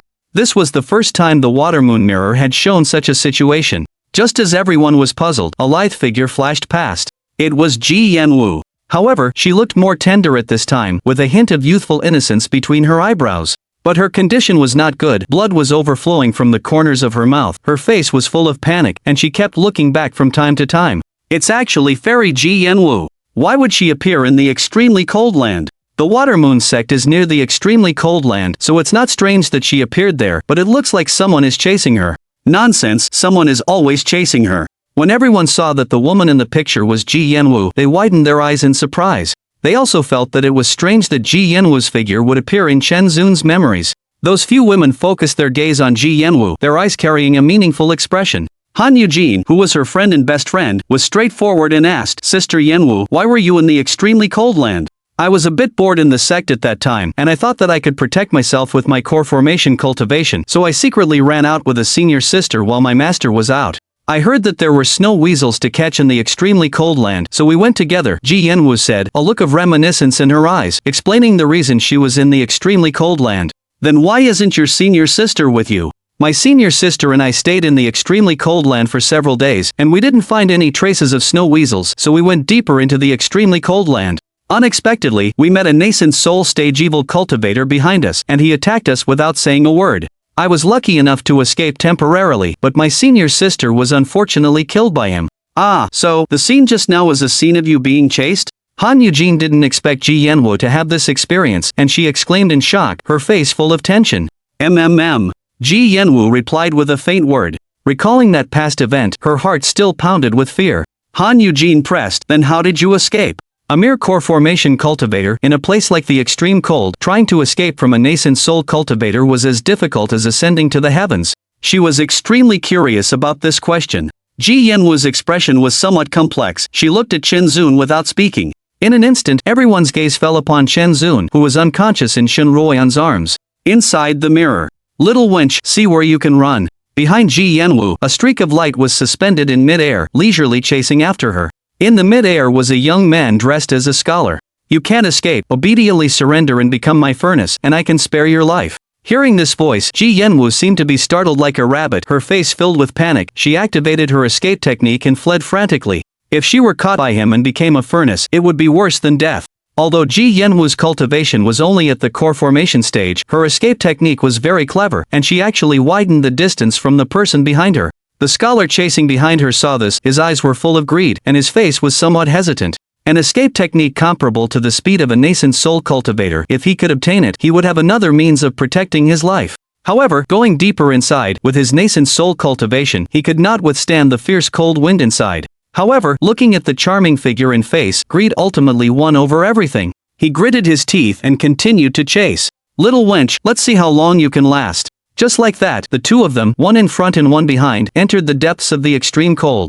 Outside the mirror. The soul-reaping scholar. It's actually him. An old man dressed as a cultivator recognized the scholar at a glance, and exclaimed in a lost voice. Who is the soul-reaping scholar? A question mark appeared in everyone's minds. At this time, the knowledgeable elder Gu stepped forward to explain, this is an evil cultivator from over 1,000 years ago. His name is already untraceable, but this person is a well-known evil cultivator. Relying on his nascent soul cultivation, he specializes in robbing female cultivators who are alone, robbing them of their wealth and their bodies. Because he is proficient in the art of extracting essence, many female cultivators have died tragically at his hands. He always presents himself as a scholar, so the title of soul-reaping scholar came about. For specific details, please refer to the Evil Cultivator Records Nascent Soul chapter published by our pavilion. After Elder Gu finished speaking, he did not forget to promote the books published by his sect. Han Yojine's face was filled with worry, she said. At that time you only had core formation cultivation. Encountering such a villain, it was really too dangerous.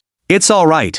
Ji Yanwu only shook her head, looked at Chen Zun, and there was a trace of gratitude in her eyes. If it weren't for his appearance, she might have also fallen victim to his evil hands. At the thought of almost being caught and used as a furnace for extracting essence, she felt a pang of fear. Inside the mirror, the two of them entered the interior of the extreme cold, one after the other. As they went deeper, it actually began to snow. The sign of snowfall was the clear dividing line between the inner and outer circles. Ji Yanwu had nowhere to go, she could only grit her teeth and plunge in. She would rather be frozen to death than fall into the hands of this person. Seeing Ji Yanwu enter, the soul-reaping scholar still could not catch up. He became greatly anxious. If things continued like this, entering the inner circle would be troublesome. Seeing that the cooked duck was about to fly away, he was naturally unwilling to give up. The soul-reaping scholar's face hardened. He unfolded the folding fan in his hand, and a fan bone shot towards Ji Yanwu's back.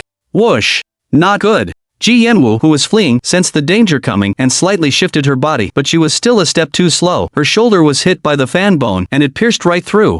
Ah! Ji Yanwu screamed miserably, lost control of her escape technique, and fell down. Got her! The deadly scholar heard a scream and a smile crept onto his face as he hurried over. He found that although Ji Yanwu was injured and unable to fly, her agility was still remarkable. With a few quick movements, she had already darted several miles away.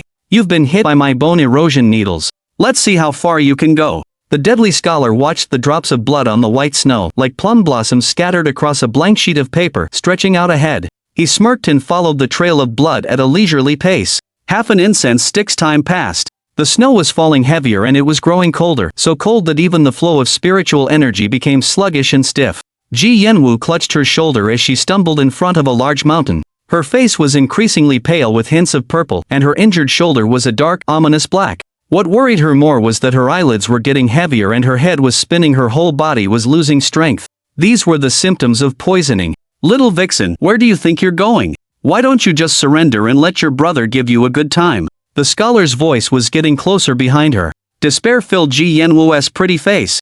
Just then, in her daze, she seemed to see a dark cave entrance in the mountain wall ahead. Having come this far, she was naturally unwilling to be caught by the scholar. So, she bit the tip of her tongue, and the sharp pain cleared her mind. Ignoring whether there were fierce beasts inside, she ran into the cave. It was a death either way. Being buried in the belly of a wild beast was better than being used as a cultivation furnace by that scholar. Just as Ji Yanwu entered the cave, the deadly scholar arrived. He didn't immediately go in, but cautiously scanned the entire mountain with his divine sense several times, not detecting anything unusual. Only then did he follow her in. Once inside, Ji Yanwu discovered it was even colder than outside. She couldn't muster any of her spiritual energy, and her limbs were growing increasingly numb. The poison had spread throughout her body. To her despair, she reached the end of the cave and slumped to the ground. Before her was a massive block of ice. It seemed there was no escape. The onlookers outside the mirror were all shocked and worried for Ji Yanwu. "Run, why aren't you running?" The deadly scholar entered, looking at her with a mocking expression as he slowly approached. Ji Yanwu backed away until her back hit the icy wall, and cried out in terror, "Don't come any closer. Don't be scared, I'm a very gentle person. I'll be extra careful with you and make you feel amazing." The deadly scholar naturally didn't stop. He unbuttoned his robes while leering at Ji Yanwu. Though it was cold here, he wore treasures to keep him warm, so he didn't feel the chill at all. Ji Yanwu turned her head away, not wanting to see his repulsive side, and tears of regret streamed from her closed eyes. If she hadn't sneaked out of the sect, she wouldn't have ended up like this. But alas, there was no turning back the clock. Now, she could only instinctively scream, "Help me!" But only the deadly scholar's arrogant laughter answered her. "Ha ha ha! Scream louder, the louder you scream the more I like it. No one can save you now. You might as well give in to me, and let us go to bliss together." Damn it! Han Eugene gnashed her teeth, watching the blurred images. Ji Yanwu was her best friend, and seeing her friend bullied, she felt it deeply. Exactly, it's a good thing he died early, or I would have definitely taught him a lesson. I just don't know where his ashes are. If I knew, I'd scatter them. Great minds think alike. Your thoughts are the same as mine. Me too. The others also expressed their indignation, echoing Han Eugene. It was too much. They actually dared to bully immortal Ji. Those who admired Ji Yanwu were already secretly itching to dig up his grave and scatter the ashes. Ji Yanwu's expression was extremely unnatural, her fists clenched tightly in her sleeves. This memory was her greatest fear, a nightmare that had haunted her. Now, watching it again, that familiar sense of helplessness resurfaced. She had faced many dangerous situations in her life, but this was the most despairing. If it weren't for him, perhaps she wouldn't be who she was now. Inside the mirror, Ji Yanwu cried. She cried in despair. Because she couldn't even self-destruct her golden core now, she could only watch helplessly as the villain approached. The soul-reaping scholar was overjoyed. Since being wanted, he had been hiding in the extreme cold, not daring to go to the central plains. Thinking about it, it had been 10 years. 10 years without touching a woman. For someone like him who couldn't live without women, it was utter torment. Now things were good. Such a beautiful little vixen, playing with her would definitely be great. Just as he was thinking about what position to use, he heard the clang of a sword. A small purple sword pierced out of the ice wall behind Ji Yanwu, aimed straight for the soul-reaping scholar's head. Not good. The soul-reaping scholar was famous. Although he was somewhat lax now, his reaction was still quick. With a flick of his wrist, he used his folding fan to block his face. Bang! The small purple sword pierced the folding fan. Although it didn't break through, the immense force sent the soul-reaping scholar flying backwards, crashing heavily into the cave wall. Ugh! The soul-reaping scholar had evaded a fatal blow, but he was not in good condition. The force had made him vomit a mouthful of blood. This brief exchange revealed their strengths. He quickly looked up, knowing that not only was there someone here, but also that their cultivation was higher than his. Seeing the purple sword about to strike again, the soul-reaping scholar's heart trembled. He had no more desire to fight. He had lived so long despite committing so many evil deeds because he knew how to assess the situation, retreat, and cut his losses. Seeing that the current situation was against him, he decided to flee. Just as the soul-reaping scholar turned to run, the purple sword, carrying a sharp sword intent, came straight for his neck. The soul-reaping scholar's face changed drastically. He had not imagined the small sword to be so powerful. He didn't have time to escape. His hand opened the folding fan again, turning it into a fan-shaped light shield. When the two weapons collided, there was a crisp sound of metal clashing. The fan-shaped light shield was shattered by the purple sword's sword intent, creating a small crater in the ground where the soul-reaping scholar lay, his folding fan broken and tattered. He was in an extremely pathetic state, his hair disheveled, coughing up blood. But that was not all. The purple sword flickered slightly, and its blade flew toward him again. "Senior, spare." The soul-reaping scholar was about to beg for mercy, but before he could finish, the purple sword pierced through his body. From the moment the purple sword appeared to the moment it defeated the scholar, it only took a few breaths. Ji Yanwu's face still had tears on it, but her expression was blank. After all, even though the soul-reaping scholar was taken by surprise, he was still a nascent soul cultivator. He had been killed so quickly. And she herself, having witnessed the entire process, had just been meat on the chopping board, ready to be slaughtered, and now she had been redeemed. This made Ji Yanwu suspect she was hallucinating, with a sense of unreality. Whoosh! However, just when she thought the deadly scholar was dead, a golden light burst from his corpse, and a miniature baby, about the size of a fist, clutching his storage bag, smashed through the cave wall and shot into the sky.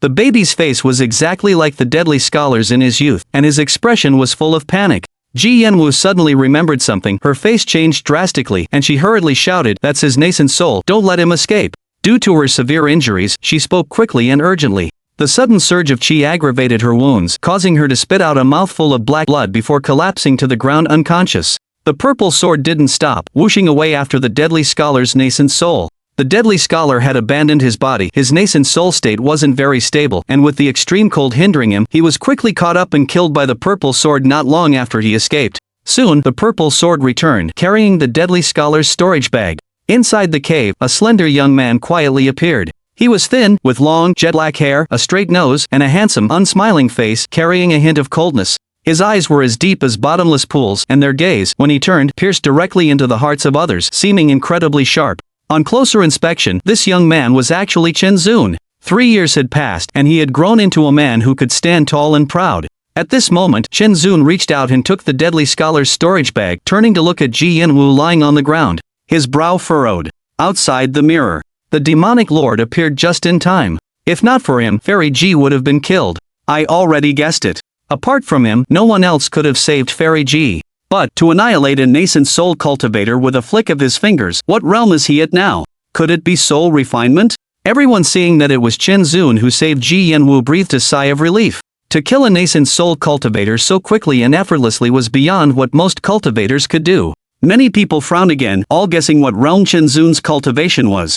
Zhao Lingyun was the most anxious, and she quickly asked Ji Yanwu, "When you met him then, could you sense what his cultivation level was?" Ji Yanwu was still reliving the scene in the picture just now. Hearing Zhao Lingyun's question, she thought for a moment and shook her head, saying, "At that time, I was only a minor core formation cultivator. I couldn't sense it, but what?" Zhao Lingyun looked at Ji Yanwu anxiously. "You'll know if you keep watching." Ji Yanwu didn't answer, keeping them in suspense. Zhao Lingyun opened her mouth as if to say something, but in the end, she swallowed the words.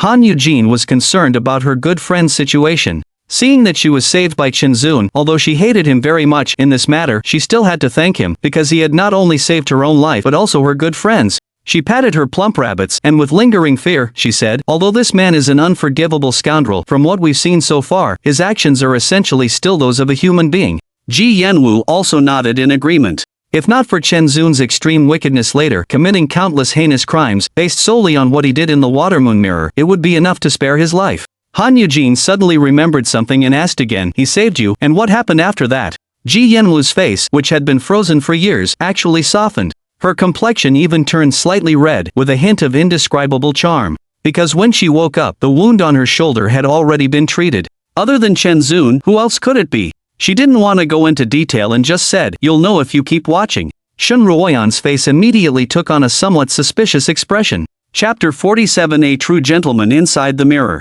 Chen Zun looked at Ji Yanwu lying on the ground, a trace of emotion finally appearing on his face. He walked over, squatted down, and took her pulse.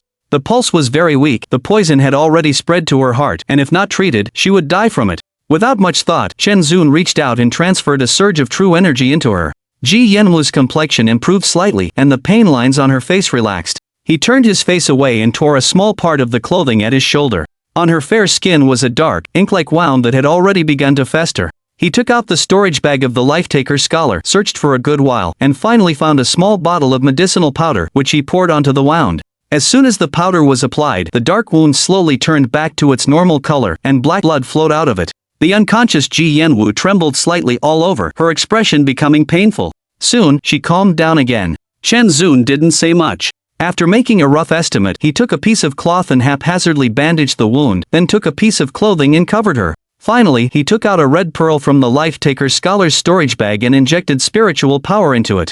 Instantly, the pearl floated up, emitting a soft, warm light that enveloped Ji Yanwu. After doing all this, Chen Zun casually found a spot, released a futon, took the spiritual rhinoceros pendant, closed his eyes, and entered a meditative state. Outside the mirror. What a pity, this watermoon mirror always blurs the image at crucial moments. This thing can only defend against gentlemen like us, how could it possibly stop a villain? However, facing a stunning beauty who fainted right in front of him, the demon lord didn't do anything out of line, even turning his head away while applying the medicine. I underestimated him. Hey, I definitely couldn't do that. Look at him, he immediately starts cultivating after. No wonder he becomes the #1 figure in the heavenly Luo continent in the future. It's just a pity he went down the wrong path. The crowd looked at the blurred image, sighing softly. Some gnashed their teeth, some were filled with lustful thoughts, and some were full of praise. Shin Ruoyan, on the other hand, breathed a sigh of relief. She was genuinely afraid that Chen Zun and Ji Yanwu would have some inappropriate encounter. It proved that the man she had chosen was indeed reliable. Han Eugene exclaimed in surprise, I didn't expect him to be such a true gentleman. At this moment, a hint of disappointment flashed in Ji Yanwu's eyes, and her heart felt very uneasy. Her disappointment stemmed from the fact that she, an unparalleled beauty, was no different from an ordinary person in Chen Zun's eyes. Was she really not able to catch his attention? Inside the mirror, Ji Yanwu seemed to have had a dream, a very long dream. Suddenly, a scholar with a ferocious face lunged at her. Then, she was startled awake. The moment she opened her eyes, she realized that her body was very weak and her limbs were sore. With a sudden movement, Ji Yanwu sat up, her pretty face filled with panic as she warily scanned her surroundings. Not far away on the ground was a patch of burned marks. Soon, she discovered Chen Zun, who had entered a meditative state, and a trace of doubt flashed in her beautiful eyes. Gradually, the memories from before she fainted suddenly flooded into her mind. Before she fainted, she didn't see Chen Zun appear, so she was still very wary of this man. She quickly checked her body and, finding nothing amiss, breathed a sigh of relief. At this moment, the wound on her shoulder still hurt a little, but it had already been bandaged. Only then did Ji Yanwu realize that she was draped in a man's robe, and for some unknown reason, she felt inexplicably at ease. If she wasn't mistaken, the man in front of her was the one who saved her. With this in mind, Ji Yanwu secretly started to observe Chen Zun. His face was sculptured, with distinct features, his eyebrows were well proportioned and slender like swords, his nose was straight, and his lips were a bit thin. How could his face be so handsome? It was just that he seemed younger than her. Ji Yanwu stared at him, a little lost in thought. Although the cultivation world doesn't judge by appearance, this man was simply too handsome. However, he exuded a cold aura, a stay-away vibe, giving off the illusion of pushing people 1,000 miles away. She was certain this man didn't like to smile. He should look even better when he smiles, Ji Yanwu thought silently, picturing Chen Zun's smile. Just then, Chen Zun opened his eyes and found Ji Yanwu looking at him. Their eyes met, and a moment of tranquility followed. Chen Zun spoke first, "How is your injury?" His voice was pleasant, and very calm, so calm that it was almost cold, yet it didn't sound harsh but rather gentle as jade. It was quite embarrassing to be caught staring. Ji Yanwu's ears turned a subtle red, her gaze lowered, and she said softly, "Much better, thank you for saving me." She dared not look directly into Chen Zun's eyes, they were as deep as the starry sky, bright and clear, yet so mesmerizing. Suddenly, Ji Yanwu thought that since this man could kill a nascent soul cultivator as easily as a chicken, his real age couldn't possibly be what he appeared, he must be much older. After all, there were many rejuvenation techniques in the cultivation world, and they weren't difficult to master. All in all, she was very grateful to this reclusive master who appeared to be an old monster. Chen Zun didn't deny it and asked, "What are your plans next?" I don't know." Ji Yanwu's face showed a trace of confusion. She then remembered that if she hadn't sneaked into the extremely cold region with her senior sister from the same sect, she wouldn't have suffered this disaster. But thinking of her dead senior sister, her heart was filled with grief again. She simply didn't know what to do. "In that case, we'll talk about it after you've recovered." Chen Zun nodded, then took out a bottle of pills and tossed it to her. Ji Yanwu reached out and caught it, a little puzzled. Then she heard Chen Zun speak. "You've used secret techniques too often, your foundation is slightly damaged. Take this, it'll help with your recovery." Only then did Ji Yanwu remember how she had desperately used her natal essence to perform secret techniques to avoid being captured by the deadly scholar, and now realized that her damaged meridians had been silently restored. Without a doubt, she knew that the man before her had restored them. Ji Yanwu said gratefully, "Ji Yanwu of the Watermoon sect thanks Senior for their immense kindness. If a cultivator's natal essence was damaged and their foundation unstable, taking another step forward would be harder than ascending to heaven. My name is Chen Zun." Chen Zun felt that Ji Yanwu was even older than him, and it felt awkward to hear her call him senior. Not wanting to continue small talk, he said, "I need to cultivate now. You can move around freely here. When you're healed, I'll send you out." How could Ji Yanwu dare to say no? She nodded gently. Only then did Chen Zun close his eyes again and enter a meditative state. Ji Yanwu didn't dare disturb Chen Zun, and since she couldn't cultivate now, she took a pill, tightened the clothes she was wearing, and huddled into a ball. The cave became silent. Chapter 48. Glaring at each other, time flew by. In the blink of an eye, several days had passed. For cultivators, it was merely the time it took for a meditation session. Somewhere in the outer circle of the extreme cold region, a streak of light descended from the sky, revealing the figures of a man and a woman. The man's expression was stern, exuding an aura of keep away. The woman was stunningly beautiful, possessing the charm to eclipse the moon and shame the flowers. They were Chen Zun and Ji Yanwu. Over the past few days, Ji Yanwu's injuries had improved, and she was no longer in any serious danger. Chen Zun accompanied her to bury her deceased senior sister. Afterward, he rushed her out without delay. Ji Yanwu's eyes were somewhat swollen, as if she had been crying. She hadn't recovered from her senior sister's death, and her spirits were low. Chen Zun pretended not to notice. His divine sense swept out, instantly comprehending everything within a 100-mile radius. Not even a creature with a core formation level of power was present. He then said, "Miss Ji, it's safe nearby. I can only escort you this far." "Thank you." Ji Yanwu knew that Chen Zun had done more than enough, and expressed her gratitude. Chen Zun replied, "It was nothing. There's no need for thanks." Then, raising his hand, he pointed south. "Keep going along this way, and you'll reach the central plains." Ji Yanwu looked up, following the direction Chen Zun had indicated. Although it was still a vast expanse of snow ahead, the direction should be correct, which put her at ease. However, she was still somewhat afraid. In this boundless snowfield, facing the journey ahead alone, the unknown dangers and loneliness were an unprecedented challenge for her. Still, she couldn't ask Chen Zun to escort her any further. After all, they were just strangers who had met by chance and had no deep bond, except that he had saved her life. She had no reason to make any demands. Seeing her silence, Chen Zun knew she was in low spirits, but he wasn't one for comforting people, so he remained quiet as well. The two of them stayed in silence for a while. Finally, it was Chen Zun who spoke. "The road ahead is long. Take care on your journey." Having said that, he turned, not lingering, preparing to leave. "Wait!" Ji Yanwu, seeing that Chen Zun was about to leave, hurriedly called out to him. Chen Zun turned his head, looking at her quietly. I. Ji Yanwu, under Chen Zun's gaze, couldn't get the words out, stuttering. Although she hadn't spoken much to Chen Zun, after spending a few days together, she had developed a slight fondness for him. It wasn't love, but rather a sense of security from having a man by her side during danger, a kind of dependence. Although it was minor, it was also profound. Therefore, seeing that Chen Zun was about to leave, she felt a little flustered, which was why she called out to him, but once she called out, she didn't know what to say. Ji Yanwu saw that Chen Zun's expression was unmoving, but that his gaze was becoming increasingly puzzled. She steeled her resolve and said, You take care too." Yes, that was a good reason. Ji Yanwu comforted herself. Chen Zun was a bit bewildered by her words. It was only natural. He nodded, confirming that Ji Yanwu didn't have anything else to say. Then, he took to the sky in a streak of light, without any hesitation. Ji Yanwu suddenly started running, shouting loudly, "Where can I find you in the future?" But by then, the streak of light was already dozens of miles away, and she couldn't tell if Chen Zun had heard her. He didn't respond. The wind was blowing, the sharp cold wind whipping up snowflakes, engulfing the sky in white. On the vast white snowfield, there was only the lonely figure of a graceful young woman, trudging through the snow that was past her calves, looking isolated and helpless. After walking for a short while, Ji Yanwu saw that she couldn't catch up to Chen Zun. Dejected, she squatted on the ground, embracing herself, burying her head in her arms, and began to sob softly. She didn't know how long had passed when she stood up, wiped the tears from her face, and looked with some reluctance in the direction where Chen Zun had disappeared. Her face was filled with determination as she grasped a red bead tightly and then turned to walk south. A long trail of footprints was left on the white snow, growing ever more distant, the slender figure turning into a small black, before finally vanishing into the snow.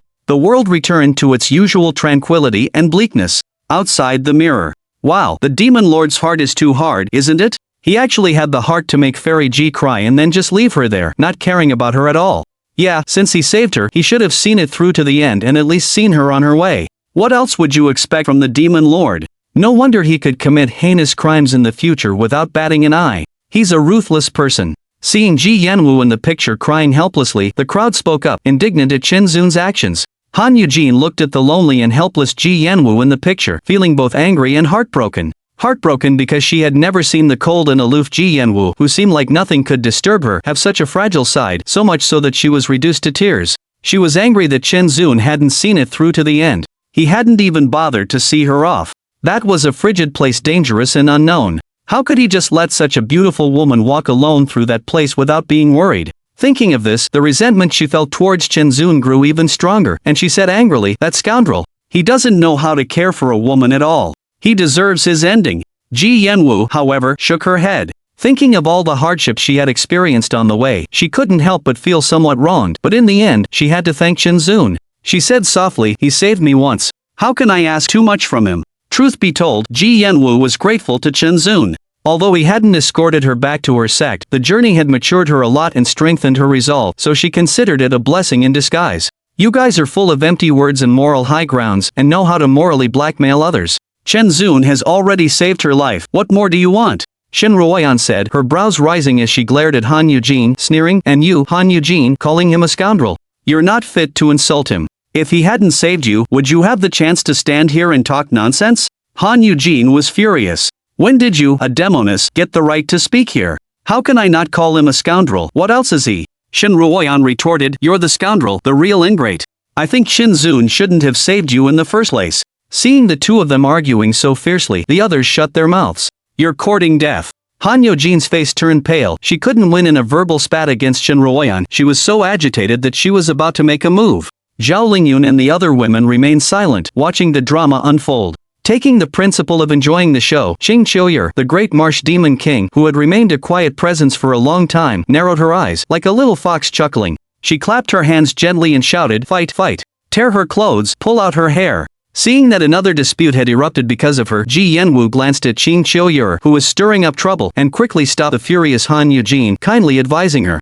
Alright, don't be angry. The demoness is just a useless person. It wouldn't be honorable for you to attack her, it would be beneath you, so don't bother with her. Hearing Ji Yanwu speak this way, Han Eugene naturally gave her good friend face and suppressed her anger. She still snorted coldly, her face still clearly displeased and unconvinced. Having spent many years together, Ji Yanwu naturally knew that her anger was not yet gone. She thought of the scenes she had seen in the mirror, sighed and said, since he has fallen to such an end, he has already received his retribution. He has saved our lives. Why do we need to continue insulting him? Yanwu, you wouldn't understand. Han Eugene said, her eyes red, he was kind to me alone, and I am grateful to him, but he killed my beloved second brother, and my father who doted on me, and even set up a great formation, killing millions of my great Qi people. If I don't avenge them and seek justice, I am not worthy to be the emperor of Great Qi, and even less worthy to be a human. Every time she thought of these things, Han Eugene dared not relax for a moment. The burden she carried was too heavy.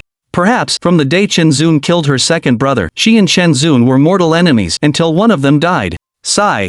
Ji Yanwu sighed deeply. Not only Han Eugene, but even she herself had never been able to forget those hatreds. They were originally people on the same boat, crossing the river together, all women with bitter lives. However, Chenzoon's relationship with her was unusual. Those bits and pieces of the past always floated to the surface of her mind, and the man's gentleness always lingered. Yet, when he turned against her, he was so ruthless. Therefore, when it came to revenge, there was always a question in her heart. Why did this closest man change so quickly, become so unfamiliar? She couldn't understand, nor could she see through it. Until she could control the water moon mirror, and knew that this mirror could directly reflect the most hidden memories in people's hearts. Even if Shen Ruoyan didn't suggest it, she also had this intention in her heart. Only through his memories could she know why he changed. Inside the mirror, Chenzoon did not go far. Instead, he stood on a snow mountain, quietly watching Ji Yanwu leave. Until her figure completely disappeared into the horizon, he did not move his gaze. The cold wind whipped up the snow, Chenzoon's clothes fluttered, and white snowflakes fell on his head and body. After a long time, he turned around, activated his escape light, and flew towards a place. Finally, he landed on the snow mountain he had come from, sat down cross-legged, held the rhinoceros jade, and entered a meditative state. So, you didn't leave. Since you didn't leave, why didn't you answer when I called you? Why, just watch from afar? Is it worry, or?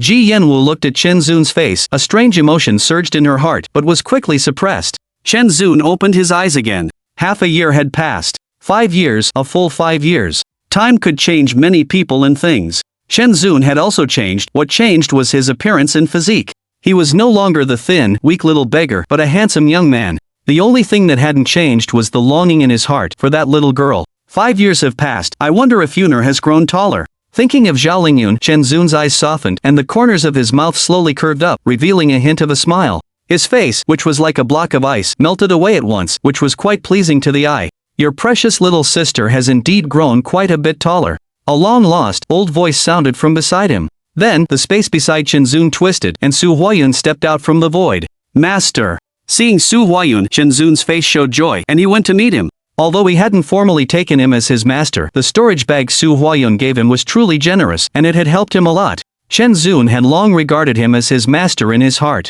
Su Huayun was still the same as before. He looked Shenzun up and down, nodding and sighing. You brat, I haven't seen you in a few years, and you've grown so big, you've got half the charm I had back then. Shenzun smiled, and then asked, Yuner, is she doing well? You can't go 3 sentences without mentioning that little girl. Is she really that precious? Su Huayun glared at Shenzun, and said unhappily, this old man traveled for over half a month to get here. I'm exhausted, and you don't even know to show concern for an old man like me. It's really outrageous. Shenzun was suddenly embarrassed by what he said. His face turned red, and he scratched his head while standing in place. Su Huayun was just joking with Shenzun. Seeing that he didn't understand the teasing, he told the truth. I was just kidding. Her condition is pretty good. That's good. Shenzun felt a weight lift from his heart and let out a soft sigh of relief. Over the past 5 years, his biggest worry had been that Zhao Lingyun's condition would change. Several times, this had prevented him from cultivating in peace. However, Zhao Lingyun was fine, and it was all thanks to his cheap master in front of him. Thinking of this, Shenzun said seriously, in any case, thank you, master.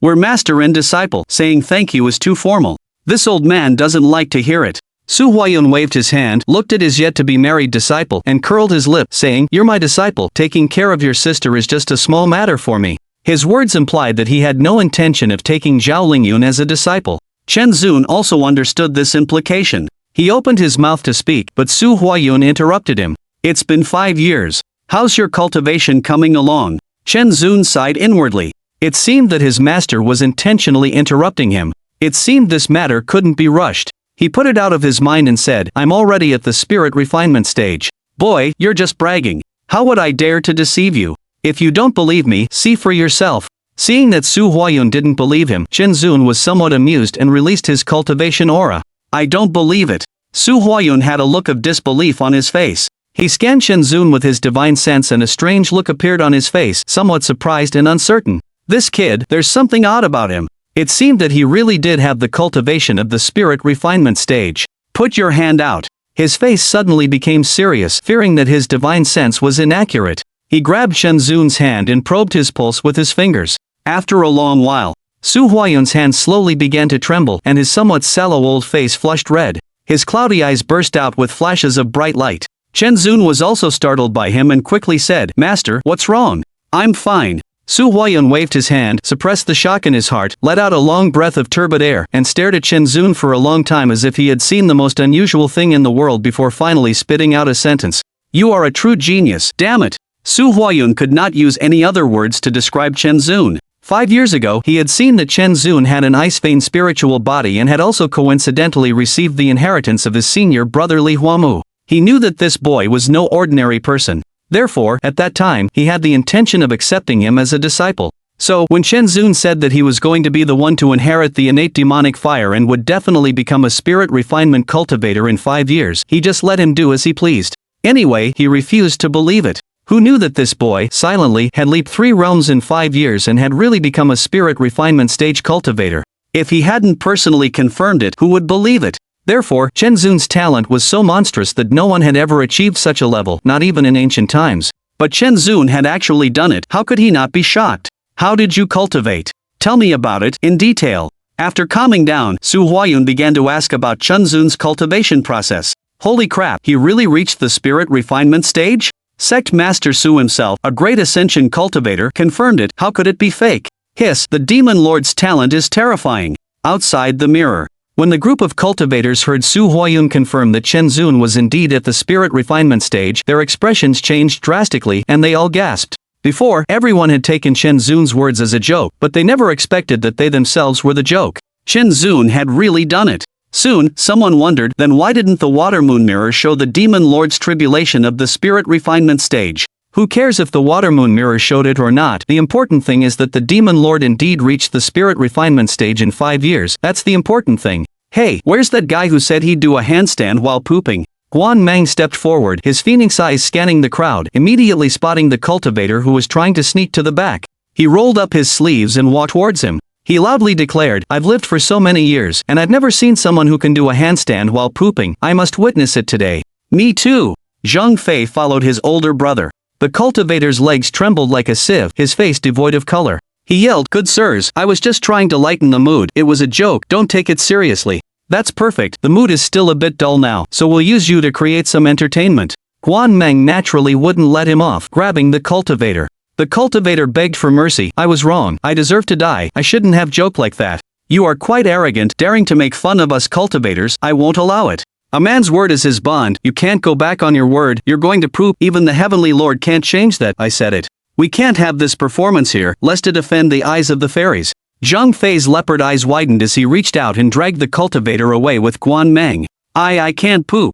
If you can't poop today, I'll beat the poop out of you. I really don't have any poop." The cultivator was already crying. "No poop? That's easy." Zhang Fei turned to the other cultivators and shouted, "Anyone here who has poop, come out."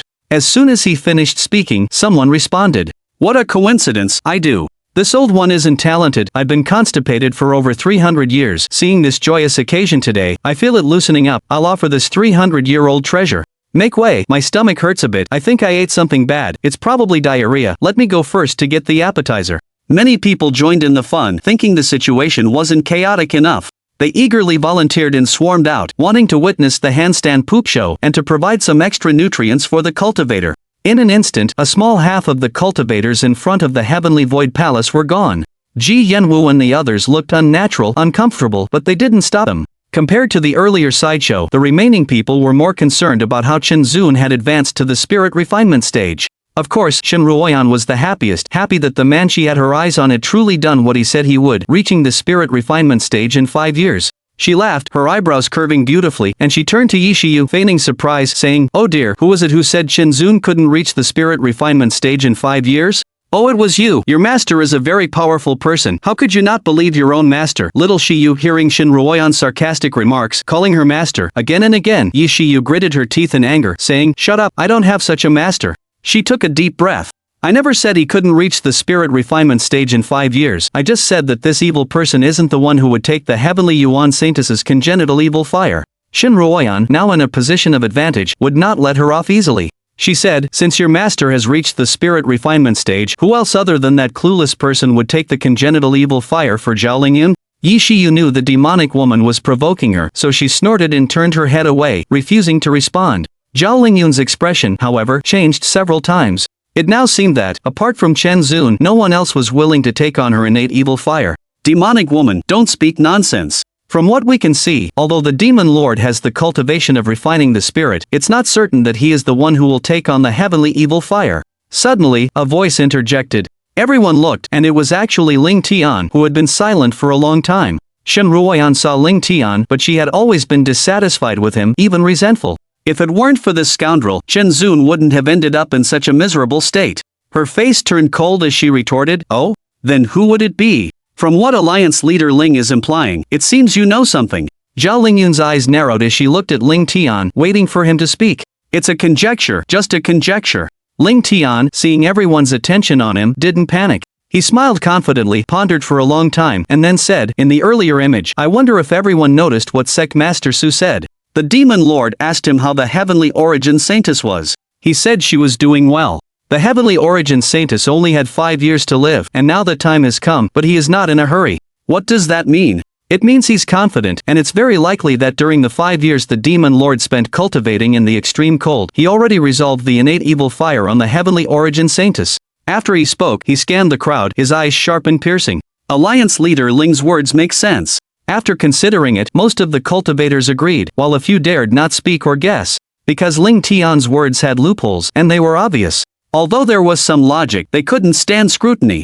They were just afraid of offending him, so they were vague or remained neutral, not saying anything to avoid trouble. Yes, that must be it. Besides Master, who else could have the ability to save her? Zhao Lingyun thought to herself, her dim eyes brightening. Regardless of whether others believed it, she believed it. She had to believe it. No matter how right Chen Zun was, she had to prove Chen Zun wrong. Because she couldn't be wrong. After watching the water moon mirror for so long, she was extremely panicked and unwilling to believe these facts. Once she believed, she wouldn't be able to face it. Therefore, rather than searching for the truth, it was better to stick to her own ideas. Shen Ruoyan said with a stiff face, "It's best if that's the case. I don't want him to suffer this hardship." Although Ling Tian's words weren't logically sound when examined closely, for the first time Shen Ruoyan agreed with him, hoping things were as he said. Because Chen Zun had suffered too much for Zhao Lingyun, only to be hurt and scarred by her. He had ended up in such a state. She felt it was unfair to Chen Zun. Inside the mirror. After calming down and feeling happy, Su Huayun realized that Chen Zun's cultivation speed was excessive. It had exceeded the range of normal understanding. He feared that Chen Zun, in order to save his sister, had cultivated some secret technique, sacrificing his foundation to achieve rapid progress. Because there were many people in the cultivation world who took such shortcuts, resulting in them being unable to advance further in their lives. If Chen Zun was also like that, it would undoubtedly be self-destructive. Thinking of this, Su Huayun felt a little uneasy. His expression was very serious as he looked at Chen Zun solemnly. He hoped this kid hadn't done anything foolish. Chapter 51, Worth a Damn, Normal Cultivation. Seeing Su Huayun's serious face, Chen Zun also became serious and then took out the storage bag he had given him. It's just that all the pills are used up. Su Huayun took the storage bag and probed it with his divine sense. There was nothing inside but empty bottles. Still not at ease, he asked a few details about the cultivation, and after confirming that Chen Zun had not taken any shortcuts, he finally felt relieved. Such a promising seedling cannot have their foundation destroyed because of an eagerness to improve. He then offered a reminder. For us cultivators, cultivation is not about speed, but about taking one step at a time, advancing slowly, and laying a solid foundation. Only then is the right path. Do not be too hasty. You must remember this. Chen Zun nodded solemnly and began to urge, "Understood, master. When are we leaving? Why are you so impatient, you brat?" Su Huayun glared at Chen Zun, then laughed and scolded, "You only care about your sister. Alright, let's go. It's been 5 years since I've seen the girl. You must be anxious." He reached out and grabbed Chen Zun's shoulder, then began to use the divine power of shrinking the earth to an inch, leaving the snowy plain. Half a month later, the underground of a certain mountain peak in the Tianyuan sect. The figures of Su Huayun and Chen Zun appeared. It was still the same as before, seemingly unchanged. Chen Zun looked in the direction of the cold jade bed, the figure he had been thinking about appearing in his sight.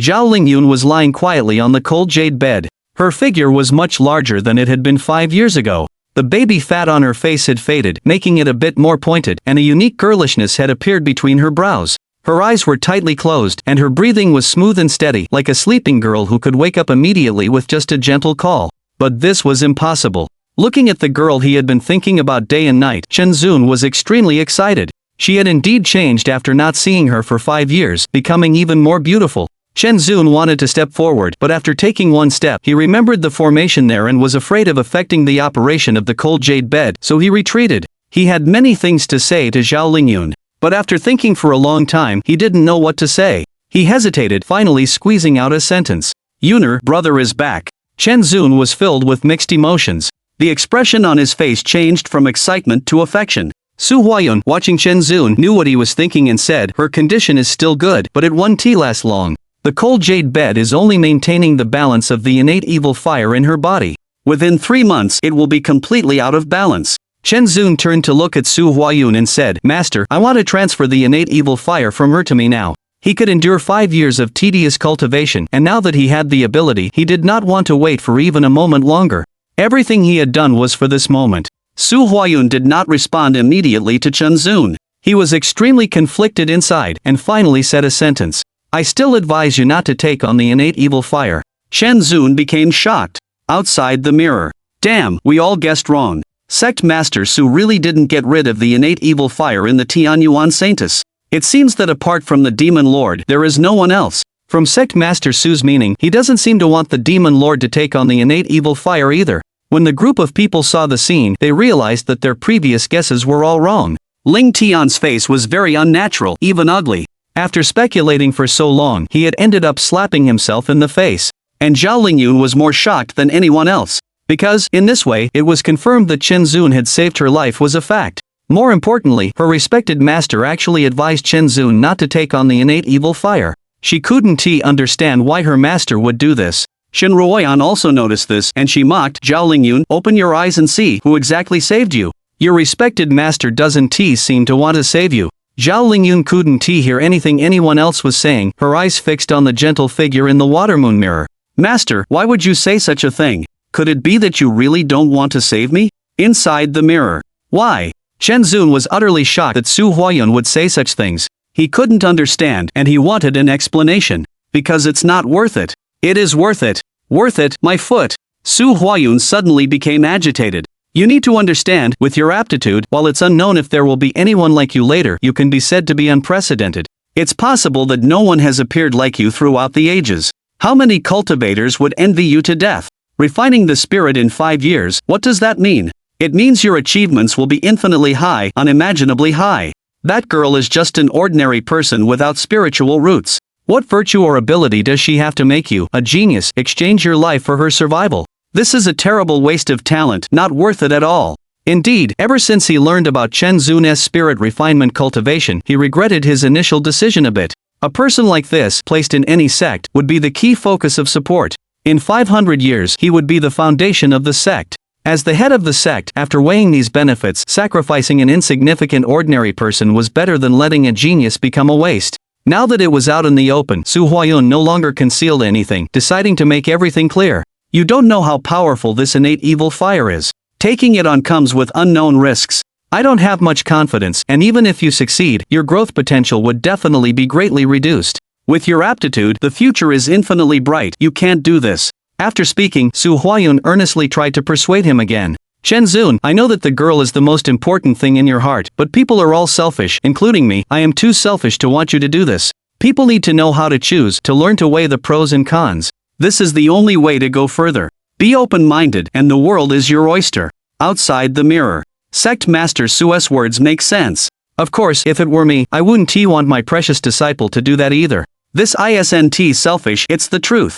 Everyone, hearing Su Huayun's words, expressed their approval. Using the talent of a top genius to exchange for the life of an ordinary person without spiritual roots, they would definitely not agree either. What friendship or kinship? As long as one could climb higher, everything else could go to hell. That was the mindset of a normal person. Zhao Lingyun's face was ashen after hearing Su Huayun's words. Those words were like hammers, each word heavily striking her heart. She understood her master's thoughts. Yet she didn't know why. Her heart hurt so much. So, her master had initially wanted to abandon her too. This world, it seemed that only Chen Zun treated her sincerely all along. Zhao Lingyun was lost. Shen Ruoyan, however, laughed miserably. Chen Zun, it would have been better if you had listened to your master. She knew that no matter what, Chen Zun would stick to his heart and save Zhao Lingyun. But, it was too unworthy. She did not deserve his sacrifice. Chapter 52. A ray of sunlight. Su Huayun's words were heard by Chen Zun, not a single one missed. His face changed from astonishment to calmness. Did his master's words make sense? Yes, and they were absolutely sensible. Although every word was selfish, no matter how you looked at it, it was all for his own good. He couldn't say his master was bad. On the contrary, his master was very responsible for him. From this point of view, he wouldn't blame his master for being ruthless and refusing to save her. It was just that, with different standpoints, the angles of looking at things were also different. Su Huayun was not him. He was not Su Huayun either. He was still not persuaded. Chen Zun looked determined and said slowly, Master, I know you care about me, but I cannot not save her. Now it was Su Huayun's turn to be astonished. After talking for so long, why couldn't this kid understand? Was he really going to go down this path to the end? He was not willing to give up and had to ask for clarification. What's the reason? Because she is my sister, because she calls me brother, Chen Zun replied. Su Huayun didn't believe this reason at all. Sister? You're not even related by blood. What kind of siblings are you? Master, let me tell you a story. Chen Zun's gaze turned towards the direction of the jade ice bed, his eyes full of tenderness, and he began to tell a story. There was an orphan who had no relatives since childhood. He had never even seen his parents. Since he was aware of things, he had been wandering the streets, becoming a lowly, helpless beggar. Everyone despised him, beat him, scolded him, humiliated him. He was always hungry and cold, seeing all the ugliness and viciousness of the world, enduring constant scorn. Everyone treated him like a stray dog, a lowlife. People would come to step on him and spit on him to feel relieved. No, even a stray dog was better off than him. He was like a rootless weed, without a fixed place, flying everywhere with the wind, unable to take root anywhere. Even more like garbage that everyone in the world hated. No one likes garbage. The sun would never cast a ray of light on him, so warmth was a luxury to him. He had been living numbly, without his own thoughts, without his own soul. Even if he died in the street one day, it wouldn't attract anyone's attention or pity. People would only be disgusted by the foul smell emanating from his corpse, polluting their noses. Until one day, a girl suddenly called him brother, treating him as her dependents, as her only family. For this orphan, it was as if, in the long darkness, the sun finally agreed to shine a ray of light on him. How warm it was! His numb heart slowly came alive, and he realized that he was living for a reason. Master, you have never seen darkness, and you don't know what kind of situation these pitiful people are in. You cannot understand this feeling. Zhao Lingyun may just be an ordinary, insignificant mortal to you, but to me, she is a ray of light piercing through the layers of darkness, illuminating my entire world. Whether or not we have blood relations doesn't matter at all. As long as she recognizes me as her brother, as long as she is still my sister, I would risk my life for her without hesitation. As long as she's well, everything is worth it. So, even if the whole world abandons her, I won't. Chen Zun's voice was very soft, as if afraid of waking Zhao Lingyun, who was lying on the jade ice bed. His persistence over the past 5 years was all for Zhao Lingyun's life. Outside the mirror. The demon lord's background is too miserable. Yeah, it's simply inhumane. Sigh, just based on this, it's enough to make me look at him with new eyes. Everyone was moved by Chen Zun's words and sighed with emotion. The other several beautiful women had different expressions on their faces. They couldn't believe that he had once paid so much for Zhao Lingyun. Compared to themselves, would he be like this for them? Tears welled up in Shen Ruoyan's eyes. She loved this man and was even more willing to give everything for him. Yet, what she received in return was indifference and estrangement, though she never cared. But the person he cared about treated him like this. His own sister saw him as a teacher-slaying villain. The disciple he raised from childhood betrayed him. His confidant hated him to the bone. The person he loved most had broken his heart. He was loathed by everyone in the world, with everyone wishing they could kill him and be done with it. His current situation, the world as his enemy, everyone in the world resenting him, was so similar to his situation back then. No, it was even worse than back then. She held Chen Zun tighter, wanting to give him all her tenderness, to soothe all his wounds and pain from these years. Even if the whole world abandons her, I won't abandon her. Zhao Lingyun's mind kept echoing this sentence, her body trembling, her face completely pale. This brother, whom she wanted to get rid of quickly, had been the one who firmly saved her when everyone, including their master, had abandoned her. And yet, she had wanted to kill this brother who was willing to give his life for her. She had even tortured him with the most vicious methods in the world. Thinking of this, Zhao Lingyun suddenly felt terrified. Inside the mirror. Su Huayan listened quietly, knowing that the orphan Chen Zun was talking about was himself. He had never considered what Chen Zun, who had wandered the streets, had experienced. Perhaps, because he hadn't experienced it, those who were high above would never know how hard the lowly, reduced to dust, had to live, all for the sake of living. After a long silence, Su Huayan sighed. Alright, since you've already decided, I won't say anything more, lest I incur your displeasure. Master, I don't want Yuner to suffer anymore. When can we start? Any time is fine, but besides the high risk of taking on the innate evil fire, you will also have to endure pain that pierces the soul. You must be prepared. Su Huayan's expression turned serious. Chen Zun took a deep breath and calmly said, I'm not afraid of death, what does a little pain matter?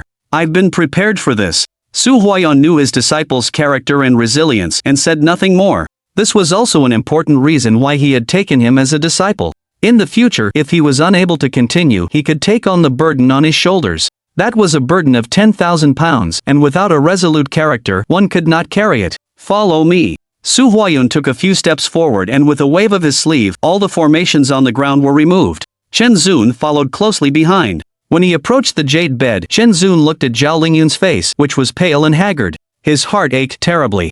Little sister, don't be afraid, your brother is here to save you. The expression on Chen Zun's face became even more determined. Su Huayan pointed to the jade bed and said, lie down and hold the girl's hand. Chen Zun did as he was told, lying down next to Zhao Lingyun. Fortunately, the jade bed was large enough to accommodate both of them. He reached out his large hand, his slender fingers tightly grasping Zhao Lingyun's small hand. The fine, fair fingers he touched were ice cold. Take out the spiritual rhinoceros pendant. When I cast the spell later, no matter how much pain you are in, do not move, otherwise all our efforts will be in vain, and both of you will die. Su Huayan's face showed an unprecedented seriousness as he solemnly instructed them. Let's begin, master, I'm ready. Chen Zun took out the Lingxi jade pendant, took a deep breath, and slowly closed his eyes. Su Huayan's body floated onto the cold jade bed, his hands forming a hand seal, his thin, withered palm extended, fingers slightly bent. A layer of soft blue light condensed in his palm, enveloping Zhao Lingyun's entire body. About the time it takes to burn an incense stick.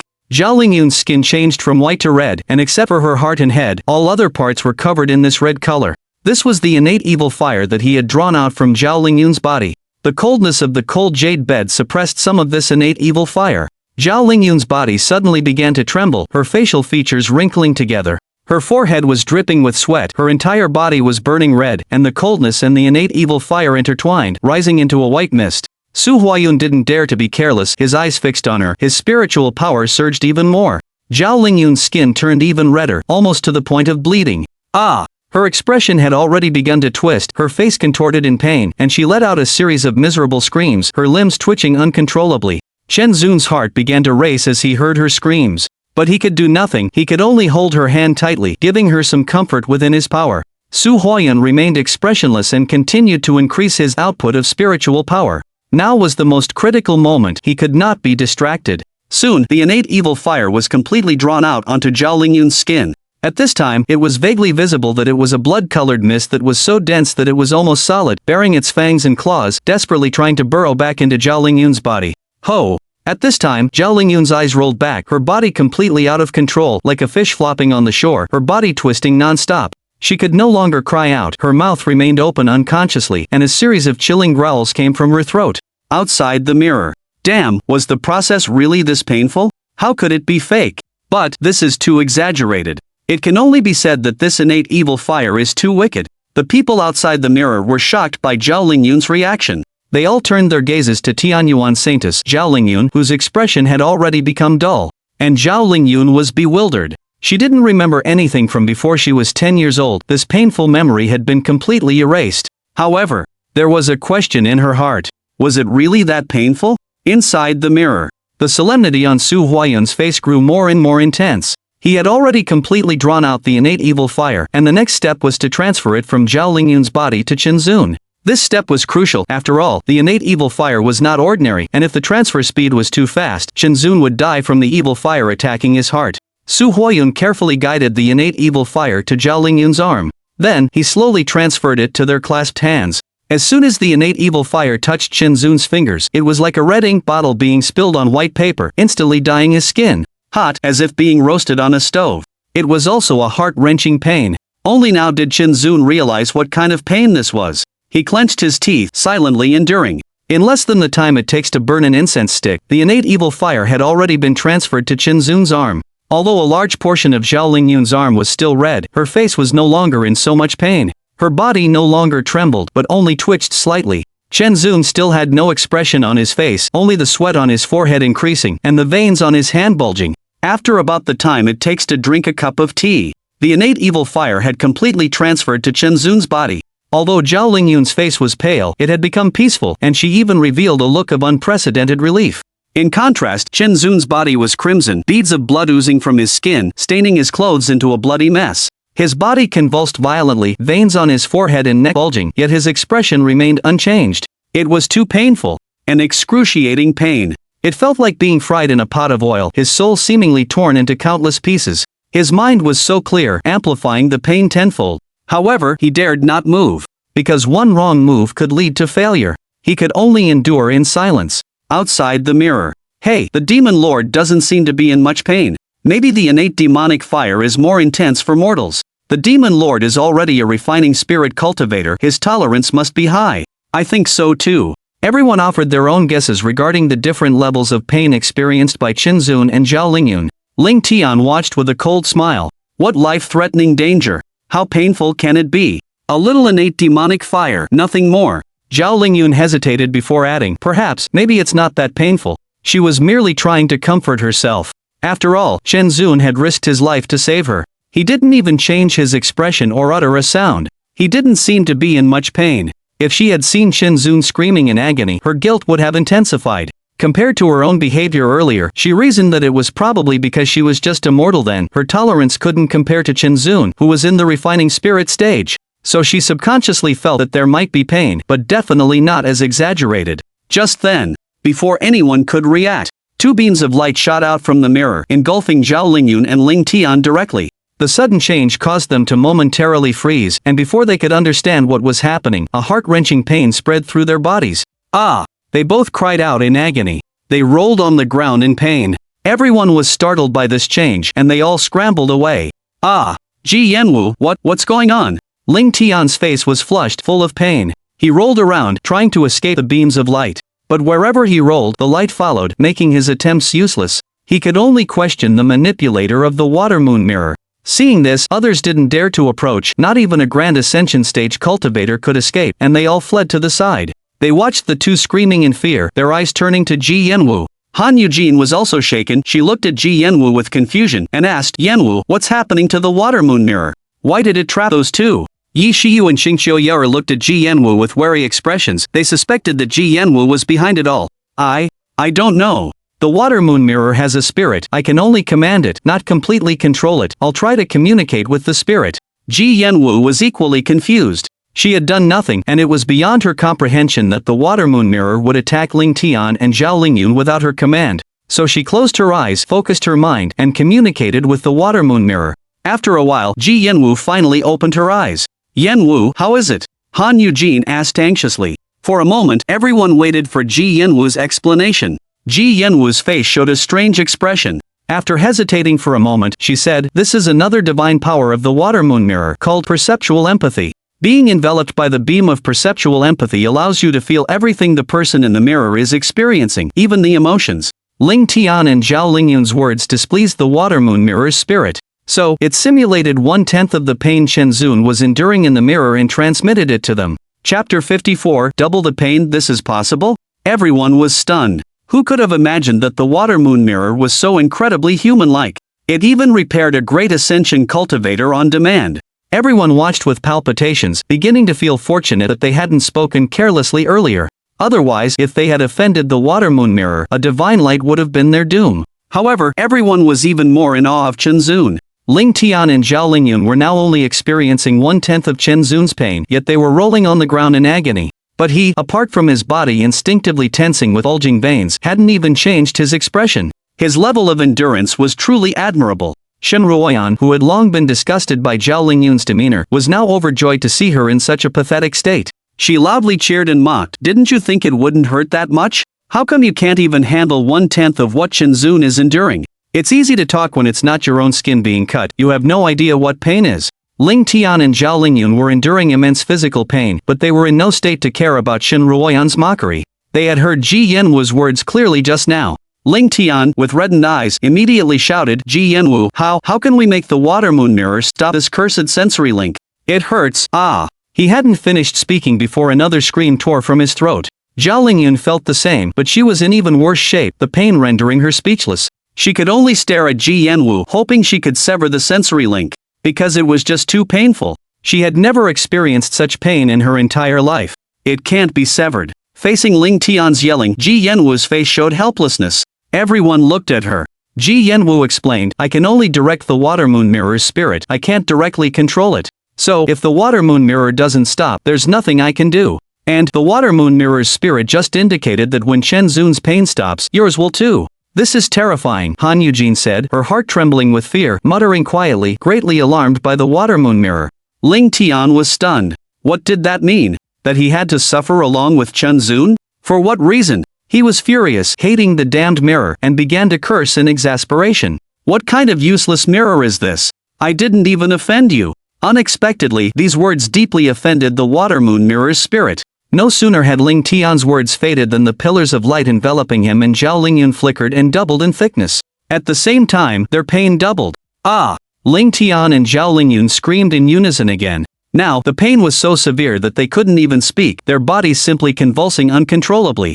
Alliance leader Ling, you'd better speak less, or you'll suffer more, Old Man Gu of the Thousand Autumn Pavilion yelled from a safe distance, advising Ling Tian. It wasn't that he was afraid of death, but he was mostly afraid of being caught in the crossfire. His old bones couldn't take the kind of torment that these young people could. Zhao Lingyun gritted her teeth, glaring at Ling Tian. She also hated Ling Tian to the core. Why did he have to challenge a mirror for no reason? Now he had gotten his way with his words, but she was also suffering the consequences. Now, she could only pray that Chen Zun could quickly get through this painful stage so she could relieve some of her own pain. Inside the mirror. Under Su Huayun's meticulous guidance, the innate evil fire had completely permeated Chen Zun's body. At this moment, Chen Zun's refinement of spirit cultivation came into effect. Combined with the fact that his main practice was in ice attribute techniques, which were naturally opposed to the innate evil fire, a balance was quickly formed. Although there was still some pain, it was within his tolerance. Su Huayun descended from the air. He also appeared exhausted. Continually using the shrinking earth into inch divine ability to travel back and forth from the extreme cold region had depleted a significant amount of his spiritual power. Furthermore, he had expended a lot of mental energy transferring the innate evil fire. Even for a great ascension cultivator, it was a little too much to bear. Fortunately, everything went smoothly. He let out a breath, looking at Chen Zun, his face filled with relief. This kid, his aptitude was excellent, but what he admired even more was his patience and perseverance, rarely seen in this world. This child was bound to achieve great things in the future. Chen Zun had completely adapted to the innate evil fire, opening his eyes, which were full of bloodshot veins. He turned his head to look at Zhao Lingyun and involuntarily showed a smile. From now on, his sister would finally be free from the torment of the innate evil fire. However, the one he was more grateful to was naturally his master in front of him. "Master, thank you." As he spoke, his voice was hoarse, sounding so strange he didn't even recognize it as his own. Su Huayun waved his hand and said, "All this was achieved because you endured the pain. I only played a small part." Chen Zun noticed that Su Huayun's face was pale, and knew that Su Huayun's efforts were no less than his own. Since they were master and disciple in name, Chen Zun would not waste more words rather than expressing gratitude with words. He preferred to demonstrate it with actions. However, he was still too weak at the moment, so he could repay this kindness when he had the ability to do so. Now that the innate evil fire had been transferred to his body, Chen Zun was most concerned about when Zhao Lingyun would wake up. He asked, "Master, when will Yuner wake up?" Su Huayun took a step forward, examining Zhao Lingyun's expression and breathing, and smiled. "If there are no accidents, she will wake up on her own in a month at the earliest, and 2 months at the latest." "At least a month, can it be faster?" Chen Zun frowned, finding it too slow. "This is already the fastest." Su Huayun chuckled upon hearing Chen Zun's words, and rebuked, "Do you think her 5 years of lying here was for nothing? The girl's body is now extremely fragile and needs to be slowly recuperated before she can restore her vitality."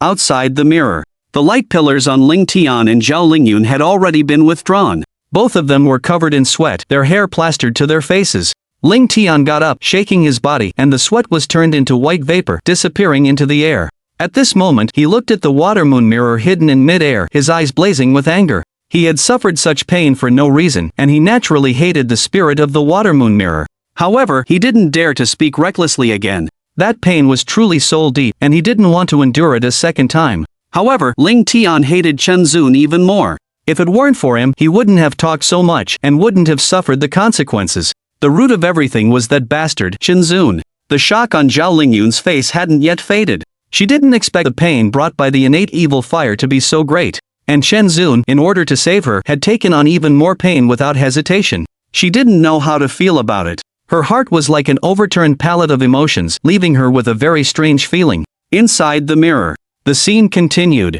Knowing that Zhao Lingyun couldn't wake up right away, Chen Zun didn't say much. However, a thought gradually arose in his heart. He stood up, almost falling over because his legs were weak. The pain he had just experienced was definitely not a joke. Barely supporting himself on the cold jade bed, Chen Zun looked up at Su Huayun. "Master, I ask one more thing of you." Su Huayun became wary, vaguely guessing what Chen Zun wanted to say, and refused without thinking. "I refuse." Chapter 55, Many Doubts. "Master, you didn't even ask, and you already know what I want to say?" Chen Zun's face was full of surprise. "You want me to take the girl as a disciple, right?" Su Huayun curled his lip. It wasn't hard to guess what was on this kid's mind. He barely had his tail up before you could tell if he wanted to shit or piss.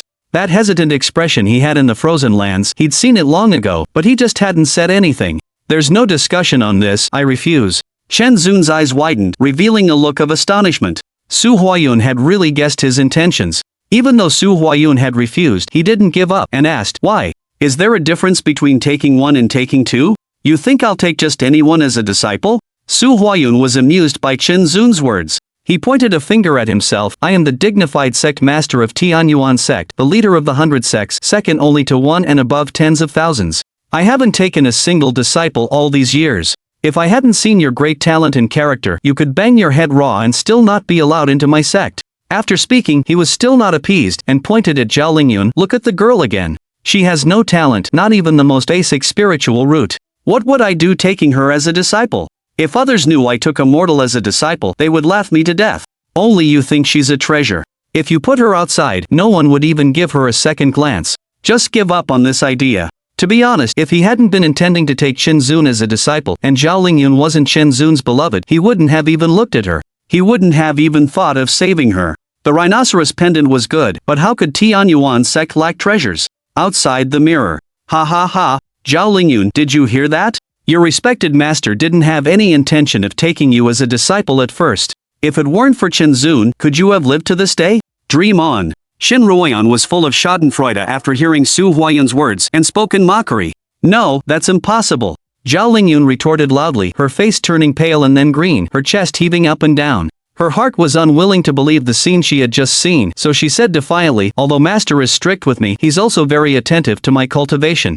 If he wasn't willing to take me as a disciple then, why would he later? Shin Ruoyan didn't back down, retorting, when sect master Su wasn't willing to take you as a disciple, you were just a mortal without spiritual roots. It was after you had the ice vein spiritual body that he was willing to take you as a disciple. Zhao Lingyun, have you never thought about how you got your ice vein spiritual body? These words stirred up a storm, and many people began to ponder the implications. Ji Yanwu's eyes flickered slightly, recalling a detail. She frowned. When you entered sect master Su's sect, my master also took me to witness the ceremony. I remember seeing the demon lord back then. He already had the soul refinement cultivation then. Why was it that when I saw him, he didn't even have the strength of the chi condensation stage? And it was then that you possessed the ice vein spiritual body. Zhao Lingyun's face changed. She also remembered that since then, Chen Zun's aptitude had been lower than hers. Then where did Chen Zun's soul refinement cultivation go? And where did the ice vein spiritual body that the water moon mirror displayed go? It's true. Everyone began to connect the dots. Just then, they heard someone speak. Looking up, the old man Go from the Thousand Autumn Pavilion confirmed Ji Yanwu's words. Then he pondered for a moment, as if recalling something. After a long time, he slowly said, back then, when the Tianyuan sect master obtained a disciple with the ice vein spiritual body, which was rare even in 10,000 years, the world was shocked. The Tianyuan sect even invited friends from all the sects to attend the ceremony. This old man was fortunate enough to be there. I saw the demon lord in Fairy Zhao. Indeed, things were as sect master Ji said. This old man was also present and can testify. Although it was long ago, some of the older cultivators present had also attended that grand ceremony and spoke in agreement. At this point, with the affirmation of two heavyweight sect leaders, everyone believed it, and the gazes they cast upon Zhao Lingyun became somewhat meaningful. Shin Ruoyan, not willing to let it go, pressed Zhao Lingyun. All the signs have already indicated that the ice vein spiritual body you are so proud of was very likely transferred to you by Chen Zun. What else do you have to say? Facing Shin Ruoyan's interrogation, Zhao Lingyun's face grew paler and paler. She retreated continuously, her whole body trembling, yet she couldn't utter a coherent explanation. Everyone, please calm down. Seeing that the situation was spiraling out of control, Ling Tian also stepped forward. He absolutely could not allow things to escape his control. He still needed Zhao Lingyun and the others to plan great things. Seeing him speak, everyone looked at him in unison, and Zhao Lingyun, even more so, grasped at him like a lifeline, full of hope that he could refute the claims. Ling Tian straightened his face and said, everyone, listen to me. How exactly the demon lord's ice vein spiritual body disappeared, no one knows, but Zhao Fairy's ice vein spiritual body is not necessarily transferred to her by the demon lord. Don't forget that this cold jade bed is an ice attribute spiritual object, and even more so, the treasure of Tianyuan sect. Ordinary cultivators can greatly increase their cultivation after cultivating on it for a few days. You must know that Zhao Fairy has been lying on the cold jade bed for a full 5 years, absorbing an unknown amount of ice elemental spiritual energy into her body. Perhaps it was a blessing in disguise, and she accidentally awakened her ice vein spiritual body. Yes, it must be like this. Hearing Ling Tian's words, Zhao Lingyun was the first to nod fiercely. Regardless of whether it made logical sense or whether others believed it, she believed it. Thinking of the scenes where Chen Zun had saved her so many times, coupled with her master's various dissatisfactions towards her, Zhao Lingyun's conscience finally loosened a little. She weakly said, he saved me so many times, but he also tried to use the 10,000-year cold cave to kill me. The grievances between him and me can just be evened out. Tisk. Shin Ruoyan laughed. Zhao Lingyun made it sound so easy. How could Chen Zun's great kindness be evened out so easily? She was clearly feeling guilty and dared not admit the truth. She then said in a strange tone, so the cold jade bed has such a miraculous effect of awakening the ice vein spiritual body? In the future, wouldn't Tianyuan sect be able to create more ice vein spiritual body cultivators in batches? Zhao Lingyun, congratulations to your sect. Even the dullest person knew what Shin Ruoyan was implying. Gomushi felt a headache coming on and thought he should do something. Otherwise, what was the point of arguing back and forth? He smoothed things over, trying to mediate. Alright, demonic woman Shin Fairy Zhao, don't argue anymore. Whether it's true or not, the truth will be revealed in the next images of the water moon mirror. Shin Ruoyan still respected this highly respected elder's reputation and harumphed, we'll see. The ice vein spiritual body was definitely transferred to you by Chen Zun. Zhao Lingyun surprisingly didn't retort. She continued to look at the water moon mirror, but her heart was uneasy, and her palms were covered in sweat. She prayed that her ice-veined spiritual body was not a gift from Chen Zun. Otherwise, the various tortures she had inflicted on Chen Zun before, even death would not be enough to repay this kindness. Chapter 56. Cold and unfeeling Chen Zun remained silent. Although Su Huayun's words were harsh, they were also reasonable.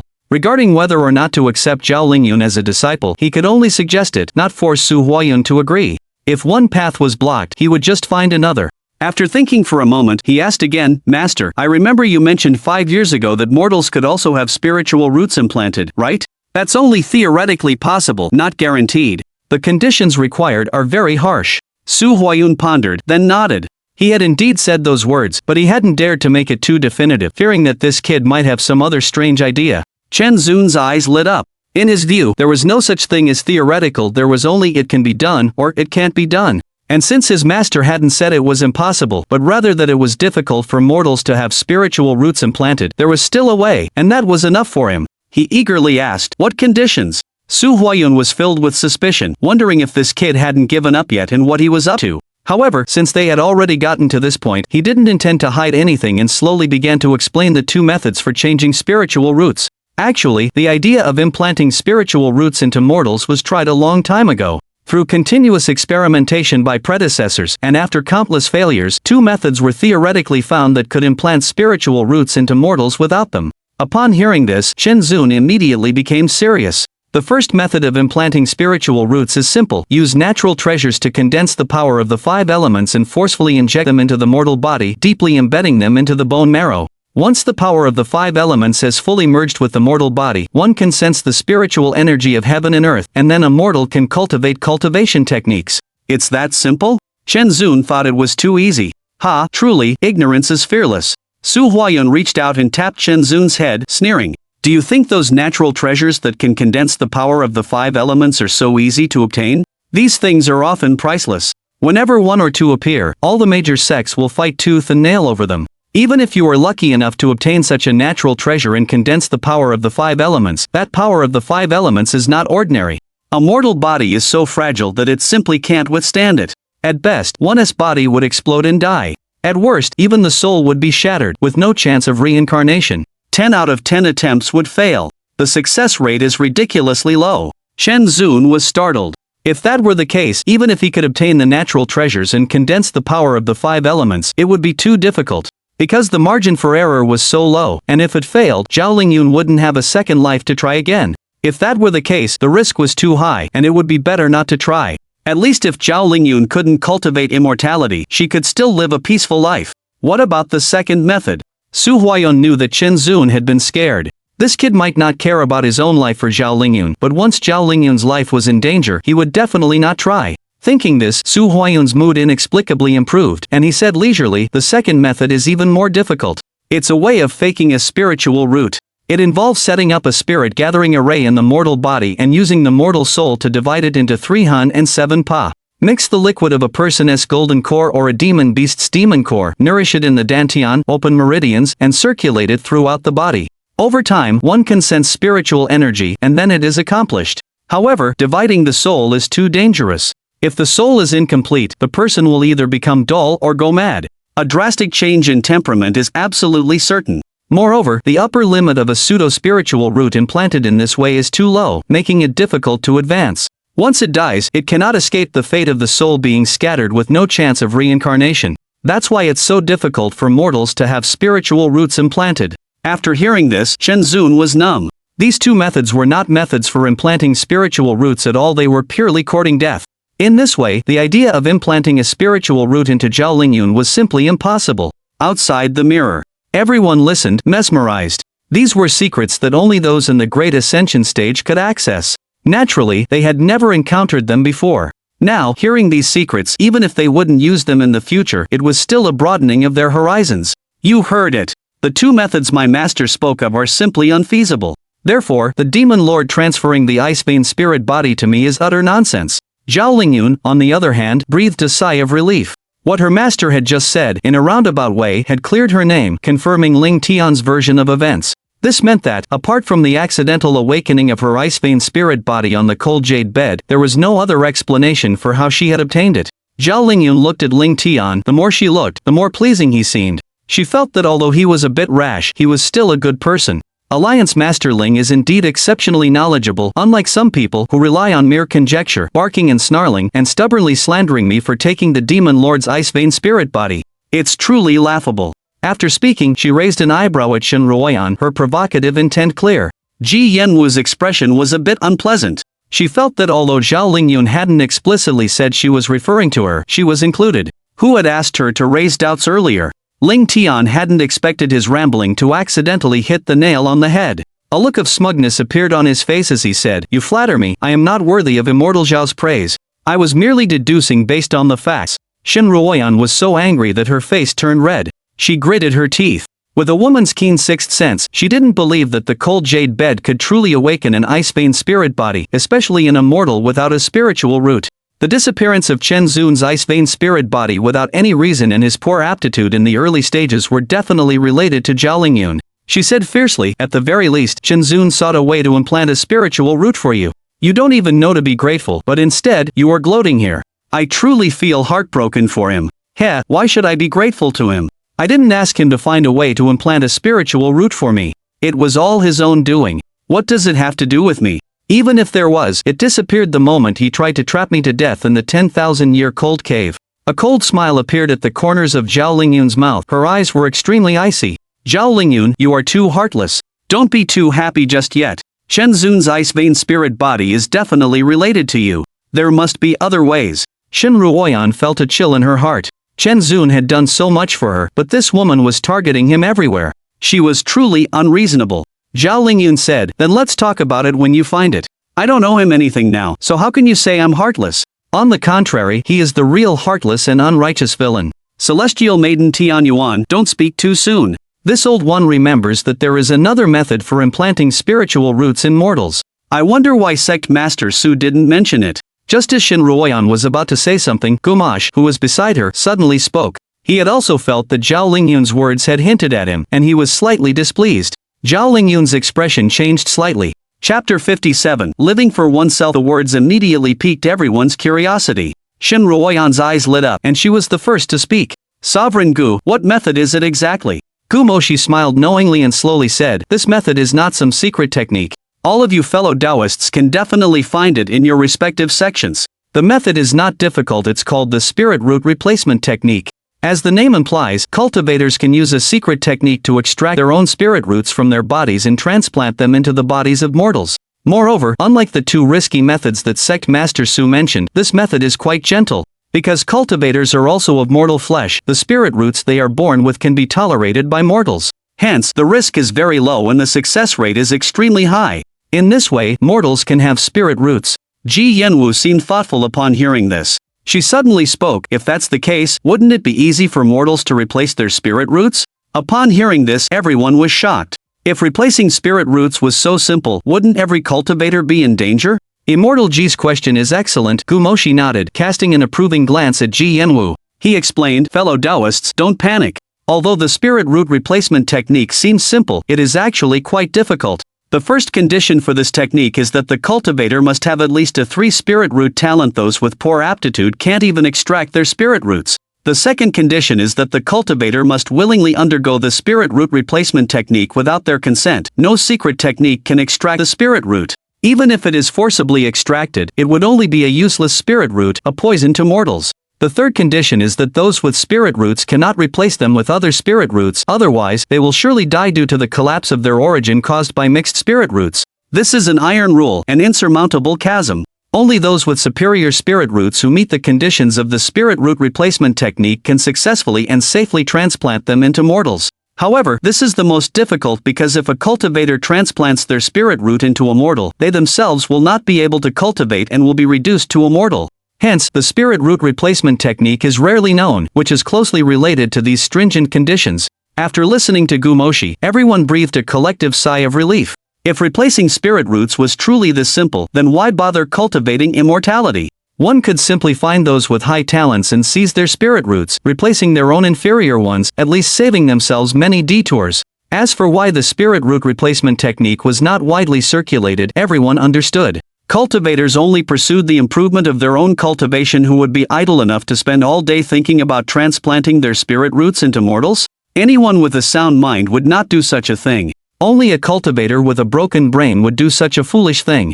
After all, as long as you're human, you have selfish desires. No one can be selfless enough to transplant their own spirit roots into a mortal. It's strange, Sect Master Su should know about the spirit root replacement technique, so why didn't he mention it in front of the demon lord? Saying this, Gumoshi frowned. Shin Ruoyan interjected, didn't you see how Chen Zun was willing to risk his life several times to save his precious sister? How could he bear to part with a mere spirit root? And how would Sect Master Su dare to speak of it? After saying that, she glared at Zhao Lingyun, emphasizing the words precious sister. Ji Yanwu and the other women naturally knew Chen Zun's personality, and their gazes towards Zhao Lingyun became more playful. Demoness Shin's words make sense. This explains why the demon lord's ice vein spirit physique disappeared, resulting in his poor aptitude. Gumoshi nodded, a realization dawning on him. He solemnly said to Zhao Lingyun, Holy Maiden Tian Yuan, as we all know, there has never been any treasure in the world that can awaken spirit roots. If I'm not mistaken, the demon lord must have used the spirit root replacement technique to transplant his ice vein spirit physique into you.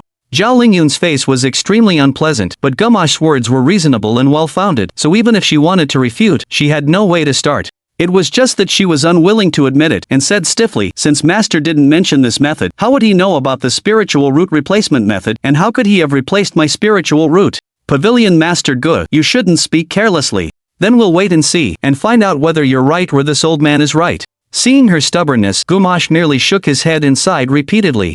Inside the mirror, Chen Zun pondered hard for a while, then his expression suddenly became calm. Master, is there a third method of implanting spiritual roots? No, absolutely not. Su Huayun said without thinking. He had talked for so long just to make Chen Zun believe that there were only these two methods, and that they both jeopardized Zhao Lingyun's life, to scare Chen Zun and make him give up on the idea. But he never expected that Chen Zun's next sentence would give him a fright. Then what about the spiritual root replacement method? Su Huayun's eyes widened as he stared at Chen Zun. After a long silence, he said, how did you find out about it? Chen Zun smiled and pointed to his head. Master, don't forget that what I received was the spiritual pattern inheritance. It was just now that I learned about this method. I had forgotten about that.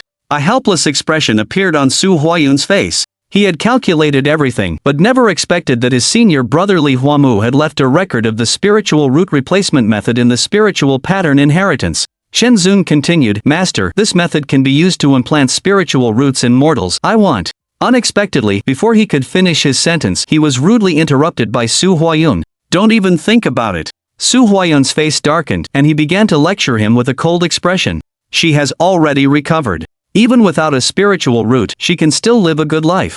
As long as you're willing, the girl can easily live a carefree life, well-fed and wealthy. Why do you have to be so extreme, wanting to exchange your spiritual root for this girl? What about you then? Anyway, I will absolutely not agree. Su Huayun's tone at the end was resolute, brooking no argument. It was the first time Chen Zun had seen Su Huayun so angry. He was still a little afraid in his heart, but his expression remained stubborn as he retorted, a mortal's lifespan is only a few decades. As her brother, how can I just stand by and watch her leave me like that? Foolish. Su Huayun scolded with a tone of disappointment. You've already taken on her innate evil fire and given her a healthy body. You've done more than even family members. Even her grandparents and parents never thought of implanting a spiritual root in her.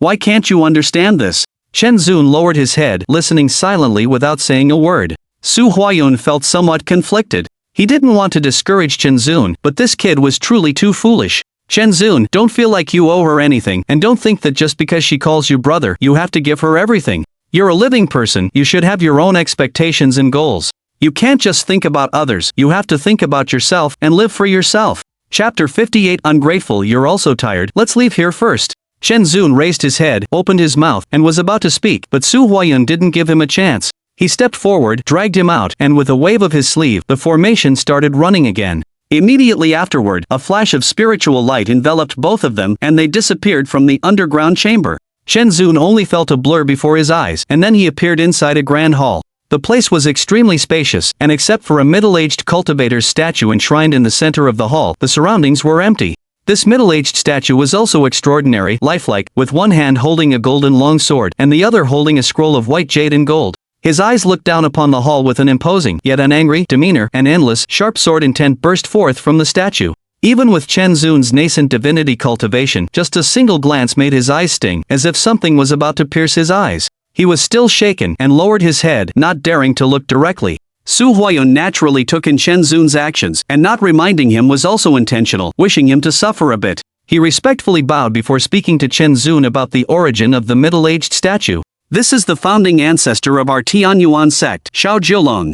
This statue contains a wisp of his sword intent. Do not be disrespectful by looking directly, or you will be injured by the sword intent. Disciple Chen Zun pays respects to the ancestor. Chen Zun followed Su Huayun and bowed 3 times with reverence. Since you have paid respects to the ancestor, then come with me. Su Huayun nodded slightly, not saying much, and walked toward the back of the hall. Chen Zun quickly followed. After about the time it takes for an incense stick to burn, the two arrived at a mountain wall. Beside the wall, there were several houses.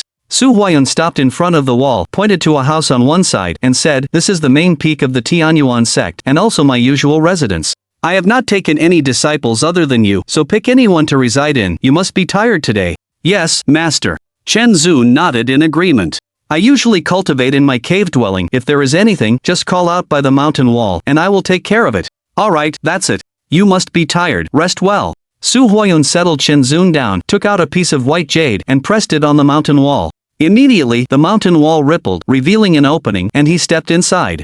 "Master, hold on." Chen Zun suddenly called out. Su Huayun paused in his steps, but he did not turn around. "We can talk another day about it." This kid was still persistent. Su Huayun couldn't open the door for him. Seeing Su Huayun's perfunctory attitude, Chen Zun knew that he didn't want to pay him any mind.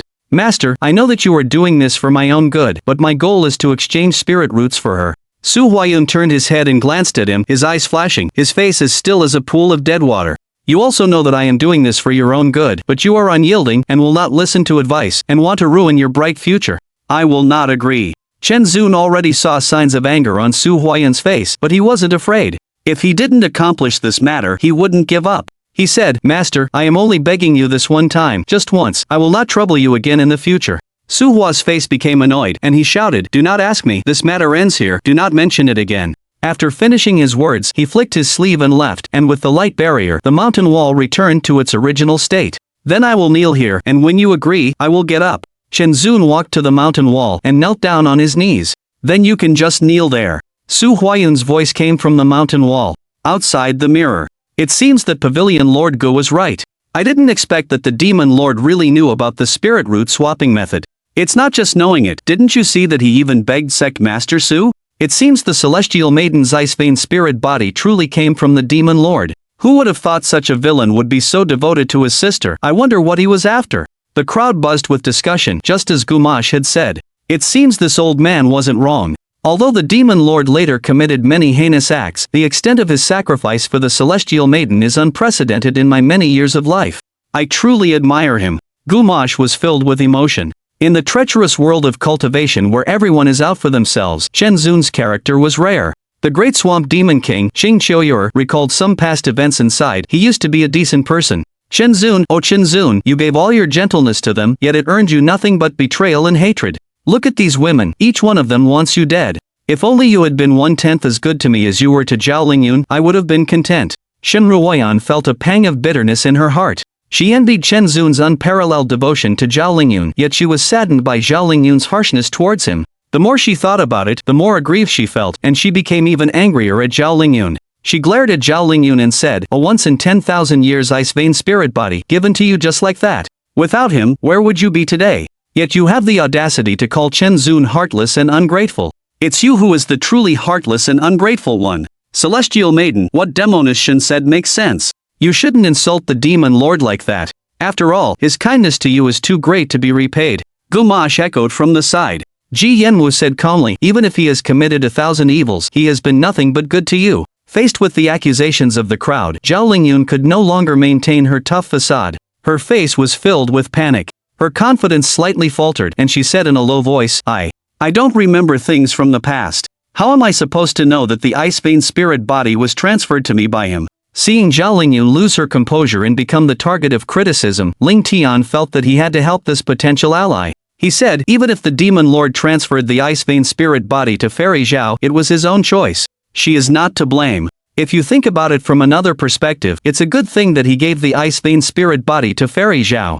Otherwise, with his talents, who knows how many more people he would have killed. So, Fairy Zhao doesn't have to feel guilty. Zhao Lingyun's eyes lit up again. Looking around the crowd, only Ling Tian was currently helping her. And, from a moral perspective, it was indeed the case. Zhao Lingyun regained some confidence and said, "He only bestowed kindness upon me, but his heinous crimes against the world cannot be ignored. How can I prioritize myself over the greater good? As for the matter of transferring the spirit root to me, I will just refrain from killing him." Shameless! Shen Ruoyan was trembling with anger. She raised her hand and pointed directly at Zhao Lingyun. "Zhao Lingyun, how could you say such things? Using the so-called greater good to deny Qinzun's sacrifices for you. Do you think you can find peace of mind by doing so? You ungrateful ingrate, you'll go to hell." Chapter 59, a self-fulfilling prophecy. You're the one who should go to hell. Zhao Lingyun suddenly sneered. She had long been dissatisfied with Shen Ruoyan. This woman had been constantly criticizing her, making her lose face, which was truly despicable. That's rich, coming from you. As a member of the demonic path, your misdeeds are countless. The people you've harmed probably aren't fewer than the demon lordess. Look at everyone here, who doesn't want to kill you? What right do you have to point fingers at me? Hearing Zhao Lingyun's words, a flicker of killing intent flashed in Shen Ruoyan's eyes. Then she suddenly laughed. Born in the Wuji Palace as the holy maiden of the demonic path, Shen Ruoyan had her hands stained with the blood of countless innocent lives. This, she would never deny. She openly admitted, scornfully saying, "I have done evil, I have done every bad thing imaginable, I deserve to go to hell. So, I accept my current fate. Zhao Lingyun, I'm not like you, spouting benevolence and righteousness. I have failed the world, but I have not failed him. Ask your conscience, have you not failed him?" These words struck Zhao Lingyun's heart, making her instantly fly into a rage. She shouted, "This is between him and me. What does it have to do with you, an outsider? You're going on and on. If you want to die, I'll grant your wish." With that, Zhao Lingyun drew her sword and walked toward Shen Ruoyan. Shen Ruoyan was not afraid. She lifted her head and said, "Come on. If I were afraid of you, I wouldn't be Shen Ruoyan. Do you think I'm the only one who sees you this way? You're wrong. They're just afraid to say it. Even if you kill me now, you still can't change how others see you." "Shut up." Zhao Lingyun was incandescent with rage, having lost her mind. She flew forward to kill Shen Ruoyan. Ji Yanwu flashed in front of her to block the way, and Han Yujin also followed, standing by her side. Zhao Lingyun's face was as cold as ice as she glared at Ji Yanwu, coldly saying, "Do you want to protect a demonic woman too? To go against the world? What a big label. Zhao Lingyun, can you represent the world?" Han Yujin's pupils narrowed as she retorted. Ji Yanwu stared at Zhao Lingyun, her eyes full of disappointment. "Chen Zun, is this the clever and intelligent younger sister you spoke of?" Her expression was calm, her gaze gradually becoming colder. "Heavenly origin saintess, who you want to kill is none of my business, but you cannot act recklessly here." Zhao Lingyun's gaze became even colder as she shouted sharply. "Do you all want to become enemies of the world?" Zhao Lingyun was like a madwoman. Her sharp, piercing voice echoed throughout the entire Sky Void Palace, and the pressure of her great ascension stage cultivation almost suffocated everyone. The mockery on Shen Ruoyan's face deepened. This Zhao Lingyun, did she really think she was something special, spouting grand righteousness, treating everyone like fools, thinking no one knew what she was truly thinking? Wanting to use righteous principles to cover up her selfishness. She was truly beyond redemption. Esteemed immortal cultivators, we cannot lose our footing at this time. Seeing another internal strife begin, Gu Moshi stepped forward to mediate the situation.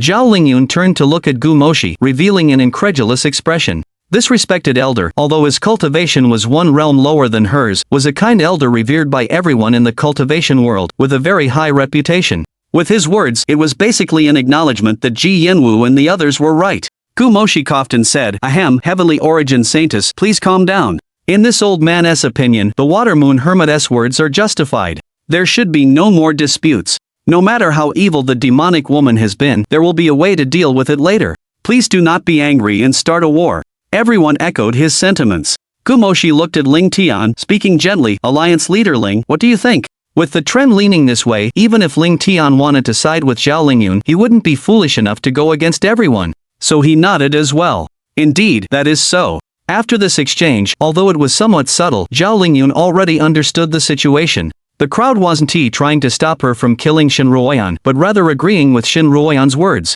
At this moment, she was truly alone. Zhao Lingyun trembled, swaying as if she might fall. How could she not understand the principle Shen Ruoyan had spoken of? It was true, she had wronged Chen Zun. She understood it better than anyone, but she was unwilling to admit it. Being the favored daughter of heaven, she had never believed herself to be wrong. Even when she was, it was always someone else's fault. So, at the beginning, she remembered Chen Zun's kindness towards her. When she saw the memory she had never had, she would shed tears. But the scenes that followed were too shocking. She was just a tiny mortal. Everything she had now was given to her by Chen Zun. She dared not believe it, nor was she willing to believe it. Her heart had hardened. She simply refused to admit she was wrong, because she had done too many things to hurt Chen Zun. Just thinking about facing the mistake she had made against Chen Zun filled her with fear, panic, and an unwillingness to even remember. She couldn't turn back, she could only continue down the wrong path. Inside the mirror, Chen Zun had been kneeling for 10 full days, still unmoving. His body was as if it had been frozen in place. Unmoving, unwavering. Night fell. Ah, why are you doing this to yourself? A sigh echoed. Ripples spread across the mountain wall. Hearing the sound, Chen Zun finally lifted his head, his eyes bloodshot. He saw Su Huayun slowly emerge from the cave, stopping in front of him. Master. Chen Zun spoke, only then realizing that his voice was incredibly hoarse and his words were slightly unclear. Su Huayun said resentfully, how did I end up taking in a disciple like you? I really want to pry open your head to see what's inside. You're willingly giving away your life and your promising future. Chen Zun's lips cracked as he revealed a smile on his face. Master agrees? Su Huayun snorted heavily. Get up, I'm afraid you'll kneel to death in front of my cave and make it dirty. Chen Zun knew that Su Huayun had agreed, so he tried to get up. However, before he could steady himself, his knees buckled in pain and he almost fell back to the ground. Look at you, what have you become? Su Huayun, quick as a flash, reached out, grabbed his arm, and pulled him up, preventing Chen Zun from falling. Chen Zun heard that Su Huayun's words were full of complaints and reproaches, but he also knew that he was genuinely concerned for him. A warmth blossomed in his heart, and he felt that he had let down his high expectations, so he said in a low voice, disciple has disappointed master. Su Huayun opened his mouth, wanting to scold him again, but when he thought of what Chen Zun had done over the past 5 years, he couldn't bring himself to do it. So he said nothing more. His eyes were filled with complexity as he sighed, with your temperament, you will surely bring disaster upon yourself sooner or later. Su Huayun never imagined that his casual lament would actually turn out to be a prophecy. Chen Zun shook his head. He only believed in his own heart. He needed to deal with the immediate situation first. Who could predict what the future held? I'll ask you one last time. Think carefully before you decide. After replacing your spiritual root, all your cultivation will vanish. In that case, your innate evil fire will not be suppressed by the spiritual root and cultivation. Although it won't be fatal, you will suffer the pain of being burned by the fire every 7 days. You must not go back on your word? Su Huayun solemnly stared at Chen Zun. He was giving Chen Zun a chance to go back on his decision, and from the bottom of his heart, he hoped that he would turn back. I'm willing, and I will never regret it. Chapter 60. Peeling skin and extracting roots. Chen Zun's gaze was unwavering. Su Huayun patted Chen Zun's shoulder, no longer trying to persuade him, and simply said, replacing spirit roots requires a good state. Go find a room to rest first. In 3 days, we will begin the spirit root replacement. Chen Zun nodded, suddenly remembering something, and looked at Su Huayun with pleading eyes. Master, do you have any spirit pattern stones? Give me one. What do you need a spirit pattern stone for? As the master of a sect, Su Huayun naturally possessed spirit pattern stones, but these were used to record inheritances. What did Chen Zun want one for? Soon, it dawned on him. This boy was just at the refining god stage. He knew what he was planning. He frowned and said, you want to pass the Azure Snow Sword arc to the girl? Since the spirit root is being replaced for her, there's no point in me keeping the inheritance. An Ice Vein spiritual body is compatible with the Azure Snow Sword art. It will help her future cultivation. Chen Zun nodded, affirming his thoughts. You really are, Sai, take it. Su Huayun hesitated, reluctantly pulling out a spirit pattern stone and tossing it to Chen Zun. Thank you, master. Chen Zun was overjoyed, putting away the spirit pattern stone and offering his thanks. Su Huayun didn't want to see Chen Zun's hopeless demeanor. He turned his head, repeatedly waved his hand, his tone a little impatient as he started to shoo him away. Go. I don't want to see you. Chen Zun had achieved his goals. Seeing that his master was already a little impatient, he smiled, then composed himself, and said seriously, I'm going to rest now. Master should also rest early. After speaking, he respectfully performed a salute, chose a house, and turned to walk towards it with a slight limp. Su Huayun slowly turned his head, staring at Chen Zun's back, not retracting his gaze until he entered the house. After a long time, he sighed deeply. Senior brother, the inheritance you left was the most suitable for this boy, yet he doesn't cherish it. Now he's going to give it away. It's truly the workings of fate. This boy has a pure heart, a resolute personality, and is as righteous as they come. He's the perfect candidate to take over my responsibilities, yet he is too considerate of others, not thinking about himself.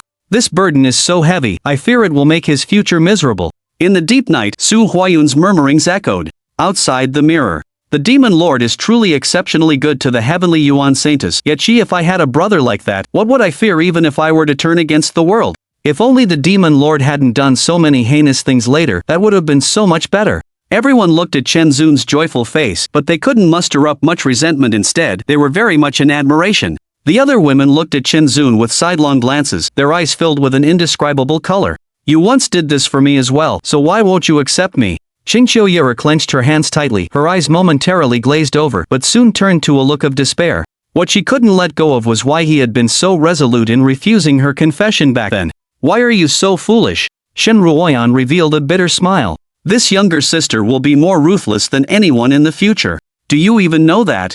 Zhao Lingyun stared blankly at the scene. She didn't say anything, just watched. However, the hand gripping her sword had lost its strength and a sense of bleakness grew in her heart. Look, your self-proclaimed pride of talent. The inheritance you thought your master left for you. Even your life, it was all given by him. You are nothing, just a pathetic bug. What right do you have to take his life? The more she thought about it, the more frightened she became. She wanted to escape, no longer daring to watch. However, the strength in her body seemed to have completely vanished. It was all she could do to keep from falling. Inside the mirror. 3 days later. In the underground chamber. Chen Zun was shirtless, revealing his well-proportioned physique, lying flat on a bed of cold jade. Su Huayun stood beside him, saying, I'm going to begin.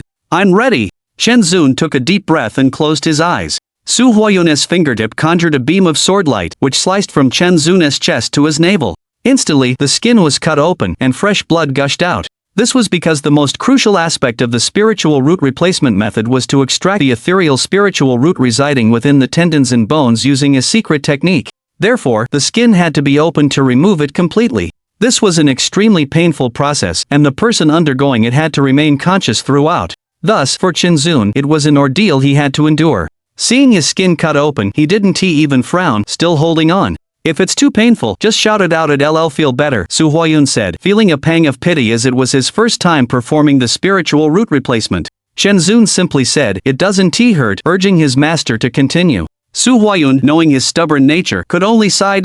Next, he reached into the open skin, grabbed the edges, and with a sudden pull, the two sides of flesh were ripped apart, bright red blood spurting out, revealing the layers of muscle underneath. Chen Zun's entire body tensed up, his facial muscles twitching, veins popping on his forehead. Even the exposed muscles visibly strained, held together by ligaments. Pain. A bone-deep pain. He felt a blackness before his eyes, as if his body was torn in two. An immense wave of pain surged to his head, threatening to make him pass out. Can you endure it? Hearing Su Huayun's voice, Chen Zun regained a sliver of consciousness, nodding without uttering a word. Su Huayun sighed inwardly, using a secret technique to stop the gushing blood. Then, he positioned his 5 fingers like a claw on the exposed flesh, chanting incantations, and began the secret technique to extract the spiritual root. Outside the mirror. Hiss.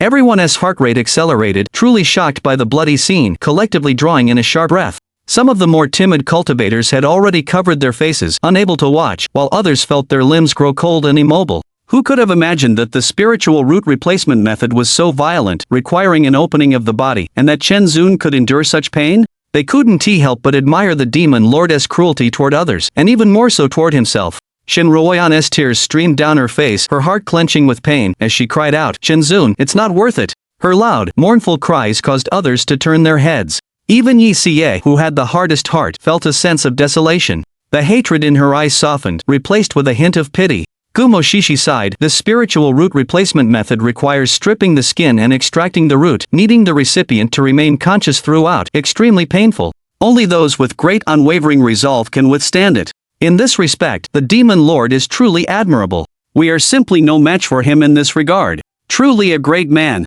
Everyone nodded in agreement. Even if the demon lord was ruthless and unscrupulous, he had earned the sincere respect of everyone present. Chapter 61. The same old trick. Zhao Lingyun's numb eyes finally showed a hint of animation. A troubled expression appeared on her bloodless face. She opened her mouth, but no words came out. Inside the mirror. Su Huayun's palm, which was stuck to Chen Zun's flesh, condensed into a ball of white light. This light split into countless fine, shimmering threads that extended from his chest to Chen Zun's entire body. As the light grew brighter, more and more densely packed lines on the surface of Chen Zun's body began to illuminate. All of his spiritual roots had emerged. Su Huayun's face was solemn, and as if grasping an octopus head, he slowly lifted his hand upwards. The white ball of light left Chen Zun's chest, and the countless connected threads were also slowly drawn out. However, these threads, like octopus tentacles, were reluctant to leave Chen Zun's body, clinging tightly to his flesh, refusing to come out. Chen Zun was in so much pain that his muscles were spasming, twitching frequently. His face was flushed with blood, and his wide eyes were full of blood vessels. No one knew the extent of the pain he was currently enduring. As his spiritual roots were extracted from his body, Chen Zun felt as if his soul was being extracted as well, a faint sensation of being torn apart. The soul-deep pain made the physical torment seem light in comparison. However, Chen Zun had to maintain absolute clarity, which was undoubtedly a horrific form of torture. As the master of his body, he could feel that his spiritual roots did not want to leave his body, clinging tightly to his flesh, which, in addition to the physical pain, caused him a double layer of mental anguish. Perhaps, at this moment, a brutal torture like slow slicing would feel like a tickle to Chen Zun. This was a fate worse than death. Su Huayun also sensed that the process of extracting the spiritual roots was not going smoothly. He said in a deep voice, "Release control of your body, only then can the spiritual roots be completely extracted." Chen Zun was now barely able to stay conscious, and Su Huayun's voice sounded to him like a faint echo from the void, as if someone was murmuring in their sleep. Fortunately, he recognized it as his master's voice and tried his best to relinquish control of his body, maintaining only the sole clarity of his spiritual platform. Sure enough, as Chen Zun gave up control of his body, leaving only the instincts and reflexes of his muscles, the fine threads became slightly looser and were slowly drawn outwards. However, the process was extremely slow. Outside the mirror, the sight of Chen Zun's body convulsing instinctively caused everyone's heart to race and their faces to drain of color. Shush! Just as everyone was focused on the scene, they heard the sound of air being pierced from the sky. Two beams of light shot out from the water moon mirror and descended from the sky. Everyone's faces changed drastically, and they each used their escape techniques to flee. Ling Tian and Zhao Lingyun's previous misery was still vivid in their minds. Now that these beams of light were shooting down again, the water moon mirror's spirit was obviously looking for another lucky audience to experience the shared sensations. Even cultivators in the Great Ascension stage were unable to withstand the pain, and the other cultivators did not believe they had such ability, nor did they want to experience it. Everyone could only use their last resort methods to escape in all directions, each wishing they had been born with two more legs, fearing that they would be chosen if they were just a step behind. However, the beams of light did not pursue the cultivators who were like startled birds. The water moon mirror's spirit had already locked onto its targets and directly enveloped them. When the cultivators who had fled to the distance recovered their senses, they saw the beams of light enveloping two figures. Each person had an expression of relief and a sense of having survived a catastrophe, took a breath, and then curiously wondered who the two unlucky ones were. They turned their gaze to them. After seeing the figures trapped in the beams of light, everyone recognized that it was actually Ling Tian and Zhao Lingyun, and they all showed looks of surprise. It's Alliance Master Ling and the Heavenly Yuan Saintess again. At that moment, everyone was stunned. Ling Tian was trapped inside the pillar of light, frozen in a posture of escape, unable to move, his face a mixture of blankness and anger. Why is it always me? In truth, he had long been wary of the water moon mirror, so when the pillar of light first appeared, he was the first to react, sensing something was wrong and wanting to make a getaway. However, the water moon mirror was much faster than him. Just as Ling Tian was about to use a secret technique to escape, he was enveloped by the pillar of light. Thus, Ling Tian was both frustrated at being targeted by the water moon mirror and furious that it didn't go after anyone else, always picking on him. He felt wronged, clearly not having done anything, yet he was the one who was unlucky. Unable to move, he gritted his teeth in anger, raised his head, and yelled, "Water moon mirror, I ask myself, I've not offended you, why are you targeting me?" Upon hearing this, Gumo's face showed worry, and she turned to, asking in a low voice, "Does the water moon mirror's spirit have something against them too? Perhaps, I don't know." At this moment A's heart was also unsettled. Since she took control of the water moon mirror, it had never acted so abnormally as it did today. She couldn't figure out why the mirror's spirit was targeting Ling Tian. Shen Ruoyan was focused on Chen Zun's situation in the image, her reaction a little slow. When she saw that it was Ling Tian and Zhao Lingyun who were once again trapped inside, she immediately cheered loudly. "Well done, water moon mirror. Let you two talk so carelessly. Now, let you experience the pain that Chen Zun suffered." Ling Tian turned his head to look at Shen Ruoyan, his eyes radiating intense killing intent. He was about to speak when Zhao Lingyun, trapped in another pillar of light, spoke first. "Shen Ruoyan, I know you're happy right now. He has suffered so much for me, endured so much hardship, yet I have been like this to him. But I also want to know why I lost those 10 years of memories so that I don't know what he suffered." Zhao Lingyun's expression was extremely calm. Although she was annoyed by Shen Ruoyan's constant targeting, ultimately, she still owed Chen Zun too much. Especially with those 10 years of memories completely gone, she didn't know what kind of pain Chen Zun had endured. Even the last time, it was still within the range that a Mahayana cultivator could withstand. This time, she wanted to fully experience the same pain as Chen Zun, so she didn't even think about avoiding the pillar of light, standing quietly in place. Zhao Lingyun raised her head and said calmly to the water moon mirror, "Come, I want to feel the same pain as him." She didn't want everyone gossiping about her, she could only face it alone. Shen Ruoyan sneered, "This is what you deserve. Don't act so wronged. Chen Zun is much more wronged than you." Ling Tian's face changed, becoming alarmed. "Zhao Lingyun, if you want to suffer, suffer on your own. What does it have to do with me? Why drag me into it?" He opened his mouth to shout at the water moon mirror, telling it to let Zhao Lingyun bear Chen Zun's pain alone, when the pillar of light suddenly became even more pure. He felt a white flash before his eyes, and could see nothing. Immediately after, under everyone's gaze, Ling Tian let out a pig-like scream. "Ah!" Ling Tian's heart-rending scream echoed throughout the heavenly void palace. His body twisted uncontrollably, veins bulging, his expression a grotesque contortion, his handsome features now utterly repulsive. It felt as if countless giant hands were tearing at his soul. Or like 10 fingers were repeatedly pounding, kicking him incessantly in the groin. Pain. It was unbelievably painful. He desperately channeled his spiritual power, trying to quell the agony. But no matter how hard Ling Tian resisted, it was futile. Because the water moon mirror wasn't simulating physical harm, all the pain was originating from the deepest recesses of his soul. This was precisely what made the water moon mirror's sensory link so terrifying. Zhao Lingyun bit down hard on her teeth, not screaming, but her situation was no different from Ling Tian's, no better off. She had thought she was prepared, but she had underestimated the agony. It was truly more torturous than being flayed alive. If she hadn't been psychologically prepared, she might have screamed like Ling Tian. As time passed, Zhao Lingyun's eyes began to roll back, her body writhing on the ground like a maggot. This is too terrifying. Everyone watched, hearts trembling, not daring to breathe.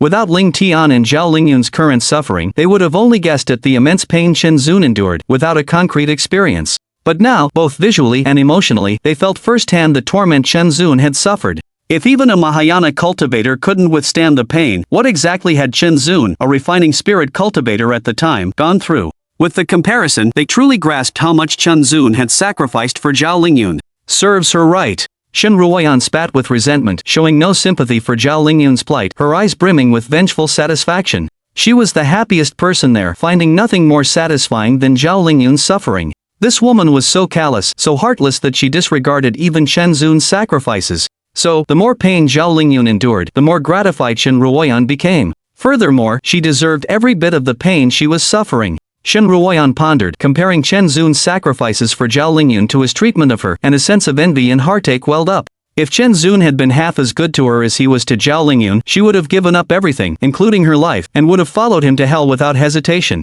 Qing Qiuyur, Ji Yanwu, Han Yujin, and Yi Shiyu watched from the side, their expressions a complex mix. Pity, numbness, reluctance, scorn, hatred, various emotions intermingled, forming a complicated emotional landscape. The scene continued. Until Su Huayun had completely extracted his spiritual root, Chen Zun did not utter a single cry. Ling Tian and Zhao Lingyun, however, were only capable of screaming in agony, their breaths weak, their consciousness fading. In the scene, after the spiritual root was transferred into Zhao Lingyun's body, she endured almost the same pain as Chen Zun, mindlessly shrieking. Once the spiritual root was settled in Zhao Lingyun's body, her expression eased slightly, although her brow remained tightly knit. It was done. Su Huayun rejoined the skin that had been peeled back on Chen Zun's chest, using a secret technique to restore the skin to its original state, then crushed a pill and put it in his mouth, completing the task. And the water moon mirror retracted the light beams that had encased Ling Tian and Zhao Lingyun. It was all over. Ling Tian shakily stood, his expression exceedingly somber. He looked at the water moon mirror again with a hint of fear and more caution.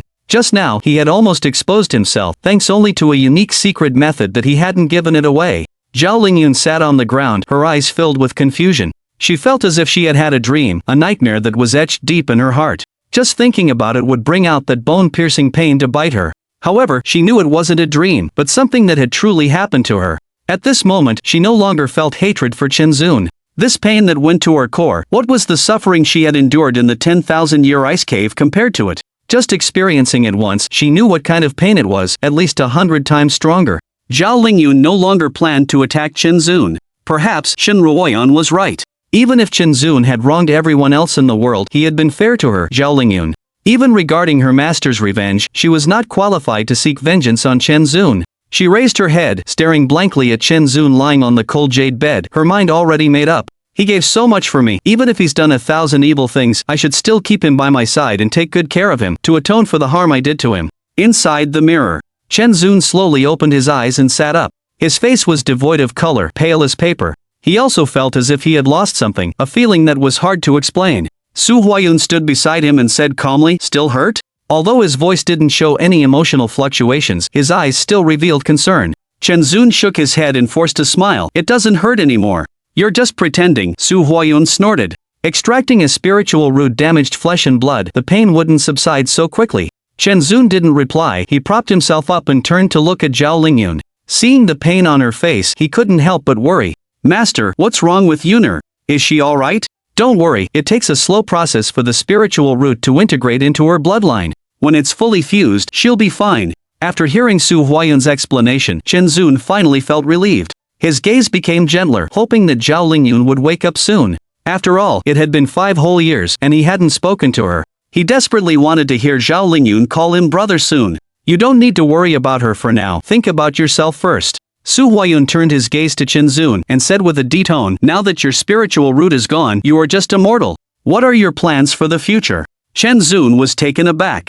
He had not thought deeply about this question. However, without a spiritual root, he could no longer cultivate. That is to say, he was completely cut off from immortality. Chen Zun was, after all, someone who could accept and let go. He was silent for a while before saying, "I hope Master will accept Yuner under your tutelage. As for Master's kindness towards me, I'm afraid it will be difficult to repay in this lifetime. If Master doesn't mind, I'm willing to serve by your side to repay your great kindness. If Master does mind, then I will return to the mortal world and become an ordinary mortal." Without a spiritual root, Chen Zun didn't expect to stay at the Tianyuan sect. But Su Huayun had sacrificed so much for him that, even as a mortal, he still wanted to do everything he could to repay him. His words were sincere, without a hint of falsehood. Su Huayun stared at him for a long time and then a smile appeared. Immediately after, his expression turned serious and he said, "I have a method that allows you to cultivate without a spiritual root, but this method is full of hardship and difficulty. Are you willing to give it a try?" Chapter 63, The Enigma of Memory. This disciple is willing to try.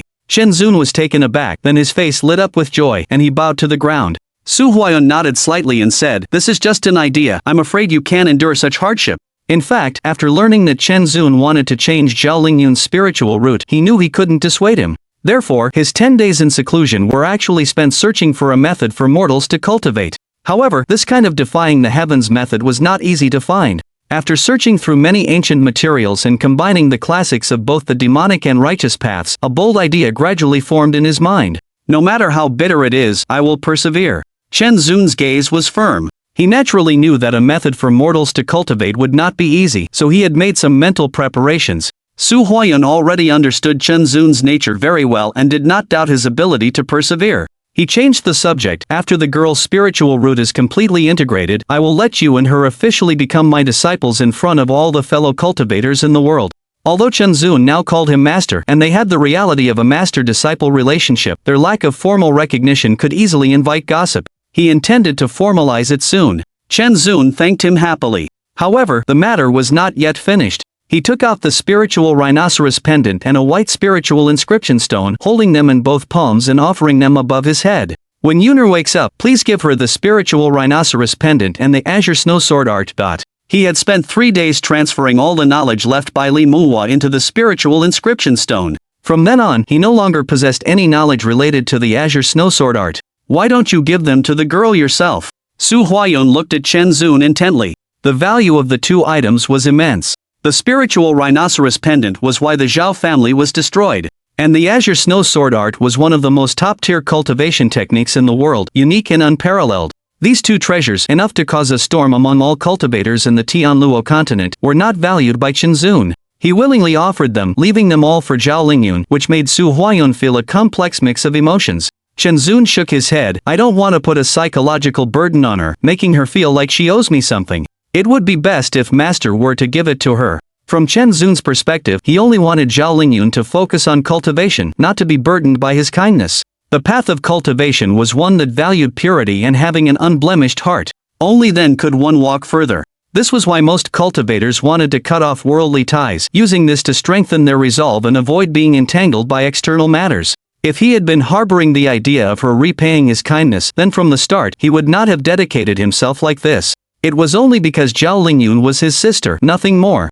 Su Huayun understood Chen Zun's thoughts and nodded. He only took the spiritual inscription inheritance and replied, I can give her the spiritual inscription inheritance for you, but the spiritual rhinoceros pendant was originally a pawn her mother used to save her. You saved her life and sacrificed your spiritual root. It is already a great kindness, and it belongs to you. Keep it, it will be of great use to you in the future. This item is a relic of her mother's, how can I dare to claim it? Chen Zun refused. Even if the value of the spiritual rhinoceros pendant was immeasurable, he did not want it because it was a treasure that Zhao Lingyun's entire clan used their lives to obtain. It was also the only thing her mother left her. He could not steal his sister's bloodline relic. Alright, I will keep it for her. However, you will inevitably have to endure more hardships in the future. Seeing Chen Zun's determined attitude, Su Huayun knew his character and accepted both items. Even if he didn't take them now, the boy would definitely secretly give them to Zhao Lingyun later anyway. Seeing the worry on his face, Chen Zun comforted him, Master, there's no need to worry about me. My path isn't bound by external things. If I succeed, it's my good fortune. If I don't, then that's my fate, and I accept it. Su Huayun chuckled, do you think that's what I'm worried about? He was merely concerned that Chen Zun always put others before himself, thinking of them first, which would inevitably lead to much hardship for him in the future. However, with his protection, he could at least help him avoid some trouble. He then asked, get up. Is there anything else you need to ask of me? If there was nothing else, it was time to leave and arrange the disciple acceptance ceremony. As the head of the sect, he had to make sure this event was impressive. There are still 2 things I need Master's help with. What 2 things? The first is that I would like Master to help me preserve this true essence spirit sword. As soon as he spoke, Chen Zun touched his brow, and the small purple sword floated out. He no longer had a spiritual root and would not absorb spiritual energy. All his cultivation would dissipate in a few days. At that point, this spirit sword, formed from true essence, would also vanish and no longer exist. Through his nurturing, this sword had already developed a significant spirituality, and it would be greatly useful in the future. Therefore, he wanted Su Huayun to keep it safe for now. That's easy enough. Su Huayun reached out, and his thin hand grabbed the purple sword. Then, he took out a palm-sized bag, placed the purple sword inside, and returned it to Chen Zun. This is a sword nurturing bag. It doesn't need spiritual energy to preserve a true essence spirit sword completely. Keep your things safe.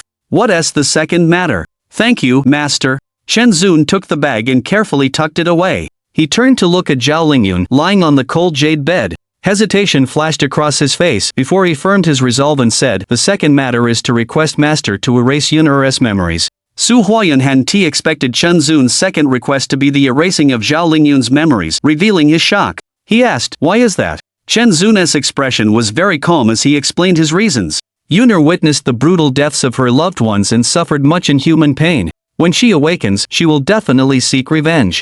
This will affect her Dao heart. This disciple doesn't want her to be entangled in these trivial matters and hinder her path. I only wish for her to be happy and worry-free, focusing solely on cultivation. That's why I've thought of this method. He had personally experienced the innate evil fire and the extraction of the spiritual root, finding the pain unbearable. Now, the process of fusing the spiritual root was just as agonizing. Naturally, he did not want Zhao Lingyun to have those memories. Su Huayun frowned, that's not necessarily a bad idea, but forgetting all the deep-seated hatred in childhood memories isn't entirely good for her. Perhaps you're being too selfish. This disciple admits that erasing her childhood memories isn't ideal. However, the experiences filled with hatred and pain are truly detrimental to her growth. For Yun'er's future, whether she hates or resents, it's all in the past. Perhaps being a little selfish isn't a bad thing. As for the revenge for her clan's annihilation, this disciple will bear it all for her. Chen Zun did not deny that his master was right, but that experience was a tragic memory for anyone. Zhao Lingyun should not be trapped in hatred and past suffering. She deserved a new beginning. And those grievances that would be wiped away with Zhao Lingyun's memories, Chen Zun would not let go of. One day, when he was capable, he would personally shoulder everything. I promise you, on the day she is about to awaken, I will erase her past memories. Su Huayun was moved by Chen Zun's words. He understood Chen Zun was right and, after hesitating for a long time, let out a long sigh. It's just that it will be hard on you. In the end, he was only 16 years old, yet he carried so many responsibilities that were never meant for him. Thinking about how his own heavy burden would also fall on Chen Zun's shoulders in the future, he couldn't help but feel a pang of pity for Chen Zun. For Yun'er's future, what do these things matter? Chen Zun looked at Zhao Lingyun, a smile forcing its way onto his exhausted face. As long as she was well, he felt that all his sacrifices were not bitter at all. Chapter 64 Public Outrage Outside the Mirror. Ah, what a true man! Although the Demon Lord is wicked, his sacrifices for the Celestial Maiden are admirable. If not for the magic of the Water Moon Mirror, how could we know that the Demon Lord is such a resolute and principled person? At least on this point, I am convinced. Everyone looked at Chen Zun in the Water Moon Mirror with admiration. In this world, everyone has their own selfish desires. When others not only achieve what they cannot but also do it exceptionally well, it's enough to make everyone present look at Chen Zun in a new light. Zhao Lingyun stared blankly at the scene, collapsing to the ground, tears streaming uncontrollably. The truth was finally revealed. The 10 years of memories she had lost were filled with such pain. It turned out that everything, the spiritual rhinoceros jade, the azure snowsword manual, and even her pride, the ice vein spiritual body, including her life, were all exchanged by Chen Zun, whom she hated and despised, at the cost of his own. Even being accepted into her master's sect was something Chen Zun fought for on her behalf. Yet she had used countless malicious methods to try to harm her brother, who valued her more than his own life. What right did she have to shamelessly claim to be acting for her master's revenge, to eliminate her own kin for the greater good? Zhao Lingyun truly realized she was wrong. She struggled to her feet, tears streaming down her face, and stumbled towards Shen Ruoyan, finally uttering those words. "Brother, I was wrong." This cry silenced everyone in the heavenly void palace. The celestial maiden owed Chen Zun far too much. Stop! Shen Ruoyan was also weeping bitterly. She halted Zhao Lingyun, who was approaching Chen Zun, saying with hatred, "This demon-slaying nail, you personally drove it into his heart. This near-fatal wound was also inflicted by you. Look, this is what you've done. You have no right to call him brother, you're not worthy." She pointed at the enormous wound that had been cleaved open on Chen Zun's body, flesh mangled, broken bones sticking out neatly, and the slowly beating blood-red heart, impaled with a large golden nail. Standing to the side, Hitsong turned to look, his nose stung, and his eyes welled up. He unsheathed his weapon and stepped in front of the scene. With him there, he would never allow the culprit who had harmed his master to approach. Clang! That sword wound that almost split Chen Zun in two, and that golden, gleaming nail. They had once seemed satisfying enough, but now they were so jarring. The azure snow sword fell from Zhao Lingyun's hand, her strength seemingly drained, and she could no longer hold herself up, collapsing ungracefully to the ground. Chen Zun had sacrificed so much for her, without any thought of himself. Yet she, always blinded by her master's revenge, had committed unforgivable sins against him. As Shen Ruoyan said, she no longer had the right to call Chen Zun brother. She was consumed with remorse, sobbing incessantly. She knew she was wrong, but it was too late. The celestial maiden truly shouldn't have. She wounded the demon lord so severely, only to discover how much he had sacrificed for her. The celestial maiden must be suffering terribly. Cry, maybe crying will ease the guilt towards the demon lord. The cultivators, upon realizing that Zhao Lingyun carried the burden of avenging her master, yet the one who had made the most sacrifices for her was the supposed murderer Chen Zun. After witnessing these memories, the person in the most agony was undoubtedly her. They empathized with her, and everyone's faces grew heavy with concern. I have had contact with the demon lord many times. He is aloof but certainly not an evil person. The memories shown in the Water Moon Mirror prove it even more. How could a person like this become the most evil demon lord in the heavenly Luo continent? Did we misunderstand him? Or were his actions after this moment the result of untold suffering? Gu Moshi, moved by Chen Zun's selflessness, also recalled his previous interactions with him, and a hint of doubt emerged in his heart. The words had barely left her mouth when Han Eugene immediately retorted, "This empress acknowledges his genuine devotion to the celestial maiden, but to say he's innocent or misunderstood is absolutely impossible. To refine the blood soul pill and enhance his cultivation, he slaughtered millions of my great cheese people. Even my 2 elder brothers and my father, the emperor, died tragically by his hand. These were heinous crimes he committed in full view of everyone. How can this be explained away?" She smiled sadly, the scene of Chen Zun's sword striking down her father still shattering her heart. Yi Shiyu and Qing Xiuyo also stepped forward. Everyone knows he doted on this disciple of mine, but they don't know that this devil was a close friend of my father. Just because I was born with a purine constitution, he wanted to use me as a human furnace to break through his cultivation. He annihilated my father's entire clan and took me by his side to cultivate since I was young. I, who was kept in the dark, regarded him as a master more important than my own father, followed him blindly, and became his accomplice. If it weren't for an old servant who survived and told me the truth, and if I hadn't turned back in time, who knows how long I would have continued to recognize a foe as my master. I, Qing Xiuyo, am not afraid to let everyone know that I was once young and ignorant, and I liked him. I even confessed my feelings to him, but he rejected me. Later, when my barren lands suffered a great calamity, it was thanks to the Tiger Clan's valiant efforts that it was quelled. The Tiger King, who was my fiancé, was killed by his hand on our wedding day. The demon race was slaughtered by him, leaving less than 10 of the 100 races. Now, as the great swamp demon king of the barren lands, I will surely take his head to appease the wronged souls of the demon race. Hearing Qingqiuye's words, Ji Yanwu took a deep look at her but remained silent.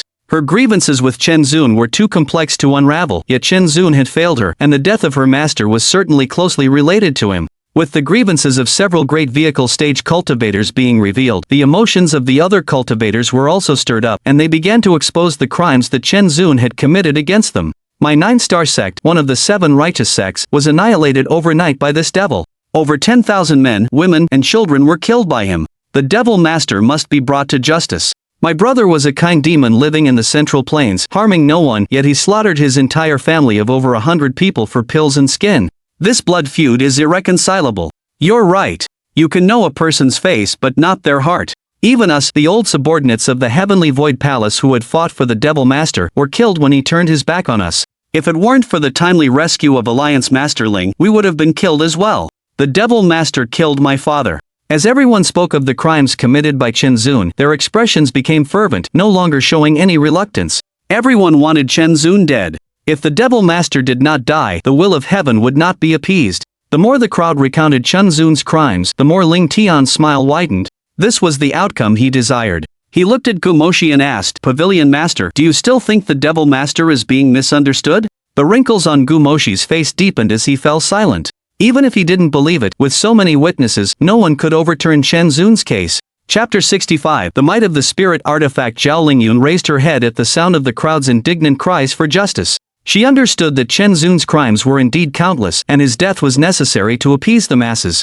However, knowing how much Chen Zun had done for her, her heart had changed. She couldn't bear to watch him be killed by everyone. So, she said to Ling Tian, Alliance leader Ling, I know that his crimes cannot be erased, but he has already been punished, his cultivation completely lost, and he cannot move. He has done me an enormous favor. So, is it possible to spare his life? I will personally keep a close watch on him, and he won't cause any further trouble for the Tianluo continent. She only wanted to save Chen Zun's life and would take care of him herself, repaying the great kindness he had shown her. Ling Tian shook his head. Fairy Zhao, whether to spare the demon lord's life is not my decision, but rather the decision of all my fellow cultivators. Why don't you ask them if they agree? Of course not. A blood debt must be repaid with blood, it's a matter of course. Yes, Heavenly Yuan Saintus, the demon lord has been kind to you, but he hasn't been kind to us. He must die. If the demon lord doesn't die, how can we face the souls of the unjustly slain? The cultivators expressed their anger. You see, Fairy Zhao, even though I'm the leader of the Demon Extermination Alliance, I can't represent them. Ling Tian wore a look of regret on his face, but inwardly he was overjoyed. This was exactly the effect he wanted. Half of the people present had a deep-seated, irreconcilable hatred for Chen Zun. With a little nudge, without any need for embellishment, their emotions could be stirred. Now was the best time to kill Chen Zun. To prevent any unforeseen circumstances, he had to eliminate this superfluous person as soon as possible. He said in a grave tone, how many of our fellow cultivators, how many innocent elders, the weak, women, and children have died at the hands of the demon lord? As long as he lives, the Tianluo continent will never be at peace. Every moment he lives is an insult to the survivors, and the souls he cruelly murdered cannot rest in peace. Kill the demon lord. Under Ling Tian's righteous words, the crowd's emotions were ignited, and they echoed his call. For a time, the Heavenly Void Palace was filled with shouts of killing. Zhao Lingyun's eyes dimmed as she looked at the passionate cultivators.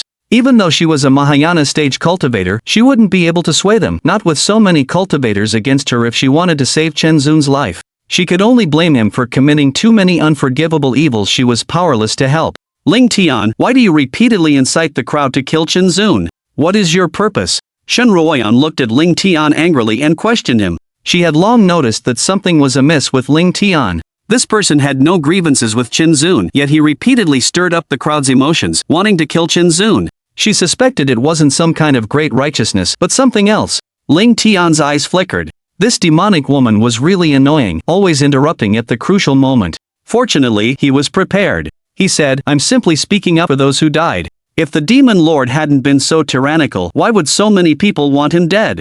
If I have any ulterior motive, it's to open the path to ascension as soon as possible and bring benefits to all the cultivators of the Tianluo continent. Ling Tian's words were so selfless. speaking for the weak and benefiting all the cultivators of the world with these two reasons, coupled with the fact that he was the leader of the Demon Extermination Alliance, who could say anything even if they suspected he had selfish motives. Don't listen to the demonic woman's nonsense. Alliance leader Ling is pursuing the Demon Lord with righteousness, paying so much blood and sweat. How could he possibly have any selfish desires? Most of the Demon Extermination Alliance members were Ling Tian's lackeys. If they didn't flatter him now, when would they? They all spoke up in support of Ling Tian. You're good at this. You're a talented man with a bright future. If you know how to talk so well, why not say a little more? Ling Tian looked at the person who had just spoken, casting an admiring glance and signaling him to continue. Understanding the encouragement in Ling Tian's eyes, the man was thrilled, believing he had found a powerful backer, and became even more zealous. He exclaimed, Alliance leader Ling is thinking of all cultivators in Tianluo continent.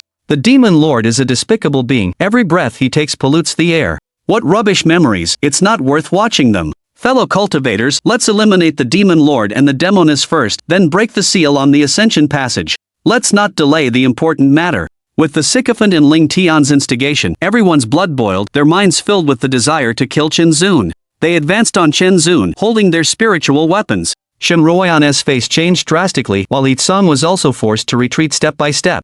The smile on Ling Tian's face grew deeper. Now, even if the Mahayana cultivators present wanted to stop it, how could they withstand the united hatred of the world? Now, no one could interfere. Chen Zun and Shen Ruoyan were doomed. Wait. Just then, Ji Yanwu suddenly spoke. The crowd paused, turning to look at Ji Yanwu, then finally at Ling Tian. Undoubtedly, they wanted Ling Tian to make the decision. The smile on Ling Tian's face froze. He didn't understand what Ji Yanwu meant. He slowly looked at Ji Yanwu, his eyes narrowing as he said, word by word, Immortal Ji, what do you mean? Do you also want to protect the Demon Lord? How could I protect the Demon Lord? Ji Yanwu naturally denied it. Her expression became strange as she said, it's not that I want to protect the Demon Lord, it's the Water Moon Mirror. The Water Moon Mirror wanted to protect the Demon Lord? This was unbelievable. The crowd was completely confused, looking at each other with blank faces. Seeing this, Ji Yanwu explained, the spirit of the Water Moon Mirror communicated with me just now. It said that the memory recall must not be stopped until it has been completely projected, nor can the person upon whom the spell is cast be killed. Otherwise, the spirit will make everyone bear the pain the Demon Lord experienced through shared senses. As if to prove her words, the Water Moon Mirror, which had been hidden in the void, reappeared, turned upside down, and covered the entire Tianshu Palace. Layers of white light solidified in the void of the mirror surface, flickering constantly, as if about to descend at any moment. It seemed that if they insisted on killing Chen Zun, the Water Moon Mirror would let them experience what true cruelty was. The crowd was stunned for a moment, then their faces turned pale with horror. The power of shared senses was evident to all. Even Mahayana cultivators like Ling Tian and Zhao Lingyun couldn't withstand it, so how could they dare to try it? Although everyone wanted to kill Chen Zun, none of them wanted to anger the spirit of the Water Moon Mirror. In an instant, everyone stopped moving forward and retreated. It has nothing to do with me, I'm retreating now. The Demon Lord is like this already, killing him sooner or later makes no difference. The Water Moon Mirror is still the most thoughtful. If all the evidence of the Demon Lord's evil deeds isn't revealed, how can we convince the world? Everyone made solemn declarations, as if not watching Chen Zun's memories would be a grave mistake. Shen Ruoyan breathed a sigh of relief, glancing at the Water Moon Mirror, still shaken. She couldn't understand why the sentient spirit of the Water Moon Mirror wanted to help Chen Zun. After seeing everyone retreat and express their stances, the Water Moon Mirror once again disappeared into the void, the white light faded, and it returned to its previous state. Ling Tian was so angry that his whole body trembled. He never expected that the one to interfere at the end would be the Water Moon Mirror. What did this broken mirror want? If all of Chen Zun's memories were recalled, that would be terrible. Then, he couldn't be blamed for acting first. At that moment, Ling Tian's face was gloomy, and he had lost all patience. He couldn't fight the might of the Water Moon Mirror, so he could only resort to that method. Ling Tian just winked at certain people in the crowd, and after receiving their response, he quietly took something out of his storage bag and released it within his sleeve. At the same time, new images slowly appeared in the Water Moon Mirror in the void. End of this volume. Chapter 00, Volume Summary, Achievements, and Update Status finally finished the first volume. Here, I'll chat with everyone a bit. From the start on February 5th to March 24th, it took 47 days, a total of 65 chapters and 140,000 words. This speed can only be described as glacial. The reason I started this book is actually quite simple. I was reading a lot of similar books at the time, and an idea popped into my head. I rushed into it, wrote about 10 chapters, and in a moment of impulsiveness, uploaded them. The story and direction of this book are already framed out, but some details are not well handled, as I believe those who have read the book can see. In short, I didn't do a good job of portraying the first volume, whether it's in the characters or plot transitions. Due to my limited education, it's quite rigid and stiff. However, in this volume, the main things that needed to be explained have been, and many foreshadowings have also been set. Overall, the plot direction is still under control, and there aren't many deviations from my original plan. As for the plot of the next volume, it will no longer be limited to the character of Zhao Lingyun. The process of how the various female leads meet and get to know Chen Zun will gradually unfold. Therefore, the second volume will still focus on laying the groundwork. After all, the beginning of this book described the various grievances and entanglements between Chen Zun and the female leads. Without deep-seated love, there can't be bone-deep hatred. That's basically how the plot is going, and it won't change. Having talked about the plot, let's talk about other things. Regarding the book's performance, I can say that its debut was terrible, a complete flop. On the first day, there were only 200 views, and it slowly rose to a maximum of 3,000 by the 7th day before plummeting. Now, the minimum recommendation volume is 55. If it weren't for the many additions to the bookshelf during the debut period, I'd probably have to start a new book. So, from the debut to now, 16 days, the earnings, minus the 15 yuan in tips, total only 55 yuan, averaging 3 yuan and 40 cents a day. According to this standard, it seems to barely meet the full attendance requirement of listening reads being greater than 100. However, the bookstore isn't giving it any traffic at all now. Or perhaps, this book isn't the kind of fast-paced, exhilarating novel. It's too slow and ordinary. Coupled with the lack of updates, the daily earnings are only a little over 1 yuan, making it impossible to get full attendance. To be honest, as a newbie, seeing this kind of data is still very disappointing. It feels quite discouraging. I originally thought I could get full attendance, but looking at the current downward trend in earnings, yesterday it had already dropped to 70 cents. It's certain that I won't get full attendance next month. Therefore, in terms of updates, I've been feeling unmotivated. That's one reason. Another reason is that my work is quite unusual. Throughout the year, except for a one-day break on May Day and National Day, I'm either working or on my way to work. Plus, there's the occasional overtime, so I don't have much time to write. These past few days, I've been working an extra 4 hours each day before getting off. By the time I finish all the other miscellaneous things, it's basically past 10 o'clock. At my typing speed, 2,000 words takes about 2 hours. Adding another 10 minutes or so to review the draft, it's roughly 2.5 hours. Sometimes, when I get stuck on a word, the time spent writing is even longer. To be honest, since starting this book, it has greatly affected my personal schedule. I'm not kidding when I say that since starting this book, I've been averaging about 1 a.m. every night before going to bed, then getting up at 7 a.m. for work. That's a full 6 hours of sleep if I'm lucky. Sometimes it's even later, and I don't even get 6 hours of sleep. As a result, I'm severely sleep deprived. Added to the late nights, my hair is falling out in clumps. I'm most afraid of washing my hair. A single grab will pull out a handful. Later, I just shaved my head and went bald. But the M-shaped hairline, the more I look at it, the more alarming it gets. Sometimes I even ask myself, what's the point of cutting off social interactions and not going out, just sitting in a chair after work, miserably writing this thing? I'm not making any money, I'm exhausted, I have to stay up late and hurt my body, is it worth it? Many times, when I think about this, I can't help but feel negative. I don't want to write, I just want to lie down, because, in terms of effort and return, it's not proportional. I could just work overtime and earn the same amount, why torture myself? However, the initial intention of starting this book, besides holding on to a little hope of becoming a literary god, was more about interest and passion. I really like literature, and even more so, the world I construct under my pen. Seeing the word count grow, the plot deepen, and the friends who urge me to update every day, it also supports me to keep writing with love and strengthens my confidence. Unconsciously, I've said a bit too much, I've made you laugh. In short, even if the data isn't good, this book will not be discontinued, nor will it be unfinished, and it will definitely not be hastily concluded with a bad ending. I hate authors who discontinue, leave works unfinished, or have terrible endings more than anything in my life. Therefore, this book will definitely be completed, I guarantee this with my integrity. Thank you to the friends who have given tips and support. The money isn't much, but for a struggling author like me, your company is a motivation, and it also constantly reminds me that there are still people reading my book. How can I dare to slack off and lie down? Regarding the rhythm of this book going forward, if I'm not busy and have time, I will try my best to update more chapters. If I'm too tired, then I'll stick to one update a day. After all, people are not made of iron. I'm dozing off at work every day, doing the work of a beast of burden, and I've had more overtime lately. I really can't handle it, please understand. Here, I have to make a small request. If you think this book is not bad, please help promote it on the book recommendation forums to increase its exposure. The data should improve a bit. I, in my humility, can only thank you here first. Finally, if you're reading the latest chapter and feel that this work suits you, please leave a review, whether good or bad, just let me know someone's talking, proving that I'm not the only one writing in solitude, because loneliness is a truly terrifying thing. I've talked too much, my thoughts are a bit jumbled, so I'll stop here. After finishing this summary, it's already 12 AM, I need to rest early. I won't be able to write the main content tonight, I will update the second volume after work tonight. That's it, going to sleep now. Chapter 66, Painting Plum Blossoms Before the Mirror. The main peak of the heavenly Yuan sect. Inside a room in a small pavilion, there was a finely carved wooden bed, surrounded by bookshelves and a wooden table. On the other side of the bed was a dressing table, in front of which was a hollowed-out round stool. On the table sat a tarnished, ancient bronze mirror. At this moment, a young girl was sitting on the round stool, her face facing the bronze mirror, with a tall and slender young man standing behind her.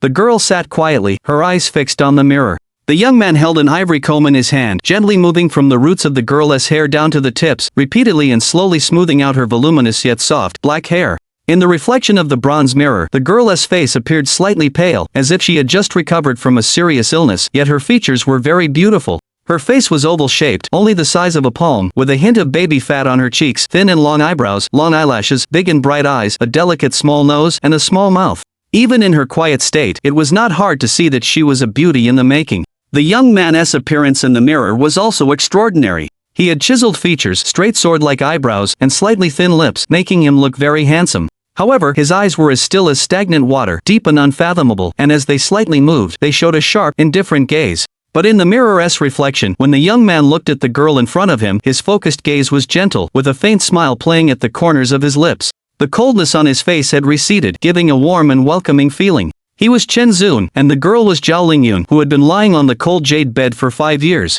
After the ice vein spirit body fully merged with Zhao Lingyun's body, Su Huayun moved her to the small pavilion on the main peak and left her under Chen Zun's care. It had been half a month since she woke up. Today was the apprentice ceremony. Their master, Su Huayun, had already gone to the main hall to greet the heads of various sections. In another hour, they would go to the main hall for the official apprenticeship ceremony. Therefore, Chen Zun was dressing Zhao Lingyun up. Zhao Lingyun had lost her memories of the past. Chen Zun was responsible for all her daily needs. After half a month, there was no sense of unfamiliarity between them.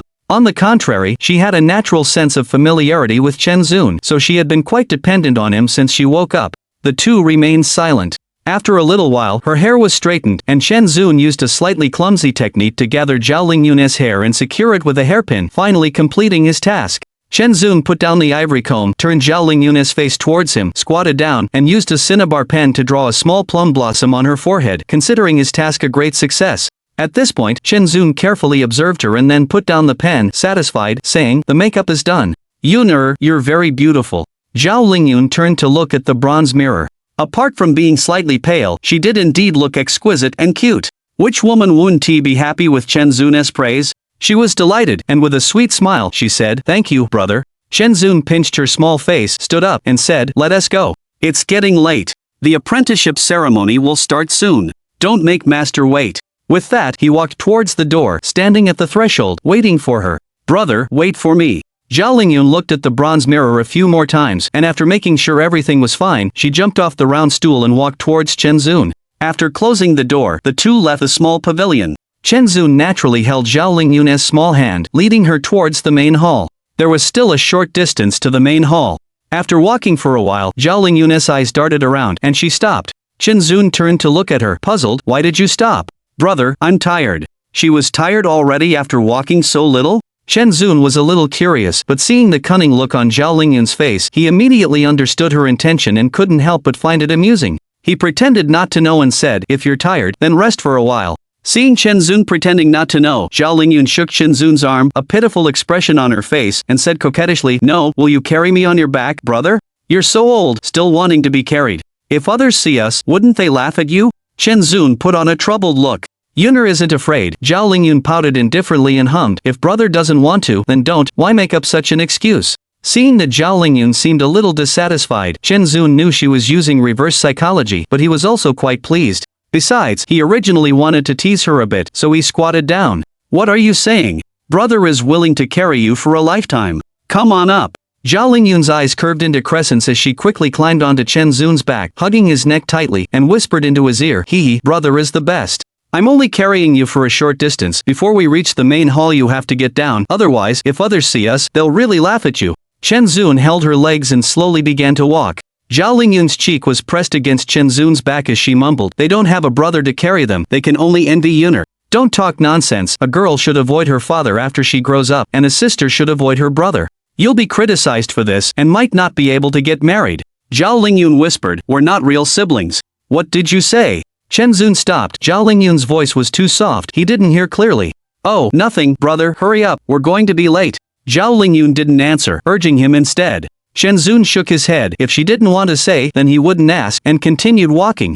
Outside the mirror, Zhao Lingyun looked at the figure gradually walking away on the path in the scene. The memory of this moment immediately surfaced in her mind. That broad back was so warm, and even now, it was still vividly clear. And a trace of complexity appeared on Ji Yanwu's cold face. After nearly 100 years of getting along, Chen Zun had never combed her hair even once. In comparison, she was a little envious of Zhao Lingyun. Qing Qiuyao and Han Yujin felt the same way. Only Yi Shiyu, who had grown up by Chen Zun's side since she was a child, had her hair braided and combed until she was 12 years old.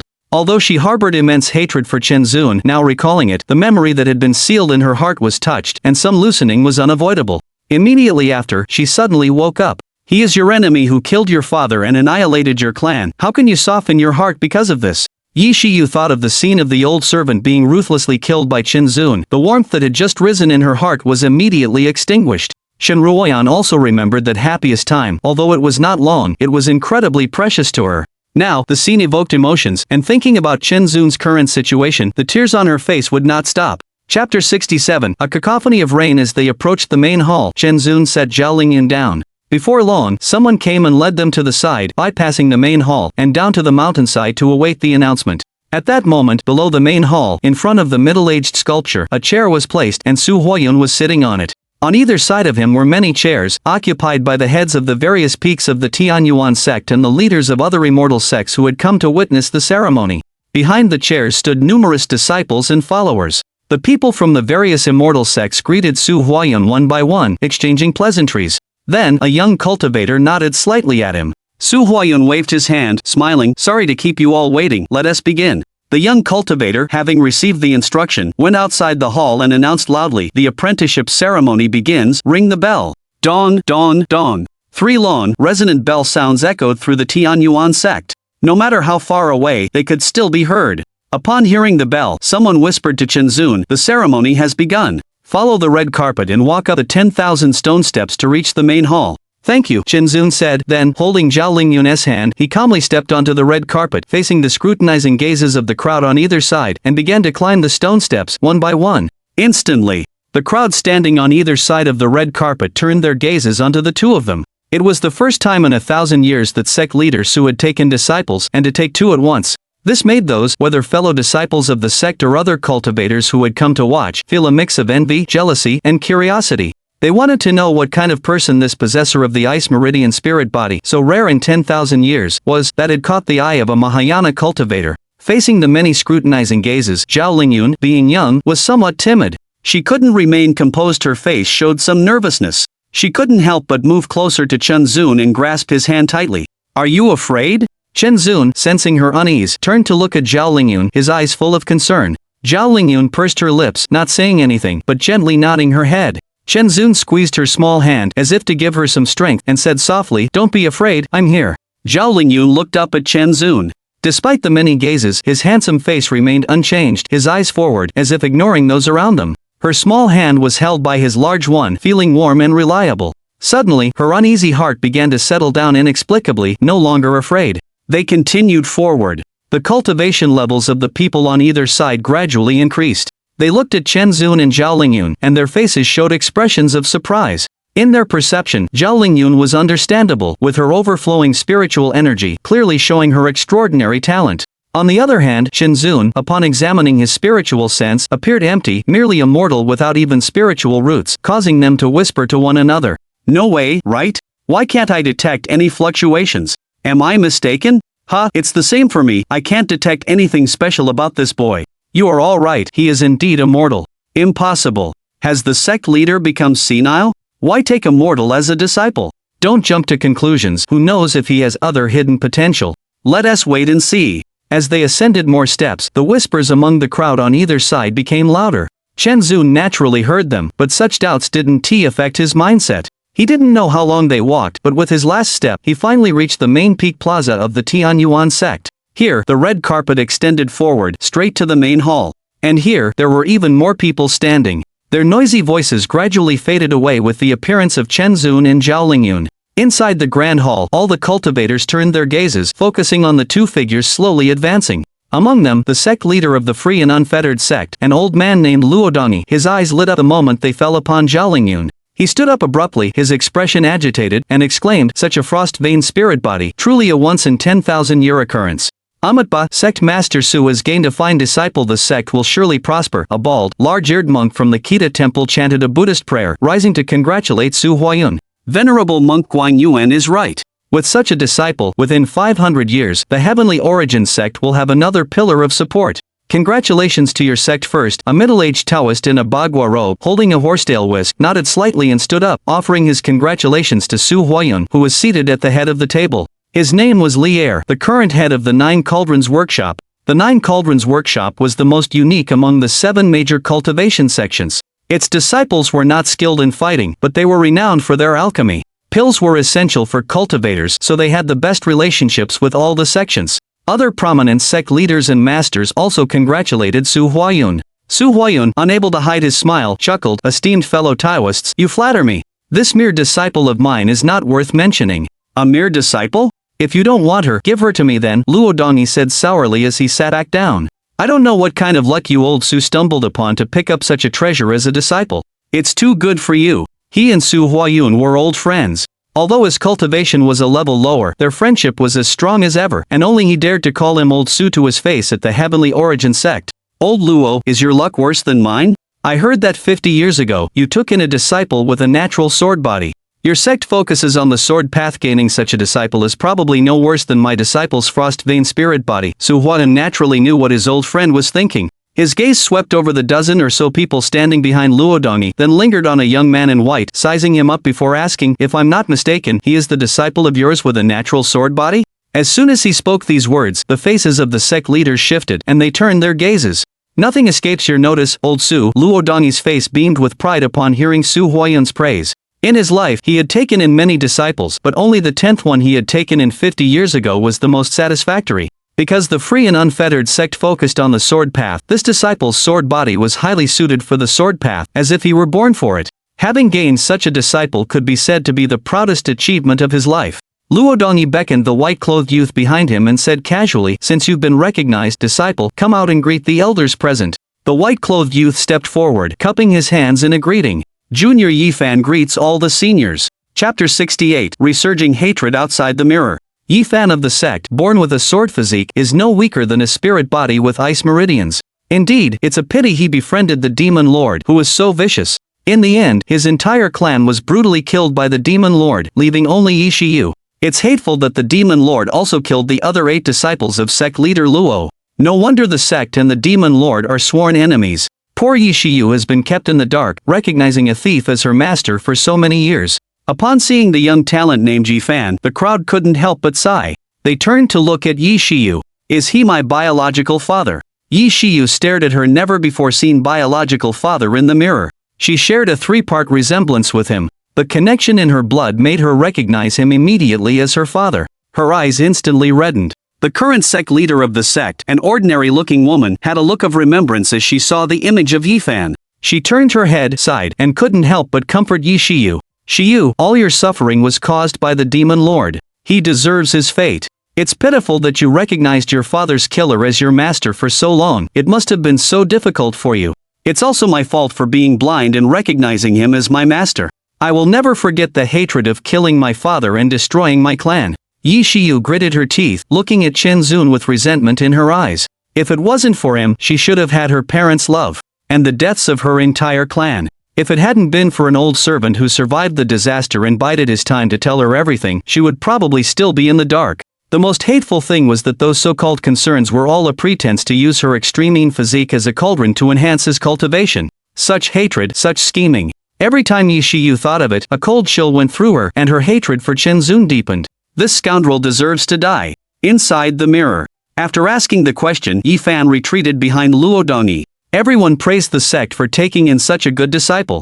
Luodongyi smiled so wide his mouth couldn't close and waved his hands, saying only that his inferior disciple was not worth mentioning. This made Su Huayun feel a little helpless. He said, "You old man is too vengeful. Calling him inferior disciple is quite jarring. Today is my day to accept disciples. Don't steal the spotlight from my 2 disciples." 2. Luodongyi's expression shifted, his gaze moving from Zhao Lingyun to Chinzun. His expression was strange. "Old Su, don't tell me that mortal boy is also a disciple you intend to take in." Only then did everyone notice Chinzun. Their divine senses lightly probed him and they all showed surprise. On the prestigious Tianyuan sect, there were countless geniuses. When did it become that even mortals could enter the main peak of Tianyuan sect? Recalling the words of the sect leader earlier, everyone became curious. Su Huayun didn't deny it and smiled. Indeed. Upon hearing this, everyone was shocked. The fact that mortals cannot cultivate is common knowledge in the cultivation world. But Su Huayun admitted it directly, confusing everyone.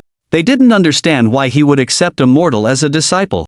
Luodongyi was straightforward and couldn't hide anything. Relying on his strong relationship with Su Huayun, he asked directly, "Are you not getting senile? Accepting a mortal as a disciple, what use is he? Aren't you afraid of being ridiculed? You're the one who's getting senile." Su Huayun felt a little displeased by his old friend's words. He retorted, "I accept my disciples, their mouths are on their faces, they can say whatever they want, I can't stop them. Why should I care about their gossip?" Before Luodongyi could speak, he secretly transmitted a message to his old friend, "My disciples are coming, don't talk nonsense anymore. Lest my 2 disciples hear and don't give you a good look, then don't blame me for not disciplining them. Who cares about your disciples?"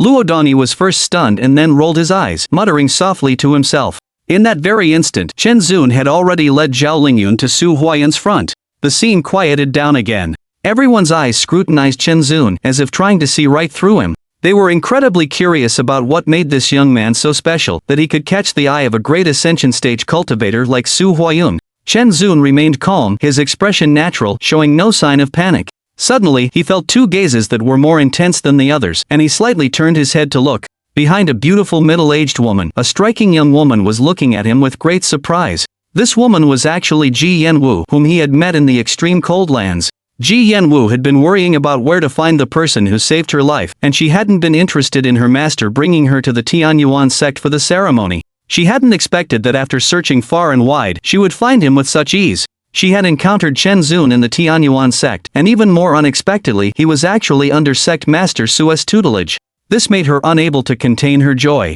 Chinzun also recognized Ji Yanwu and gave her a subtle nod before shifting his gaze to the other side. Because this gaze was too intense, it inexplicably made him feel like he had needles on his back. Following his intuition, he quickly found the source of the gaze. Upon seeing it, the person was actually a middle-aged man in loose robes, around 40 years old, with a bronze complexion, no beard, and an aura of great authority. He looked like someone who had been in a position of power for a long time. The man met Chinzun's gaze for a moment, then withdrew it, as if he were just another person. Although the middle-aged man without a beard's face showed no change, Chinzun couldn't tell if he was mistaken, but he had caught a trace of coldness in his eyes, like that of a venomous snake. Furthermore, he had sensed a familiar feeling from this person, as if he had seen him somewhere before. However, Chinzun was certain that he had never met him nor seen him before. Just as he was puzzling over this, he heard Su Huayun speak. "Chinzun, disciple is here. Zhao Lingyun, disciple is here." Hearing his master's call, Chinzun withdrew his thoughts and answered, along with Zhao Lingyun. Su Huayun's face became serious. "Today, in front of the ancestral master and the elders present, are you 2 willing to become my disciples?" Disciple greets master. Because they had been instructed beforehand, knowing the proper procedure for accepting disciples, Chinzun and Zhao Lingyun had long memorized it. Upon hearing this, they both knelt down and performed the formal disciple acceptance ceremony. "From this day forward, you 2 are my disciples. Chinzun, being the elder, will be the senior brother, and Zhao Lingyun will be the junior sister." "Yes." Su Huayun had them rise, then had a young cultivator beside him bring out a tray. He took 2 pieces of jade and gave one to each of them. "These are your identity tokens, and also the sect's access passes. Do not lose them." Chinzun carefully stored his token. Next followed a series of sect rules such as slaying demons and eliminating evil, upholding justice, and protecting the sect. Once the formalities were completed, that was the end of it. At this time, the two disciples behind the middle-aged beardless man showed stunned expressions, staring blankly at Zhao Lingyun. One of them bent down and whispered something in his ear. The middle-aged beardless man suddenly spoke. Sect Master Su, is this young woman the only direct descendant of the Zhao family, Zhao Lingyun? Chapter 69. 100 voices echo one word as these words were spoken. All eyes turned to him. The middle-aged man was none other than Mu Tianxi, the current sect master of the Nine-Star sect. Luo Dongyi frowned slightly. Mu Tianxi, are you referring to the Zhao family that was suspected to have been wiped out by the remnants of the Blood Demon sect 5 years ago within your Nine-Star sect's territory? 5 years ago, the Zhao family was annihilated, and the matter of the suspected resurgence of the Blood Demon sect was reported by Su Huayun to the other 6 major immortal sects and the 3 great dynasties. Therefore, upon Mu Tianxi's mention, all the sect leaders present immediately remembered. It is indeed that Zhao family. Mu Tianxi nodded. He looked at Zhao Lingyun and slowly said, the Zhao family was destroyed, and the only surviving direct descendant was rescued by Sect Master Su. Her name is the same as this young one, but also different, because the Zhao family's direct descendant was born without spiritual roots, while she is an Ice Meridian spirit body possessor. However, what a coincidence if they were the same person. I had some doubts in my heart about whether these two were the same person, so I spoke out, and I hope Sect Master Su will clear my doubts. After speaking, Mu Tianxi cupped his fist towards Su Huayun, appearing humbly seeking guidance. The master of the Nine Cauldron Hall, Lier, suddenly spoke. Sect Master Mu is right. 7 or 8 years ago, the Zhao couple visited the Nine Cauldron Hall, seeking my advice on the innate evil aura on their daughter. I personally checked her pulse, and the direct descendant indeed had no spiritual roots. With Lier from the Nine Cauldron Hall's testimony, everyone first glanced at Zhao Lingyun before looking at Su Huayun. If this girl was not the Zhao family's orphan, it would be easy to say. But if this Zhao Lingyun with the same name was indeed the same person, the surviving direct descendant of the Zhao family, then a problem arose. How could Zhao Lingyun, who had no spiritual roots, possess such heaven-defying talent as the Ice Meridian spirit body in just 5 years? Everything needed Su Huayun's explanation. What Sect Master Mu said is true. This female disciple of mine is indeed Zhao Lingyun, the Zhao family's orphan. Facing everyone, Su Huayun did not hide the truth and directly admitted. This frank answer surprised everyone. Since Zhao Lingyun was indeed the Zhao family's orphan, then how did she obtain the Ice Meridian spirit body? Su Huayun naturally knew what admitting Zhao Lingyun's identity meant, and he had no choice but to explain. As for the Ice Meridian spirit body, fellow Taoists, you are not aware that this girl was born with innate primordial qi, which is the original source, something created by the great Tao. It was only because she was too young to absorb it that it caused a strange illness, leading the world to mistakenly believe she had no spiritual roots. It took me a great deal of effort, together with my sect's cold jade bed, for a full 5 years to allow her to absorb all the innate qi, and only then did the Ice Meridian spirit body manifest. There were 3 parts truth and 7 parts falsehood in Su Huayun's words, vague and ambiguous, making it impossible for anyone to find fault. He was, after all, a sect master, and matters concerning his sect's secrets were entirely up to him whether to answer or not. However, to stop everyone's suspicion, he had no choice but to fabricate such a reason. In any case, that was all he could say. Whether they believed it was their matter. Mu Tianxi's eyes flickered slightly, and he cupped his fist. So, that's how it is. Thank you, Sect Master Su, for resolving my doubts. You're welcome. Even if you hadn't mentioned it, I would ve spoken of it later. Su Huayun waved his hand. Luo Dongyi exhaled a breath. His expression instantly relaxed, and said, Old Su, you scared me to death. I thought you really possessed that kind of divine power to create spiritual roots. The Heavenly Origin sect was the leader of the immortal sections. If they had a method to modify spiritual roots, then the world would change. The method of modifying spiritual roots is fictitious.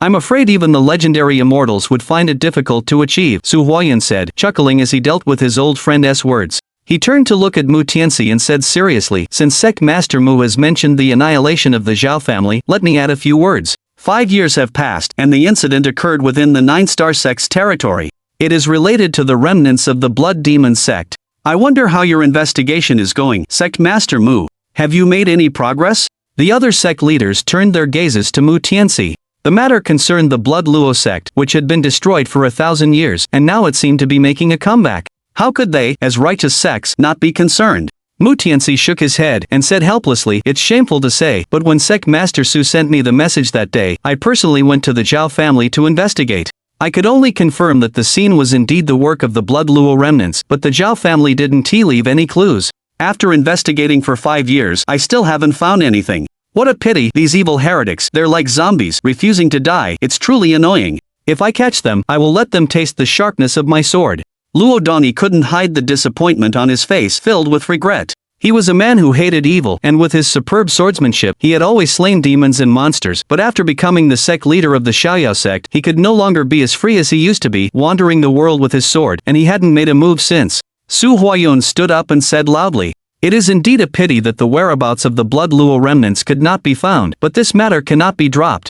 We must dig them out and eradicate them. The strength of the Blood Luo sect back then is still frightening to think about. We absolutely cannot let them revive and cause trouble in the Tian Luo continent again." He was already a Mahayana stage cultivator, and when he released his aura at this moment, it was incredibly majestic. "We will follow Sect Master Su's lead." The sect leaders of the various immortal sects all had a solemn expression, stood up, and responded in unison. Su Huayun pondered for a moment, scanning all the sect leaders present. As the sect master of the Tianyuan sect, he had received various pieces of information collected by his disciples from various places, and had come to a less than pleasant conclusion. All signs indicated that the Central Plains was currently not peaceful. He vaguely had an idea, and taking advantage of the fact that all the leaders who could make decisions were here, he spoke. In addition to this, after 1,000 years of stability, the Central Plains is not at peace. Whether it is treacherous villains or demons and monsters, they are emerging endlessly. Now, I have heard that those demonic cultivators hiding in the shadows have also become active. These are all major matters that our righteous immortal sects must pay attention to. For the sake of the world's stability, I suggest that starting today, each immortal sect sends out their disciples to patrol various places in the Central Plains to suppress these chaotic evils and to restore peace to the world. Luo Doni nodded repeatedly. Slaying demons and eliminating evil, supporting the righteous path, these are all the responsibilities of our immortal sections. My Xiaoyao sect is willing to set an example for all sects and be the first to respond to the call of the Tianyuan sect. The Shueiyue retreat is also willing. The Qianqiu pavilion is too. Amitba, my Buddha, is merciful. With his support, the major immortal sects present naturally did not want to be outdone and expressed their willingness one after another. After finalizing the matter, Su Huayun nodded in satisfaction, and his tone changed. Today is the day I take in a disciple. As elders, you can't come empty-handed. He narrowed his eyes, stretched out his palm, looking like a local tyrant. The crowd was stunned. Chapter 70, Regret comes too late. Finally, after Su Huayun had finished collecting gifts from all the sect leaders, he smilingly instructed his disciples to lead them away to rest. The many cultivators in the hall slowly dispersed, leaving behind only Su Huayun and his two disciples. Chen Zun's gaze lingered on the group from the Nine Stars sect, focusing on two people in particular.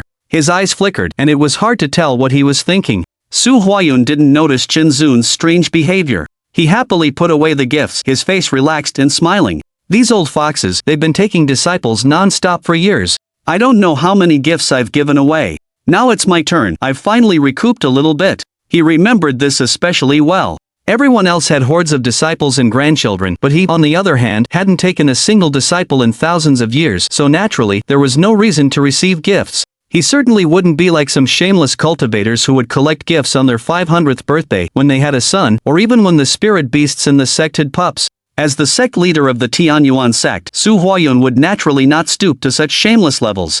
After a long silence, Zhao Lingyun suddenly asked, "Master, is what you were just saying true?" Chen Zun immediately snapped back to reality, finally understanding. Zhao Lingyun had heard everything Mu Tianxi had said just now, and she had accidentally learned about her own background. He couldn't help but give Su Huayun a series of meaningful glances. It is true. Su Huayun seemed not to notice Chen Zun's hints. He nodded, not flustered at all, and calmly said, "Your background is indeed quite tragic, but this matter is related to the remnants of the Blood Demon sect. You are still young, so don't dwell on it. Your master will take care of everything. The most important thing right now is for you to focus on your cultivation." Upon hearing this, Chen Zun instantly understood his master's intention.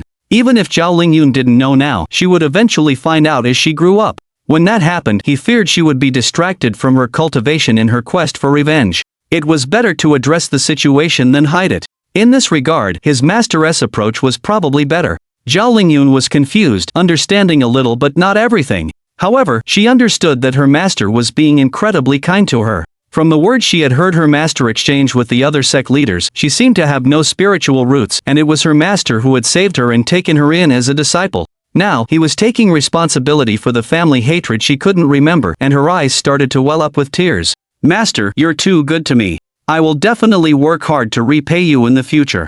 You should be repaying your brother beside you. I have given you nothing but the title of disciple."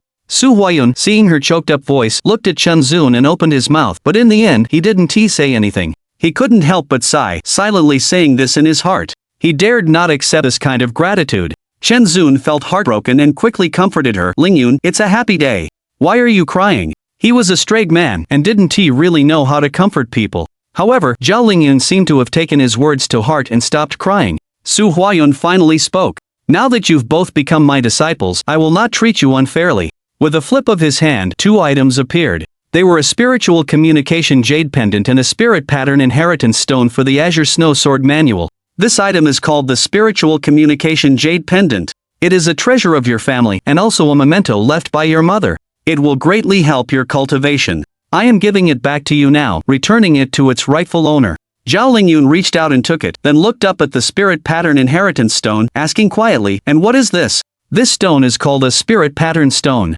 Inside it is recorded a peerless cultivation technique called the Azure Snow Sword manual and many secrets. Your ice vein spiritual body is extremely compatible with this technique. Your cultivation will be twice as effective. After Su Huayun finished speaking, he also gave the spirit pattern inheritance stone to Zhao Lingyun. From then on, he had completed the task entrusted to him by Chen Zun. Zhao Lingyun held the 2 items carefully in her palms, feeling even more touched by her master's generosity and care. Master, Lingyun will not let you down. Su Huayun remained non-committal, but thinking of all that Chen Zun had sacrificed, she couldn't help but offer a reminder. Your ice vein spirit body and this Azure Snow Sword manual were not easily obtained, and they are unique in the world. You must cherish them well and not become arrogant. Do not let down the good intentions of others. As for Chen Zun's cultivation method, I will explain it to you in detail later. Outside the mirror, Zhao Lingyun recalled this event, tears streaming down her face. She now understood that her master's words at the time had a deeper meaning. However, she hadn't understood a single word back then. Now that the scene was replaying, she finally understood, but it was too late. Although she didn't understand why her brother killed her master, this kindness alone was something she could not fail to repay. Brother, I must save you. She blamed herself internally, her gaze becoming firm. The others had already heard about this incident, so they didn't have much reaction. They turned their attention elsewhere. Did you all see just now? The Demon Lord seemed quite interested in the 2 people from the 9-star sect. Those 2 look familiar. Let me think. I remember. The 2 people the Demon Lord was focusing on were Feng Ruohua and Qin Mubai, disciples of Mu Tianxi of the 9-star sect. An old man suddenly exclaimed. Could it be that the Demon Lord recognized them as the 2 people from the ruined temple that day? Everyone immediately thought of Chen Zun's previous memories, and their hearts trembled.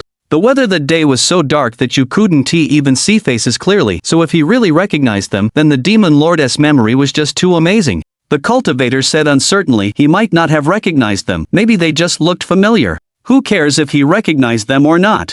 Aren't you curious about the method that allows mortals to cultivate? Some people were not at all concerned whether Chen Zun had recognized Feng Ruohua and Qin Mubai. Instead, they were more concerned about the cultivation method that Chen Zun was using. This method not only allowed mortals without spirit roots to cultivate but also directly led to the Great Ascension stage. If they could obtain it, then immortality would not be an empty promise. At the very least, it would be of great help in improving their cultivation. After all, there were many talented people in the cultivation world, but cultivation methods that could reach the Great Ascension stage were extremely rare. Those who were not disciples of major sects had no chance to come into contact with such methods. With the mindset that if Chen Zun with no spirit roots could do it, then they, with their not-so-bad spirit roots, could do it even better, they naturally craved the method even more. These words immediately awakened some of those who had been caught up in the gossip, and everyone came to their senses, realizing how foolish they had been. Immediately, the crowd became more alert, their ears perked up, and their eyes fixed on the water moon mirror, afraid of missing anything. Chapter 71, The Unity of Demons, Monsters, and the Way. After instructing Zhao Lingyun, Su Huayun went to converse with the various sect leaders. Chen Zun had no choice but to return to their residence with Zhao Lingyun. It was nightfall. Inside the cave dwelling, Su Huayun looked at Chen Zun, who stood respectfully before him, and said directly, "You have no spiritual roots, and cannot sense the presence of spiritual energy. You need to rely on the methods of the demon, monster, and Dao families to cultivate anew." Demon, monster, and Dao? Chen Zun was clueless, his face blank. Su Huayun smiled mysteriously. The demon race is different from us humans. They are favored by the heavens, possessing the inherited bloodline of ancient spiritual beasts. Even ordinary birds and beasts, once they open their consciousness, with their bloodline revived, can sense spiritual energy within their bodies. In other words, as long as there is enough spiritual energy, birds and beasts can also become demonic beasts. Demonic beasts have no cultivation techniques, but the awakening of their bloodline forms natural meridians within their bodies.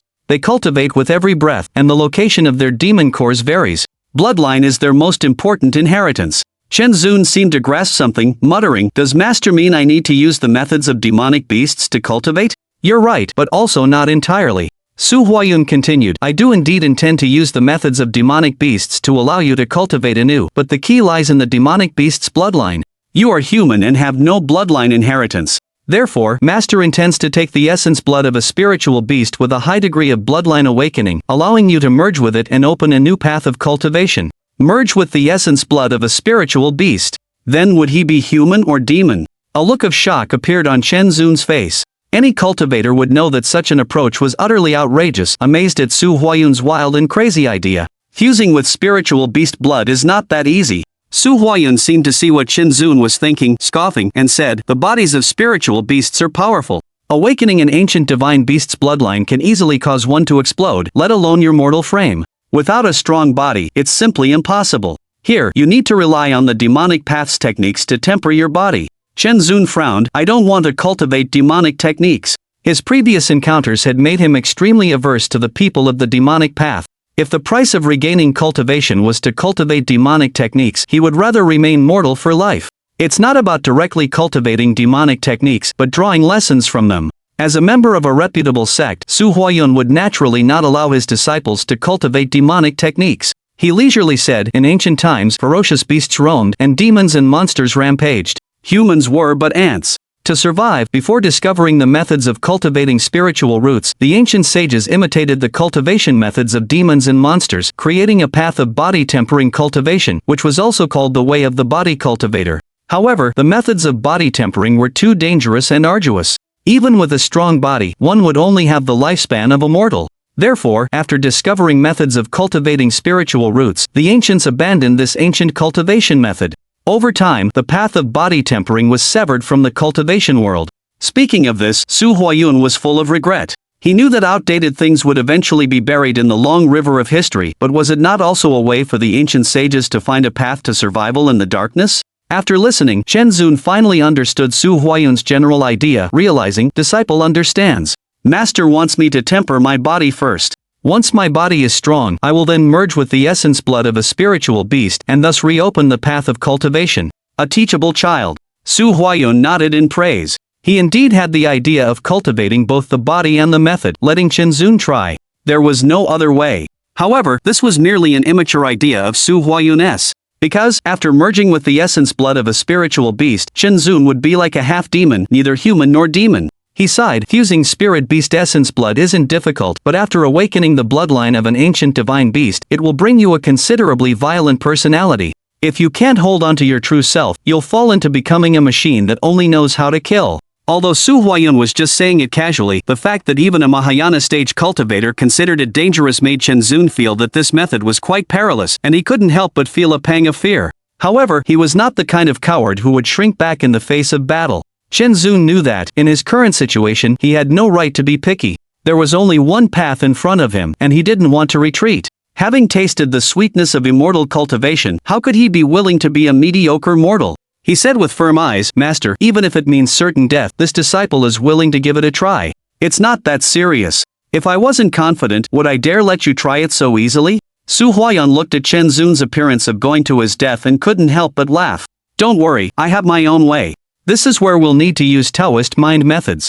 I happen to have a technique that can suppress the rampant, violent personality. With this as support, this method will surely succeed. In this way, by imitating the demonic methods for body refinement, using the essence blood of demon spirit beasts as the main component, and with the Taoist mind method as support, with all three methods combined, you will be the first person in the Tianluo continent to master the demon, demonic, and Taoist methods." As Su Huayun spoke, his turbid eyes became brighter and brighter, and his expression became a little excited. Forging a new path, the first person in history. Chen Zun's heart was also surging and excited, his blood boiling, his expression full of yearning. Su Huayun's next words were like a bucket of cold water, pouring down and cooling Chen Zun's enthusiasm. "Don't be too happy too soon. 1 year of body refinement, 1 year of fusing spirit beast essence blood, and 1 year of cultivating the Taoist mind method. Wait until you've passed the body refinement stage." Chen Zun returned to his original mindset and nodded in agreement.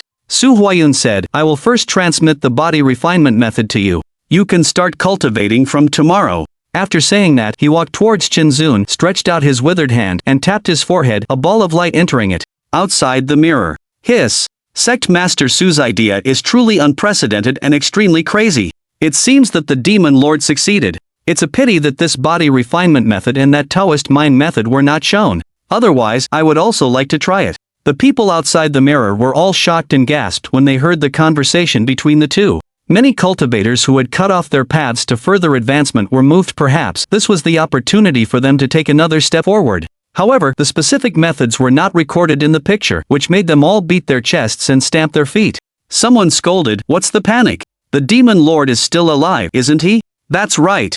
The Demon Lord is not dead yet. Everyone was stunned and turned their eyes to Qinzun, their expressions filled with greed. As long as he was not dead, there would be a way to find out the cultivation method. Shen Ruoyan looked wary, pulled Qinzun into her arms, widened her eyes, and scolded, "How dare you?" The others didn't take Shen Ruoyan's words seriously. After all, she was not a Mahayana stage cultivator. When they wanted to do something, she wouldn't be able to stop them. Let's watch how the Demon Lord refines his body first. Everyone turned their attention back to the mirror. Chapter 72, Unceasing Insults. Noon. Beneath a waterfall at the foot of the Heavenly Origin Sect's main peak. Accompanied by the rumbling sound of water, the cascading torrent resembled a silver screen hung before the mountain wall, plunging into the deep pool below. And on a rock by the pool's mountain edge, a figure stood, the immense flow of water battering his body.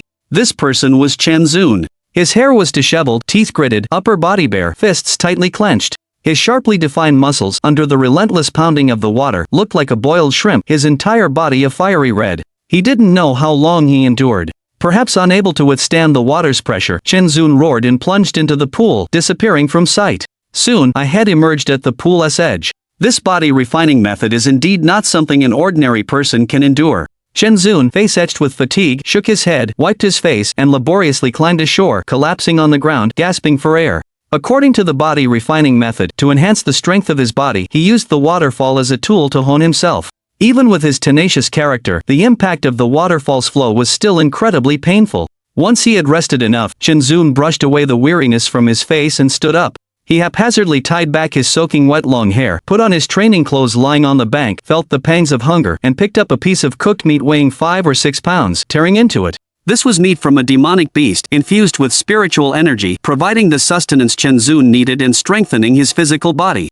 Su Huayun provided him with 10 pounds of it every day, without any seasoning, and he had to finish it all. Since starting his body refinement, coupled with his mortal physique, Qinzun's appetite had grown increasingly large. Now, feeling hungry, while the 5 or 6 pounds of meat were hard to chew and tasteless, it was enough to quell his hunger. After settling his stomach, Qinzun refilled his water skin, turned, and exited along a narrow path, arriving at the base of the stairway to heaven. The so-called Stairway to Heaven was a staircase constructed from the foot of the Heavenly Origin Sect's main peak all the way to the summit. For ordinary people, ascending it felt like reaching for the heavens, hence its name. The towering main peak disappeared into the clouds, only its cloud-ringed waist visible. Ascending and descending the main peak daily was also something Su Huayun had instructed, to train his muscles and bones. For an ordinary person, climbing the main peak once might lead to collapse. Qinzun looked up at the peak, then resolutely stepped onto the stairs. Initially, he only sweated lightly, but the scorching sun made him dizzy. After gritting his teeth and walking for nearly an hour, he was almost collapsing, forced to lean against a rock to rest.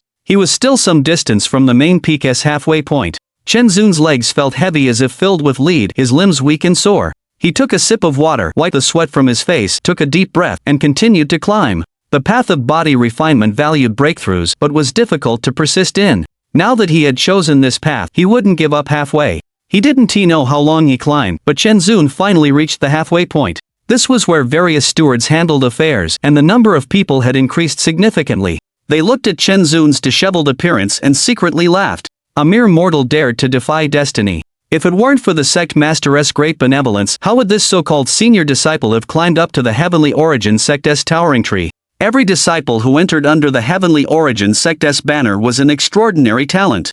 No one had any respect for him, only disdain. The dignified personal disciple of the Heavenly Origin Sect's sect master was actually a mortal without spiritual roots. Especially when Su Huayun held such a grand entry ceremony for this waste, making it known to the world and eliciting ridicule. This made them, fellow disciples of the same sect, only feel humiliated. Look, it's that waste again. A mortal is just a mortal. Without spiritual roots, all this effort is in vain. I really don't know what the sect master was thinking, taking in such a person. It's a disgrace to our heavenly origin sect. Someone not far away spoke loudly in a strange and sarcastic tone full of indignation. Shoo! A timid person quickly lowered their voice, advising from the side, "Why are you shouting so loudly? Aren't you afraid he'll hear and tattle to the sect master?" That person got even more worked up, their voice not dropping but getting louder. "Hear it then, so what? Is a piece of trash not allowed to be talked about?" These harsh words all fell into Chen Zun's ears. His expression remained unchanged, his pale face showing no hint of his inner feelings. In his eyes, there was only the sky-reaching staircase ahead. Chen Zun took strides forward, the ridicule and sarcasm beside him never ceased, but they all made way for him. Suddenly, all the noise stopped abruptly. Because, in front of the staircase, stood a beautiful, elegant figure. She was so aloof, her face always so calm, yet she radiated an aura that kept people at arm's length. Standing in the crowd, she was like a lotus flower emerging from the mud, unstained. At this moment, however, her eyes flashed with a chilling coldness. Ji Yanwu had arrived. She had heard everything. She was truly furious. How could these people speak of Chen Zun like that? It was too much bullying. However, when she saw Chen Zun's gaze turn towards her, the anger instantly concealed itself, and a hint of a smile bloomed on her icy, beautiful face. She parted her moist lips and softly said, "You're here." In that instant, everyone was captivated by the smile, as if the world itself had lost its color. Holy crap, Fairy G must have been smiling at me. Don't be narcissistic, take a piss and look at yourself. You look like a dog nobody wants. She was clearly smiling at me. You two stop arguing, with my looks, it must have been at me. For a time, the crowd was in an uproar, arguing over who Ji Yanwu was smiling at. Chen Zun merely nodded slightly, lifted his foot and walked, not looking to the side, brushing past Ji Yanwu without the slightest pause. His eyes were only on the sky-reaching staircase, no one else. Chen Zun. Ji Yanwu was stunned for a moment, before turning and calling out to Chen Zun. Chen Zun acted as if he hadn't heard, his steps not even pausing, continuing to ascend the stairs. "You stop right there." Ji Yanwu stomped her foot in anger, lightly biting her pearly teeth, lifting her skirt, and regardless of her own dignity, she quickly chased after him. This time, it was the onlookers who were shocked. So, that smile from Ji Yanwu earlier was directed at the trash they were talking about. One was a useless mortal, with nothing but the title of a direct disciple of the sect master, while the other was the most outstanding unattainable beauty of the Water Moon Pavilion in recent years, two people who were worlds apart, yet this bizarre scene of her pursuing him was playing out. The crucial point was that Chen Zun was ignoring her. Moreover, judging from this, it seemed the ice-cold Ji Yanwu had taken a liking to Chen Zun. This was a great blow to everyone present. What virtue and ability does this trash have to actually gain the favor of Fairy G? Impossible, absolutely impossible.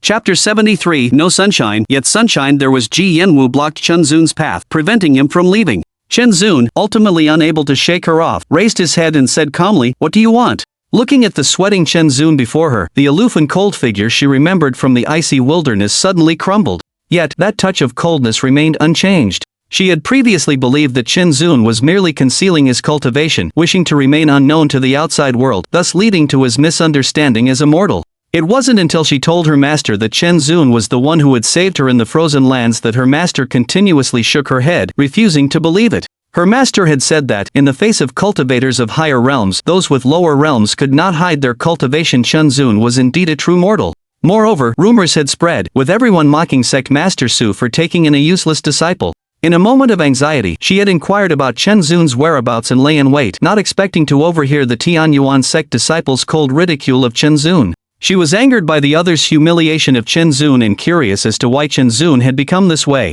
Ji Yanwu felt the joy of reunion, as well as a belly full of questions. When Chen Zun looked at her, she was at a loss for words. After a moment, she asked with a complex expression, how did you become like this? I haven't changed at all. But your cultivation. Did you come here today just to ask about this? Chen Zun didn't answer, instead asking a question in return. Ji Yanwu was temporarily speechless. Her relationship with Chen Zun, when all was said and done, was no more than a chance encounter, like two lines intersecting at a point, without any deep friendship. To rashly ask about such a private matter was indeed inappropriate. If there is nothing else, please, Fairy G, step aside and do not delay my cultivation. Taking advantage of her momentary daze, Chen Zun slipped past her and continued climbing on his own. Ji Yanwu didn't intend to let it go so easily and continued to follow him, lowering her voice. You saved my life, I don't want to owe you a favor. It was a chance encounter, how can you speak of a life-saving grace? You never owed me anything, not now, nor ever. Chen Zun stopped, speaking earnestly to Ji Yanwu, please stay back.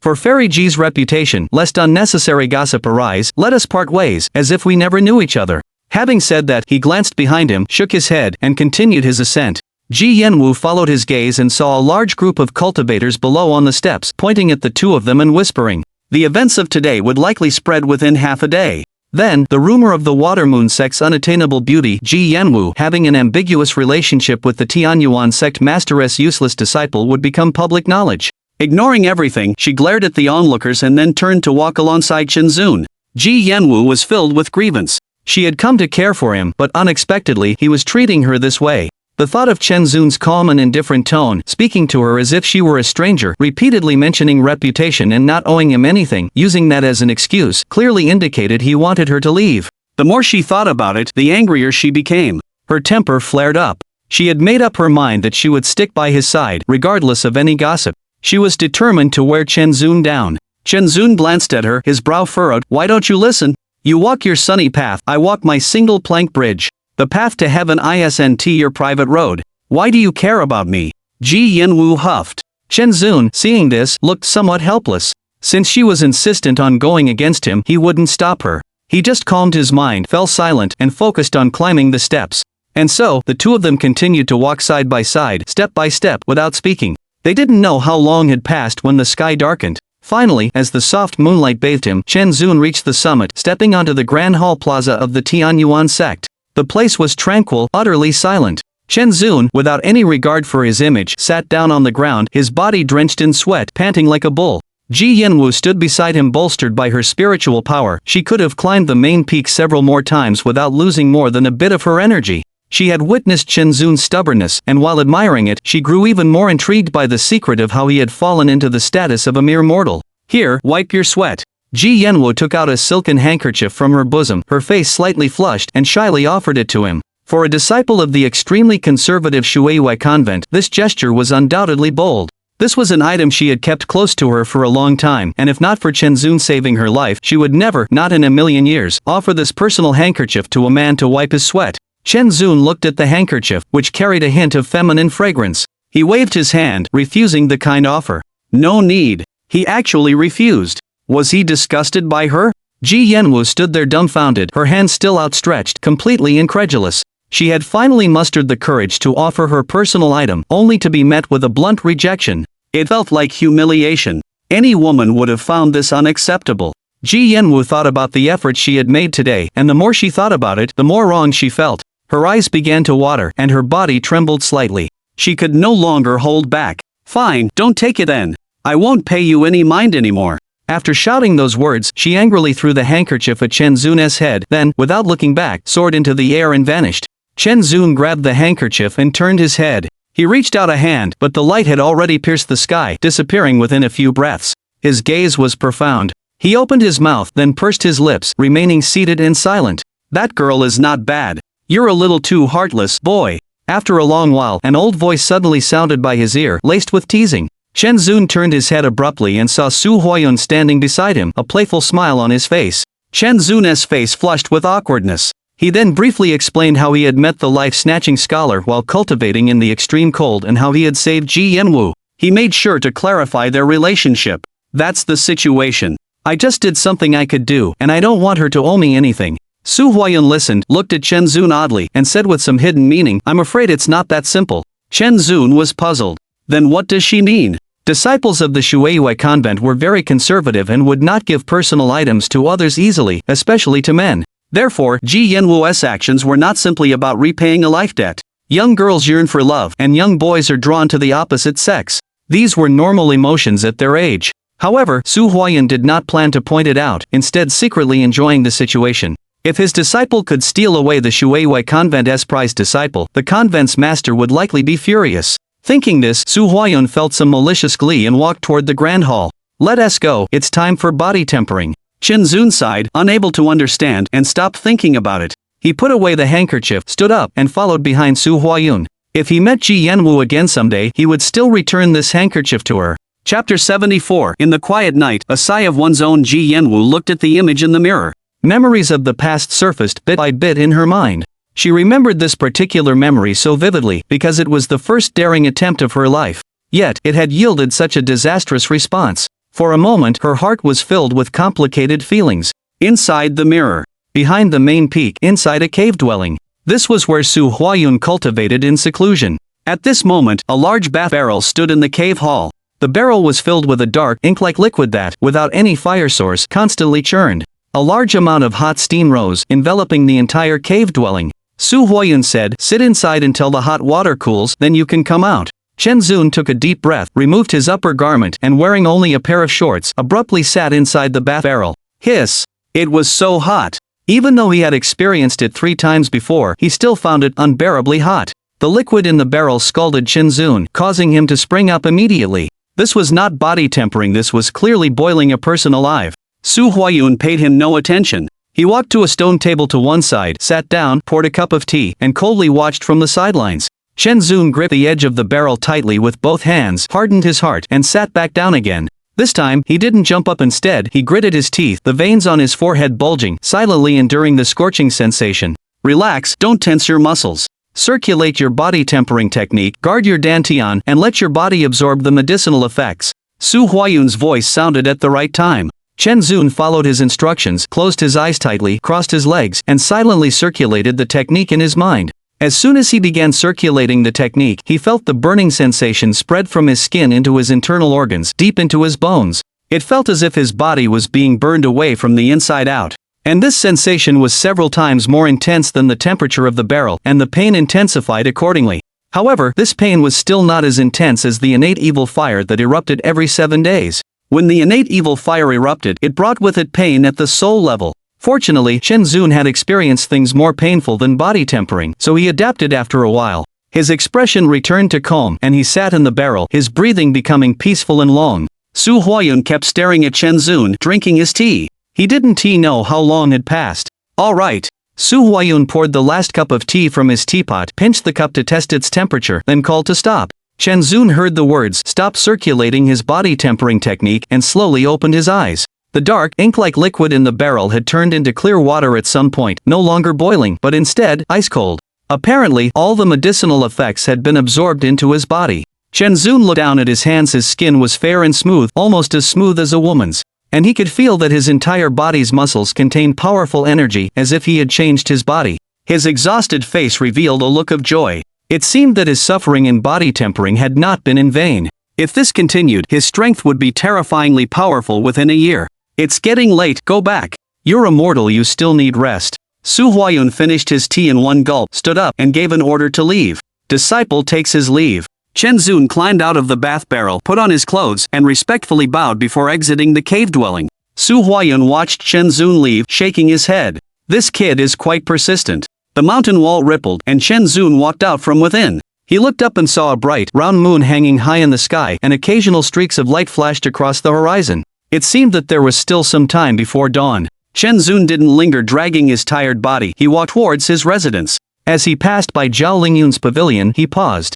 It's been a few days since I saw her. I wonder how Yun'er is doing. He murmured to himself, about to step up the stairs, but seeing the darkness within, he stopped. He slapped his forehead, mocking himself. Look at my memory. She has already activated the spirit rune inheritance stone. How can I disturb her? Moreover, a woman's boudoir was a private place. Even if Zhao Lingyun was his sister, no matter how close they were, he couldn't intrude at night. If word got out, who knew how many rumors it would cause? With a sigh, Chen Zun retracted his gaze and turned back towards his own dwelling. Just as Chen Zun left, Zhao Lingyun's figure emerged from the shadows on the second floor of the pavilion. She looked at the mountain wall, which was as it had been before, then at Chen Zun's retreating back, her eyes filled with complex emotions, yet she remained silent. Back in his dwelling, the room was simple, a bed, a thin quilt, and nothing else, truly bare. Chen Zun took off his shoes, lay down, and fell asleep with his clothes on.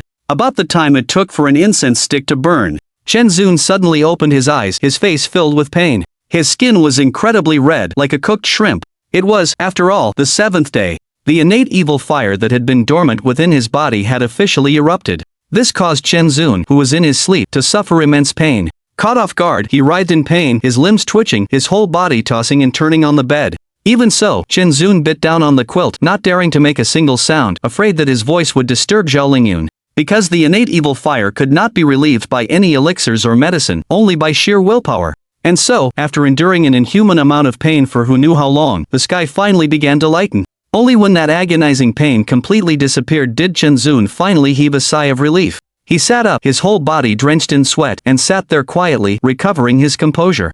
It seemed sleep was out of the question. Chenzun sighed, rubbed his face with both hands, and forced himself to cheer up. He stood up, took the quilt out to wash it clean, and hung it up. After changing into a new set of clothes, he began another day of training. This went on, day after day, for a full year. Outside the mirror, Wu Zhaolingyun covered her mouth and wept. Of course, she remembered this scene. In fact, she had been secretly watching Chenzun's every move. It was because when she opened the Spirit Rune Inheritance Stone, her master only stood by to protect her and then just abandoned her afterward. And her brother, Chenzun, came out of her master's cave every night, without exception. This made her suspect that her master favored her mortal brother, Chenzun, and neglected her, the pride of heaven. It was from then on that she became very jealous of Chenzun, dissatisfied with the differential treatment by her master.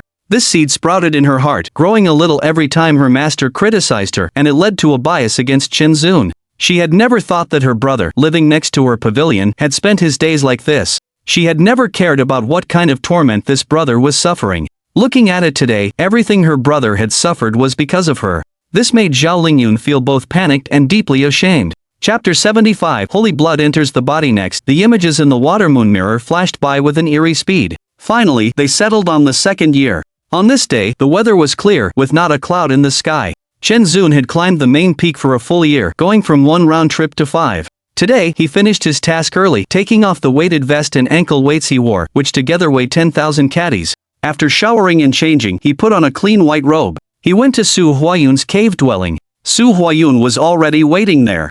Without further ado, he grabbed Chenzun's arm, his spiritual energy flashed, and the surrounding environment changed. They appeared in the underground cave of the main peak, on the cold jade bed. The situation here was still the same. Wisps of cold smoke rose from the cold jade bed, the surroundings were shrouded in white mist. When the mist touched the cave walls, it was blocked by a stream of light, reintegrating into the spiritual patterns of the floor tiles. It was even colder here than before. Take off your shirt and sit on it, Su Huayun instructed. Chenzun nodded, took off his white robe, revealing his toned upper body, and sat on the cold jade bed. Su Huayun waved his sleeve, and the spiritual patterns on the floor tiles immediately began to move, their light shining brightly. Cold smoke enveloped Chenzun on the cold jade bed, turning everything white, obscuring his figure. The surrounding temperature continued to drop. After a short while, when the cold smoke dissipated, Chenzun, who was sitting on the cold jade bed, was covered in a layer of white frost. Quickly after, a large transparent block of ice formed out of thin air, encasing him inside. He felt only coldness, his entire body was restrained, his blood flow was extremely slow, and his heartbeat was barely audible. His 5 senses still existed, and he could still hear the sounds outside through the ice. Seeing this, Su Huayun flipped his palm, and a crystal-clear small bottle appeared in his hand. Inside, there was actually a pure white fox, with 9 tails, incredibly agile. If it weren't for the golden talisman sealing the bottle opening, it would have burst out. Su Huayun's expression turned solemn, and he shouted to Chenzun, "Next, your teacher will inject the ancient 9-tailed celestial fox's holy blood into your body.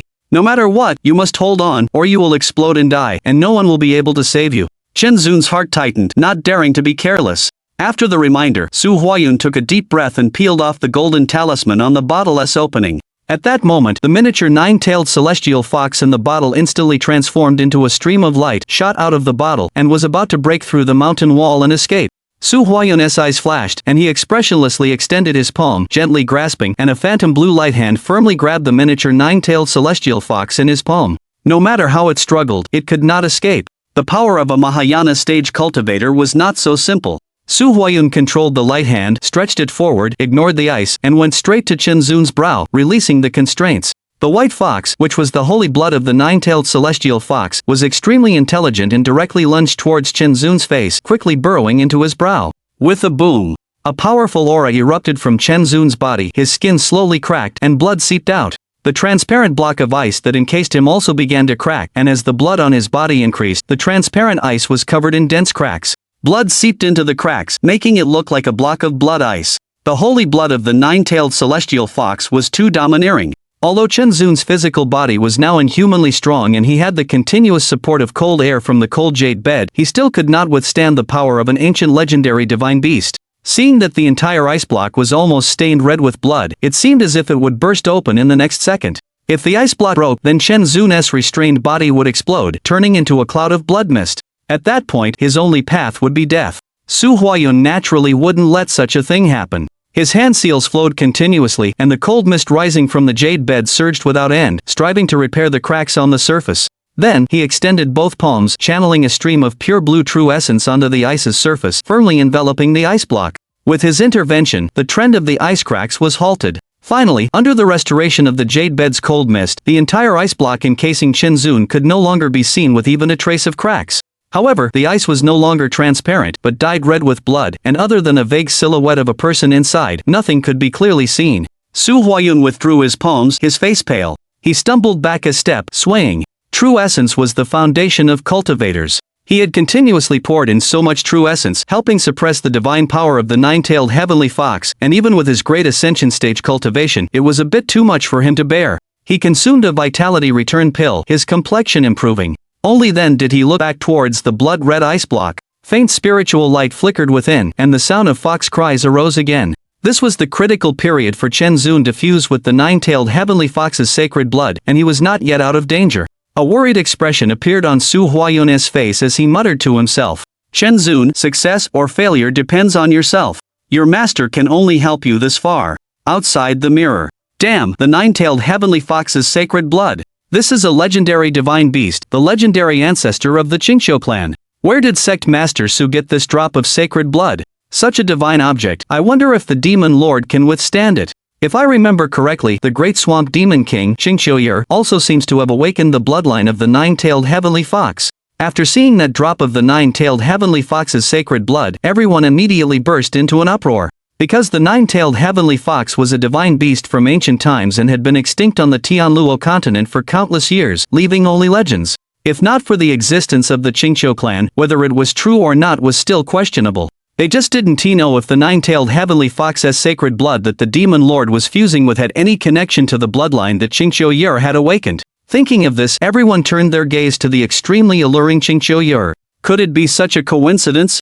Qingqiu was also taken aback. She had spent a long time with Chen Zun and had never known that he had fused with the supreme nine-tailed heavenly fox's sacred blood of her clan. Moreover, Chen Zun had never used the divine powers of the nine-tailed heavenly fox. This made her suspicious. Could it be that he had not successfully fused? However, even the Qingqiu clan did not possess this nine-tailed heavenly fox's sacred blood, so where did sect master Su find it? Gumash, the pavilion master of the Thousand Autumns Pavilion, who had been silent for a long time, finally spoke. The Tianyuan sect was founded in ancient times, when legends of immortals still remained. The Tianyuan sect has survived to this day, with a rich foundation. It is not surprising that they have a drop of the nine-tailed heavenly fox's sacred blood. Everyone nodded in agreement, unable to help but sigh.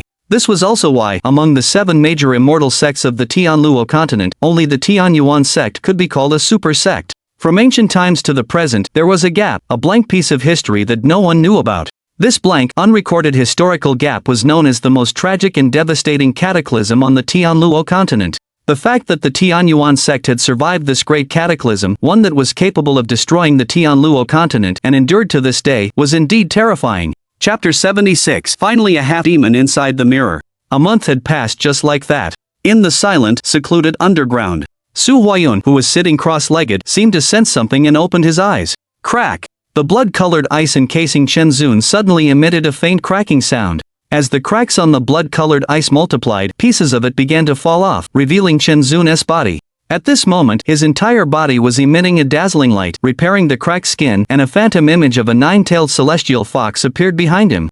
Light golden spiritual patterns flowed across his body, exuding an ancient and enduring aura of majesty, with demonic energy soaring to the heavens, faintly carrying the presence of a king. Seeing this, Su Huayun was overjoyed, his face full of gratification. The fusion with the sacred blood of the nine-tailed celestial fox had succeeded, and it seemed even better than he had imagined. Just then, Chen Zun opened his eyes, a sharp glint flashing in their depths, and he couldn't help but raise his head and let out a long roar. The 9 tails of the celestial fox behind him fully extended and also seemed to roar in response. After roaring for a while, he was finally satisfied. He jumped off the cold jade bed, walked to Su Huayun, knelt down, and bowed respectfully. Master, your grace in remaking me is something your disciple will never forget. This kneel was from the bottom of his heart. After the sacred blood had entered his body, the powerful and domineering divine beast blood had rampaged within him. If not for Su Huayun's true essence protecting him, he wouldn't have survived until now and would have already exploded and died. Get up! Su Huayun gladly accepted his gratitude.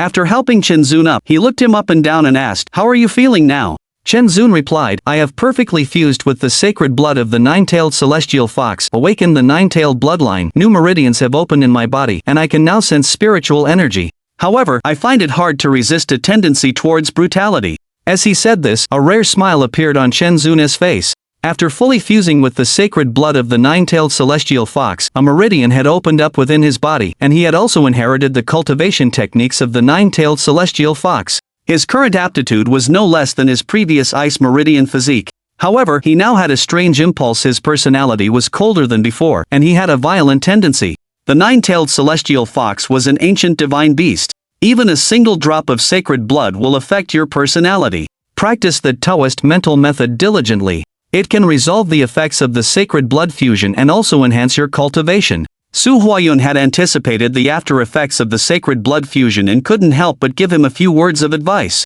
This disciple will keep it in mind. Chen Zun nodded. That Taoist mental method was too powerful. If it hadn't been for this mental method over the past month, even if he had fused with the sacred blood, his consciousness would have long been extinguished and the spirituality of the sacred blood would have dissipated by the end. However, his expression became somewhat strange. Because within his dantian, a round, white demonic core had formed. If not for the suppression of the Taoist mental method, he might have already revealed his half-human, half-demon state. He was no longer a normal human now, but something in between humans and demons. Moreover, the demonic energy emanating from his body also made him uneasy. "Master, this demonic energy of mine seems to be leaking out and can't be contained. What should I do?" Su Huayun had been prepared for this and calmly said, "It doesn't matter. As long as you focus your mind and circulate the Taoist mental method, you can conceal the demonic energy. Also, since you are predominantly human, as long as you don't deliberately release it, ordinary people won't be able to see through your true nature." Chen Zun calmed his mind and tried it. He was immediately delighted. This method was indeed effective. This way, he wouldn't have to fear being discovered. Don't reveal your half-human, half-demon state to anyone, not even the girl. This is to avoid unnecessary trouble. Although Chen Zun could contain his demonic energy, he couldn't hide it from high-level cultivators. The Central Plains was where the existence of demons was prohibited. If people discovered Chen Zun's special nature, it would inevitably cause trouble. So he was still worried and instructed with a heavy tone, "For safety's sake, you should spend the next year cultivating Taoist mind methods until they are fully integrated with the cultivation methods of the Celestial Fox clan you inherited, making it impossible for others to discern. Then, you will be qualified to go to the sword cemetery and choose a spiritual sword to wield." Chen Zun naturally understood what this meant and kept Su Huayun's words firmly in mind. However, he did not intend to simply cultivate Taoist mind methods but had other plans. He said earnestly, "Master, I want to learn alchemy and weapon crafting." "Why do you want to learn that?" Su Huayun asked with a subtle change of expression, without revealing his true thoughts. Chen Zun answered honestly, "It's good to have more skills.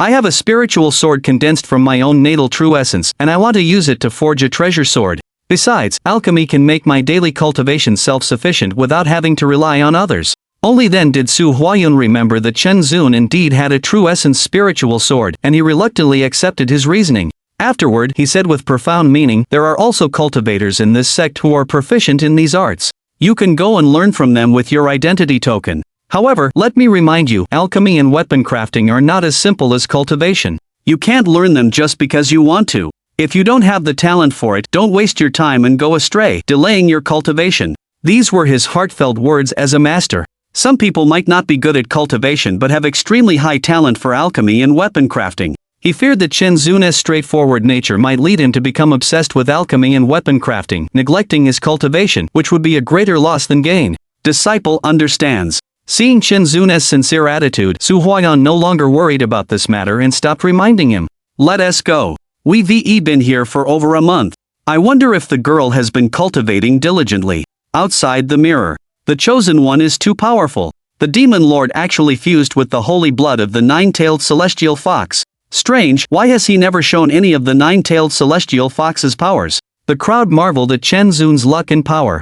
On the other hand, they also wondered why Chen Zun, despite having fused with the demon clan's bloodline, had never shown it. It was truly strange. If Chen Zun had perfectly fused with the holy blood of the nine-tailed celestial fox, then why had he never shown his half-human, half-demon state? Moreover, throughout his rise to fame, he had always been a human and used human supernatural powers. So, where did his nine-tailed celestial fox bloodline go? with Zhao Lingyun's experience as a precedent. It seemed, perhaps, it was possible. Thinking of this, some of the more observant people quietly looked at Qingqiuye, the great marsh demon king who had such a complicated entanglement with Chen Zun. Even Shen Ruoyan and the other women looked at Qingqiuye with different expressions. Qingqiuye looked somewhat flustered and hurriedly said, "What are you looking at me for? My nine-tailed bloodline was awakened by myself, it has nothing to do with him." However, to outsiders, her confidence seemed a bit lacking. At this point, Qingqiuye did not care what others thought. She suddenly remembered something that had been puzzling her until now. Her nine-tailed celestial fox bloodline was not awakened by herself, but after she woke up on the day of her wedding with the Tiger King, after Chen Zun killed the Tiger King and slaughtered her people, she had already discovered that her bloodline had awakened. Thinking about it, if it was really like this, Qingqiuye felt a chill run through her entire body and dared not think any further. Chapter 77. The 10-year sword tomb opens just as Qingqiuye was panicking. The images within the mirror kept changing. From the rapidly shifting scenes, Chen Zun learned alchemy and weapon crafting. The rest of the scenes were all about cultivation. Finally, the images froze on a point 1 year later.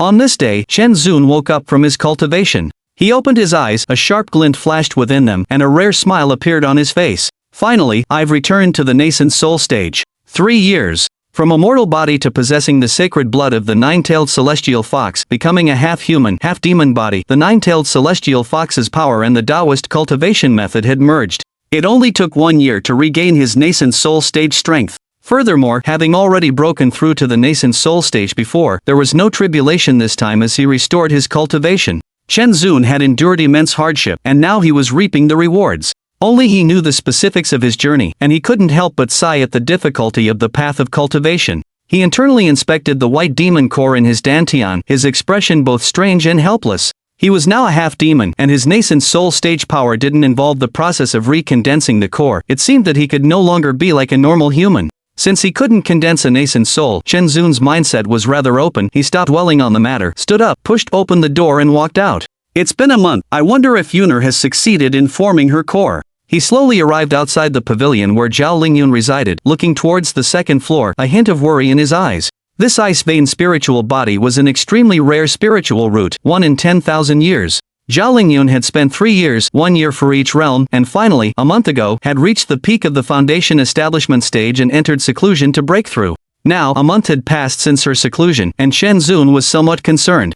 However, he didn't dare to disturb her. After all, the critical moment of breaking through requires the most quiet. So, after standing for a while, he strolled towards the main hall. He needed to go to the service halls at the mountainside to take care of some matters. By the time Chen Zun reached the plaza at the mountainside, it was crowded, with far more people than usual. Because Chen Zun was a recent direct disciple of sect Master Su of the Tianyuan sect, and also of mortal origins, had outstanding looks, and was rumored to have some romantic involvement with Ji Yanwu, the most outstanding beauty of the younger generation from the Water Moon sect, his arrival attracted a lot of attention. Strangely, his arrival wasn't as sensational as usual. After a few whispers, no one paid him any more attention, and they were all discussing a major event that was about to happen. 10 years are up. The sword tomb of the Heavenly Sword Peak will be open again tomorrow. You only know now? I knew it the day I entered this sect. Any disciple who has been here for 3 years or more and is 16 or older can go in and try their luck. If you get a spirit sword to acknowledge you, you've hit the jackpot. Although our Tianyuan sect is not primarily focused on sword cultivation, the quality of the spirit swords in the sword tomb is something even sects like the carefree sect envy. A group of young cultivators was discussing loudly, their eyes bright, full of anticipation. Chen Zun naturally heard them as well. He had come here also for the matter of selecting a spirit sword from the sword tomb. It was less a matter of choosing a sword, and more that the spirit swords chose their wielders. The so-called sword tomb was located on the Heavenly Sword Peak of the Tianyuan sect, where the sect cultivated swordsmanship. It was a small mountain covered in flying swords. The Tianyuan sect had a long history. When previous generations of cultivators passed away, their natal flying swords, except for those passed down to their disciples, would automatically return to the small mountain to await the next destined master. Over time, there were many powerful flying swords on this mountain, known as the Sword Tomb. Even the legendary founding ancestor's famed sword was said to be hidden within it. These flying swords, nourished by the Sword Tomb, possessed great spirituality. If one was destined to gain the recognition of a flying sword, it would be like adding wings to a tiger for a cultivator. However, the sword tomb opens once every 10 years. As long as disciples have been initiated for more than 3 years and are over 16 years of age, regardless of their aptitude or cultivation level, they are all eligible to try their luck at the Sword Tomb. Such a major event was not to be missed by anyone. Therefore, the disciples who came to the Hall of Affairs to register today were almost all new disciples who met the requirements to enter the Sword Tomb in the last 10 years, naturally making the crowd much larger. Chen Zun queued up quietly. Due to his rather special status, people dared not get too close to him, leaving a large gap in front of and behind him. When it was Chen Zun's turn, the disciple sitting in the hall did not even raise his head and asked woodenly, "Name, who is your master, where do you reside, when were you initiated, and what is your age?" Chen Zun, my master is sect leader Su Huayun. I reside at the main peak. I was initiated 3 years ago, and I am not yet 20, but over 19. Chen Zun took off his identity token from his waist and handed it over. Chen Zun. Upon hearing this, the disciple of the Hall of Affairs suddenly raised his head and looked over, recognizing the famous waist of the Tianyuan sect in recent years. His eyes revealed an unconcealable surprise. He stood up and took Chen Zun's identity token with both hands, asking doubtfully, "Grand Uncle Master is also participating in the opening of the Sword Tomb?" The disciples within the Tianyuan sect all looked down on Chen Zun for his mortal constitution, but his seniority was frighteningly high.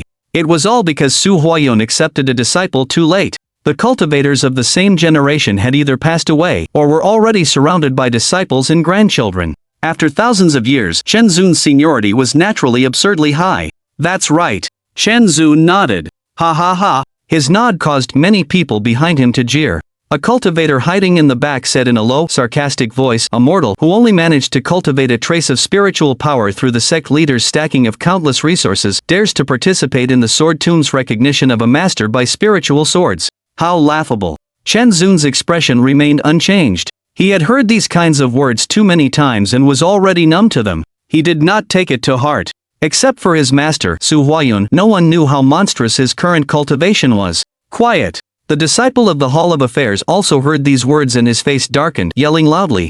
Chen Zun was, after all, the direct disciple of the Tianyuan sect's sect leader. They had to give face to the Buddha, if not to the monk. No matter how ordinary Chen Zun's aptitude was, his seniority was enough. When was it the turn of disciples from other peaks to gossip about the main peak? The scene immediately quieted down. The disciple of the Hall of Affairs' expression softened a little, and he carefully registered Chen Zun's information. After finishing, he returned the identity token to Chen Zun and said with a smile, "Tomorrow at noon, gather here. At that time, the disciples of the main peak will go together to the Sword Tomb at Heavenly Sword Peak. Don't be late, or you will be left behind." In the 3 years since his initiation, only this disciple of the Hall of Affairs had expressed a trace of kindness to him. For the first time in the Tianyuan sect, Chen Zun felt kindness and developed a desire to befriend him. He took back his identity token and asked, "May I ask for your esteemed name, senior brother?"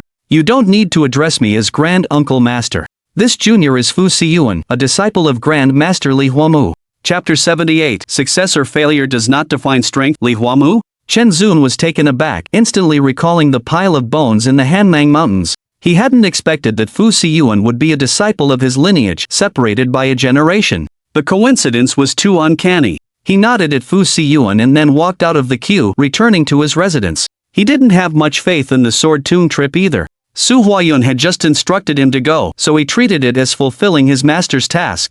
The next day, Chen Zun arrived at the Deacon Hall Square early. Hundreds of people had gathered here as well, the opening of the Sword Tomb being a major event for the Tianyuan sect. Some old seniors also wanted to join in the fun, to see which lucky individuals would emerge from the Tianyuan sect after a decade. Among them, several dozen young cultivators gathered in a cluster, all nervous and expectant. They were all young cultivators qualified to enter the Sword Tomb, dreaming of being chosen by a spiritual sword and soaring to the sky. Surprisingly, the one leading the team was Fu Siyuan. When he saw Chen Zun arrive, he waved from afar. "Grand Uncle Master, over here." His shout drew the attention of the other cultivators. Chen Zun had intended to blend in somewhere, but after Fu Siyuan's call, he had no choice but to walk over. Fu Siyuan smiled warmly. "Grand Uncle Master, you came so early too." Chen Zun said, "Senior brother Fu, we are all fellow disciples of the same sect. You are older than me, so don't call me Grand Uncle Master. Just call me by my name, Chen Zun." Fu Siyuan looked slightly older than Chen Zun, but his repeated Grand Uncle Master made him feel a little awkward, as if he were 70 or 80 years old. Fu Siyuan shook his head, solemnly stating, "Our Tianyuan sect has an order of seniority, not based on age, but on generation. How could I break the rules of the sect? Please don't say that again. If Grand Uncle Master doesn't mind, you can call me Fu Siyuan." Chen Zun had no choice but to accept his suggestion. He was a little curious why Fu Siyuan didn't look down on his mortal aptitude like others but was so warm and friendly. So he asked, "Everyone else avoids me like the plague, why don't you care about my background and aren't afraid of being gossiped about? Don't listen to the gossip of others. Speaking of which, my origins are the same as Grand Uncle Master's, both in the mortal world. My aptitude is dull, but I was not abandoned by my master since childhood and was able to enter the Tianyuan sect." While explaining his own origins to Chen Zun, Fu Siyuan also showed disdain, saying, "As for those who laugh, they are superficial. This world does not judge heroes by success or failure, nor should one's future be measured by their aptitude or background. On the contrary, Grand Uncle Master can remain calm in the face of cold words, and this is truly admirable." These words immediately made Chen Zun look at Fu Siyuan with new respect. Just these words were enough to show that this person had an open mind and was worth befriending. He couldn't help but feel more favorably toward him. After chatting a few more words with Fu Siyuan, all the disciples participating in the opening of the sword tomb had arrived. An elder threw out a spirit boat, which transformed into 100 zhangsais in mid-air. Everyone used their magic to board the ship. Fu Siyuan was more thoughtful, as he believed that Chen Zun's cultivation level was not enough to fly onto the spirit boat. He grabbed Chen Zun's shoulder, and with a light leap, the two of them jumped onto the spirit boat, landing steadily on the deck. As the elder made a hand seal, the spirit boat started moving. In less than the time it takes for an incense stick to burn, the spirit boat arrived at Sky Sword Peak. This was a tall mountain peak, and from above, it looked like a sword piercing directly into the mountains. As the spirit boat descended, everyone landed safely on the mountaintop. At this time, Sky Sword Peak was already crowded with disciples from the various peaks of the Tianyuan sect. They were dressed in different colored robes and gathered in separate places. After waiting for a while, the peak lord of Sky Sword Peak, a tall middle-aged man named Duan Lin, who was a Dao integration stage cultivator, saw that everyone had arrived and said, "Quiet." The scene immediately became silent, as everyone looked at him quietly. Duan Lin's sword-like gaze swept across the crowd, and he said in a deep voice, "The 10-year period has arrived, and the sword grave is open again. You must remember one thing, the time allowed inside the sword grave is 1 hour. During this time, regardless of whether you can obtain a spirit sword's recognition, once the time is up, all disciples must come out. Otherwise, the sword grave's formation will close on its own, and no one will be able to save you if you are trapped inside." Yes. The voice of the Heavenly Sword Peak Master was not loud, but it was enough for everyone present to hear. None dared to be careless, and they responded in unison. "Then let's begin." Duan Lin didn't waste any words. He turned and took a step forward, extending his hand. A large, crimson sword appeared in his grasp, and with a gentle wave forward, the void was immediately cleaved open, revealing a huge opening. This opening grew larger and larger, slowly forming a void gate several feet high. However, this void gate was not yet stable. Dozens of disciples from Heavenly Sword Peak stepped forward, each holding a small flag, which they threw into the air, using secret techniques to stabilize the void gate. This process was a bit slow, and it would still take some time to open the entrance to the sword grave. When the disciples on the plaza saw the crimson sword that Heavenly Sword Peak Master Duan Lin had revealed, they began to whisper amongst themselves. "The Crimson Departure Sword. I heard that this spirit sword was the natal flying sword of a sect master from thousands of years ago, incredibly powerful." When Peak Master Duan entered the sword grave, he was only at the foundation establishment stage, yet the Crimson Departure Sword recognized him as its master. From then on, he rose to fame. His cultivation sword, he slew countless evil cultivators, became famous in one battle, and earned the title of Crimson Departure Sword Venerable. "I'm so envious, I wish I could just get any spirit sword to recognize me as its master." Chen Zun, hearing their whispers, remembered the stories about Duan Lin having been initiated for 3 years. Before obtaining the Crimson Departure Sword, this Crimson Departure Sword Venerable had no background, ordinary talent, and was just an ordinary little cultivator. After obtaining the Crimson Departure Sword, he was taken in by the then Peak Master of Heavenly Sword Peak, and from then on, he rose to fame, his cultivation soaring. This story of a successful reversal inspired many of the small cultivators present, hoping that they too could be as lucky as Duan Lin, obtaining the recognition of a spirit sword and being favored by one of the elders or Peak Masters present, who would take them under their wing. How does the Crimson Departure compare to Master's Azure Brilliance? Chen Zun stared at the Crimson Departure Sword in Duan Lin's hand, secretly comparing it in his mind to his master Su Huayun's Azure Brilliance sword. "Look, the entrance to the sword grave is almost stabilized." Just then, the crowd stirred. Chen Zun put aside his inner thoughts and concentrated on watching. Under the efforts of dozens of Heavenly Sword Peak disciples, the unstable void entrance gradually formed a square void gate. He could also see the scene within the void gate. On a low, dark hill, countless swords were stuck in the ground. These swords were of various sizes, some as large as a door panel, others as small as a needle, and their shapes were strange and varied, each one different. Moreover, each sword shimmered with dazzling light, emitting a sharp sword intent. The sword grave had finally opened. Alright, you may enter in an orderly fashion. Remember, you only have 1 hour. Duan Lin sheathed his crimson departure sword, turning to address the crowd solemnly. We obey Peak Master Duan's instructions. The group of young cultivators responded in unison. Following this, the young cultivators split into 2 lines and proceeded towards the sword graveyard entrance in an organized manner. It wasn't long before all several hundred had entered. Duan Lin walked to the center of the Heavenly Origin sect's elders and peak masters and sat down with a commanding air. The peak master of the Green Bamboo Peak, a beautiful woman named Yu Wujiao, said with a smile, "Senior brother Duan, your Heavenly Sword Peak has recently taken in many exceptionally talented disciples. It seems this year's Sword Graveyard Expedition will once again be dominated by Heavenly Sword Peak." Although her words carried flattery, they were also true. Heavenly Sword Peak specialized in swordsmanship. Every year during the Sword Graveyard's opening, the most disciples to be recognized by a spirit sword came from Heavenly Sword Peak. Moreover, in recent years, Heavenly Sword Peak had taken in many promising young disciples. It was no surprise that the peak master who would benefit the most from the Sword Graveyard would be Duan Lin. Duan Lin, his serious face, could not help but show a slight smile. "Junior sister you jest, the disciples of your Green Bamboo Peak are also very talented, especially during the last Sword Graveyard opening. Wasn't the purple jade sword claimed by one of your disciples?" As he finished speaking, his eyes glanced at a woman standing beside the beautiful woman, a simple purple jade thin sword hanging at her waist. The beautiful woman showed a light smile on her lovely face. She didn't reply, but turned her head to look at the chair at the very top, Su Huayun's seat, which was currently empty. "Senior brother Duan, where has the sect master gone? Why isn't he participating in the grand occasion of the Sword Graveyard opening again?" An old man with white hair and beard beside them interjected, "The sect master has gone out on business and instructed us that we are capable of handling matters pertaining to the Sword Graveyard."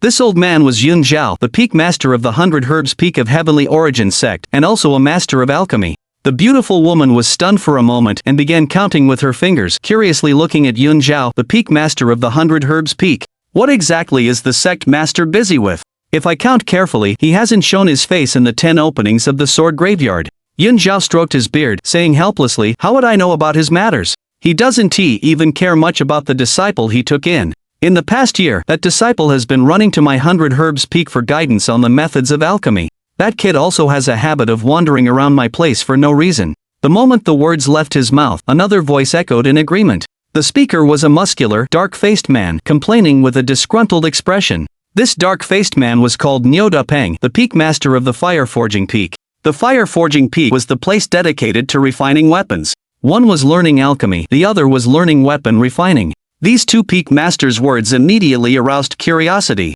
Duan Lin seemed to remember something and began to ponder. Yu Wujiao's beautiful eyes flickered with curiosity as she asked, "Is it the disciple named Chen Zun, the one without spiritual roots?" "It's that kid. Who else could it be?"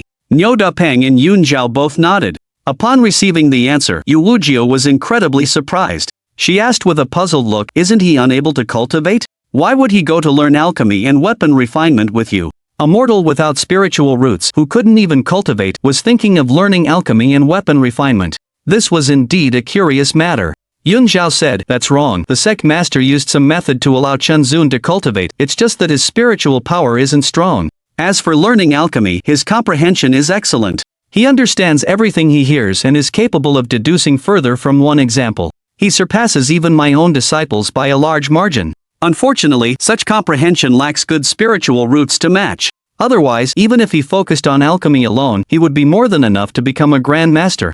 Yun Zhao praised Chen Zun's comprehension, but his face was filled with pity. Uncle Yun's words are not wrong. Nyoda Peng continued, agreeing with the praise. "This kid's talent for crafting is not bad either. He can endure hardship, withstand loneliness, and his temperament is neither arrogant nor impatient. My old knowledge has almost been exhausted by him. If he had spiritual roots and could control the flames of fusion, his skills in crafting would be truly outstanding." Everyone was very surprised. These 2 were renowned strict teachers in the Tianyuan sect, with bad tempers. Their disciples, if slightly careless or not learning well, would often be scolded and be subjected to extreme pickiness. Yet, Chen Zun, a mortal without spiritual roots, received consistent praise from both peak masters. This showed that aside from his cultivation deficiency, Chen Zun was not inferior to other outstanding disciples in other aspects and even surpassed ordinary people. But upon careful thought, given the sect master's picky nature, how could the 2 disciples he had taken in 1,000 years be mediocre? A Mahayana cultivator accepting a mortal with no spiritual roots as a disciple was in itself an incredible thing. It seemed that Shinzun, despite being a mortal without spiritual roots, was not as simple as he appeared. He possessed extraordinary qualities just yet to be discovered. Yu Wujiao became even more curious. She looked at Duanlin and asked, "Senior brother Duan, did Shenzun participate in the Sword Tomb's spiritual sword recognition?" Duanlin nodded and pointed. "Look, isn't that him?" Everyone followed Duanlin's direction. Through the void gate, their eyes landed on a slender white-robed youth inside the Sword Tomb.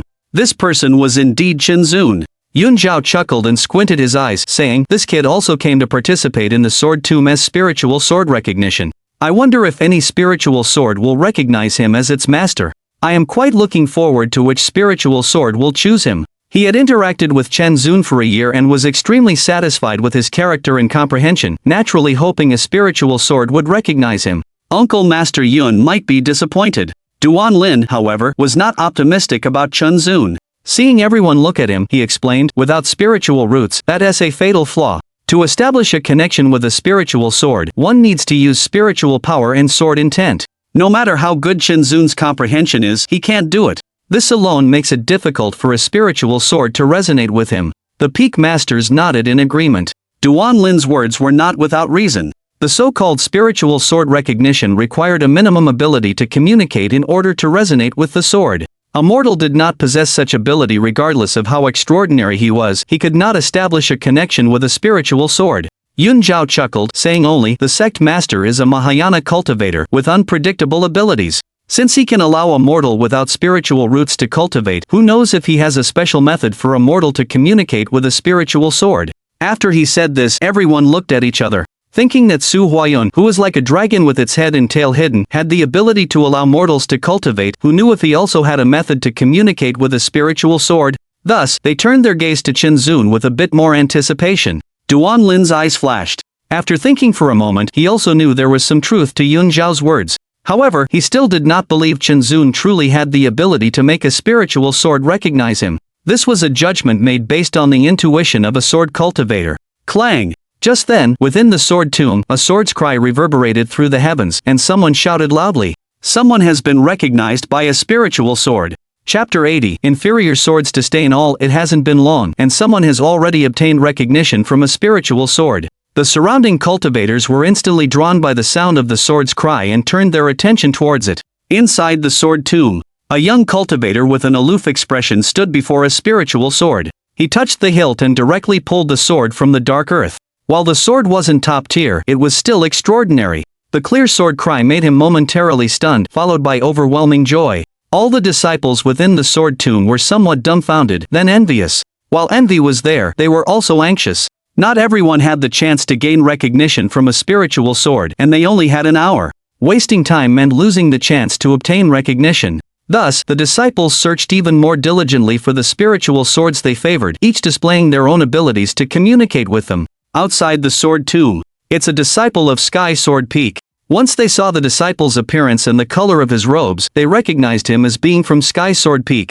Yu Wujiao looked somewhat envious and smiled at Duan Lin. "Congratulations, senior brother Duan. Your disciple has gained recognition from a spiritual sword so quickly." The other peak masters, seeing that it wasn't one of their disciples, were inevitably a little disappointed. However, they were all from the same sect, and there was still time, so their own disciples still had plenty of chances. They also offered congratulations to Duan Lin. Duan Lin calmly said, "It's just an average spiritual sword, nothing worth mentioning." However, despite his seemingly calm demeanor, he couldn't hide the joy on his face. After all, if his disciple was successful, he, as the peak master, would naturally be happy. Duan Lin's gaze then shifted to Chen Zun. Seeing that he was only strolling slowly within the sword tomb, with no actions of trying to communicate with the spiritual swords, he became even more convinced that Chen Zun's visit to the sword tomb would be fruitless.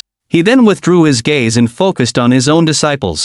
As for the other peak masters, after seeing a Sky Sword Peak disciple obtain the first recognized spiritual sword, they stopped paying attention to Chen Zun as well. For a time, no one paid any attention to Chen Zun. However, no one knew what Chen Zun was thinking. He walked through the sword tomb, leisurely observing the disciples who were using all sorts of methods to communicate with the spiritual swords. Some were chanting incantations, some were jumping about, and some, failing to communicate, were using all their strength to forcibly pull the swords from the earth. There were even those who knelt and begged, resorting to any method they could think of to obtain recognition from a spiritual sword, but the swords remained unmoved. Chen Zun was utterly speechless and found it somewhat amusing. He shook his head helplessly and walked towards the depths of the sword tomb.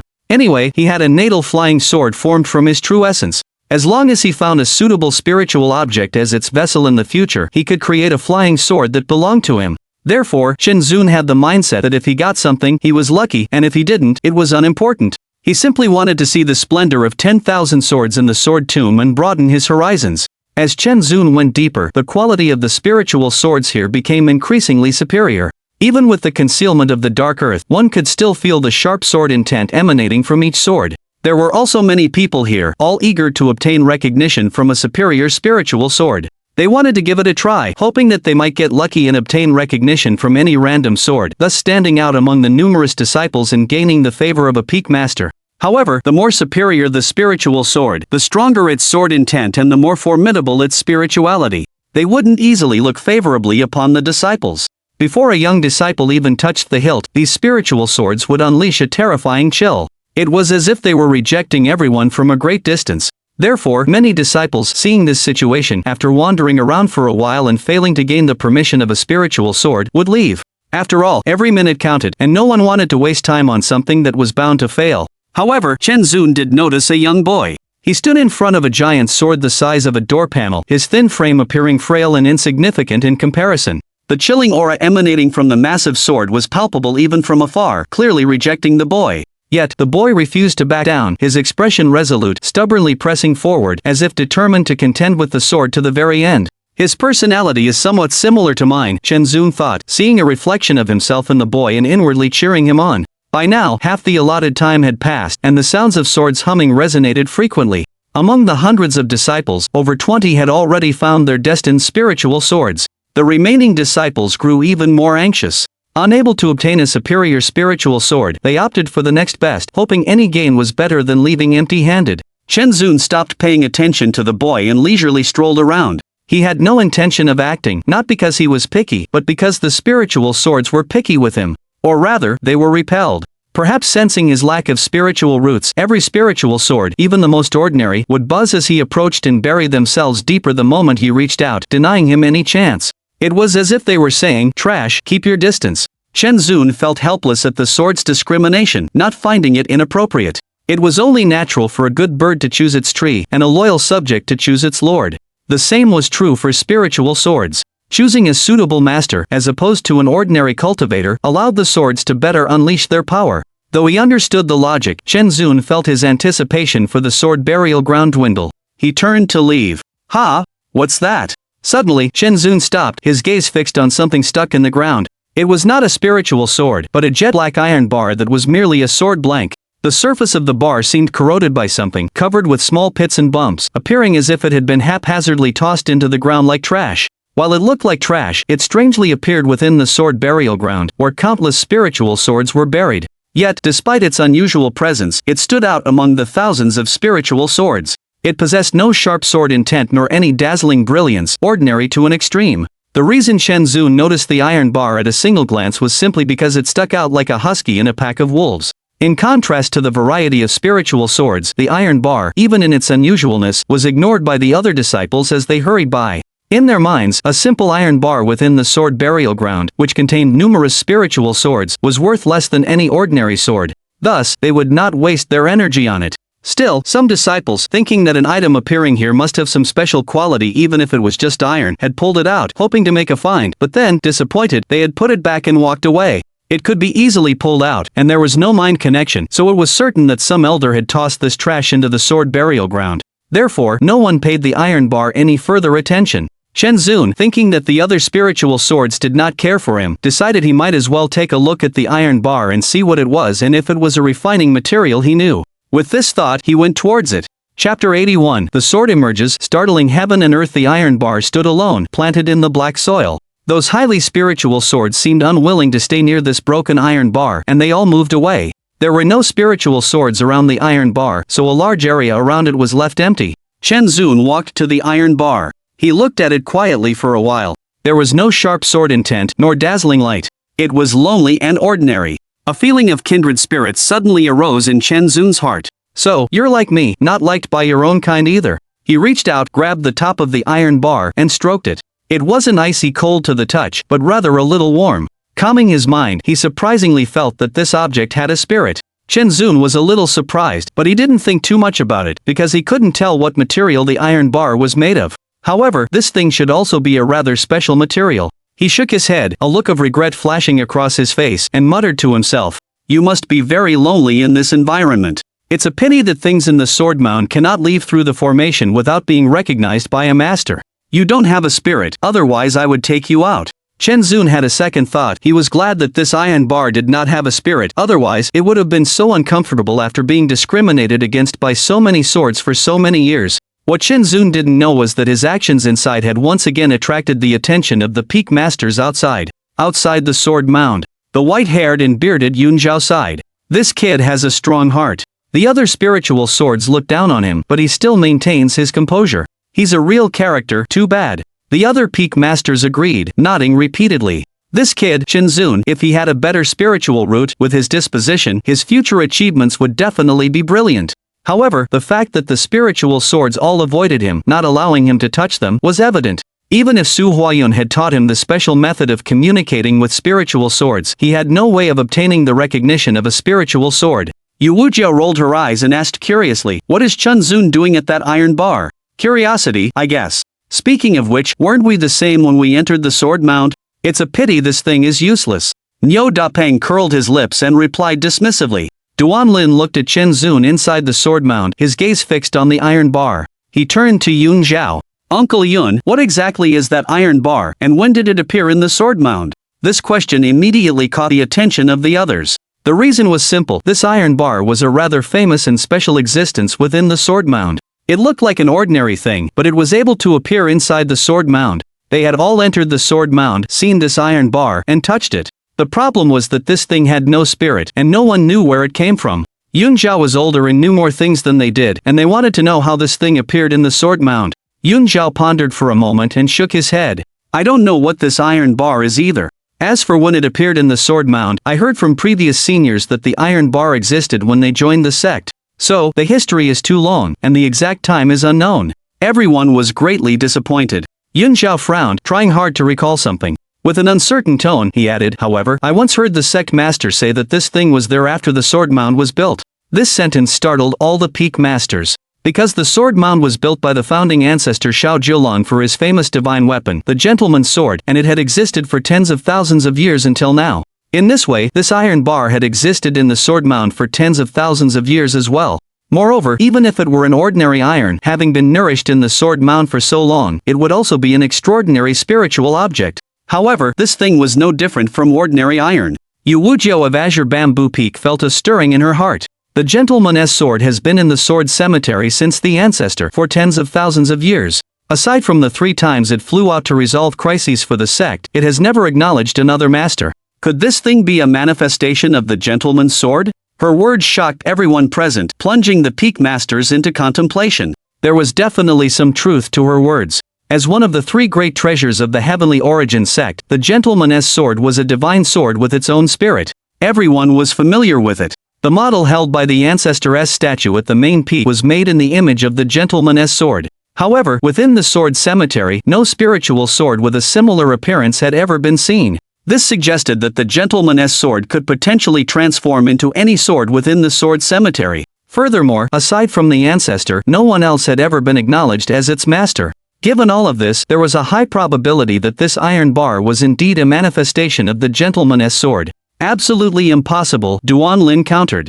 After thinking it over, he already had a guess. What kind of divine object is the gentleman's sword? How could it be such an unremarkable thing? This item was most likely something the ancestor accidentally dropped when he created the sword cemetery, perhaps even one of his pranks. Peak Master Duan's words are not without merit. Compared to Yu Wujiao's idea, most of the other elders and venerables agreed with Duan Lin. In their minds, the gentleman's sword was a top-tier divine artifact that should be aloof and proud. How could it demean itself by transforming into something as ordinary as a piece of mundane iron?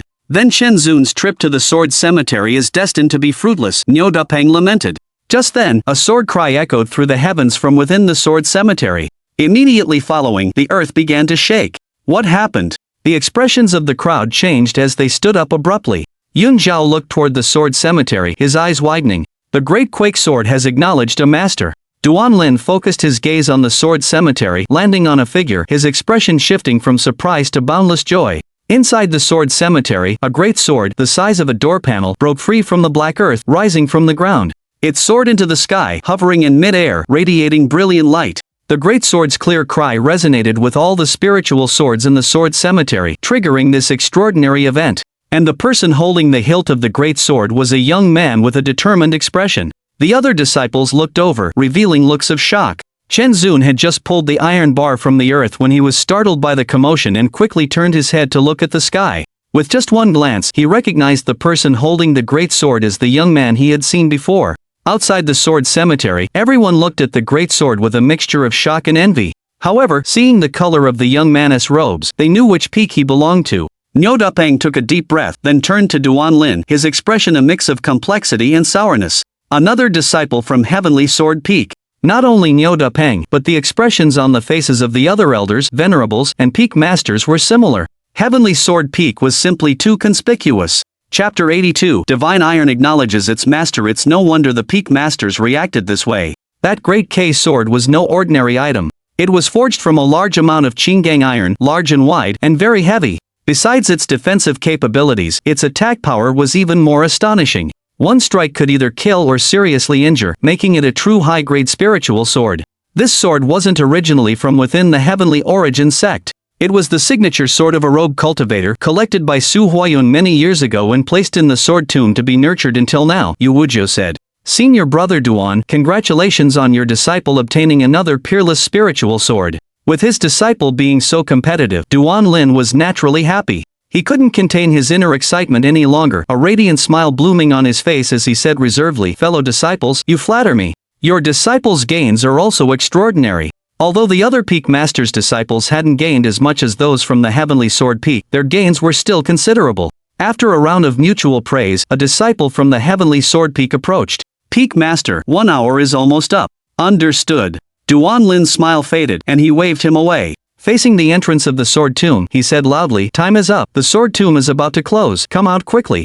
Duan Lin's voice reached the sword tomb, startling the disciples again. The young man who had gained the great K sword's recognition had already come down. Ignoring everyone else, he dragged the great sword and walked towards the entrance of the sword tomb without looking back. I didn't expect him to actually succeed. Chen Zun watched the young man's dashing figure, a hint of envy in his heart. However, it was just someone else's good luck. He could only be envious for a moment without any other thoughts. Since the time was up, he didn't want to linger. He examined the iron bar he held, sighed, and put it back into the ground before turning and walking toward the entrance of the sword tomb. As for the disciples who hadn't gained anything, they were even more anxious. However, there was nothing they could do with time up. They could only walk out with regret in their eyes. Outside the sword tomb, when the last disciple walked out, the several-meter-tall gate in the void slowly shrank and then returned to stillness.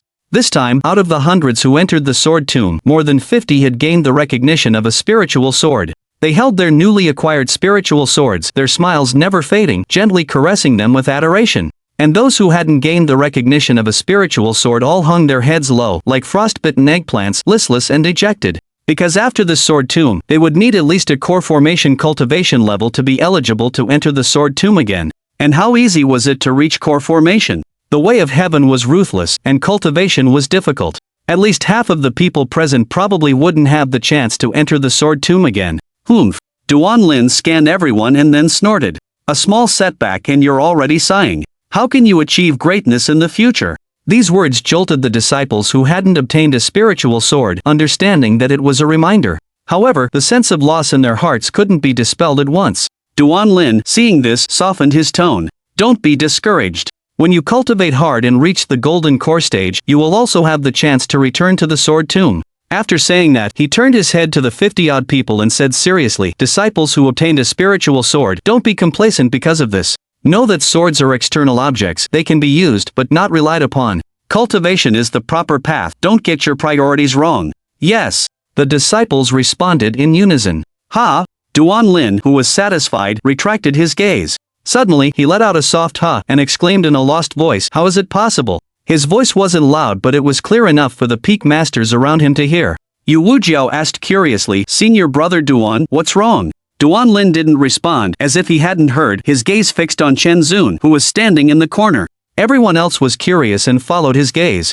At this sight, they finally understood why Duan Lin had lost his composure. Chen Zun stood in the corner, not particularly noticeable. He felt the gazes of all the peak masters suddenly land on him, their faces filled with shock. He was a bit annoyed, unsure why they were looking at him. He thought to himself, "What are you looking at me for?" Yu Wujiao exclaimed in surprise. "It's that iron bar." "Iron bar? What iron bar?" This time, Chen Zun heard clearly, his face full of confusion. He touched his body, and then his hand reached a hard object hanging at his waist. He looked down. Good heavens, the iron bar from within the sword graveyard was hanging at his waist, he didn't know when. This made Chen Zun's eyes widen in shock, as if he had seen a ghost. He remembered that he had stuck it back into the soil, so how had it ended up at his waist, following him out of the sword graveyard? Just then, Chen Zun's vision blurred, and Duan Lin was already in front of him. The group of elders and peak masters behind also rushed over, their eyes fixed on the iron bar at Chen Zun's waist. The actions of the peak masters also attracted everyone else's attention, and they all looked over. What happened? Duan Lin glanced at the iron bar, gazed at Chen Zun, and asked in a deep voice, "How did this thing come out of the sword graveyard with you?" Chen Zun pulled out the iron bar hanging at his waist. "Are you talking about this?" "Indeed. I don't know either." Chen Zun was completely bewildered. To be honest, he was even more curious than Duan Lin about how the iron bar had followed him out. Duan Lin's brows furrowed even more deeply. "Did it recognize you as its master?" Chen Zun wanted to say no, but as soon as the thought arose in his mind, a strange and intimate consciousness appeared, and the iron bar in his hand seemed to come alive, establishing a mysterious connection with him. He felt a bit lost and confused. After a moment of thought, he said in a hesitant tone, "It seems like it, and it doesn't seem like it." Yun Zhao was stunned by this statement, and he laughed and scolded, "Chen Zun, stop being coy, is it or isn't it?" Chen Zun could only bite the bullet and respond, "I guess it is." This answer caused the peak masters to look at each other, not knowing what to say. For tens of thousands of years, this object had shown no unusual properties and appeared to be just ordinary iron, yet it was located within the sword graveyard, which seemed very out of place. Many people had tried to take it, but none had succeeded. Because, within the sword graveyard, if something didn't recognize you as its master, you couldn't even take a single speck of dirt out. But now, Chen Zun had actually brought it out, which proved that this object was not what they thought it was. This thing had a spirit. "Let me see." Duan Lin took the iron bar from Chen Zun. He placed his hand on it, but could feel nothing. It was just like ordinary iron. This made his expression even more peculiar. Chen Zun, seeing that he was not speaking, sensed a feeling of displeasure from the iron bar in his mind and asked hesitantly, "Peak Master Duan, is there anything special about this iron bar?" Duan Lin returned the iron bar to Chen Zun and said with a profound tone, "This object is extraordinary. I cannot see its true nature, but it is definitely not simple. If used well, it will benefit you. If not, it is no different from ordinary iron." Chapter 83, Down the Mountain for Experience Outside the Mirror. Why haven't we ever seen the demon lord use that iron rod? Some cultivators, upon witnessing Chen Zun being recognized as master by an iron rod, couldn't help but ponder deeply. It seemed the demon lord had never used a rod-like weapon. However, there were still some who knew, because they knew what this iron rod was. "That is the gentleman's sword," Zhao Lingyan said, looking at the iron rod held by Chen Zun, her eyes filled with complexity, and she sighed softly. "Gentleman's sword." Upon hearing this, a large portion of the cultivators was startled. This iron rod was actually the embodiment of the gentleman's sword, the foremost of the three great divine artifacts of the Tianyuan sect. Zing! Just as some were in disbelief, the gentleman's sword, which had been floating in mid-air, suddenly emitted a clear sword hum. It flew around Shin Ruoyan, who was holding Chen Zun, as if in pity. This one action was enough to convince everyone. From receiving Su Huayan's full assistance, thereby gaining the opportunity to cultivate again, to the opening of the sword mound and obtaining what appeared to be an ordinary iron rod, which was actually the embodiment of the gentleman's sword, recognizing him as its master. His luck was truly unmatched. "The demon lord's luck is just too good," a group of cultivators exclaimed. Inside the mirror, the scene shifted. It froze on the 1-month mark after Chen Zun had been recognized as master of the iron rod. Chen Zun remained in seclusion, but news of his being recognized by an iron rod had long since spread from the Tianyuan sect. Especially after Duan Lin's remarks, some disciples who looked down on Chen Zun's cultivation openly mocked him. They said that trash was indeed trash, and even the item that had recognized him as master was just an ordinary iron rod. Meanwhile, the disciples who favored Chenzun remained silent. They had learned from their masters or other sources about the origins of this iron rod. It was very mysterious, and it had never recognized a master before. The mere fact that it was born alongside the sword mound was enough to make people curious about the mysterious nature of this iron rod. As for the person at the center of the discussions, after a month of seclusion, he finally emerged. Chenzun had spent a month adapting to the existence of the iron rod. However, he didn't quite understand how to use it. Even when communicating with its spirit, he gained little, only knowing that he could control it. As for its other mysteries, he would need to explore them himself. At this moment, Chenzun, with the iron rod hanging at his waist, headed towards the Hall of Affairs on the main peak. It was because his master, Su Huayun, was not in the sect and had instructed him to handle a matter personally. Junior Uncle Ancestor, is there anything you need? Fu Siyuan saw Chenzun from afar and ran over. Chenzun smiled and said, the sect master once instructed me that after the sword mound trip, I must go down the mountain for experience. Experience? Fu Siyuan asked, a hint of confusion showing on his face. Over the years, as major sects sent their disciples down the mountain to various parts of the Central Plains for experience, the Tianyuan sect was no exception. Disciples with some cultivation were quite interested in going down the mountain. What he found strange was that Chenzun, who did not have much cultivation and hadn't met the standards, was going down the mountain for experience. However, hearing from Chenzun that this was an order from the sect master, he couldn't say anything about it. He then began to notice the iron rod hanging at Chenzun's waist, and asked curiously, Junior Uncle Ancestor, what are the origins of this thing? How did it recognize you as its master? It was not his fault for being gossipy. Lately, the people of the Tianyuan sect had been discussing it a lot. I don't know either, Chenzun replied with a smile, speaking the truth. After a month of research, he couldn't discern what material the iron rod was made of. All he knew was that it liked him very much. He touched the iron rod hanging at his waist, his fingertip gently brushing over its uneven surface. He felt a comfortable sensation coming from the consciousness within it. Fu Siyuan was just asking and had no intention of getting to the bottom of things. He quickly completed the procedures for Chenzun's trip down the mountain, and then said with concern, Junior Uncle Ancestor, your cultivation is not strong. When you're down the mountain, try not to be impulsive and show off. Now the world is full of rampant demons and monsters, so be careful of your safety. Chenzun's heart stirred, and he became curious, asking, is the world not at peace right now? It's far more than just not peaceful, Fu Siyuan sighed, saying helplessly, according to the information reported by the various sects, danger lurks everywhere in the Central Plains. Some hidden demonic cultivators have begun to wreak havoc, and many disciples who have gone down the mountain to gain experience have been attacked. Quite a few have already died. As a resident cultivator of the Deacon Hall, he maintained close contact with the outside world. According to the information submitted by disciples returning from their trials, the seemingly peaceful Central Plains was now fraught with danger. Therefore, combining all the current information, Fu Siyuan could conclude that going down the mountain to gain experience was not a good idea, especially for disciples with low cultivation levels. They could easily lose their lives if they weren't careful. Senior Uncle Master, I heard something from the Watermoon Convent's master. She said a great calamity is coming, and one should be extremely careful when going down the mountain for trials, Chenzun said, his eyes slightly flickering. He suddenly remembered what his master had instructed, and vaguely understood his intentions. However, he felt a warmth in his heart at Fu Siyuan's reminder. In all the time he had been at the Tianyuan sect, Fu Siyuan was the first fellow disciple to treat him so well. He replied, thank you for the reminder, I will be careful. With that, he bid farewell to Fu Siyuan, turned around, and headed towards the Tongtian steps, walking down. Fu Siyuan's gaze remained fixed on Chenzun until his figure disappeared below the steps. Then, he shook his head and turned to his own affairs. On the other side, after Chenzun descended the Tongtian steps, he was questioned by the disciples guarding the mountain gate. He presented the clearance certificate he had obtained from the Deacon Hall and his identity token, and smoothly exited the Tianyuan sect. Reaching a secluded place, he no longer concealed his cultivation level. He summoned the iron rod and rode it away. He was following the route planned by Su Huayun. Passing through several places, his final destination was where Su Huayun was located, the Nether Abyss Mountain. However, his first destination was the Great Qi Imperial City. With Chenzun's current nascent soul strength, he was capable of flying thousands of miles in a day. However, he did not want to rush. The Central Plains was vast and rich in resources.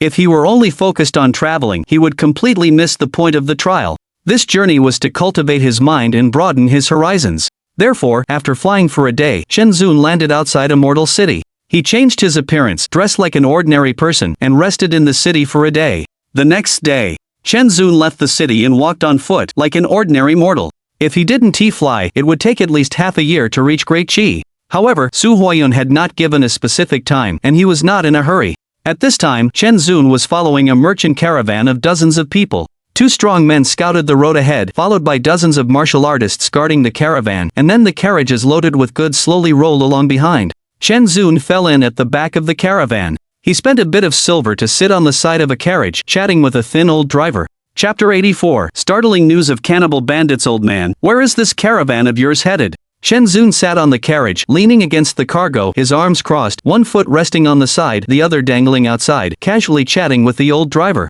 Our caravan is going to a far-off place called Pusan County. It'll take at least a month and a half to get there. The old driver looked incredibly lean, his skin dark, his white hair a bit messy, but he was quite talkative. He lightly flicked the horse's rump with his whip, turned his head, and asked, "Young man, where are you going?" Chen Zun casually replied, "I have a distant relative doing business in Yunhe City.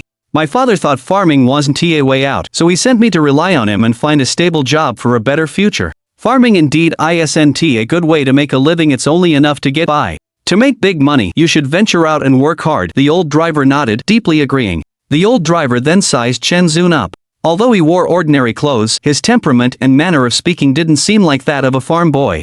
Especially the black, unremarkable iron bar he held in his arms made him look more like someone who practiced martial arts. "Young man, your attire, with your fair and tender skin, it's clear you've never worked the fields. Have you practiced martial arts?"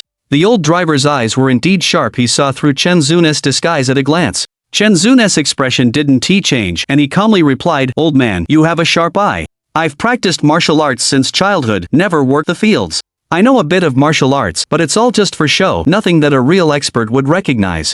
The old driver clicked his tongue and said, "The world isn't like it used to be. The martial world is dangerous. It's good to know some martial arts when you're out and about." Chen Zun remembered Fu Siyuan's words, his heart moved, and he curiously asked, "Old man, are you joking? This is also an area under the jurisdiction of the immortal sect. How could it be unsafe?" Although this place was thousands of miles from the Tianyuan sect, it was still within the sect's sphere of influence. Ordinary people were not unfamiliar with cultivators, and theoretically they should be protected. "Young man, you are clearly naive. You don't know that the immortals only care about demons and monsters. They have no control over robbers and bandits." The old driver continued, "In recent years, the official government levies more and more corvée labor in taxes. The little grain they grow is barely enough to feed their families. They have no surplus to pay taxes. People have no way to survive, so naturally, they go down other paths. They take off their clothes and become robbers and bandits. They gather together and claim mountains as their own, specifically robbing caravans on the road. If they encounter kind-hearted bandits, it's still okay, they just pay some passage fee and are let go without harm. But if you meet ruthless bandits, it's terrible. Not only do they rob, but they also kidnap, chop off a few fingers and send them back to their families, telling them to bring money for ransom. If they can't pay, they're killed." The old driver spoke eloquently, as if he had seen it all before. His tone was calm, but the content was chilling. Chen Zun was also of ordinary origin, and he was powerless to do anything about the plight of the common people. Because cultivators are powerful, and interference in worldly affairs is strictly forbidden by all major immortal sects. Moreover, the secular world was weighed down with heavy karma. Getting involved would affect cultivation, so cultivators avoided it. Even if they knew ordinary people were suffering, unless there was demonic activity, they generally turned a blind eye and didn't interfere. Chen Zun felt a bit sad in his heart. After a moment of silence, he said resentfully, "Since there are robbers and bandits, doesn't the government care?" Upon hearing this, the old driver spat, his face full of disdain, and scoffed, "The government officials are very clever at oppressing the common people, but they are helpless against bandits. How dare they provoke those ruthless people? Even if they know there are bandits, the officials in the yamen hide it and don't report it. No matter how rampant it gets, as long as it doesn't lead to rebellion, they are too lazy to care." The old driver mocked the government's inaction, and then sighed when he spoke of the bandits. These bandits and thugs are not easy to deal with. Even if the government sends out its soldiers, the moment things get tight, the bandits just take off their clothes, go down the mountain, and become law-abiding citizens again. Once the heat is off, they regroup and rob again, making it impossible to guard against them. Or if things get too hot somewhere, they just hide. The bandits wander with their men, robbing wherever they go. The government's jurisdiction is only within its own prefecture, and they can't send troops across borders. There's absolutely nothing you can do about bandits who cross prefectural lines. Over time, the bandits become more brazen, the bandit problem becomes more severe, and it's reached the point where it's hard to eradicate completely. Chen Zun listened quietly, his heart unable to calm for a long time. Officials are negligent, only caring about their own future, only focused on making money and building achievements. They ignore the bandit problem, and it's only the common people who suffer. Practitioners are unrighteous, high above, their arrogant eyes never seeing the ant like mortals below. All are selfish, no wonder the world is so unjust. Only now did he realize that ordinary people only wanted to be able to feed themselves, but even this small wish was difficult to achieve. Chen Zun vaguely understood his master's intention in sending him down the mountain to experience the world. For a moment he had nothing to say. The journey was long, and traveling was hard and tedious. The old coachman only spoke so much to relieve boredom. Seeing that Chen Zun was new to traveling, and now silent, he thought he might have scared him with his words. So he comforted him. This is an official road, the bandits don't dare to block it here. And even if we do encounter them, our caravan has dozens of capable fighters, so we are not afraid. As long as we don't encounter the Blind Mountain Drill gang of bandits, we don't have to worry about our lives. Chen Zun asked, Blind Mountain Drill? What's special about that gang of bandits? The old coachman was silent for a moment, as if remembering something terrifying. His face was filled with fear, and he gritted his teeth and lowered his voice. Others rob for money and things, but Blind Mountain Drill not only robs everything, the worst thing is, they eat human flesh. It was midday, and the sun was scorching, but as soon as the old coachman said this, Chen Zun felt as if he had fallen into an ice cave, his whole body cold. He had only heard of cannibalism happening among demonic beasts, he never expected it to happen in the mortal world. The old coachman continued to list the crimes of Blind Mountain Drill. These dogs are not human, they do every evil deed. They are a truly ruthless group of people. Not long ago, I heard that they slaughtered a village hundreds of miles away. They burned, killed, and looted, and out of 100 or so farming families, only an 8-year-old child survived. It was truly terrible. Speaking here, the old coachman's voice was full of emotion, his heart filled with anger. He raised his hand and whipped the horse's buttocks hard a few times. Chen Zun clenched his fists, secretly remembering the 4 words, Blind Mountain Drill, in his heart. The old coachman warned him, the bandits come and go without a trace, and we are most afraid of those remote places in the deep mountains and forests. That's where you need to be extra careful. Young man, if you travel the world in the future, if you encounter these bandits, run if you can. Don't take any chances. If you fall into the hands of Blind Mountain Drill, you can forget about staying alive. Chapter 85 Ambush in the mountains and forest. Just then, a sturdy man on horseback galloped forward from behind, his face darkened, brows furrowed. Old Huang, focus on driving your cart. When you're out and about, why talk about such unlucky things? Those who escorted goods and traveled for business were mostly very superstitious about things like bandits and couldn't stand hearing such talk. Damn it, look at my mouth, I let it slip out accidentally. Chief Huang, I won't say it anymore, I won't say it anymore. The old carter nodded and bowed, a hint of flattery on his face, clearly very afraid of the sturdy man. Chief Huang nodded, not bothering to argue with the old carter, and spurred his horse forward, shouting as he went. Brothers, speed up. There's a refreshment stall about 10 miles ahead, let's get there early, have some cold tea, and relieve our fatigue. It was midday, the sun was scorching hot, and both people and horses were starting to feel weary. They were looking for a shady spot to eat, drink, and regain their energy before continuing on. Hearing Chief Wang's voice, the members of the caravan, who had been listless, perked up, their faces brightening, and they quickened their pace. The old carter, having been scolded by Chief Wang, also became obedient and focused on driving the cart. Chen Zun had no desire to talk, so he could only lean against the goods, close his eyes slightly, and rest. The scene rapidly changed, and in the blink of an eye, 15 days had passed. The journey had been uneventful. Along the way, the caravan Chen Zun was with the exception of 2 clerks who suffered from diarrhea and exhaustion after eating something bad, had a relatively smooth journey. By this point, it was afternoon, and everyone's faces were covered in dust as they led their pack animals in carts, leaving the main road and heading down a more secluded path. On either side of the road were connecting mountains, with lush trees and overgrown weeds. After traveling another 30 miles, they would reach the city to rest. Although the escorting guards were tired, they were also looking forward to bathing in hot water and then cuddling a beautiful woman in a brothel for a good night's sleep. They were all starting to feel relaxed and expectant. Chief Wang was displeased by this and couldn't help but yell, "All of you, buck up."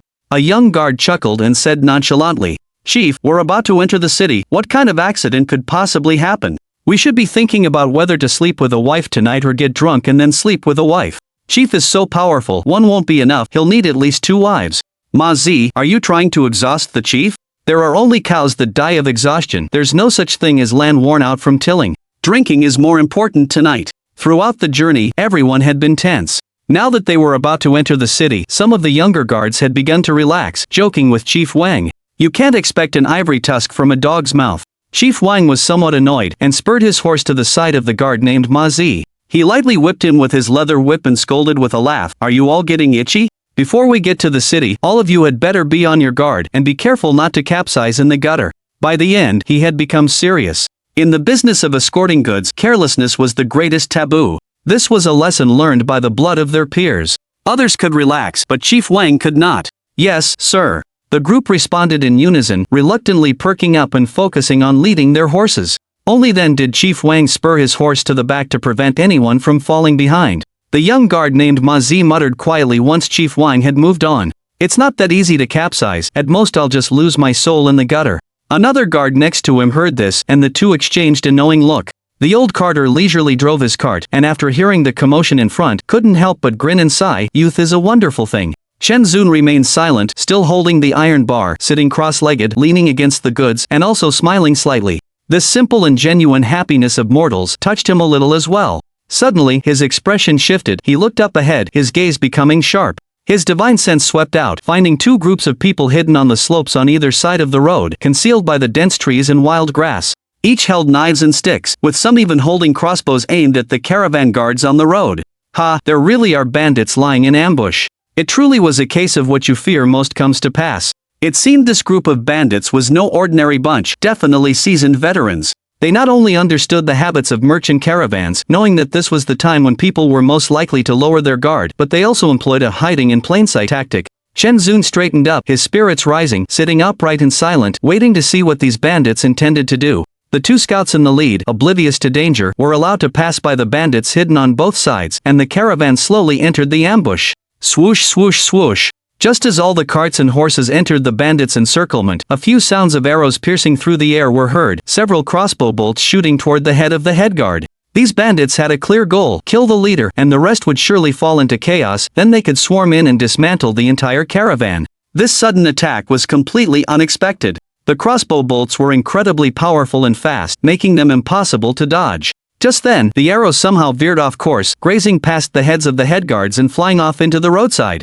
The head guards, who had narrowly escaped death, were stunned, their faces pale, and they looked completely terrified. But the chief guard, Wang, was after all a martial artist. His face changed, and he quickly reacted, drawing his saber, urging his horse forward, and shouting, "Careful, there's an ambush, gather together."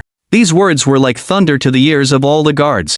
Although they seemed panicked, their reactions were fairly quick. They drew their weapons and gathered around the pack animals and carts, forming a circle. In the haste, there was bound to be some disorder. Horses neighed and people shouted, but with Wang, the chief guard, urging his horse forward and helping them, they managed to barely form a defensive line. Kill! Just a moment later, bandits wielding weapons jumped out from both sides of the road, yelling as they charged at the caravan, surrounding them. The bandits didn't immediately attack, just surrounded them, and the people inside the circle huddled together even tighter. Inside the caravan's circle, the old carter and a group of porters and assistants, though each held various makeshift weapons, were trembling from head to toe, their faces deathly pale. Chen Zun also pretended to pick up an iron bar, his face cold, but he was the most composed of them all.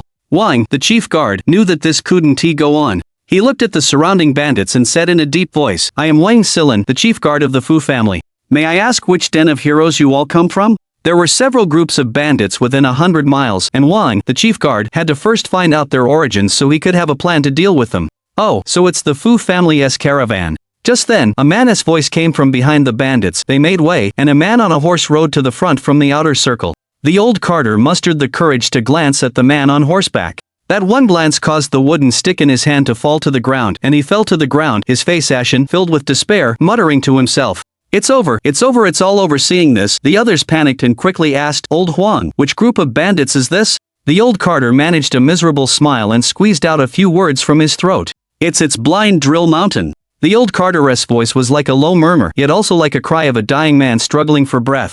It was clear enough for everyone to hear.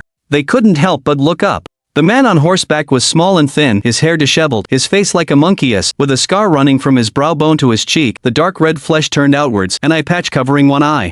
The other, a beady eye, swiveled, its fierce gaze incredibly sinister. Hiss!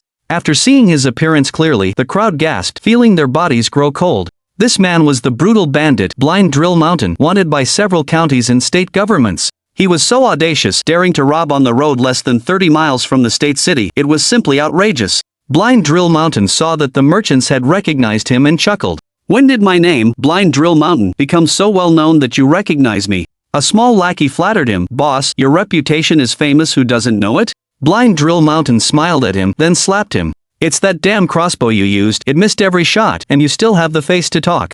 Come on, drag him out and chop him up." Blind Drill Mountain finished speaking, then slightly waved his hand, and several bandits sprang out behind him, pouncing like tigers and wolves, seizing the lackey and dragging him away. "Boss, spare me. I aimed the crossbow, I don't know why it went astray, give me another chance." The lackey's face changed drastically, struggling and trying to explain, but he was firmly held down on the side of the road, a bandit spitting on him. "Explain it to the king of hell." The bandit's large knife was raised high, a cold flash of light, before it came down hard on the lackey in his despair. The knife fell, a head fell, blood gushing from the cut. The scene was incredibly bloody. The merchants and others watched this scene, feeling chills run down their spines. This Blind Drill Mountain was too cruel. If his subordinates made a mistake, he'd chop them down without a second thought, not treating them as human beings at all, killing them as casually as killing chickens or ducks. Wang, the head, knew they had met a tough customer. He took a deep breath and said, "I don't know what it will take for the boss to let the Fu family merchant team go." He understood that encountering Blind Drill Mountain today was probably a case of extreme misfortune. The bandits outnumbered them, and if they really fought, his side would suffer. He planned to stall for time, hoping that the officials from the state city would come to their aid. The bandits were causing trouble outside the city. Even if the city lord was foolish, he would know to send people over, otherwise his career would be finished. "I, Blind Drill Mountain, am not an unreasonable person. If you want me to let you go, it's simple. Just put down your weapons, and we will take the money and leave immediately, without making things difficult for any of you. How about it?" Blind Drill Mountain chuckled. "Absolutely impossible." Wang, the head, knew that Blind Drill Mountain was trying to trick him. Given the evil bandit's reputation, it was likely that the moment they put down their weapons, they would be hacked to death. He said, "Let us try a different condition. I know that life in the mountains is not easy for you brothers. Here is some gold. Take it as a little token of respect from the Fu family to the boss." After speaking, he took a small bag of gold from a steward and threw it over. Blind Drill Mountain caught it, tossed it in his hand, then tossed it to a large man next to him, shaking his head. "This little bit of money is only enough for the brothers to eat one meal, not enough to buy your lives." Wang's face darkened. "Then what does the boss mean?" "What do I mean?" Blind Drill Mountain's gaze sharpened, his face full of madness. "Naturally, I mean to take your life." As soon as he finished speaking, he swiftly raised his hand, a short-sleeved dart shooting from his sleeve, heading straight for Wang's vital point. Blind Drill Mountain was very confident in this strike. No matter how powerful the opponent, they couldn't resist this attack, because those who had seen this attack were already dead. Chief Master Wang hadn't anticipated the blind driller's treachery. Despite his vigilance, he was a beat too slow, forced to watch the sleeve dart hurtle towards his face.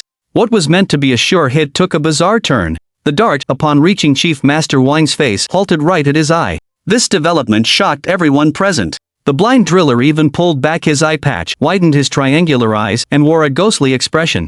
In that moment of stunned silence, the suspended sleeve dart flipped its point, aiming straight at the blind driller. Terrified out of his wits, the blind driller instinctively clutched the jade pendant at his waist. A surge of black mist erupted, and he vanished from his horse. The sleeve dart, however, didn't stop, plunging into the forehead of a bandit behind the horse. The tremendous force pierced his skull, the dart embedding itself into a tree trunk. The bandit fell backward, his face blank, a mix of red and white blood gushing from the entry wound between his brows. A few dozen yards away, the black mist swirled, revealing the blind driller who, without looking back, began to flee. Chen Zun, his gaze fixed on the blind driller's disappearing form, muttered, "Demonic energy?" All of this had transpired in a flash, leaving everyone reeling. The atmosphere shifted, silence falling like a shroud. But witnessing this strange event, with the blind driller, the head of their band, fleeing, some of the bandits finally came to their senses. "Ghost!" one bandit screamed before turning and bolting. The rest of the bandits followed, abandoning their weapons and armor. Chief Master Wang, his eyes flashing with a cold light, raised his blade and shouted, "Brothers, don't let them get away, kill these bandits with me." As he yelled, he spurred his horse forward, catching a slow-moving bandit and cleaving him with a single stroke, blood spraying as he fell. The remaining guards, gritting their teeth, bellowed and charged. "Fight the bandits!" With the addition of the dozen or so guards, the battle shifted, turning into a one-sided slaughter. The slower bandits were quickly cut down, hacked into pieces. An hour later, reinforcements arrived from the city, beginning a sweep of the mountain. The bandit hunt lasted 3 days. Aside from the blind driller and a handful of others who escaped, the remaining 100 or so bandits were captured. The blind driller and his infamous gang were eradicated. After the battle, it was discovered that only a few guards were injured, and one was missing, the young man who had joined the caravan midway. This, however, didn't diminish the scale of the victory. The news of the great victory delighted the city official, who promptly reported it to the imperial court. He lifted the curfew for 10 days, and the people decorated their homes, creating a festive atmosphere akin to the New Year. As for the Fu family's trading company, they felt a divine power had intervened when they encountered the bandits, saving them from annihilation at the hands of the blind driller and his men. Consequently, they invested a large sum to build a temple at the location of the ambush for people to worship. Strangely, those who prayed at the temple found their wishes fulfilled. Word spread, drawing more and more people seeking children, wealth, marriage, and peace, making the temple's incense ever more vigorous. Chapter 87. Since too heavy for death to erase on the other side. Blind Mountain Driller was fleeing wildly through the dense forest. He didn't stop until sunset. Leaning on a tree trunk, he gasped for breath, frequently looking back. Seeing no one pursuing him, a relieved expression finally appeared on his face. Blind Mountain Driller was quite pleased with his ability to escape, muttering to himself, the person who can keep up with Blind Mountain Driller in these mountains probably hasn't been born yet. As the saying goes, you can get a name wrong, but not a nickname. The nickname Blind Mountain Driller was given to him by others. It was because he moved through the mountains as freely as a fish in water, appearing and disappearing without a trace, making him impossible to catch. Oh, really? Just as Blind Mountain Driller was feeling smug, a magnetic voice came from behind him. He suddenly looked forward, his pupils shrinking, and a look of fear appeared on his face.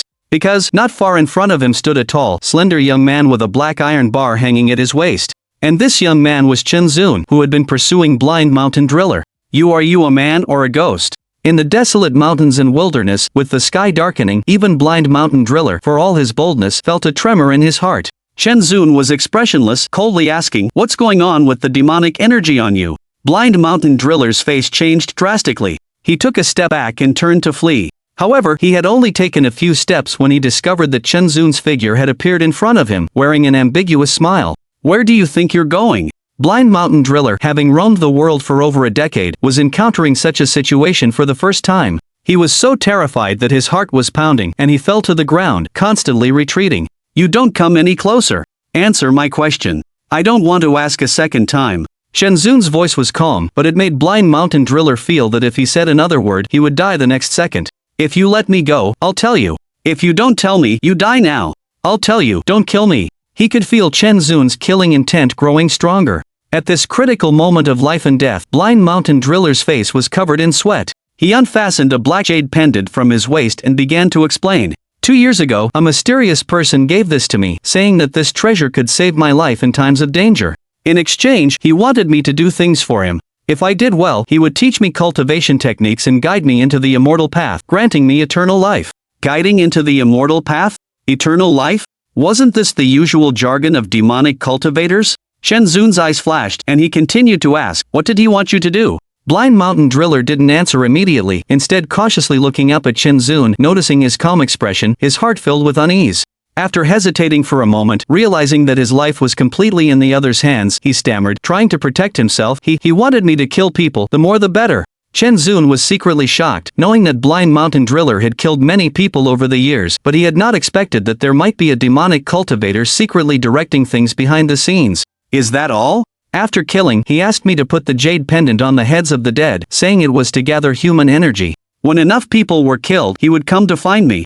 As for when exactly, I don't know." Blind Mountain Driller didn't dare to hide anything, telling everything as it was. After hearing this, Chen Zun stared at Blind Mountain Driller, his eyes becoming sharp. "You're lying, trying to deceive me with fabricated words." Blind Mountain Driller panicked immediately. He patted his chest and quickly said, "I, Blind Mountain Driller, swear on my life that every word I've said is true, absolutely no falsehoods. Whether you're lying or not, it will be known with one investigation." "Don't come over, you said. You just promised me that you would let me go if I told you." As Chen Zun approached, the Blind Drill Mountain was completely panicked, his body even more immobile, his face turning deathly pale, his words becoming incoherent. "When did I ever say I would let you go?" Chen Zun had already reached the Blind Drill Mountain side. Ignoring the desperate look in his eyes, he extended his palm and covered the top of Blind Drill Mountain's head, closing his eyes. He didn't trust the Blind Drill Mountain's words, and he needed to use his own methods to verify the truth. And this method was soul searching. Soul searching could forcibly extract memories from the soul, but the soul of the person who had been searched would be completely scattered, without even the chance to re-enter reincarnation. Soul searching was quite unethical, but when dealing with this evil bandit who ate human flesh and had countless innocent lives on his hands, Chen Zun didn't have the slightest bit of guilt when using soul searching. After the time it took to brew a cup of tea, Chen Zun opened his eyes and withdrew his palm. The blind Drill Mountain's body slumped softly to the ground, his breath ceased, a look of despair and fear still on his face, his eyes wide open in death. A generation of evil bandits had ended their sinful life in the barren mountains and wilderness. It really is related to people of the demonic path. Chen Zun murmured to himself, his face becoming a bit more grave. The blind Drill Mountain had not lied. From the blind Drill Mountain's memories, he saw the mysterious man with demonic energy all over him, and the reason why the mysterious man had instructed the blind Drill Mountain to kill people. This black jade pendant was used to store souls. As soon as a person died, their soul had not yet dispersed, and as long as it was placed on the deceased's head, the soul would be sucked away by the jade pendant. In other words, one wanted money, and the other only wanted souls. Thus, the cooperation was beneficial to both parties and a win-win. Because demonic path killings would only attract the attention of the immortal sects and bring attacks. And if a mortal like the blind Drill Mountain killed people and absorbed souls, as long as they were careful, it wouldn't attract the attention of the immortal sects, cleverly exploiting the loophole that the immortal sects were not allowed to interfere with secular affairs. Chen Zun felt the seriousness of the matter, and it was necessary to report to the sect, thoroughly investigate the secular bandits, in order to crack down on the increasingly serious banditry. He took out a sound transmission talisman, explained what he knew, and with a flash of light, the talisman disappeared. After doing these things, he grabbed the black jade pendant and poured spiritual power into it. With a crack, demonic energy surged a few times, and the black jade pendant shattered. Hundreds of ghostly figures appeared in the mountains and forests. These ghostly figures that were faintly visible were all the innocent souls killed by the blind Drill Mountain. An old man in tattered clothes, a short-sleeved farmer with his trousers rolled up. A merchant in gorgeous clothes, armed with a blade, a pregnant village woman, and also children with innocent faces. They were just souls now, without consciousness, staring blankly ahead, causing a gust of cold wind to stir in the mountains and forests. Chen Zun felt an indescribable sorrow in his heart. He only felt that soul searching was too good for the blind Drill Mountain. The sins this person had committed were worthy of being punished by the death of 1,000 cuts. After a long time, Chen Zun sighed and solemnly said, "Dust to dust, earth to earth, since you have died, you should peacefully re-enter reincarnation, and I will find out the true mastermind for you." Chapter 88. Encountering a wondrous monk at the inn. Those wronged souls all looked at Chen Zun. They seemed to understand Chen Zun's meaning. Their illusory figures became more and more transparent, and before long, they gradually dissipated into the heavens and earth, ceasing to exist. Mortals toil their entire lives, seeking only to have enough food and clothing and their family's safety, yet they still find it difficult to maintain, ending up in such a state. The world is unjust. Chen Zun's face was filled with a mixture of emotions, and he clenched his fists tightly. He solidified a belief. He must expose those demons and heretics hiding in the dark, bring justice to the unjustly deceased commoners, and restore brightness to the world. Immediately, he strode into the mountains and forests, and after just a few steps, he disappeared without a trace. As for the corpse of the blind mole, he deserved to die, so he was left in the wilderness to be dealt with by jackals and tigers. This could be considered his final punishment. Outside the mirror, everyone stared at Chen Zun's disappearing back, speechless, all silent. That cry of "the world is unjust" still echoed in everyone's heart, and they couldn't calm down for a long time. Which of the cultivators present was not a high and mighty immortal cultivator? When would they have ever lowered their heads to care about the feelings of mortals? Especially some of the cultivators who had betrayed the Heavenly Void Palace were even more ashamed. After establishing the Heavenly Void Palace, if it weren't for Chen Zun's advocacy of education for all, accepting a large number of mortals with low qualifications from the mortal world, how would they have embarked on the path of cultivation? However, they had never thought of doing anything for mortals, only wanting to stay away. However, Chen Zun was a cultivator who cared even about mortals, such a pure person, who could have imagined that he would commit such heinous crimes in the future. This made many people feel bewildered and at a loss. Looking at the demon lord in the water moon mirror, from childhood until now, all his actions have been those of a great man, truly a man of passion. I, this old one, am ashamed of myself, but it's a pity. It was a pity that he changed later, turning into a wicked villain who committed all sorts of evil deeds. Kumoshi paused, unable to say the rest, and could only sigh repeatedly. Even those who had a blood feud with Chen Zun found it hard to refute, nodding in agreement. Han Eugene sneered, "Don't be fooled by his hypocritical behavior. If the demon lord really cared about the life and death of mortals, then why did he slaughter millions of my great Qi citizens and even brutally murder my second brother, who loved his people like his own children? In the final analysis, he is nothing more than a hypocritical and shameless person." Upon hearing this, no one dared to respond. The millions of citizens of the Great Qi dynasty who died tragically at the hands of the demon lord Chen Zun, causing rivers of blood to flow, even the rivers and lakes were stained red with blood. This deep blood feud had always burdened the Great Qi Empress. Unless Chen Zun died, it would be difficult to relieve her hatred. Such contradictory actions were truly perplexing, making them increasingly curious as to why the demon lord had changed so quickly afterward. Unbeknownst to everyone, Shen Ruoyan's lips curled into a bitter smile as she looked at the black jade pendant. She had met Shen Zun because of it and had also formed a grudge because of it. This grudge was not resolved until after the Battle of Purple Gold Mountain. This ill-fated relationship had begun with this black jade pendant. Shen Ruoyan looked at Han Eugene and said with a miserable smile, "Aren't you curious as to why Chen Zun killed your second brother?" Han Eugene's expression changed, and she scolded, "Shen Devil woman, what do you mean? Explain yourself clearly to this empress. You'll find out if you keep watching. Your second brother didn't die unjustly." Shen Ruoyan muttered to herself. Inside the mirror, the news that Chen Zun had sent back quickly attracted the attention of the sect's stewards. Because it was related to the demonic path secretly directing mortals to kill and seize souls. After informing the 7 great immortal sects, the Tianyuan sect sent a representative to handle the matter. Under the leadership of a refinement spirit stage cultivator and with the full cooperation of the mortal court, they began to crack down on bandits and robbers. In just 1 month, the increasingly rampant banditry was brought under control. But Chen Zun knew nothing about all of this. He was searching for the mysterious person who had been in contact with the blind mole and was suspected to be a member of the demonic path. However, after days of hard work, he had still come up empty-handed. But it was also these past few days that Chen Zun entered the territory of the Great Qi dynasty. At this time, he entered a state city, thinking of going into the city to take a look and inquire about news. After wandering around for half a day without gaining anything, Chen Zun suddenly remembered that in this secular world, the most well-informed places were none other than inns. He found an inn in the city, picked a seat on the second floor very close to the window, ordered a few small dishes and a pot of wine, and began to drink it in small sips. The customers coming in and out here were dressed in all sorts of ways, but there were more martial arts practitioners carrying swords. He only heard a few martial arts practitioners at the next table eating big pieces of meat and drinking large gulps of wine. After a few cups of wine, their voices grew louder. One burly man finished the wine in his cup and said with a distressed tone, "Considering my brothers and I, ever since we mastered martial arts, we have a full set of skills but nowhere to use them. It's truly vexing." Another person chimed in, "Big brother doesn't need to worry. Now, banditry is rampant everywhere. A few days ago, the vicious bandits led by the blind mountain driller were all wiped out. The imperial court is taking this opportunity to get rid of this major scourge and is recruiting righteous people. How about we go sign up after we finish this meal?"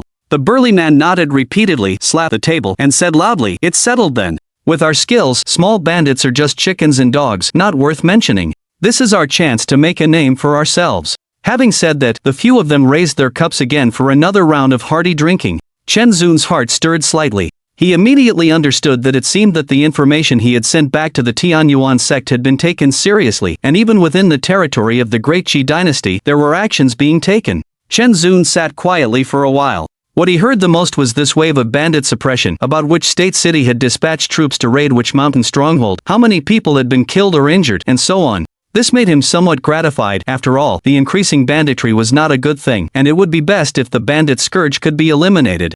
After confirming that there was no other news, Chen Zun was a little disappointed. Having eaten his fill, he didn't plan to linger, and was preparing to get up and pay the bill. Suddenly, a person outside the window caught Chen Zun's attention. This was a short and fat monk, with a large head and round face, wearing a yellow monkess robe, holding a string of crystal-clear glazed beads in his right hand, and wearing a silver bracelet on his left, looking dignified and holy. Chen Zun's divine sense swept over the short fat monk, and he knew that this monk actually had the cultivation of a core formation realm. Since Chen Zun descended the mountain, this was the first time he had encountered a cultivator, and moreover, a person from the Buddhist sect. He wondered under which Zen sect's teachings this Buddhist disciple had been ordained. Just as Chen Zun was pondering secretly, the short fat monk seemed to sense something, looked up, and the two eyes met. With just one glance, neither of them spoke. Chen Zun stood up, cupped his hands, and took the lead to speak. "Master, since we have met, why not come up and have a vegetarian meal?" Amitabha. The short fat monk's eyes lit up. He recited a Buddha's name and said, "It is better to accept respectfully than to decline. This humble monk will not be rude." He lifted his robe, raised his foot and stepped into the inn. After the short, plump monk sat down, Chen Zun intended to ask the waiter for some vegetarian dishes. Unexpectedly, the plump monk spoke first. 3 pounds of mutton, a roasted chicken, a steamed mandarin fish, 3 of your best dishes, and a jar of 20-year-old daughter's red. The waiter, hearing the monk order all meat and wine, couldn't help but suspect that this person might be a fake monk. Although suspicious, he didn't dare to say anything and just looked at Chen Zun. Chen Zun was also stunned upon hearing this. A monk who eats meat and drinks wine was a first for him. He nodded and said, "Just bring what the master ordered."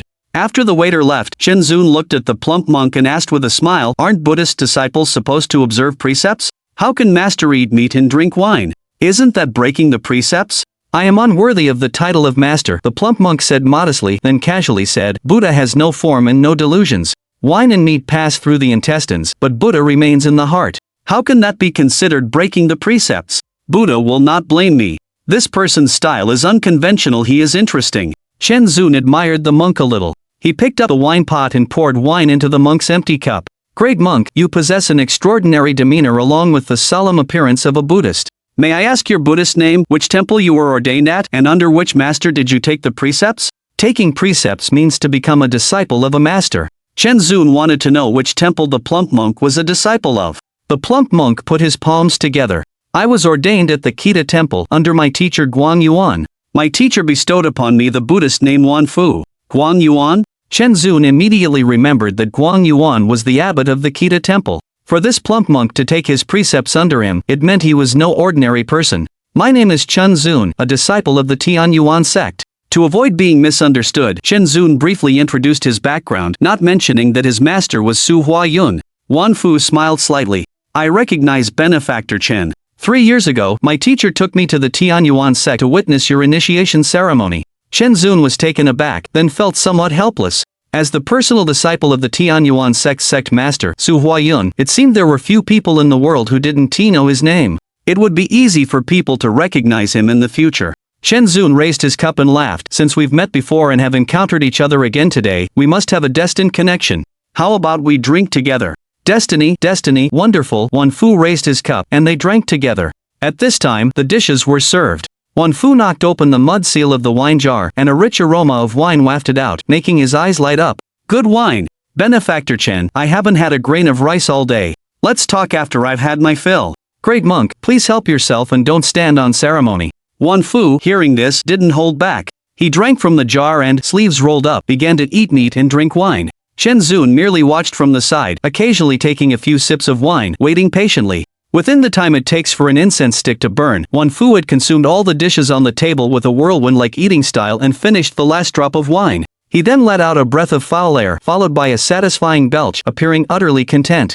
"I apologize for showing such a sight to Benefactor Chen." Shenzun, however, thought he was a genuine monk, acting as he pleased, doing as he wished, a friend worth befriending. He changed his mind and asked, "Great monk Wan Fu, where are you headed next?" Wan Fu smiled and said, "Originally, I had nowhere particular to go, only wishing to spread Buddhist teachings to save people. But recently, I heard that many disciples from the immortal sects have gathered in the capital of the Great Qi dynasty, so I am heading there."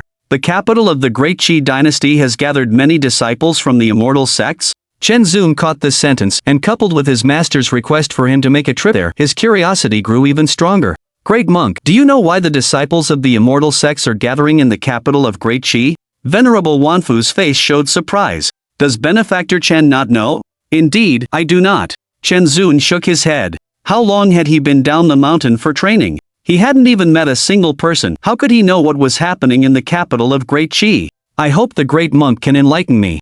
Seeing Shenzun's ignorant appearance, Venerable Wan Fu believed him. He didn't waste any more words and went straight to the point. "The current emperor of the Great Qi dynasty has a daughter, who will be conferred the title of princess in 2 months. According to rumors, this girl is the illegitimate daughter of the Great Qi Emperor. She was found 8 years ago, and because of her extraordinary talent and extremely high aptitude, she is deeply loved by the Great Qi Emperor. Therefore, he has widely distributed invitations, inviting the young talents of various immortal sects to attend the ceremony." Shenzun was stunned. 8 years ago he remembered that night, those 3 Foundation establishment stage cultivators clamoring to intercept and kill a princess.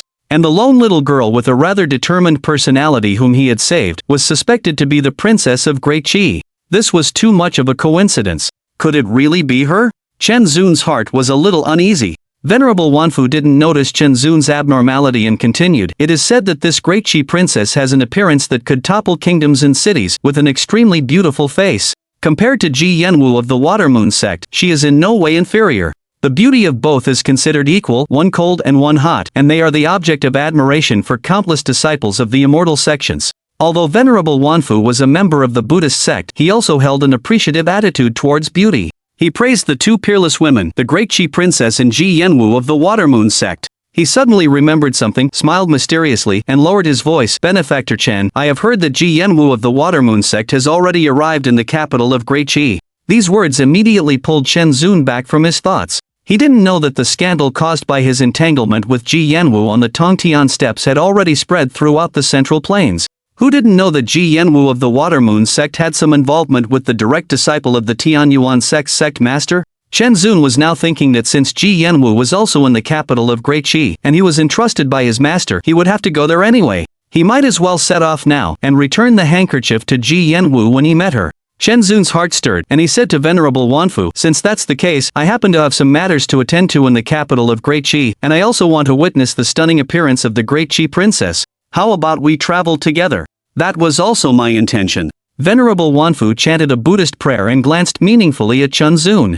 This benefactor Chen, upon hearing that Ji Yanwu of the Watermoon sect was also in the capital of Great Qi, proposed to travel together, using the pretext of witnessing the Great Qi princess, but going to see Ji Yanwu. It was clearly a case of having other intentions. It seemed the rumors were not false, and their relationship was indeed unusual. Venerable Wanfu thought for a moment in his heart and didn't expose him. Chen Zun naturally didn't know what Venerable Wanfu was thinking. He called for the waiter to settle the bill, and only after leaving the inn did they set off together. Chapter 90, meeting Ruoyan naked. Since it wasn't too far from the capital of Qi, and they had a good 2 months, Chen Zun and Monk Wanfu were not in a hurry. They leisurely traveled the secular world together. Half a month passed. One night, in the dead of night, Chen Zun sat cross-legged, eyes closed. After traveling for more than a month, he had come into contact with many things in the secular world, broadening his horizons and making his state of mind more stable. His true essence became more and more pure, and the Taoist mental cultivation method now made him as deep as water, his temperament becoming even colder and more aloof. At this moment, Chen Zun refined his spiritual power, transforming it into true essence, while also cultivating his divine soul. Suddenly, his body turned crimson red, and hot air rose from his entire body. A trace of pain appeared on his handsome face. It was the congenital evil fire acting up again, with its 7-day cycle. However, this time it was more severe than any previous time. It hurts so much, what's going on? Chen Zun was in unbearable pain, feeling a fire burning inside his body, as if even his soul was being baked. The onset time of this congenital evil fire did not change, but with the growth of his cultivation, the duration of the attacks had almost doubled, and the pain became increasingly intense. He could endure pain, but now he felt that the congenital evil fire was so serious that he had no doubt he would die during one of these attacks. As more and more heat emanated from his body, his skin began to seep blood. Chen Zun realized that something was seriously wrong. While he could still bear it, he opened the window and quietly left. He had to cool his body down. After leaving the city, Chen Zun released his divine sense into the mountains, finally finding a deep pool. He flew there. In an instant, he arrived above the deep pool. His body was like a cannonball, plunging from mid-air. Boom! The calm pool exploded, sending water splashing several feet high. As the water fell back, everything returned to silence. Inside the pool, Chen Zun's body slowly sank until he reached the bottom. When the crescent moon tilted and the sky became hazy, a tall woman came on the wind. Her face was extremely beautiful. She wore a white dress and looked around, only to find that the grass by the pool seemed to have been rained on, and there were many dead fish lying belly up scattered on the shore. This woman was Xin Ruoyan. Her divine sense spread out, and her brows furrowed as she muttered to herself, "What happened? Did someone come and bomb fish here?" Her voice was extremely pleasant, soft and melodious, yet also ethereal and lively. Confirming that no one was around, the woman relaxed and her delicate eyebrows smoothed out. She took off the soft boots on her feet and stepped onto the wet grass with her white and tender bare feet, walking step by step towards the edge of the pool. She seemed to be in a cheerful mood, humming an unknown, gentle, and light tune, just about to loosen her belt. Suddenly, a figure shot out of the pool, sending up a spray of water. The figure leaped lightly and landed on the shore. It was Chen Zun, who had just dispersed the heat poison. At this moment, he was stark naked, without a single thread of cloth on his body, standing on the shore. What the tomatoes forbid, the Watermoon mirror will automatically mosaic, so don't worry about the people outside the mirror seeing the protagonist's naked run. Chen Zun didn't feel anything, only a sense of refreshment, and couldn't help but let out a long roar. Then, he noticed a stunned girl standing on the opposite shore, her red lips slightly parted, seemingly petrified, motionless. They stared at each other for a moment. Shen Ruoyan couldn't believe that there was a man hidden under the water. Instinctively, she screamed, "Ah!" Her high-pitched scream startled the birds in the forest. Shen Ruoyan blushed and covered her mouth with her hand. No! She should be covering her eyes. She quickly covered her face with her hands. However, her 10 slender, jade-like fingers were slightly parted, clearly showing her wide eyes full of curiosity. Chen Zun had also not expected that as dawn approached, someone would appear at the deep mountain pool, and that someone was a woman. While he was stunned, he heard the woman scream, which brought him back to his senses. He hurriedly turned around, and in a flurry, took out a piece of clothing from his storage ring and put it on. Once he was properly dressed, Chen Zun turned back and asked, "Who are you?" Shen Ruoyan raised a delicate eyebrow, her heart slightly angered. "That's what I should be asking you. Who are you, and why were you hiding under the water?" This man was so unreasonable. Instead of explaining why he was hiding underwater, he was asking her. She was secretly glad that she hadn't taken off her clothes to enter the water, otherwise her whole body would have been seen. Chen Zun said as a matter of course, "I was here first." "Ha, so being here first makes you superior?" Shen Ruoyan was so infuriated by Chen Zun's attitude that she chuckled. This was the first time in her life that someone had dared to talk to her like this. A layer of coldness gradually formed on her face. "Does being here first mean you can run around naked? You've sullied my eyes, what do you say to that?" Seeing that her expression was worsening, although he was the first to arrive at the pool, Chen Zun, in the spirit of a good man not arguing with a woman, didn't want to retort. So, he sincerely apologized. "This was indeed my fault, I've offended you greatly, I hope the lady will be generous and not hold this against me." Hearing Chen Zun's sincere tone, half of Shen Ruoyan's anger dissipated. Besides, it was true that Chen Zun had arrived at the pool first. He didn't know she was there, and it wasn't intentional. She snorted and then said, "That's more like it." Chen Zun thought she had calmed down and that the matter was over. Seeing that it was almost dawn, he turned to leave. "Stop." Seeing that Chen Zun was about to leave, Shen Ruoyan called out to him again. Chen Zun turned to look at Shen Ruoyan, his face full of question marks. "You've seen my whole body, and you're just going to leave without a care? Have you thought about how I feel?" Shen Ruoyan felt extremely wronged. She had never seen a man's body before, and this guy seemed not to care about her feelings at all. Chen Zun looked stunned. What was she talking about? He was the one who had been seen. How was it as if he had seen her body? He was a bit frustrated and helpless. "Miss, just tell me what you want me to do." Shen Ruoyan sat on a rock by the pool, gathered her skirt, revealed her calves, and stretched her delicate feet into the water, splashing the surface. She then said seriously, "Which sect are you from? Who is your master? How old are you? Do you have parents or siblings? Are you married?" Was she checking his household registration? Chen Zun's expression became strange. "Why are you asking this? Answer my questions first. I am a disciple of the Tianyuan sect. My name is Chen Zun." Chen Zun could not possibly answer everything, only revealing his sect and name. "Chen Zun, that sounds familiar." Shen Ruoyan repeated Chen Zun's name. It seemed she had heard it somewhere, but couldn't recall it at that moment. Tianyuan sect. Suddenly, her eyes lit up. She finally remembered. "You are that personal disciple of the Tianyuan sect leader, Chen Zun."